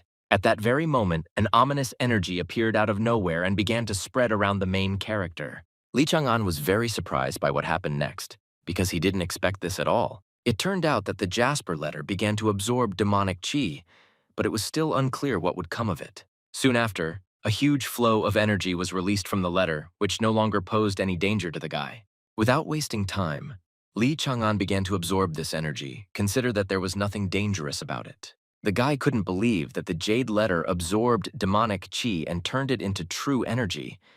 But for now, his body was not able to contain so much spiritual power. The surprises didn't end there. True chi itself opened the guy's spiritual veins, and at this rate he could soon break through to the 7th stage of the literary path. Shortly after that, a bright glow appeared that extended far beyond the room Lee Chang'an was in. The room itself was completely filled with clouds of smoke and steam, which appeared as a result of the transition to a new stage. The protagonist felt like the power of the initial degree of the 7th stage was seething within him. And now he understood that the Jasper letter was not just his personal library, but something much more. The guy also believed that if he had stayed in his district, he would never have learned about this ability. So he believed that by heading to the northern front, he was on the right path. Suddenly, these thoughts were interrupted by someone's loud voice, which announced the alarm, because the criminal had killed the assistant to the district chief. The main character did not fully understand what was happening outside his room, so he looked out the window to figure everything out for himself. He saw a mysterious masked man quickly running away from armed soldiers who were chasing him and intended to surround him so that he could not escape justice. Along the way, the stranger dropped several sheets of paper, one of which Lee Chang'an took for himself. It was a leaflet that said that the man everyone called the assistant to the county chief was a true monster. He had captured and tried to kill hundreds of young girls. After reading this, the main character immediately became angry and believed that this scoundrel deserved to die for what he did.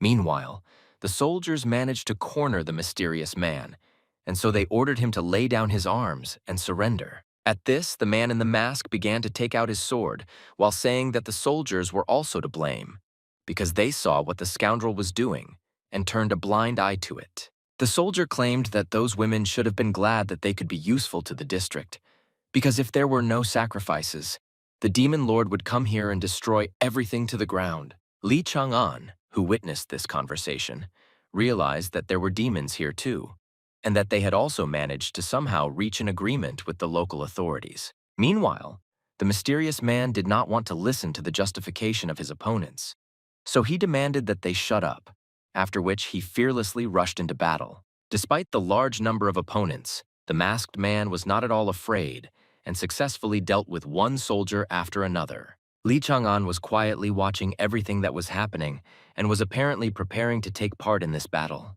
The guy believed that since this mysterious man was acting for the good of the people, he could not simply ignore this situation and leave. That is why the main character, without wasting time, applied the law of the sword, thanks to which bright sparkling lightning appeared around his weapon. The soldiers couldn't help but notice the bright flashes of light, so they immediately turned away from their enemy and looked back. The next moment, Lee Chang'an rushed through the crowd of opponents with great speed and was able to defeat them all with one swing of his sword. The head of the villains, seeing the warrior of the 7th stage, immediately declared that he had gone against the will of the emperor. The protagonist did not think so at all, so he invited that if the man did not stop talking nonsense, he would cut off his head. The elderly man had nothing to say to this ex-girlfriend. His boyfriend continued to be very angry at the guy who had suddenly appeared. In the end, he ordered his subordinates to leave because he believed that his opponents would die anyway when the demon lord arrived here. After that, the stranger thanked the protagonist for his help and said that his name was Xiang Hechuan. He was a student of the Bou Academy. Hearing this, Lee Chang'an now understood where his new acquaintance got such a righteous heart from. Then the guy introduced himself and said that his name was Li Si. After that, the main character asked if he could find out where Xiang Hechuan hid those girls. The guy replied that there was no need to worry because now they were in a secret dungeon under the city center. He also confirmed that demons of the 7th rank and above had indeed settled in this city and that there were several of them here. Hearing this, Lee Chang'an immediately thought about how he had only just entered the 7th stage of the literary path, and against two such demons, he simply had no chance. However, the guy believed that he and Xiang Hechuan had already provoked these creatures, so if they didn't help the local residents now, Heidong County would very soon drown in blood. That same night, a loud human cry was heard from one of the houses, which was a harbinger of trouble. The reason for this was a demon who insidiously attacked the owner of this house. The man literally had all his life energy sucked out of him, so he was very quickly unable to even move. The demon with a fluffy tail absorbed this energy with great appetite, not sparing his victim at all. After a delicious meal, the monster laughed loudly, rejoicing at the murder of another person. Soon after this, morning came. There was no trace left of the previous night's events. Li Chang'an and Xiang Hechuan overheard the conversation of the locals, who were discussing the fact that 18 people had died in a nearby village the previous night, and they immediately realized that what the county chief had said was true. The local resident was indignant that those girls were saved, because if it weren't for that, the demons would have left the rest of the people alone. Xiang Hechuan, upon hearing this, was very dissatisfied with such statements and called the man a scoundrel. At this point, the man who said very unpleasant things was already punished by another local resident and ordered to watch his language. Another man stated that if his comrades had any pride or honor, they should have gone with him and driven out those damn demons together. People immediately armed themselves and decided to finally get rid of the problem. Xiang Hechuan saw this and turned to the protagonist and offered to join these people. Li Chang'an replied that the demons might take advantage of this and attack the city, so he didn't think it was the right decision. Xiang Hechuan asked his comrade not to worry about this because the city was protected by the Wencheng Monument and the Monument of Military Valor, so if the demons break through here, they will simply die. The guy continued to say that the villagers were in danger now, but if they joined forces, they could defeat even several 7th-rank demons. Still, Li Chang'an agreed to go. Already in the evening, armed men, together with our heroes, arrived at the very village that had been attacked by demons. One of the men spoke loudly to the demons and fearlessly ordered them to stop hiding in the corners and to accept their death with dignity. At that moment, an undead creature appeared out of nowhere, emitting a loud roar and quickly heading toward Xiang Hechuan. Li Chang'an wasted no time in pushing his comrade aside to save him from the attack. After this, the main character quickly pulled out his sword and cut his opponent in half with one blow. Xiang Hechuan was very surprised to say that it was not a demon, but a human who had been forcibly turned into a demon. Soon after, our heroes heard behind them the same loud growling as before, but this time along with human screams. It turned out that one of the undead decided to attack the man and start eating him alive. Despite this, the man seemed not to have died yet, but was clearly no longer himself. Suddenly, as if nothing had happened, he rose to his feet, but he was no longer human. Because of this, other people realized that the bites of the undead turned people into half-demons. Xiang Hechuan wasted no time and tried to kill his opponent quickly. With one precise blow, he managed to cut off the demon's head. Surprisingly, the monster grabbed his severed head before it hit the ground and put it back in place before continuing to advance on his opponent. Xiang Hechuan was shocked by what happened and immediately informed the protagonist that these creatures were very difficult to kill, if at all possible. Li Chang'an suggested that they needed to flee, because at that rate, everyone would simply be killed. Xiang Hechuan did not agree, because then all the villagers would definitely turn into half-demons, which was worse than death. The main character agreed with this, but he needed time to think. Suddenly, he noticed a bright glow in the distance, which rose high in the sky. Xiang Hechuan immediately guessed that this glow was emitted by the Monument of Military Valor. Li Chang'an, hearing this, realized that this whole situation with the village was just a deception to lure out all the combat-ready people and attack the defenseless city. The guy looked around and thought that on one side he had half-demons and on the other a 7th-rank demon. The main character didn't know what to do in this situation or where to go now. He understood that no matter what choice he made, there would always be victims, and perhaps even he himself would die. But the guy still decided to try to save everyone and wipe the demons into dust. Li Chang'an, while running away, turned to Xiang Hechuan and asked him to stay in the village because he would definitely be able to kill the half-demons, thanks to his literary chain. And in the meantime, he would try to save the city. The main character also handed his comrade a small bag and said that there were 30 spirit crystals here that could be used during a shortage of chi energy. Xiang Hechuan warned that there were at least 4 demon clans, so Li Chang'an would not be able to cope alone. To this, the guy replied that he was a master of literature, capable of making the impossible come true. Meanwhile, several fierce demons had gathered near the city gates, one of whom was trying to break through the defense of the monument to military valor with strong blows. The people who were defending the gates were very scared and prayed to God that at least someone would help them, because they did not want to die. Suddenly, the demon who attacked the gate was distracted from his work because he heard that someone had applied the law of literature, after which cracks appeared on the ground right under his feet. At that very moment, thanks to the clinging roots technique, the demons were pushed back from the city wall. The ferocious monster turned with displeasure to his unexpectedly appeared opponent and asked who he was. Li Chang'an swung his sword and confidently replied that he was the death of the damned demons. Without wasting time, the main character attacked his enemy, but he managed to use the skin-strengthening skill in time. Thanks to this, the demon was not harmed at all, so he could allow himself to mock the guy and ask if he really thought he had enough strength to defeat him. Li Chang'an, despite the failure, remained as determined as ever and said that he was now willing to risk his life to stop the demons. Immediately after that, he used the law of literature to perform the dungeon shackle technique, which caused numerous metal rods to fall from the sky. This caused a loud roar and clouds of dust to rise. This continued until the last pin fell to the ground. The other demons who stood aside also shouldn't relax because this attack could hit them as well. The demon girl turned to her comrade and asked him not to underestimate the enemy who suddenly appeared, because he was not as simple as he seemed. As soon as the clouds dissipated, it became obvious that it was too late to advise anything, because the demon wolf was pinned to the ground and could not move. All this made the monster very angry. His eyes lit up with rage. He turned to the man with displeasure and asked how he dared to hurt him. The demon was not going to tolerate such treatment, so he strained all his muscles in order to free himself from these shackles. Rising to his feet, the monster, unable to contain his rage, invited that he would now tear the main character to pieces. Li Chang'an dodged the attack and admitted that things were bad for him, as he had planned to take advantage of the surprise effect and defeat at least one monster.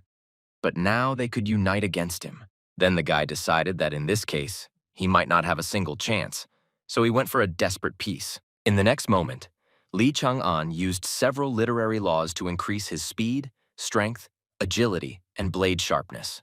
The wolf demon was apparently very surprised by this and did not understand how a person could rise from the initial stage of the 7th stage to its peak in the blink of an eye. Soon, the monster decided that all this was unimportant, because the power obtained through the law of literature could not last long, so he just needed to wait for some time. At the same time, Li Chang'an did not intentionally let his opponent go, and therefore believed that it was already too late for him to escape. Without wasting any time, the main character pushed off the ground with force and quickly headed towards the demon, who did not want to engage in combat for now. The wolf demon saw his enemy approaching perfectly, but he could do nothing about it. A moment later, the demon screamed loudly in pain as Li Chang'an managed to land a series of blows that hit the target accurately. In order to finish what he started, the guy used the blade whirlwind technique, with which he was able to cut the demon into pieces. The defenders of the city gates, seeing this, could not believe that Li Chang'an had actually managed to kill that demon and thought that they were now saved. At the same time, the snake-headed demon was very unhappy that the main character killed his comrade and was about to take revenge on him, but he was stopped by the demon girl. She then turned to Li Chang'an and, recognizing his power and exceptionality, asked why someone like him needed to save these people. Instead, the girl asked the guy to let them go and in return promised to make him the happiest man in the world. To this, the main character, calling the demon Ant, said that he didn't particularly like old meat. These words greatly angered the girl, who now had no intention of engaging in dialogue with her opponent. In order to teach Li Chang'an a lesson for his words, she ordered the other demons to kill him immediately. At that very moment, a huge snake wrapped itself around the guy and squeezed him tightly. But the main character remained just as calm. The dangerous predator was already intending to kill its victim, since it did not offer any resistance at all. However, this was a misconception. Li Chang'an used his killing intent to create a controlled flow of energy in the form of a sharp arrow. This energy could easily kill the huge snake, so she had to retreat and forget about her goal. The demon girl said that it was impressive, but the main character's body would not be able to last long and would soon begin to deteriorate. So she suggested that he give up now and be reborn as a demon with unlimited potential. Li Chang'an heard this and pointed out to the enemy that the demons with unlimited potential were unable to deal with him, but the guy admitted that he would really die if things continued like this. Nevertheless, the main character decided to take a risk and see which of them would die first. The next moment, the guy used the burning blood technique, which enveloped him in a frightening red aura and also reinforced the effect of the madness technique. To all this, Li Chang'an added the technique of flaring up flames, thanks to which a huge stream of fire moved towards the demons. Seeing all this, the demon girl assumed that the guy decided to bury them all here and asked why he tried so hard for the sake of complete strangers. Then she turned to her comrades and ordered them to gather, because this man was supposed to die today. At this time, Lee Chang-an fearlessly looked at the enemies and thought that he had to manage to finish them all off before the last drop of his chi energy evaporated. That is why the guy now rushed at all his enemies at once but suddenly stumbled. The protagonist realized that his energy was running out faster than he expected, and therefore was afraid that he simply would not have enough time to sort everything out. Seeing the Jasper letter in front of him, the guy asked her for forgiveness, because she would most likely have to perish along with him. Suddenly, the main character saw that something strange was happening with the letter and could not explain it. The next moment, Lee Chang-an simply disappeared right before the eyes of the demons, who now did not know where to look for their opponent. At that moment, the protagonist used sword art, which caused lightning to strike the ground, destroying the heavens. The city gate defenders couldn't understand what was happening and couldn't believe that Lee Chang-an had lost. However, this was not the case at all. The exhausted protagonist could barely stand on his feet, leaning on his sword, but his defeated enemies lay on the ground in front of him. Seeing the wounded protagonist, the defenders of the wall immediately rushed to his aid in order to somehow thank him for saving the city. Lee Chang-an tried to find out about the demons, but people asked him not to worry, because all 5 demon lords died from his sword. Hearing this, the guy thought it was very good, after which he began to close his eyes, unable to resist sleep. This greatly alarmed the people, who began to ask for the doctor to come faster. 10 days have passed since then. All this time, the main character remained in the city and received all the necessary help. Only after such a long time did Lee Chang-an finally come to his senses and open his eyes. He was all wrapped in bandages. Suddenly, from the next bed, the equally wounded Xiang Hechuan addressed him, very glad that his comrade had finally woken up. The guy said with admiration that thanks to those crystals, he was able to protect the surrounding villages and destroy the half-demons. And after that, he learned that Lee Chang-an had managed to defeat 5 demon lords at once. The main character answers with a smile that he and the guy had been through a lot, so he didn't want to hide anything from him. He then said that he was also from Danyue County and that he and Xiang Hechuan studied at the same academy. The guy was shocked by this information. After this, Xiang Hechuan assumed that since his comrade was from the Bou Academy, he must have heard of Lee Chang-an, who was unrivaled in archery skills. The main character didn't respond to this, but from his facial expression, it was clear what he wanted to say. Xiang Hechuan immediately understood this, which made him feel as if he was struck by lightning. This tenderness. He couldn't believe that he was talking to that same Lee Chang-an. The main character calmly asked his new friend to keep it a secret. After this, Xiang Hechuan learned that the boy was heading north, and therefore warned that it was too dangerous. Lee Chang-an replied that he knew this, but he had to do it. After some time, the main character set off again and, having defeated several demons, made a short stop.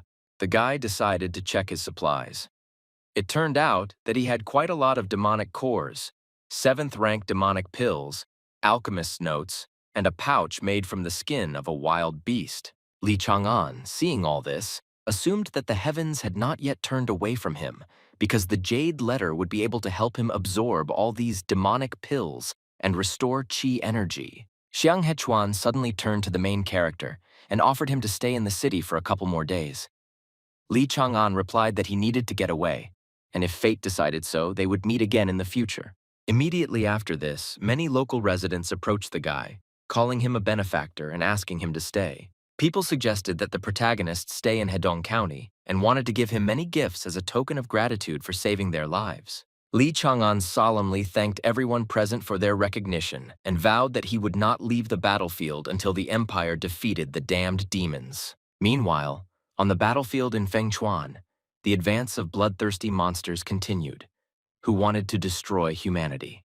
The commander loudly ordered his soldiers to defend themselves to the end and not allow the liars to get any further. The students of the Bou Academy also fought in this battle and even had success in confronting the demons. Suddenly, at the most inopportune moment, one of the demons decided to attack Zhou. Fortunately, an Anan used the law of literature in time to use the ice arrow technique, which instantly killed the enemy. Zhou was indignant that this was already the 27th wave of demons and did not understand whether they were not tired at all. And Anon explained that this was the tactic of beast waves, which was supposed to exhaust the strength of people. Zhou continued the battle, saying that if things continued like this, the third line of defense would soon be under threat. At that very moment, the barrier that protected the demon invasion period began to crack, and Anon immediately thought that perhaps he and Zhou would die today, so he mentally asked Li Chang'an not to forget them. Meanwhile, the commanders ordered their soldiers to stand to the death for the sake of the Jin Empire. No one dared to disobey the order. At this time, the main character had already arrived at the military camp on the northern border, and turning to one of the soldiers, expressed a desire to join the ranks of the army. At that moment, a horseman galloped up and loudly announced that the third line of defense was about to attack. So the reserve soldiers had to quickly follow him and strengthen the fourth line of defense. Li Chang'an immediately blocked the rider's path and asked him to wait. The man was unhappy and said that he did not have time to talk to the guy. The main character said that he was a student at the Bou Academy, and now he would like to know where his comrades were. The rider heard this and said that the people from Danyue County were assigned to the third line of defense. Li Chang'an then asked if the soldiers should not have retreated from the third line of defense if she was going to go anyway. The man replied that everyone had been given the order to fight to the death. Then the guy said that the army shouldn't have just thrown away the lives of soldiers, so he asked permission to go to their rescue and try to save them. The man will answer that he will be immensely grateful to the main character if he manages to save at least one of those soldiers. Without wasting any time, Li Chang'an went to help, mentally asking for his friends to hold out a little longer. Meanwhile, the stronger demons had already destroyed the third line of defense and went on the attack. Zhou was sure that they would not be able to hold back the enemy, so they needed to retreat quickly. At this moment, an Anon began to cough up blood because the strong period was due to this long battle. Zhou began to worry greatly about his comrade, who was not feeling any better. Then the guy said that he would cover his friend's retreat, but he needed to get away from here quickly. And Anon refused this. He then said that he had already used up all the chi energy in his palace, so he would not survive even if he tried to escape. But Zhou still had a chance. And Anon pushed his friend hard to make him leave, because he thought that he was already dead anyway, so he should only try to buy more time for the others to retreat. Zhou didn't agree with this at all, but there was nothing he could do. The guy could only watch as the bloodthirsty demon approached his comrade, and Anon was already saying goodbye to life. At this moment, Li Chang'an appeared out of nowhere, fearlessly entering the battle and easily defeating the huge snake before it could kill his friend. In addition, the main character managed to catch an Anon and prevent him from falling to the ground. After that, the guy began to quickly carry his comrade away from the battlefield, while saying that he would not die today. And Anon couldn't help but shed tears of joy when he saw Li Chang'an coming to his aid. The main character said that now was not the time for tears, and intended to take the guy to where the fourth line of defense was located. The guy also turned to Zhou and asked him not to lag behind. Zhou was very glad to see his friend here. Zhou then turned back to see if the demons were pursuing them, but he only saw retreating soldiers. The guy began to wonder if the fourth line of defense would withstand the enemy's attack. Li Chang'an was confident that she would endure, because when he arrived there, reinforcements of 300,000 soldiers had already gathered there, so now they only needed to get there. Hearing this, Zhou loudly announced that the soldiers should abandon their positions and all retreat to the fourth line of defense. Soon, our heroes saw protective barriers in the distance and realized that they were almost at their destination. At this moment, the retreating soldiers were attacked by bloodthirsty demonic birds, who did not want to let their opponents go at all. Zhou immediately stopped and asked his friends to retreat while he held off the enemies. Li Chang'an didn't agree with this, so he grabbed the guy in his arms, while saying that he always talked too much. Getting closer and closer to the protective barrier, the main character saw that a demonic bird was about to attack him. Li Chang'an was determined to complete what he had started, so he used sword art to summon thunder that would tear apart the heavens. The next moment, a bright bolt of lightning struck the enemy and instantly killed him, allowing Li Chang'an and his friends to continue their retreat. Zhou and an Anon were amazed by their comrades' abilities, but their path was still blocked by demonic birds. Li Chang'an had to use all means to evade the enemy's attacks, because he believed that now was not the time to take offense. The protagonist intended to quickly reach the fourth line of defense, So he used the law of literature to increase his strength and agility. After some time, our heroes had already crossed the protective barrier and could now breathe a sigh of relief. Joe stared at one point and now could only think about the fact that they were still able to survive. Meanwhile, an Anan hugged the main character tightly because he thought that he would never see him again. Lee Chang-an asked his friend not to worry because now they were safe. Next, an Anan asked how the guy had refused to go here at all, since the Bou Academy would definitely not agree to let him go to the front. Lee Chang-an asked his friend not to talk about it and to call him by another name, because the fewer people here knew the truth, the better. An Anan immediately apologized for accidentally letting it slip. After that, the main character said that he came here because he couldn't just live happily while his brothers were fighting. Then Joe asked how the guy managed to become so strong in just a few months. Lee Chang-an replied that it was a long story and that his friends had other things to worry about right now. Our heroes looked at the army of demons that were approaching the protective barrier and thought about how they could fight off the enemies. Joe thought that any direct confrontation with the demons would be suicide because there were too many of them. And Anan immediately said that they could no longer retreat further because the fifth line of defense was the last one. Suddenly, the main character had an idea, so he said that perhaps they would not need to engage in a head-on collision with the enemy. Then the main character, with great enthusiasm, asked his friends if they had ever heard of guerrilla warfare. The guys were very intrigued. Joe heard about the guerrilla war and seemed to immediately understand what Lee Chang-an wanted to say. Suddenly, the guy asked what kind of strategy it was because he had never heard of it. This really surprised his friends. An Anan immediately punished the boy for skipping classes at the Bou Academy.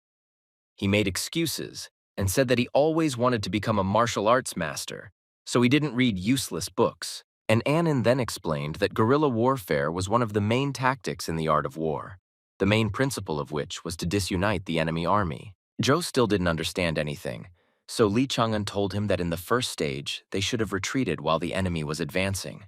In the second stage, they should have caused confusion when the enemy set up a military camp. At the third stage, it was necessary to attack a tired enemy and then move on to the fourth stage when the enemy would retreat. This explanation helped Joe understand all the subtleties of this strategy, so he believed that they absolutely had to switch to guerrilla warfare. Otherwise, they would simply run out of steam sooner or later. After this, the guy suddenly jumped up and called his friends to follow him, because now they needed to convince the commander-in-chief of the correctness of this strategy as soon as possible. And Anan was in no hurry to go, because he noticed that the main character seemed to be bothered by something. Lee Chang-an replied that, in truth, waging guerrilla warfare was not as easy as it seemed at first glance, because there were too many factors to learn. Despite this, and Anan was sure that the guy already had some thoughts about this, because he was still a famous genius. Lee Chang-an immediately confirmed this with great enthusiasm and promised that they would emerge victorious in this war. Soon after, our heroes arrived at the commander-in-chief's tent, who was very unhappy with this idea, and did not understand how such a fool as Lee Chang-an could even get on the saints list. Shi Yanjin turned to the protagonist and asked him if he understood how absurd his idea of guerrilla warfare was. The man then listed several compelling arguments that made this idea useless and even dangerous for the participants in this strategy. To this, Lee Chang-an calmly replied that it was possible to use dark magic, because if everything was done correctly, the demons would fall under the spell and simply kill each other. At this point, one of the advisors present intervened in the conversation and was shocked by the protagonist's proposal. Luo Taiching said with displeasure that the guy should have known that dark magic was prohibited. Lee Chang-an replied that he had learned of this, but in war all means were fair, and so they had to use everything they had to win. After these words, a very heated discussion began in the tent about the idea of using dark magic. Some of those present were categorically against it, but there were also those who believed that it was now a necessity. Suddenly, someone outside entered the commander-in-chief's tent and said from the doorway that, in his opinion, this was a good idea. The young man continued to say with a smile that instead of sitting in a deep defense, they needed to try to seize the initiative from the enemy. Looking at this guy, Lee Chang-an was very surprised because he immediately recognized him. It was Qin Xiaofa. The guy, smiling slyly, addressed the main character by name and said that they hadn't seen each other for a long time. Everyone present was surprised when they heard Lee Chang-an's name, and immediately began to ask if this was the same disciple who managed to take the first 2 places in the Dragon Gate competition. Qin Xiaofa decided to be the first to take the liberty of voting for the idea of guerrilla warfare.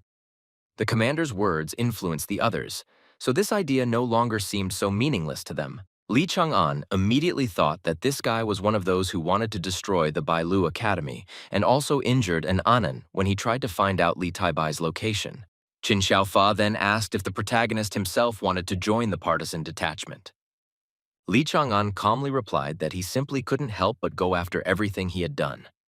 Qin Xiaofa was very happy to hear this. Soon after, an Anan insisted that Qin Xiaofa was definitely trying to lure his friend into a trap, so if he agreed to this deal, he would definitely die. The main character replied that if he did not lead people, no one would believe in his idea, so the risks were justified. An Anan immediately said that in that case, he would go with him. The next moment, Li Chang'an sharply struck his friend in the neck so that he would lose consciousness and would not be able to carry out his plan. Then the main character turned to Zhou and asked him to take care of an Anan for several years. The guy was shocked by what happened and believed that such measures were unnecessary. Li Chang'an then said that he had no doubt about his friend's literary skills.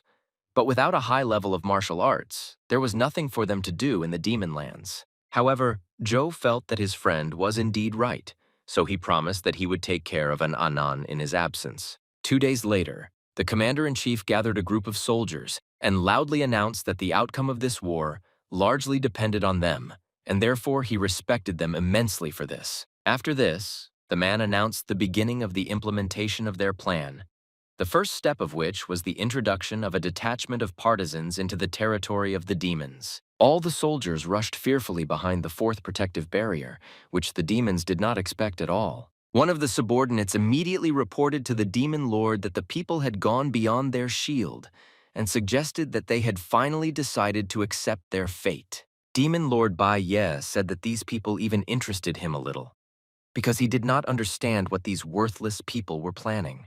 The battle soon began, but the commander-in-chief had told the soldiers long before that they did not need a victory in this battle. The first thing the soldiers had to do was take advantage of the chaos and pretend to be corpses.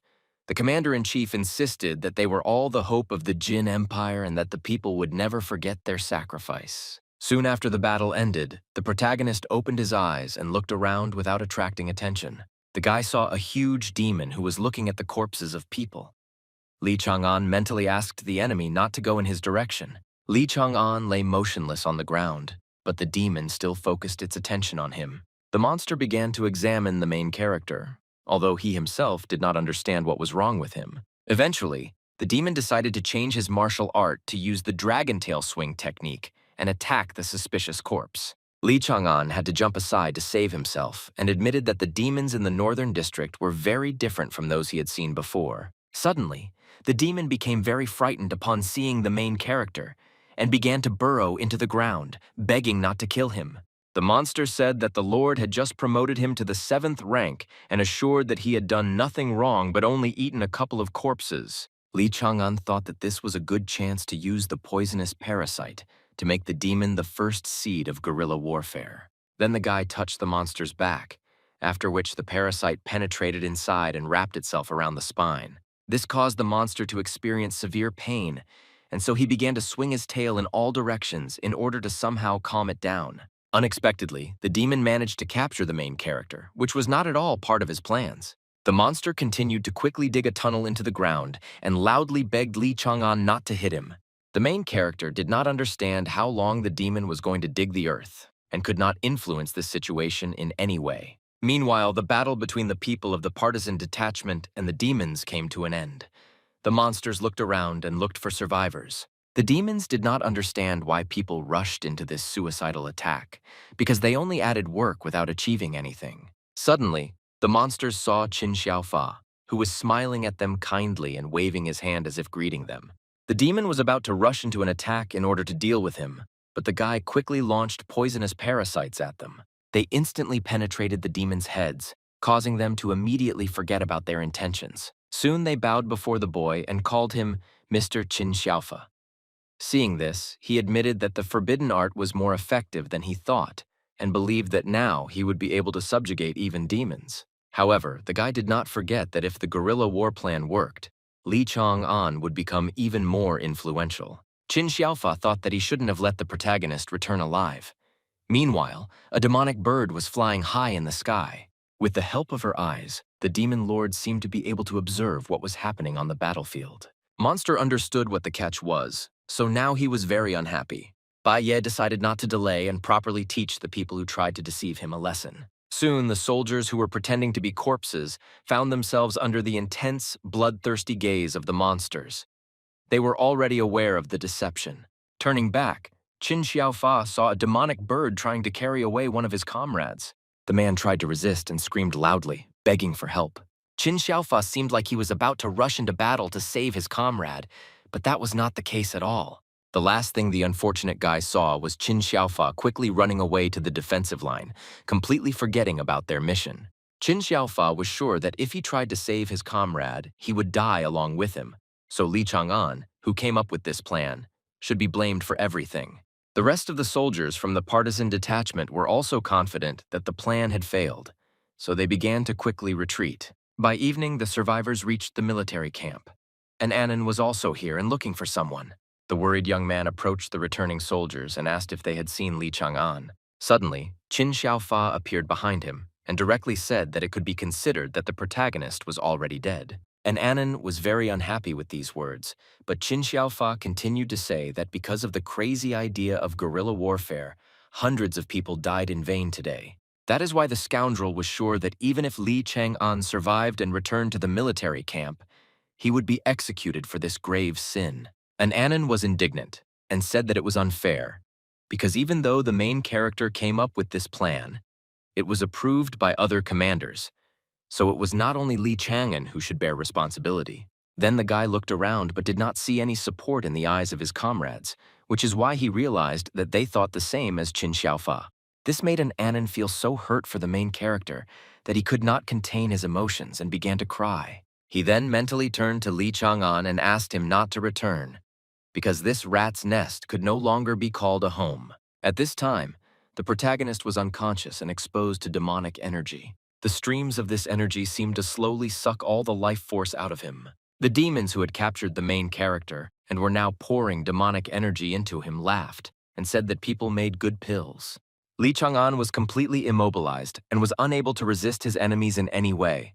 Gradually, severe burns began to appear on the boy's body, which caused him incredible pain. At this time, demonic energy was trying to penetrate the Jasper letter, which could still be protected by the barrier. Despite this, the demonic energy continued its onslaught, wishing to completely take over the body of the main character. Suddenly, the barrier that enveloped the letter began to study the bright light. This light even penetrated through Li Chang'an's eyes and mouth.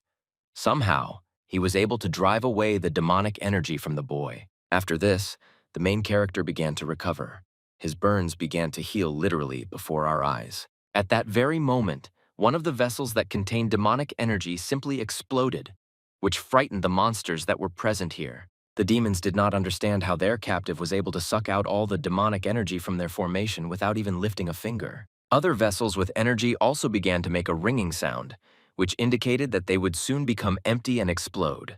The demons couldn't allow the main character to survive, so they all used their abilities together. The demonic energy that the monsters released gathered into one huge monster that intended to tear the guy apart and then eat him. Li Chang'an didn't feel any danger at all because he was unconscious, but his body was instantly enveloped in the bright aura that had protected him a short while ago. The next moment, a huge monster, which consisted of demonic energy despite its size, began to be absorbed into the jade letter. The demon that looked like a lizard was very scared that Li Chang'an had absorbed the energy of all his comrades and began to worry that the guy would want to eat him. Meanwhile, the human army returned to its previous tactics of deep defense. The monsters were advancing on the barrier of the fourth line of defense without rest and were already making minor progress. The commanders ordered their soldiers to spare no effort and strengthen the barrier, but many of the defenders were already almost out of chi energy. An Anon was also there, and was very worried when he saw that Zhou had already returned.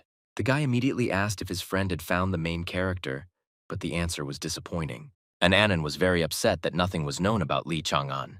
Qin Xiaofa noticed this and began to smile slyly. The guy thought that the main character's friends, on the contrary, should have been happy that the guy was eaten by demons. and An was very angry at these words, causing him to display his killing intent. Joe immediately intervened in this conflict and loudly asked An to stop. It turned out that An and Qin Xiaofa were on the verge of killing each other, and now they had to either stop or finish what they started. Qin Xiaofa asked with a sly smile, was he really wrong after all? Li Chang'an died on the battlefield and thus was able to save some of his reputation. The guy continued to say that if the main character returned, he would be disgraced and executed as a traitor, so the first option was much better. An Anan lowered his eyes, but he didn't know what to say to the scoundrel. After that, Qin Xiaofa began to leave, saying that this time he would turn a blind eye to the guy's behavior, but next time he would deal with him according to the laws of martial law. And Anan was still very angry, but Joe asked his friend to calm down and not act like a scoundrel. At this time, the mysterious cocoon, which consisted of chi energy, for some reason suddenly cracked in half. The next moment, a human hand burst out of it and tried to free its owner. Shortly after, a completely naked young man emerged from the cocoon. Looking around, he saw a demon who, for some reason, was trembling with fear. The monster turned to the main character and asked whether he was a human or a demon. Looking at his reflection in the puddle, Li Chang'an was very surprised because he had purple eyes. The guy realized that he was incredibly lucky because the Jasper letter was able to transform and absorb a lot of demonic energy, thanks to which his techniques and murderous intent significantly increased. Then the main character turned to the demon and asked if his name was Tulun. The demon immediately asked where the guy got those purple eyes from, since only members of the imperial family of demons had them. Li Chang'an understood his enemy's surprise and believed that now nothing would stop him from pretending to be a demon of the imperial family, but the guy did not have the same power over demons that the true rulers had. At this moment, the main character remembered the dark magic, so he ordered Tulun to bow before him.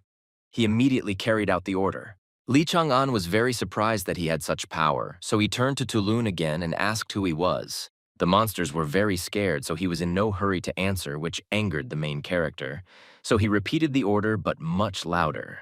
The demon said that he had never seen a demon like Li Chang'an before, so he assumed that he was from the small elephant and dragon clan.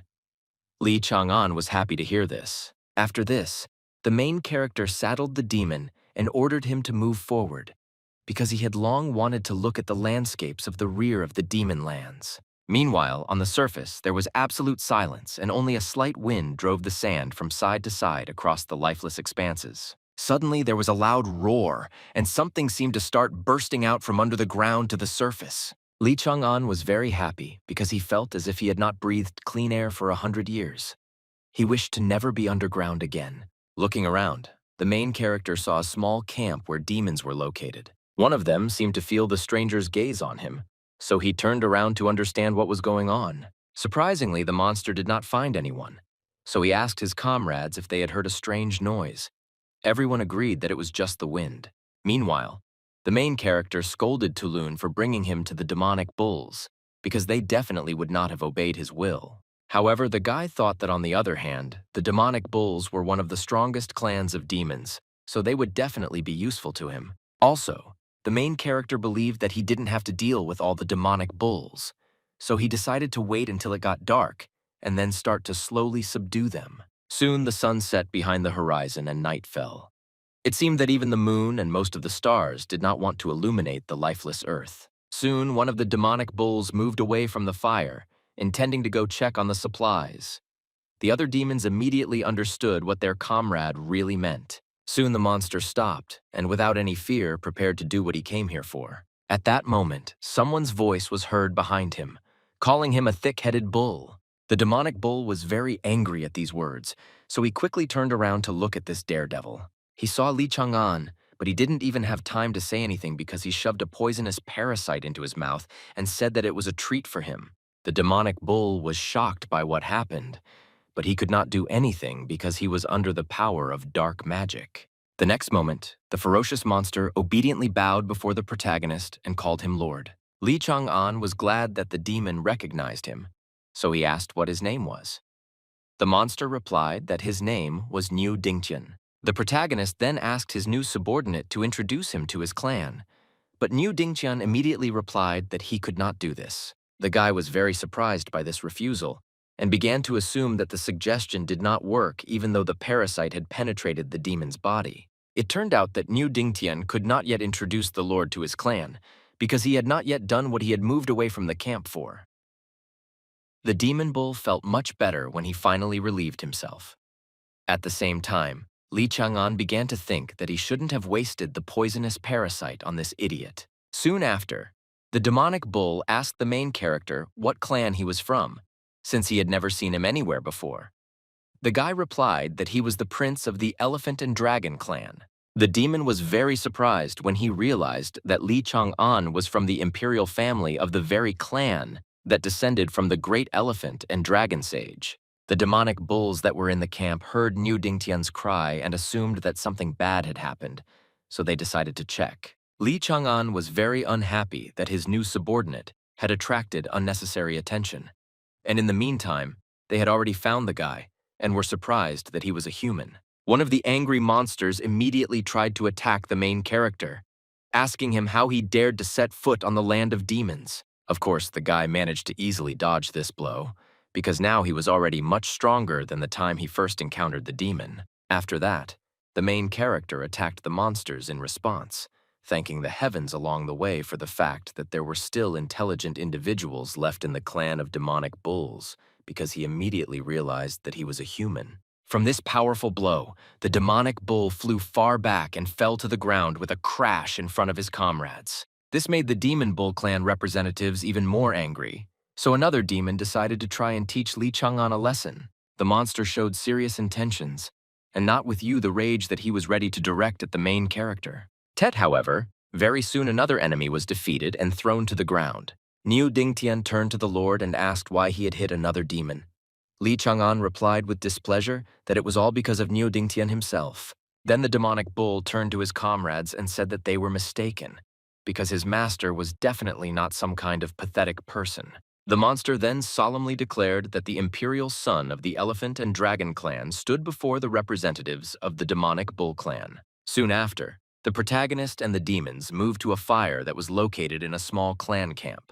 Li Chang'an sat and thought that he couldn't control the entire demonic bone clan with just parasites, so he needed to come up with ways to make them work for him. Then the guy turned to his subordinate and asked why the clan of demonic bulls was sent to this desert, since they also seemed to have descended from the perfect sage. Hearing this question, Niu Dingtian for some reason could not control his emotions and began to cry. He was amazed that someone still remembered the perfect sage of the demonic bulls. The demon also said that other clans hated them because of their strength, so the imperial family took away almost all of their combat techniques. Niu Dingtian continued to say that their clan only had one technique left, which made their warriors much weaker than those of other clans, which threatened the complete disappearance of the demonic bulls. Li Chang'an heard all this and asked if the clan's strongest warriors simply ignored such humiliation.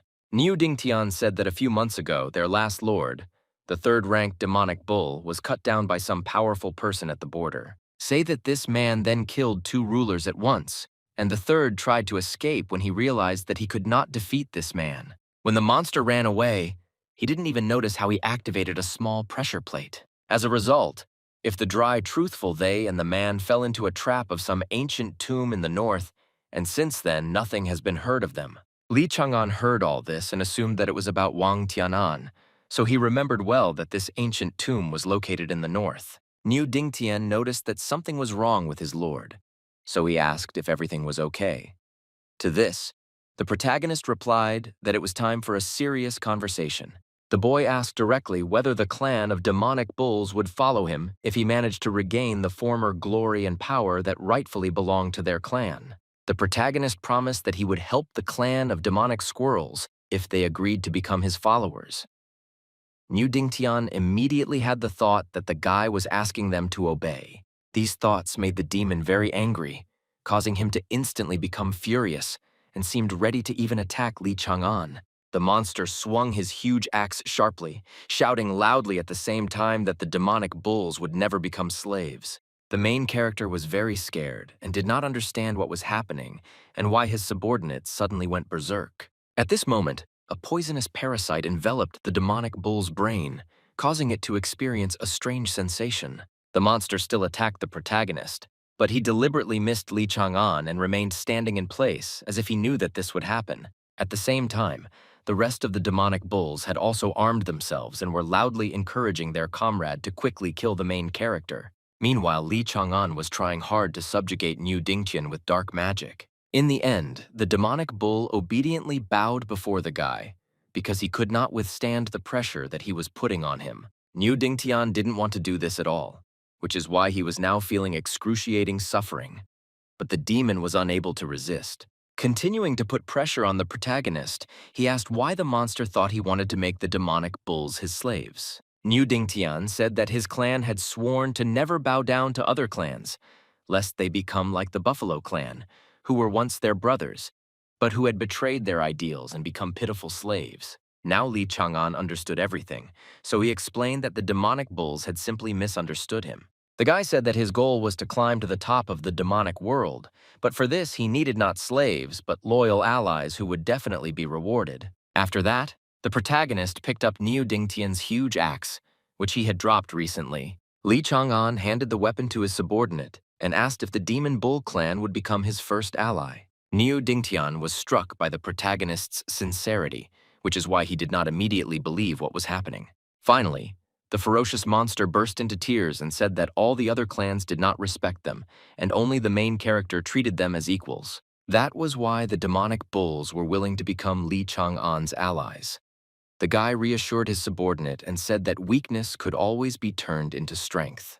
The protagonist then said that he could teach the demons a technique that would allow them to open more acupuncture points, which would be enough to awaken the power of their bloodline.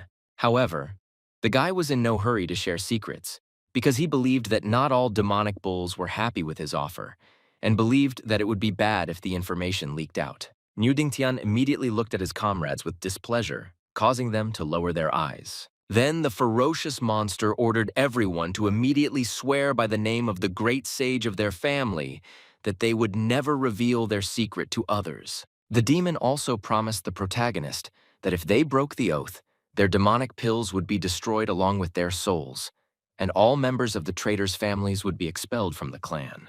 Li Chang'an was very impressed by these words, but he hoped that none of the demonic bulls would stoop to betrayal. Soon after, the guy began teaching his subordinates how to awaken acupuncture points.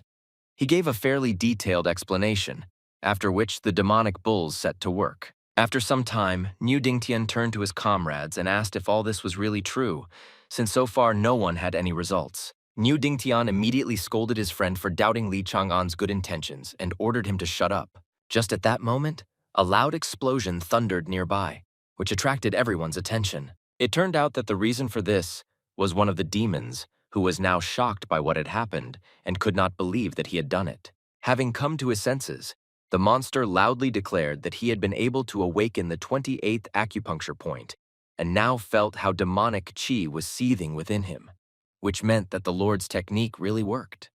Li Chang'an was satisfied with the result and thought that after the jade letter absorbed the demonic pills, he realized that the elephant and dragon technique could be cultivated not only by humans but also by demons. After that, the protagonist asked Niu Dingtian whether his clan had completed some task.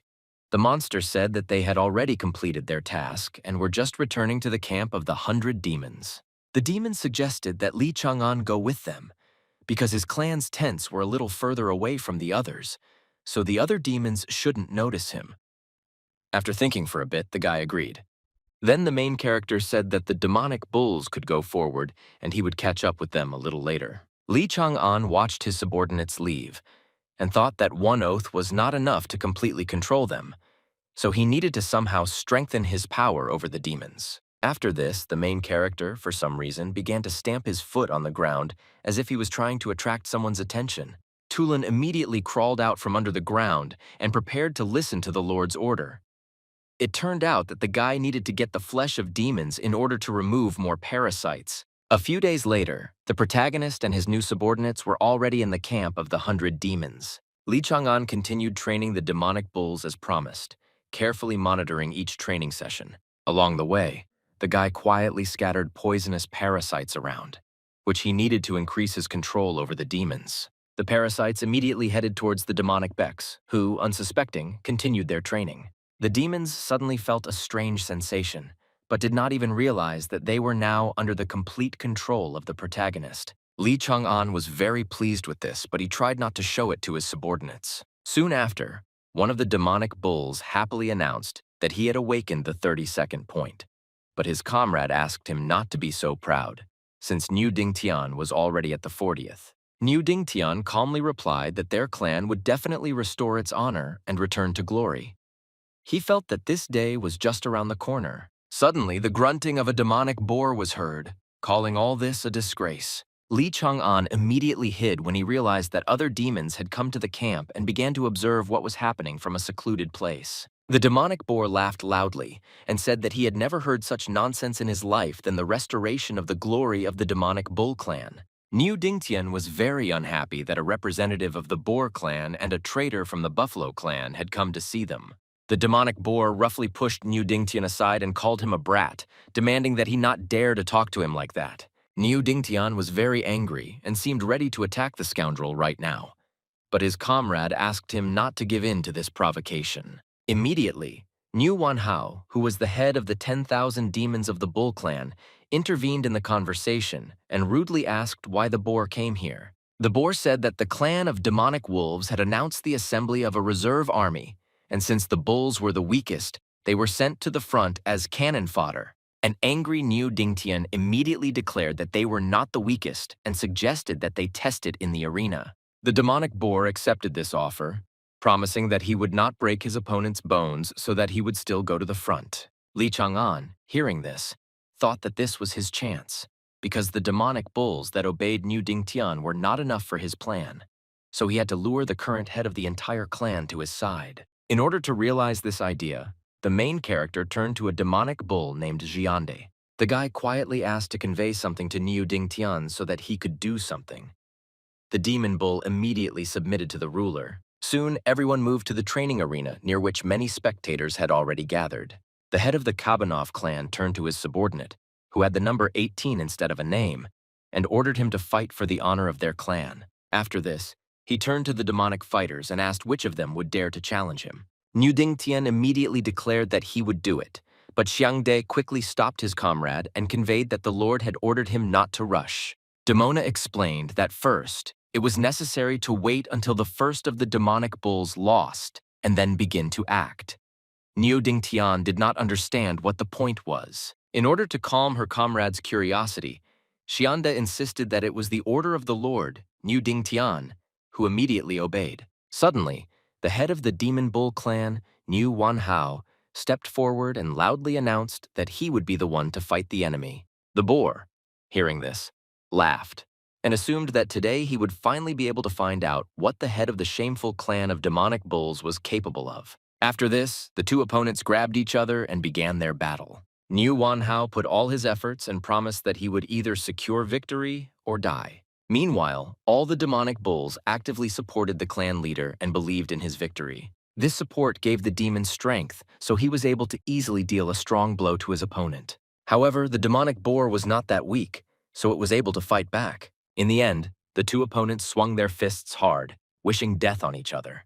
The next moment, loud sounds of powerful blows were heard, which threw the opponents away from each other. Niu Dingtian immediately grabbed the clan leader in his arms so that he would not fall to the ground, greatly worrying about his well-being. After this, the demonic bull angrily turned to the head of the boar clan and declared that it was a draw, which meant that they were definitely not the weakest. The boar responded with displeasure that his subordinate had almost defeated the head of the clan of demonic bulls, although he was not even the strongest of his warriors. After this, the demonic boar armed himself and offered to have another fight, promising that this time one of the bulls would definitely go to hell. The leader of the demonic boars showed off his powerful demonic aura and asked which of the bulls would dare to fight against him. Niu Dingtian didn't hesitate to reply that he was ready to fight the villain. Xiangde, before the battle begins, remind your comrade so that he does not forget the words of the ruler Niu Wanhao. Remember everything well. The leader of the demonic boars threatened that he would not spare the life of his opponent, and after this battle, he would scatter his remains throughout the camp. Niu Dingtian responded that the boar had talked too much, and then showed off his demonic qi. Without wasting any time, The demonic bull pushed off the ground with force and rushed at his opponent with lightning speed in order to defend the honor of his clan. The leader of the demonic boars was amazed by this speed, because he did not expect this at all from a representative of the shameful bull clan. Niu Dingtian had already approached his opponent and, swinging a large axe, declared that he would finish off the boar right now. The boar chief was taken aback by what was happening, but still tried to block Niu Dingtian's attack. Despite this, the demonic bull's blow was so strong that it caused a loud explosion. After that, Niu Dingtian calmly placed his weapon on his shoulder, while calling his opponent a worthless person. The head of the demonic boars was completely defeated and couldn't even respond, so this battle was over. The demons who were watching this fight closely could not believe their eyes and did not understand where Niu Dingtian got such strength from, because the demonic bulls should have been limited to 27 acupuncture points. Meanwhile, the entire demon bull clan was incredibly happy about this victory and called Niu Dingtian the hope of their clan. Niu Wanhao turned to Xiangde with great surprise and asked how Niu Dingtian was able to defeat the enemy.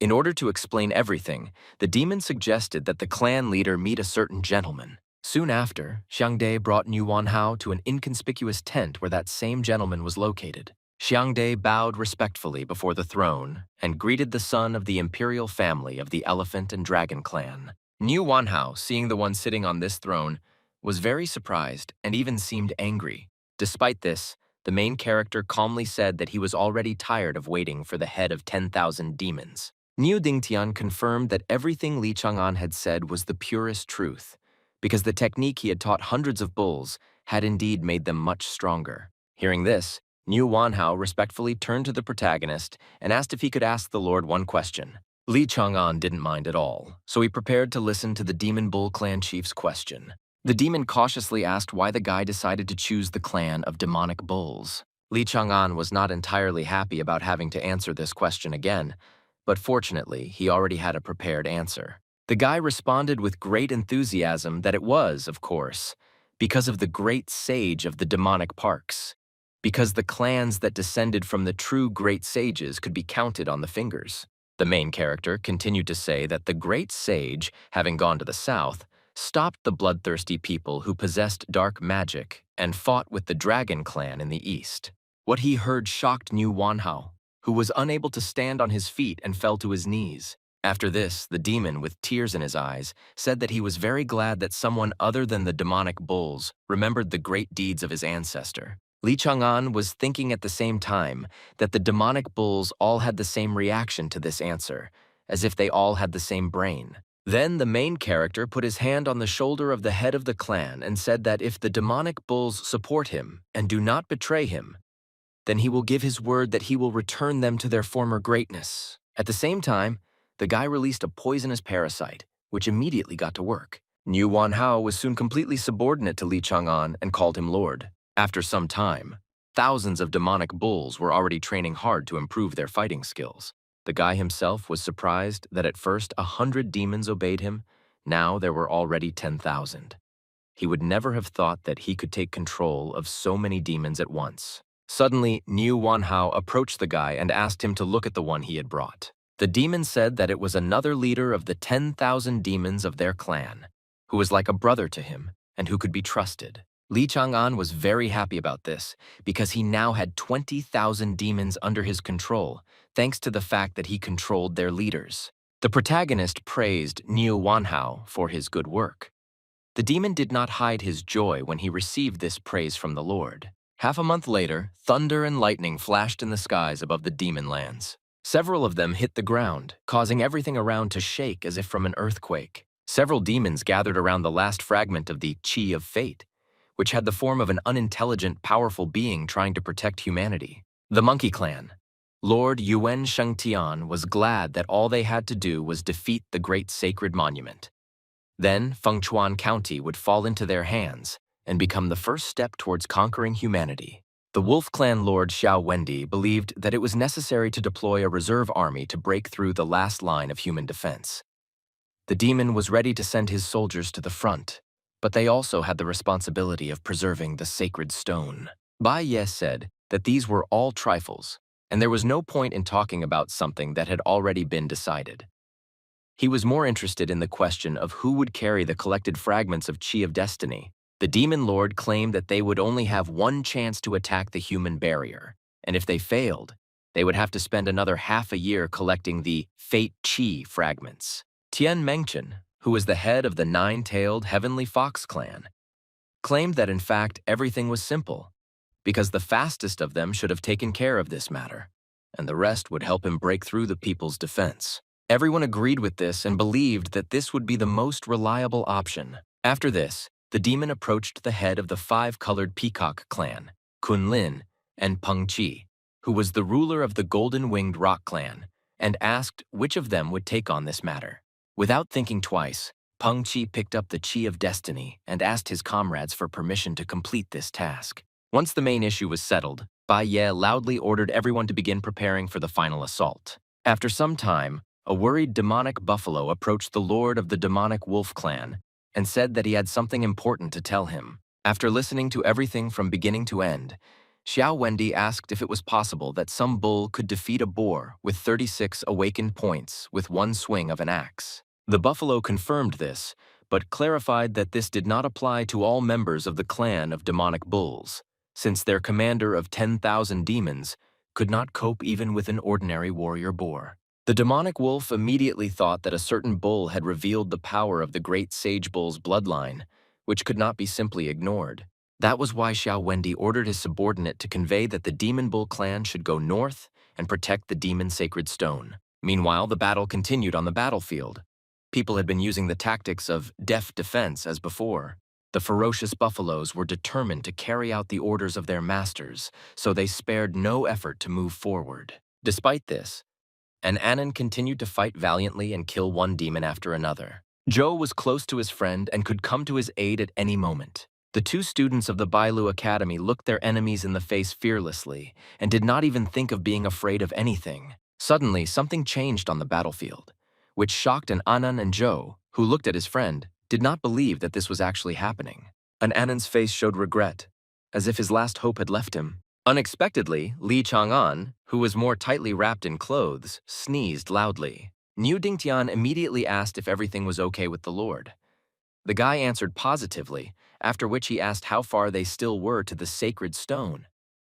It turned out that it was still 5 days' journey away. Hearing this, Li Chang'an mentally turned to his friends and asked them to hold out for another 5 days, because then they would have a chance to turn the tide of this war.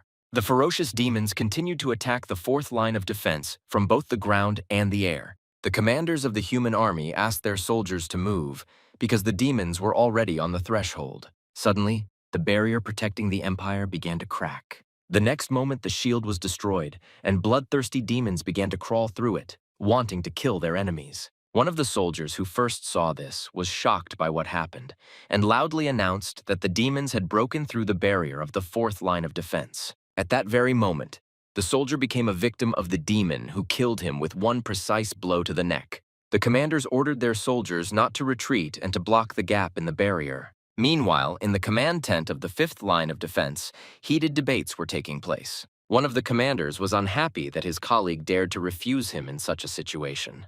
The man replied that naturally he would not allow half of his soldiers from the fifth line of defense to be transferred to the fourth, since their main task was to protect the illuminated monument. The commander loudly explained that they had no choice but to meet the enemy on the fourth line of defense with all the forces they could muster. Commander Zhang Sun responded to this by saying that it would be much wiser to retreat to the fifth line and save more soldiers. His opponent in the dispute categorically disagreed with this, so without a shadow of a doubt, he demonstrated his strength by breaking a wooden table in the process. He then went on to say in a serious voice that by saving all these people, they would no longer be able to wash away their sins, and in the end all this would not matter if they were defeated. The man continued to say that because of their incompetence, the empire had already lost Fengchuan County, which meant that there was nothing to stop the demons from moving further south. Finally, one of the commanders could not stand it any longer and asked in a serious voice to convey his order to transfer his troops to the front lines. All those present were very surprised by this, and quickly recovered from the surprise, and began to carry out the order. Meanwhile, on the fourth line of defense, the protective barrier continued to perform its function, But this did not make things any easier for the soldier, and Anon almost became a victim of another ferocious demon. But his comrade, who came to his aid in time, was able to kill the enemy. Joe asked that his friend not die because he would not be able to explain this to Li Chang'an. To this, Ananan replied that he would come for his soul and drag him to hell. Suddenly, one of the soldiers loudly announced that reinforcements were rushing towards them, which meant they still had hope of being saved. In the distance, horsemen could indeed be seen hurrying to defend the fourth line of defense. He Rojong loudly ordered his soldiers to force the damned demons to retreat. Soon after, the reinforcement troops entered the battle and began to fight fearlessly to carry out the commander's orders. Meanwhile, a small meeting was taking place at the demon army's reserve camp. The demon wolf lord selected several clan leaders and ordered them to immediately gather warriors and head to the front because some problems had arisen there. Unexpectedly, the bull leader asked Niu Wanhao if they really should do this. To this, the demonic bull simply asked that his comrade remember what the Lord said. The leader of the demonic bulls immediately remembered their recent conversation. That day, Niu Wanhao said that there were about 290,000 demonic bulls left in the rear, and if they did not have time to properly master the techniques, many of them would not return from the battlefield. Hearing this, Li Chang'an realized that the demons were planning to gather forces for the final attack, so he needed to use the Bull clan now to stop the demon armada. The guy began to worry that this way he would gain the trust of the demonic bulls, but he quickly dismissed these thoughts because he was a man and had to do everything for the victory of humanity. Suddenly, Niu Wanhao approached the main character and asked what they should do in this situation. Li Chang'an replied that the Demon Bull clan really couldn't be on the front lines right now, so they had to make sure that the blame for violating the order didn't fall on their shoulders. Now the demonic bull remembered that the first thing to do was to unite the weak clans that they were trying to send to the front as cannon fodder and let them understand that they could resist. That is why the demon loudly declared that every time the wolf clan sent them to war as cannon fodder, he had the thought that the wolves were simply afraid of them. The Sea Serpent clan representative agreed with this and believed that the wolf clan simply wanted to wipe them off the face of the earth because they were afraid that one day their clans would surpass the wolves. The ferocious demonic wolf was very angry at these words and intended to teach the impudent ones a lesson right away. At this moment, the demonic bull remembered the second step, which was to escalate the conflict to the point of slaughter. Li Chang'an believed that if they provoked a riot, the Bull clan would be freed from the fate of being cannon fodder. Meanwhile, the demonic wolf had already taken out a knife and insisted that this was an order from the Great Wolf clan that everyone had to obey. Suddenly, the demonic bull deliberately ran into the knife and wounded itself, which discouraged the wolf. Niu Wanhao and the demonic sea serpent were very surprised by what happened and did not even understand what all this would lead to. At the same time, the wounded demonic bull was pleased and asked everyone to pay attention to what had happened. He said that not only did the wolves not send members of their tribe to the front lines, but they also bullied the lower clans. These words caused discontent among everyone present, who now wanted to teach the clan of demonic wolves a lesson, which is why its representative began to become very nervous. The representatives of the lower clans began to loudly declare that their lives were also valuable, and they did not want to simply endure all this and die on the battlefield. Soon, news of the 5 million demon reserve armies rising in the camp reached Yuan Shengtian. He believed that without a reserve army, they would not be able to break through further, so it was necessary to order the demons on the front lines to retreat. The subordinate immediately ran to carry out the order. This order reached the front lines very quickly, so the demons began to retreat in a hurry despite the minor successes. People were very surprised by this. As soon as everyone came to their senses, the soldiers realized that the first victory of humanity over the demons had just happened, and they were extremely happy about it. And Anon was very surprised by what happened and believed that the demon would not retreat without a good reason, which meant that they had some problems in the rear. The boy soon suggested that the cause of these problems could be Li Chang'an, who most likely did not die. Meanwhile, the demonic bulls had already arrived at the demon's camp near the sacred stone. Niu Wanhao was not very happy to be here, since he already suspected why he was ordered to come here. Not long before this, he turned to the main character and asked if he would go with them, to which he received a positive answer. Li Chang'an explained that if he appeared near the sacred stone, the others would learn of the alliance between the Demon Bull clan and the Elephant and Dragon clan. Then the girl told about what Niu Wanhao, as the head of the clan, should definitely remember. The protagonist said that Niu Dingtian had incredible talent, and the future of the demonic bull clans depended largely on how far he could go in his cultivation. Niu Wanhao realized that he had to protect his comrade by any means necessary, and promised that he would do so. After this, the main character fearlessly jumped off a high cliff and set off on his journey so as not to endanger the clan of demonic bulls. Li Chang'an was confident that he would soon meet the demonic bulls again. Niu Wanhao immediately ran to the edge of the cliff to make sure that the Lord was okay. Finally, the demonic bull wished the main character to take care of himself. Li Chang'an no longer heard this wish because he was deep underground. The guy sat on Tulun and thought that if he destroyed the sacred stone, he could put an end to this war, but he had to do this job alone. Meanwhile, the demonic wolf approached the fifth guard of the demonic bull clan and told them that the emperor had ordered them to leave the wolf clan's domain and begin guarding the inner circle. Xiangde immediately found it strange that their clan was suddenly transferred to guard the inner circle. He did not believe a single word of the wolf and thought that it was some kind of trap. Niu Wanhao understood this, but said that they were alone now, so if they disobeyed the order, they would be executed on the spot, so they would have to obey. The clan leader then ordered that everyone else be warned to be ready to flee at any moment.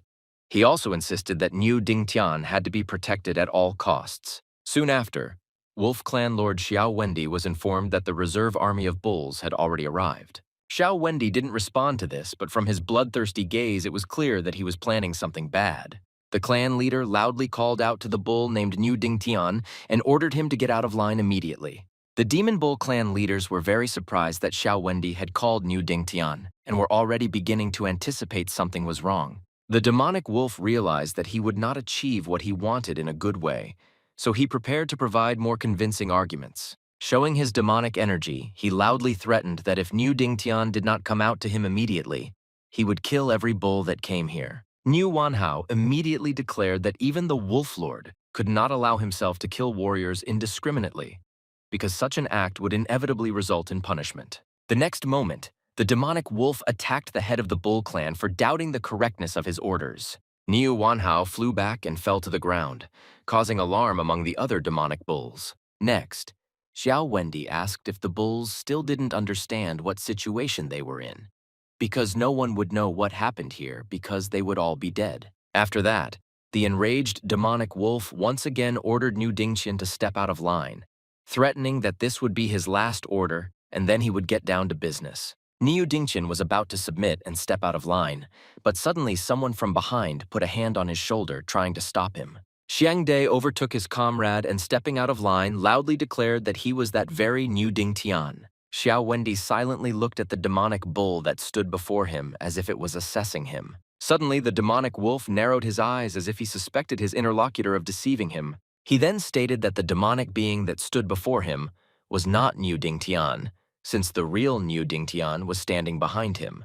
To this, Xiangde replied that Xiao Wendi had made a mistake and decided to show his strength in order to prove that he was Niu Dingtian. Xiao Wendi saw this and said that Xiangde only had 40 awakened points and therefore was not at all suitable for the role of the rising star of the Demon Bull clan. After that, the demon smiled slyly and said that he did not believe the bull who pretended to be Niu Dingtian at all. The next moment, the ferocious wolf attacked the deceiver, literally piercing his chest with her hand. Blood splashes immediately flew to the sides, which Niu Dingtian could clearly see. This made the demonic bull furious, and he no longer hid his identity or his power. Mad with anger, Niu Dingtian fearlessly turned to the wolf clan leader and threatened to finish him off with his own hands. Xiao Wendi was pleased that Niu Dingtian had finally shown himself and no longer doubted that he was truly the one he was looking for. Quickly freeing his hand from the lifeless body of the slain demon, Xiao Wendi prepared to fight the strongest warrior of the Demon Bull clan. All the bulls immediately began to worry greatly about Niu Dingtian. But at this time, for some reason, the ground near Xiao Wendi began to crack and emit bright lightning. The next moment, Li Chang'an jumped out from the ground and was about to attack the demonic wolf, but the latter managed to jump aside in time. Xiao Wendi immediately forgot loudly and notified all the demonic wolves that a betrayal had occurred. Hearing this, the commanders ordered all their subordinates to surround the demonic bulls and not allow any of them to escape. At the same time, the demon army began its final assault on the fourth line of defense. Today, they intended to end the pitiful resistance of the humans. This is how the final battle began. The main battlefield was near the sacred monument of humanity, and the second near the sacred stone of demons. The demons threw all their forces into attacking the fourth line of defense in order to finally achieve the long-awaited victory. Commander-in-Chief Shi Yanzhen ordered all soldiers to stand firm to the end, because it was better to die with honor than to retreat and be cowards. The man understood well what the current situation was at the front, which made him a little doubtful about his decisions. In the end, the commander-in-chief decided what to do in this situation. Unexpectedly for everyone, Shi Yanjin ordered absolutely all soldiers to retreat to the fifth line of defense. The man himself decided to stay and delay the strongest demons for a while. Zhou and An were shocked by what they heard, as they never expected the commander-in-chief to give such an order. Meanwhile, Shi Yanzhen had already rushed to attack in order to fight the huge demon king named Jin Li. Unfortunately, this man did not even have time to get close to the enemy and was easily killed by a powerful demon. As a result, the fourth line of human defense was broken through, so the soldiers could only carry out the commander-in-chief's dying order. Meanwhile, the second battlefield, which was located deep in the rear of the demons, for some reason, was covered in thick smoke. Xiao Wendi was very angry because his enemies managed to escape from him. The demon vented his emotions on the rock by hitting it with his fist. The demon wolf didn't understand how the bulls managed to escape.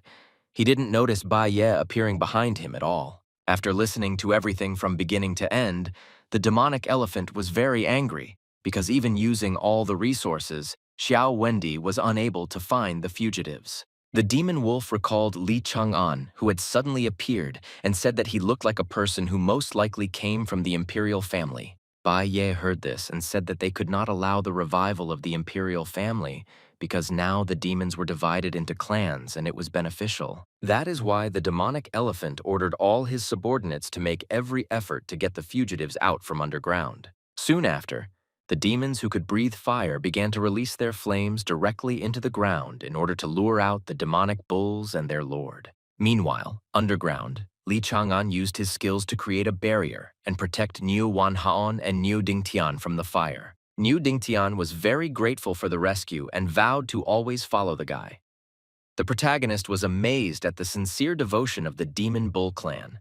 Li Chang'an then considered that saving the lives of the demonic bulls would be an equivalent price for using them to undermine the demon's strength from within. The guy continued to think that he would do everything possible to lead humanity to victory, while saving as many lives of the members of the demonic bull clan as possible. Then, the main character turned to Niu Dingtian and said that the wolf clan was hunting him specifically, so the demon would have to wait until the end of the war to quietly return to his clan. Niu Dingtian was about to object to this, but he was interrupted by a sudden earthquake, which puzzled our heroes. The demonic bull immediately asked what was happening and why the demonic chi energy had become so dense that it could even be seen. Li Chang'an immediately assumed that the wolves had used the sacred stone, but he quickly dismissed this thought because he realized that something had happened to the sacred monument of humanity. Just at this time, the demon army attacked the fifth and final line of defense, which was the sacred monument.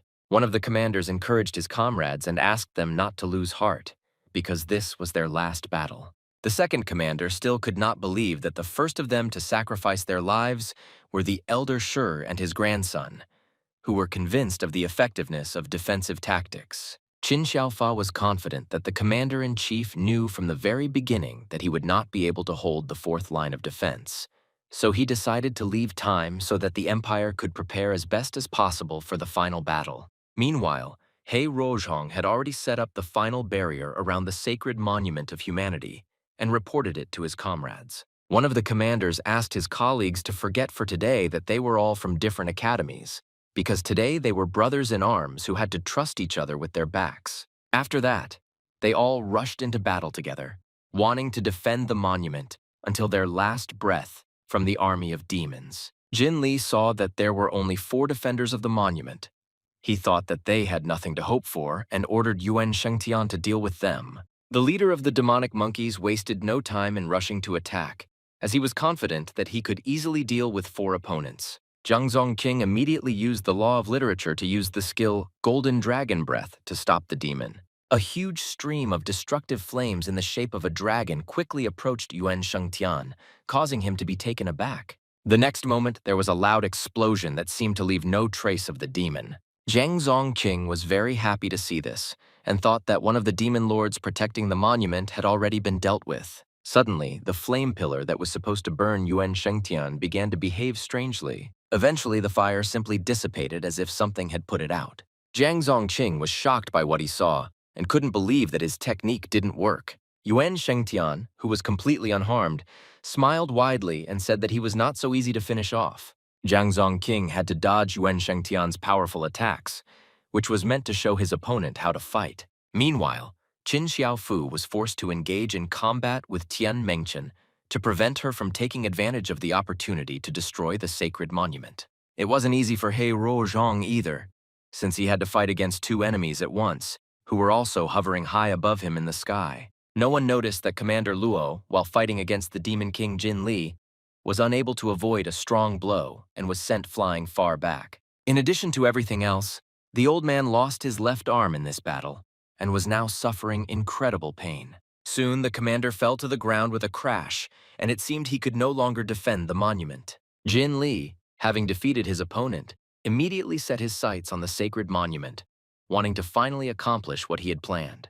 At that moment, as if from nowhere, a rapid stream of destructive energy appeared and a loud voice declared that the demon would not pass any further. It turned out that this voice belonged to Commander Lo, who, despite the absence of one arm, continued to perform his duties. Jin Li was not happy that his opponent was unwilling to give up and asked him to stop being stubborn, since there was no longer any point in his pathetic attempts. To this, Old Man Lo loudly demanded that the demon return to his domain and not even think about touching the monument.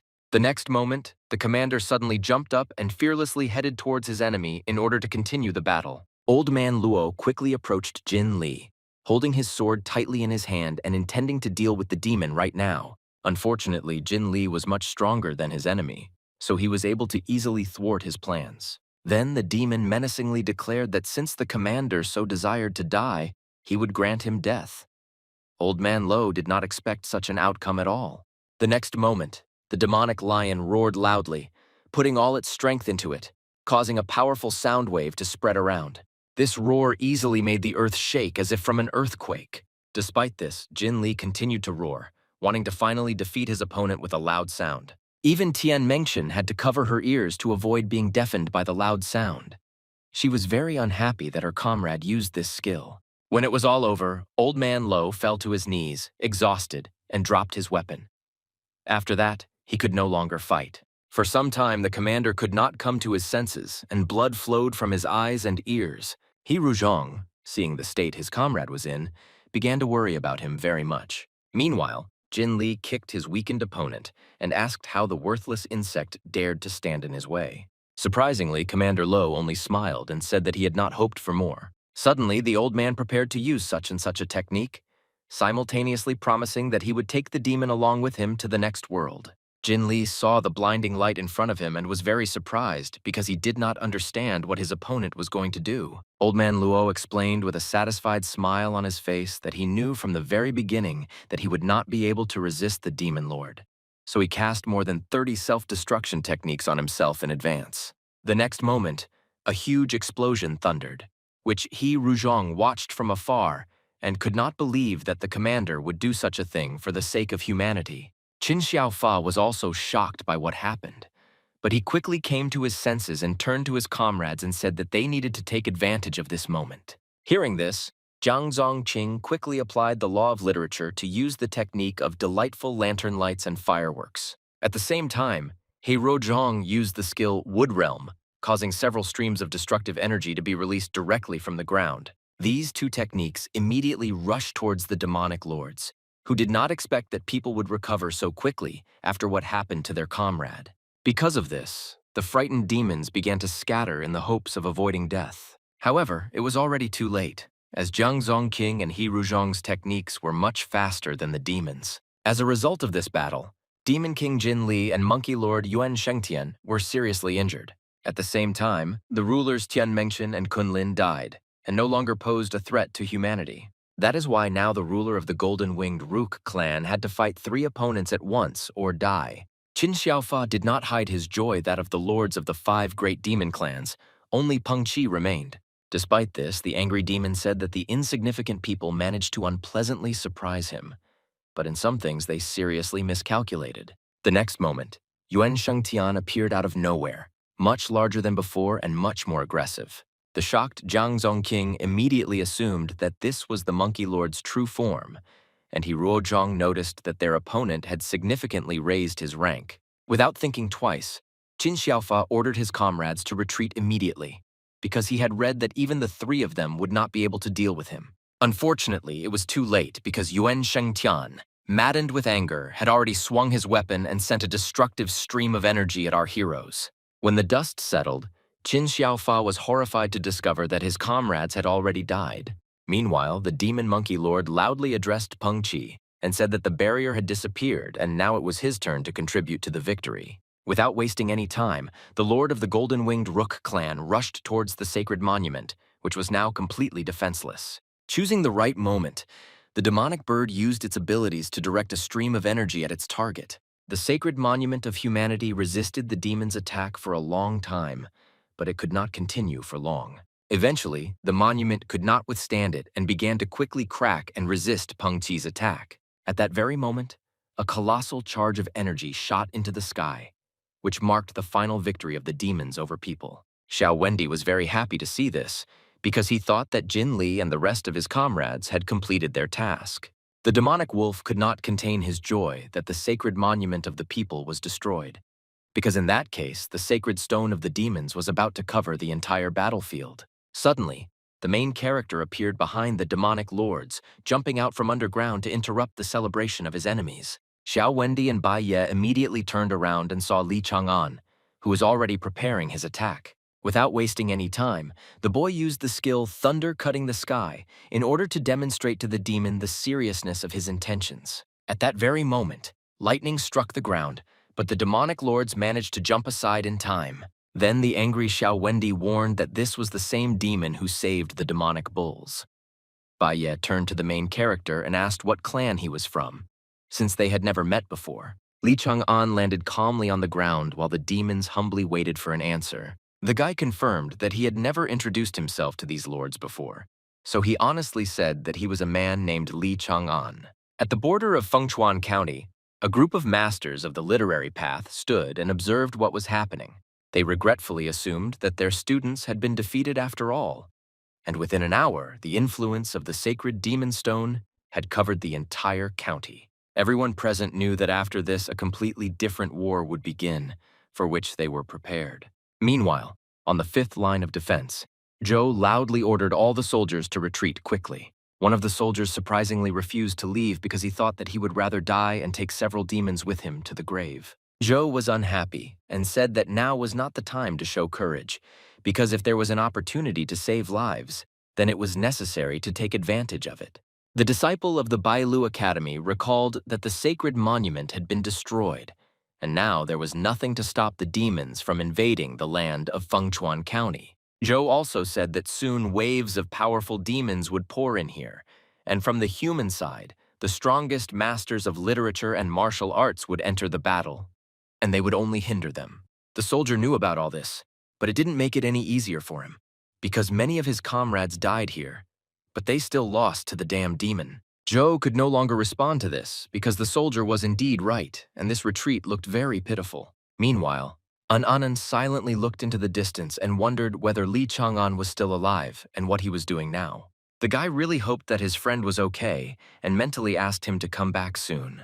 At this time, Li Chang'an silently looked at his enemies and waited to see what their reaction would be to what he said. Bai Ye and Xiao Wendi were very surprised that there was a person standing in front of them and did not understand how he was able to penetrate so deep into the rear. The guy believed that humanity had not yet lost, and if he managed to destroy the sacred stone of the demons, the enemies would not be able to advance further and capture Fengchuan County. However, first the main character had to somehow deal with the 2 lords of the great demon clans who stood in his way. Xiao Wendi suddenly declared that Li Chang'an was not a human because he felt his demonic qi, which meant that the guy had already become a demon. Despite this, the demonic wolf still rushed to attack because the main character chose to help people, and this was unforgivable. Li Chang'an was not at all against checking whether the demon lord had enough strength to punish him for this sin. Xiao Wendi quickly approached his opponent and swung his sword sharply, thinking that he was already dead. Suddenly, the demonic wolf saw that there was no one in front of him because the main character had disappeared somewhere. Xiao Wendi didn't expect this at all and didn't understand how this could happen. Meanwhile, a worried Bai Ye warned his comrade that this enemy was very dangerous, so he shouldn't stand still. It turned out that Li Chang'an was already on top and quickly headed towards the demonic wolf, who was still confused by what was happening. The boy swung his sword and claimed that it was too late to counter his attack. The next moment, the boy rushed forward at lightning speed and attacked Xiao Wendi, thinking that he now had one less opponent. Bai Ye was very unhappy with what happened, and so, filled with rage, he called upon a huge elephant to help him in order to teach the main character a lesson. This did not frighten Li Chang'an at all, so he quickly used sword art to perform the pacifying swing technique, causing a mysterious aura to appear around him. With just one swing of his sword, the protagonist managed to tear the elephant to shreds and also attack the demonic lord. As a result, Bai Ye was killed and no longer posed a threat to humanity. This short fight still made Li Chang'an tense up, so when it was over, he breathed a sigh of relief. Then the main character confidently headed towards the sacred stone of demons, believing that he only had to finish this. The guy used the pacifying swing technique again. I hope it works. After that, Li Chang'an swung his weapon while thinking that humanity would not fall. The next moment, the guy attacked the sacred demon stone, but it was not damaged at all. The main character was shocked and did not understand why he failed. Unexpectedly, Xiao Wendi, without hiding his laughter, said that the sacred stone could not be destroyed with a simple iron sword because it required a fragment of the qi of fate. The demonic wolf mocked the guy, thinking that now he had nowhere to go, because the demons would consider him a man and the people a demon. Li Chang'an wasted no time turning to the jade letter and asking if there was any way to destroy this stone. After a long silence, the letter made it clear that it did not want to answer this question. Despite this unambiguous answer, it gave the guy one thought. Li Chang'an assumed that the letter did not want to answer, because if he used this method, only death awaited him. The main character realized that the only thing that now contained the Qi of Destiny was himself, so he decided to take advantage of this opportunity. Xiao Wendi saw this and was very scared and asked the guy to stop. The demon could not believe that his enemy was the owner of the Xiantian body. In order to pacify the demonic wolf and silence it, Li Chang'an suddenly thrust his weapon straight into it, instantly killing his opponent. The guy believed that even if he couldn't destroy the sacred stone now, he had already finished off 2 great demon lords, which would certainly make his comrades' work easier. Then the main character looked at his heart filled with qi energy and began to regret that he could not enjoy the second chance given by heaven for long, and now he would have to die again. Without thinking twice, the guy swung his sword sharply and prepared to attack the sacred stone of the demons again. Before this, the main character mentally asked for forgiveness from all his acquaintances and friends, as well as from the master, for the fact that his student turned out to be so useless. The guy also threatened that he would appear to the worthless officials and the commander of the empire in their dreams every day, and sooner or later he would drag them with him to hell. The next moment, there was a huge explosion, which was probably clearly visible to both the demon and the people. Of course, after that, the influence of the demonic stone began to weaken, until eventually the bequeathed energy that enveloped Fengchuan County dissipated. As a result, nothing remained of the sacred stone of the demons. At the same time, Li Chang'an, who had been badly damaged by the explosion, was now lying helplessly on the ground. The main character was still conscious, but due to the wounds he had received, his strength was quickly leaving him. The Jasper Letter and both palaces of literature suffered greatly because of the boy's zeal to save humanity. In the end, Li Chang'an could no longer resist his fate and slowly closed his eyes. At that very moment, the teachers of the academy saw a bright flash on the horizon, which became a signal that something irreparable had happened. Everyone immediately realized that this was a heavenly vision of the death of the owner of the sacred body of Xiantian, and therefore could not contain their surprise. One of the shocked teachers immediately asked which academy was so stupid as to allow such a talent to join the battle. In order to find out who exactly died, the man quickly opened a list of sages who could answer this question. What they saw shocked everyone. The teachers simply refused to believe that it was true. Everyone watched indifferently as Li Taibai's name disappeared from the list, along with his literary works. Soon after, the same fate befell the name Qing Lian, which was simply impossible. However, one of the teachers suggested that Li Taibai and Qing Lian were the same person who had just died. The sages could not believe that the man who was destined to become the next saint sacrificed himself in order to destroy the sacred stone of the demons. The teachers of the academies believed that they would never make up for this loss, so they were very angry with the demons and wanted their complete destruction. Despite the destruction of the sacred monument and the sacred stone, strong warriors from both sides were still unable to enter the battlefield, which played into the hands of the people. Yuan Shengtian, assured that there was still half a month left before the blessing of the sacred stone disappeared, so all the demons had to continue their attack and turn these lands into a scorched wasteland. At the same time, Qin Xiaofa ordered the soldiers to protect the fragments of the sacred monument and prevent the demons from reaching them. Both commanders of the hostile armies loudly declared that they could not give in to their enemy now. The battle continued for a long time, due to which the battlefield became increasingly covered with lifeless bodies of demons and people. Meanwhile, one of the demons quickly made his way through the underground tunnel, because he was very afraid of not making it in time. Niu Dingtian turned to Xiangde with an excited voice and asked if everything was okay with the Lord. Xiangde replied with regret that the main character couldn't have been okay given his serious injuries. Despite this, the demonic bull was still glad that they arrived in time, thanks to which the wolves did not have time to tear the ruler apart. Niu Dingtian then said that Li Chang'an had kept his promise, so they also could not betray his trust. Xiangde agreed with this and decided to give the boy the medicine that the clan leader had given him. The demonic bull had not yet had time to do anything, but suddenly he saw something that shocked him. Suddenly, the protagonist's wounds began to emit a bright light. The demons did not understand what was happening and even assumed that their eyes were deceiving them. Niu Dingtian couldn't bring himself to admit that the Lord's wounds had mysteriously begun to heal, and his lost limbs were being restored.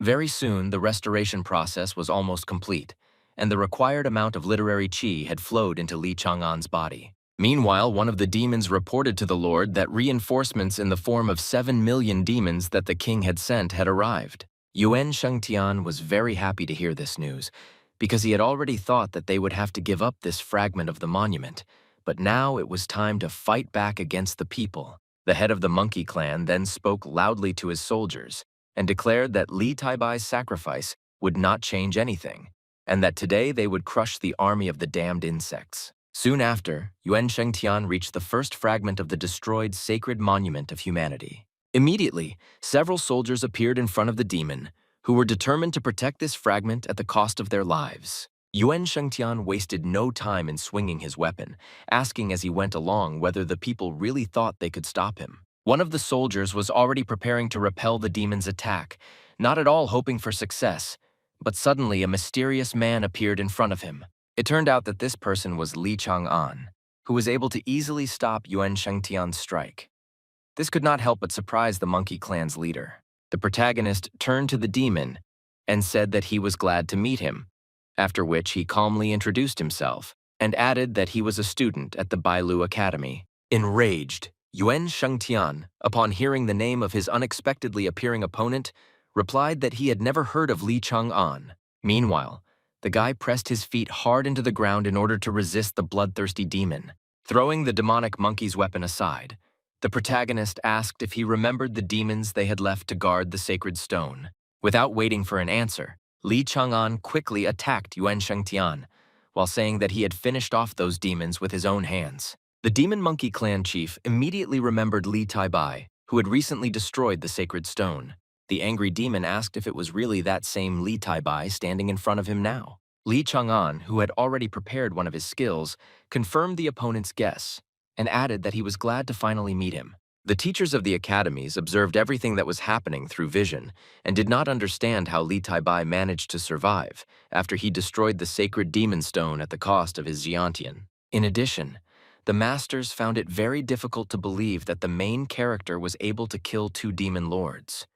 so they assumed that the guy was gifted not only in the field of literature, but also in martial arts. One of the masters congratulated his colleague on the fact that the Bou Academy had snatched a true genius for itself. Wuxu thought that the elderly man was exaggerating. After that, the third-grade master of the Bailu Academy, whose name was Wuxu Gong, used his telepathic abilities to contact a guy named Tai Ching. The student, despite his busy schedule, was ready to talk to his teacher. Wu Shugong said that this was the first time he had heard of a student named Li Chang'an and asked the boy to tell him about him. Tai Ching said that the main character first became famous at the Dragon Gate competition, winning first place in archery and the art of calculus. The guy also knew that some time ago, Li Chang'an arrived at the front and proposed new combat tactics, after which he disappeared for several months. Everyone thought that the guy died, but he somehow managed to survive and keep the great blessing of Xiantian.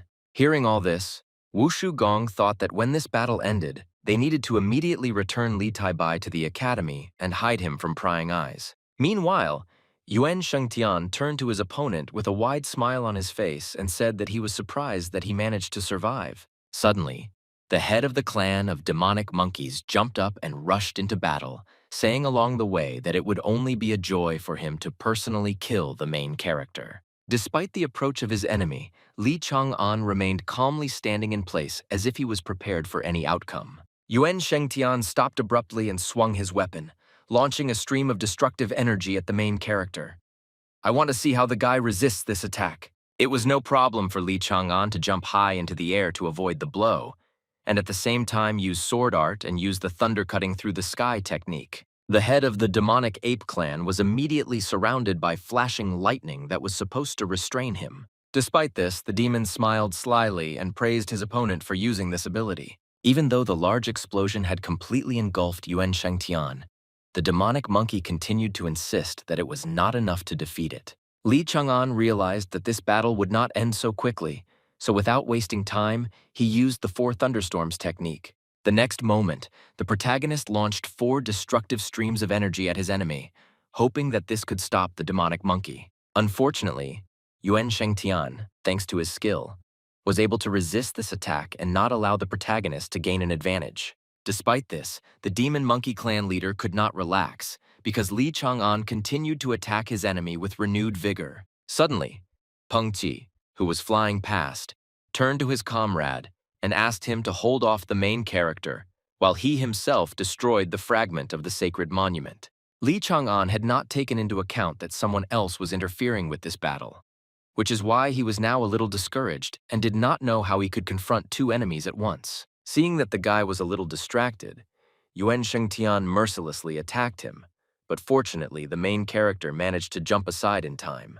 The head of the clan of demonic monkeys, smiling slyly, demanded that his opponent not dare to take his eyes off him, and considered that the guy should better worry about his own life and not a fragment of an old stone.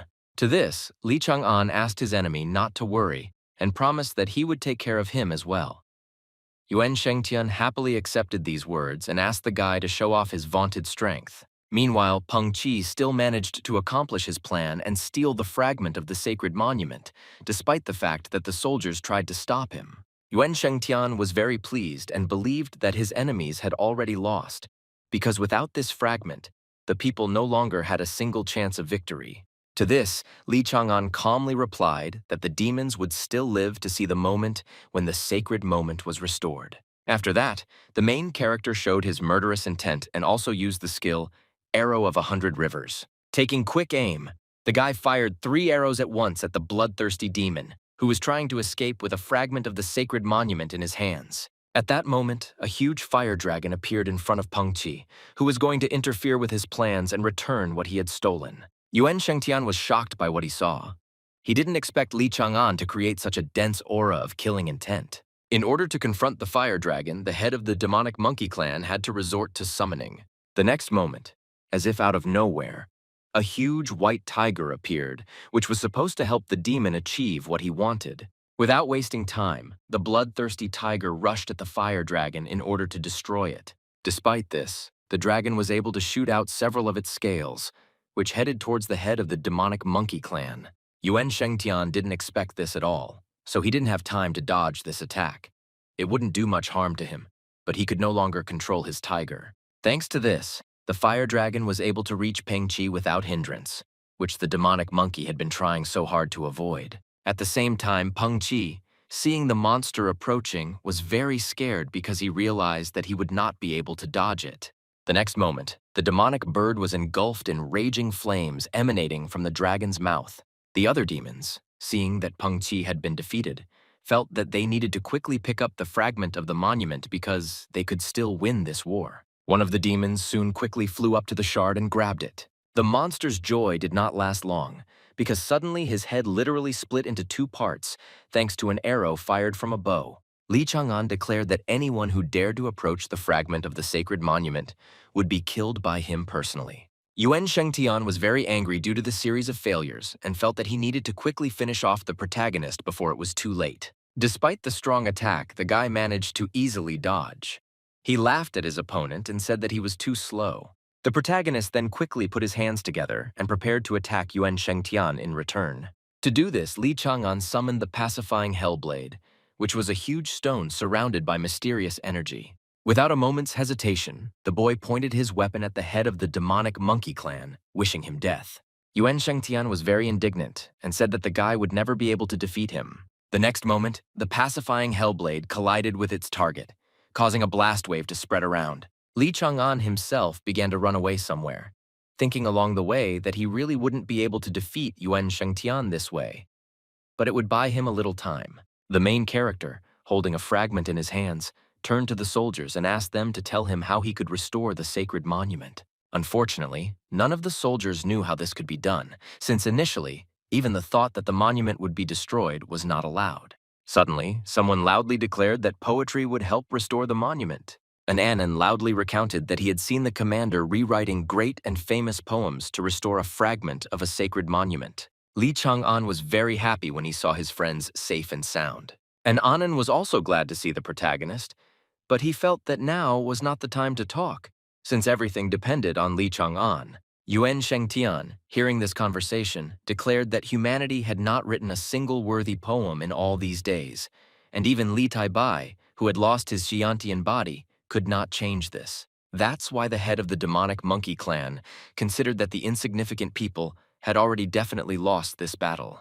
To this, Li Chang'an calmly replied that although he had lost most of his blessing, his jade had wisely saved a little for him. Then the main character pulled out a small portion of energy from the Jasper letter, which was supposed to help him accomplish his plan. Li Chang'an was confident that this would be enough to restore a small fragment of the sacred monument. Without wasting any time, the guy concentrated and began to write a poem, which was accompanied by the appearance of a bright, mysterious aura. Soon, the poem was ready. It was called Leaving the Border Fortress, and the lyrical hero regretted that after the death of the general, foreign horsemen invaded the empire. The power of this poem was enough to completely restore the sacred monument of humanity. Zhou and an Anan were shocked by what happened and were very happy. At the same time, Yuan Shengtian was not happy at all. Li Chang'an addressed his enemy and said that he could deny reality as much as he wanted, but humanity had won this battle. After the sacred monument was restored, its aura immediately began to influence all the demons in the area. Even Yuan Shengtian felt how quickly he was losing his former strength, which frightened him greatly. Soon after, the monument was completely restored and all the demons were defeated.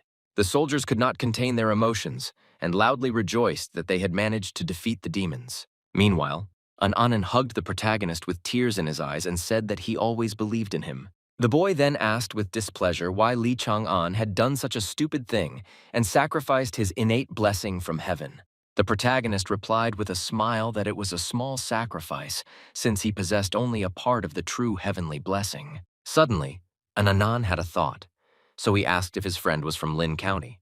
The protagonist confirmed it with surprise. Upon hearing this answer, an Anan immediately realized that his friend was the same guy from Lin County, whom he had been looking for a long time. This made the guy very nervous, but he still decided to tell the main character the whole truth about himself. Unexpectedly, Li Chang'an invited his friend to continue this conversation, after which he began to walk away somewhere. Finally, the guy mysteriously said that he still had one more important unfinished business. Soon after, Wu Shugong approached an Anan and asked where Li Chang'an was now. To this question, and Annan briefly replied that the main character had already left. Lee Chang-an knew that once the remnants of the Sacred Stone's influence had completely disappeared, the strongest masters of the Bou Academy would arrive on the battlefield to take it away from there, so the boy hurriedly headed north. According to the demon's words, Wang Tianan, who was the lord of the Bamboo Mountain and one of the greatest masters, was locked inside the ancient tomb of the northern desert. The main character believed that he, as his only student at the moment, was obliged to save his master.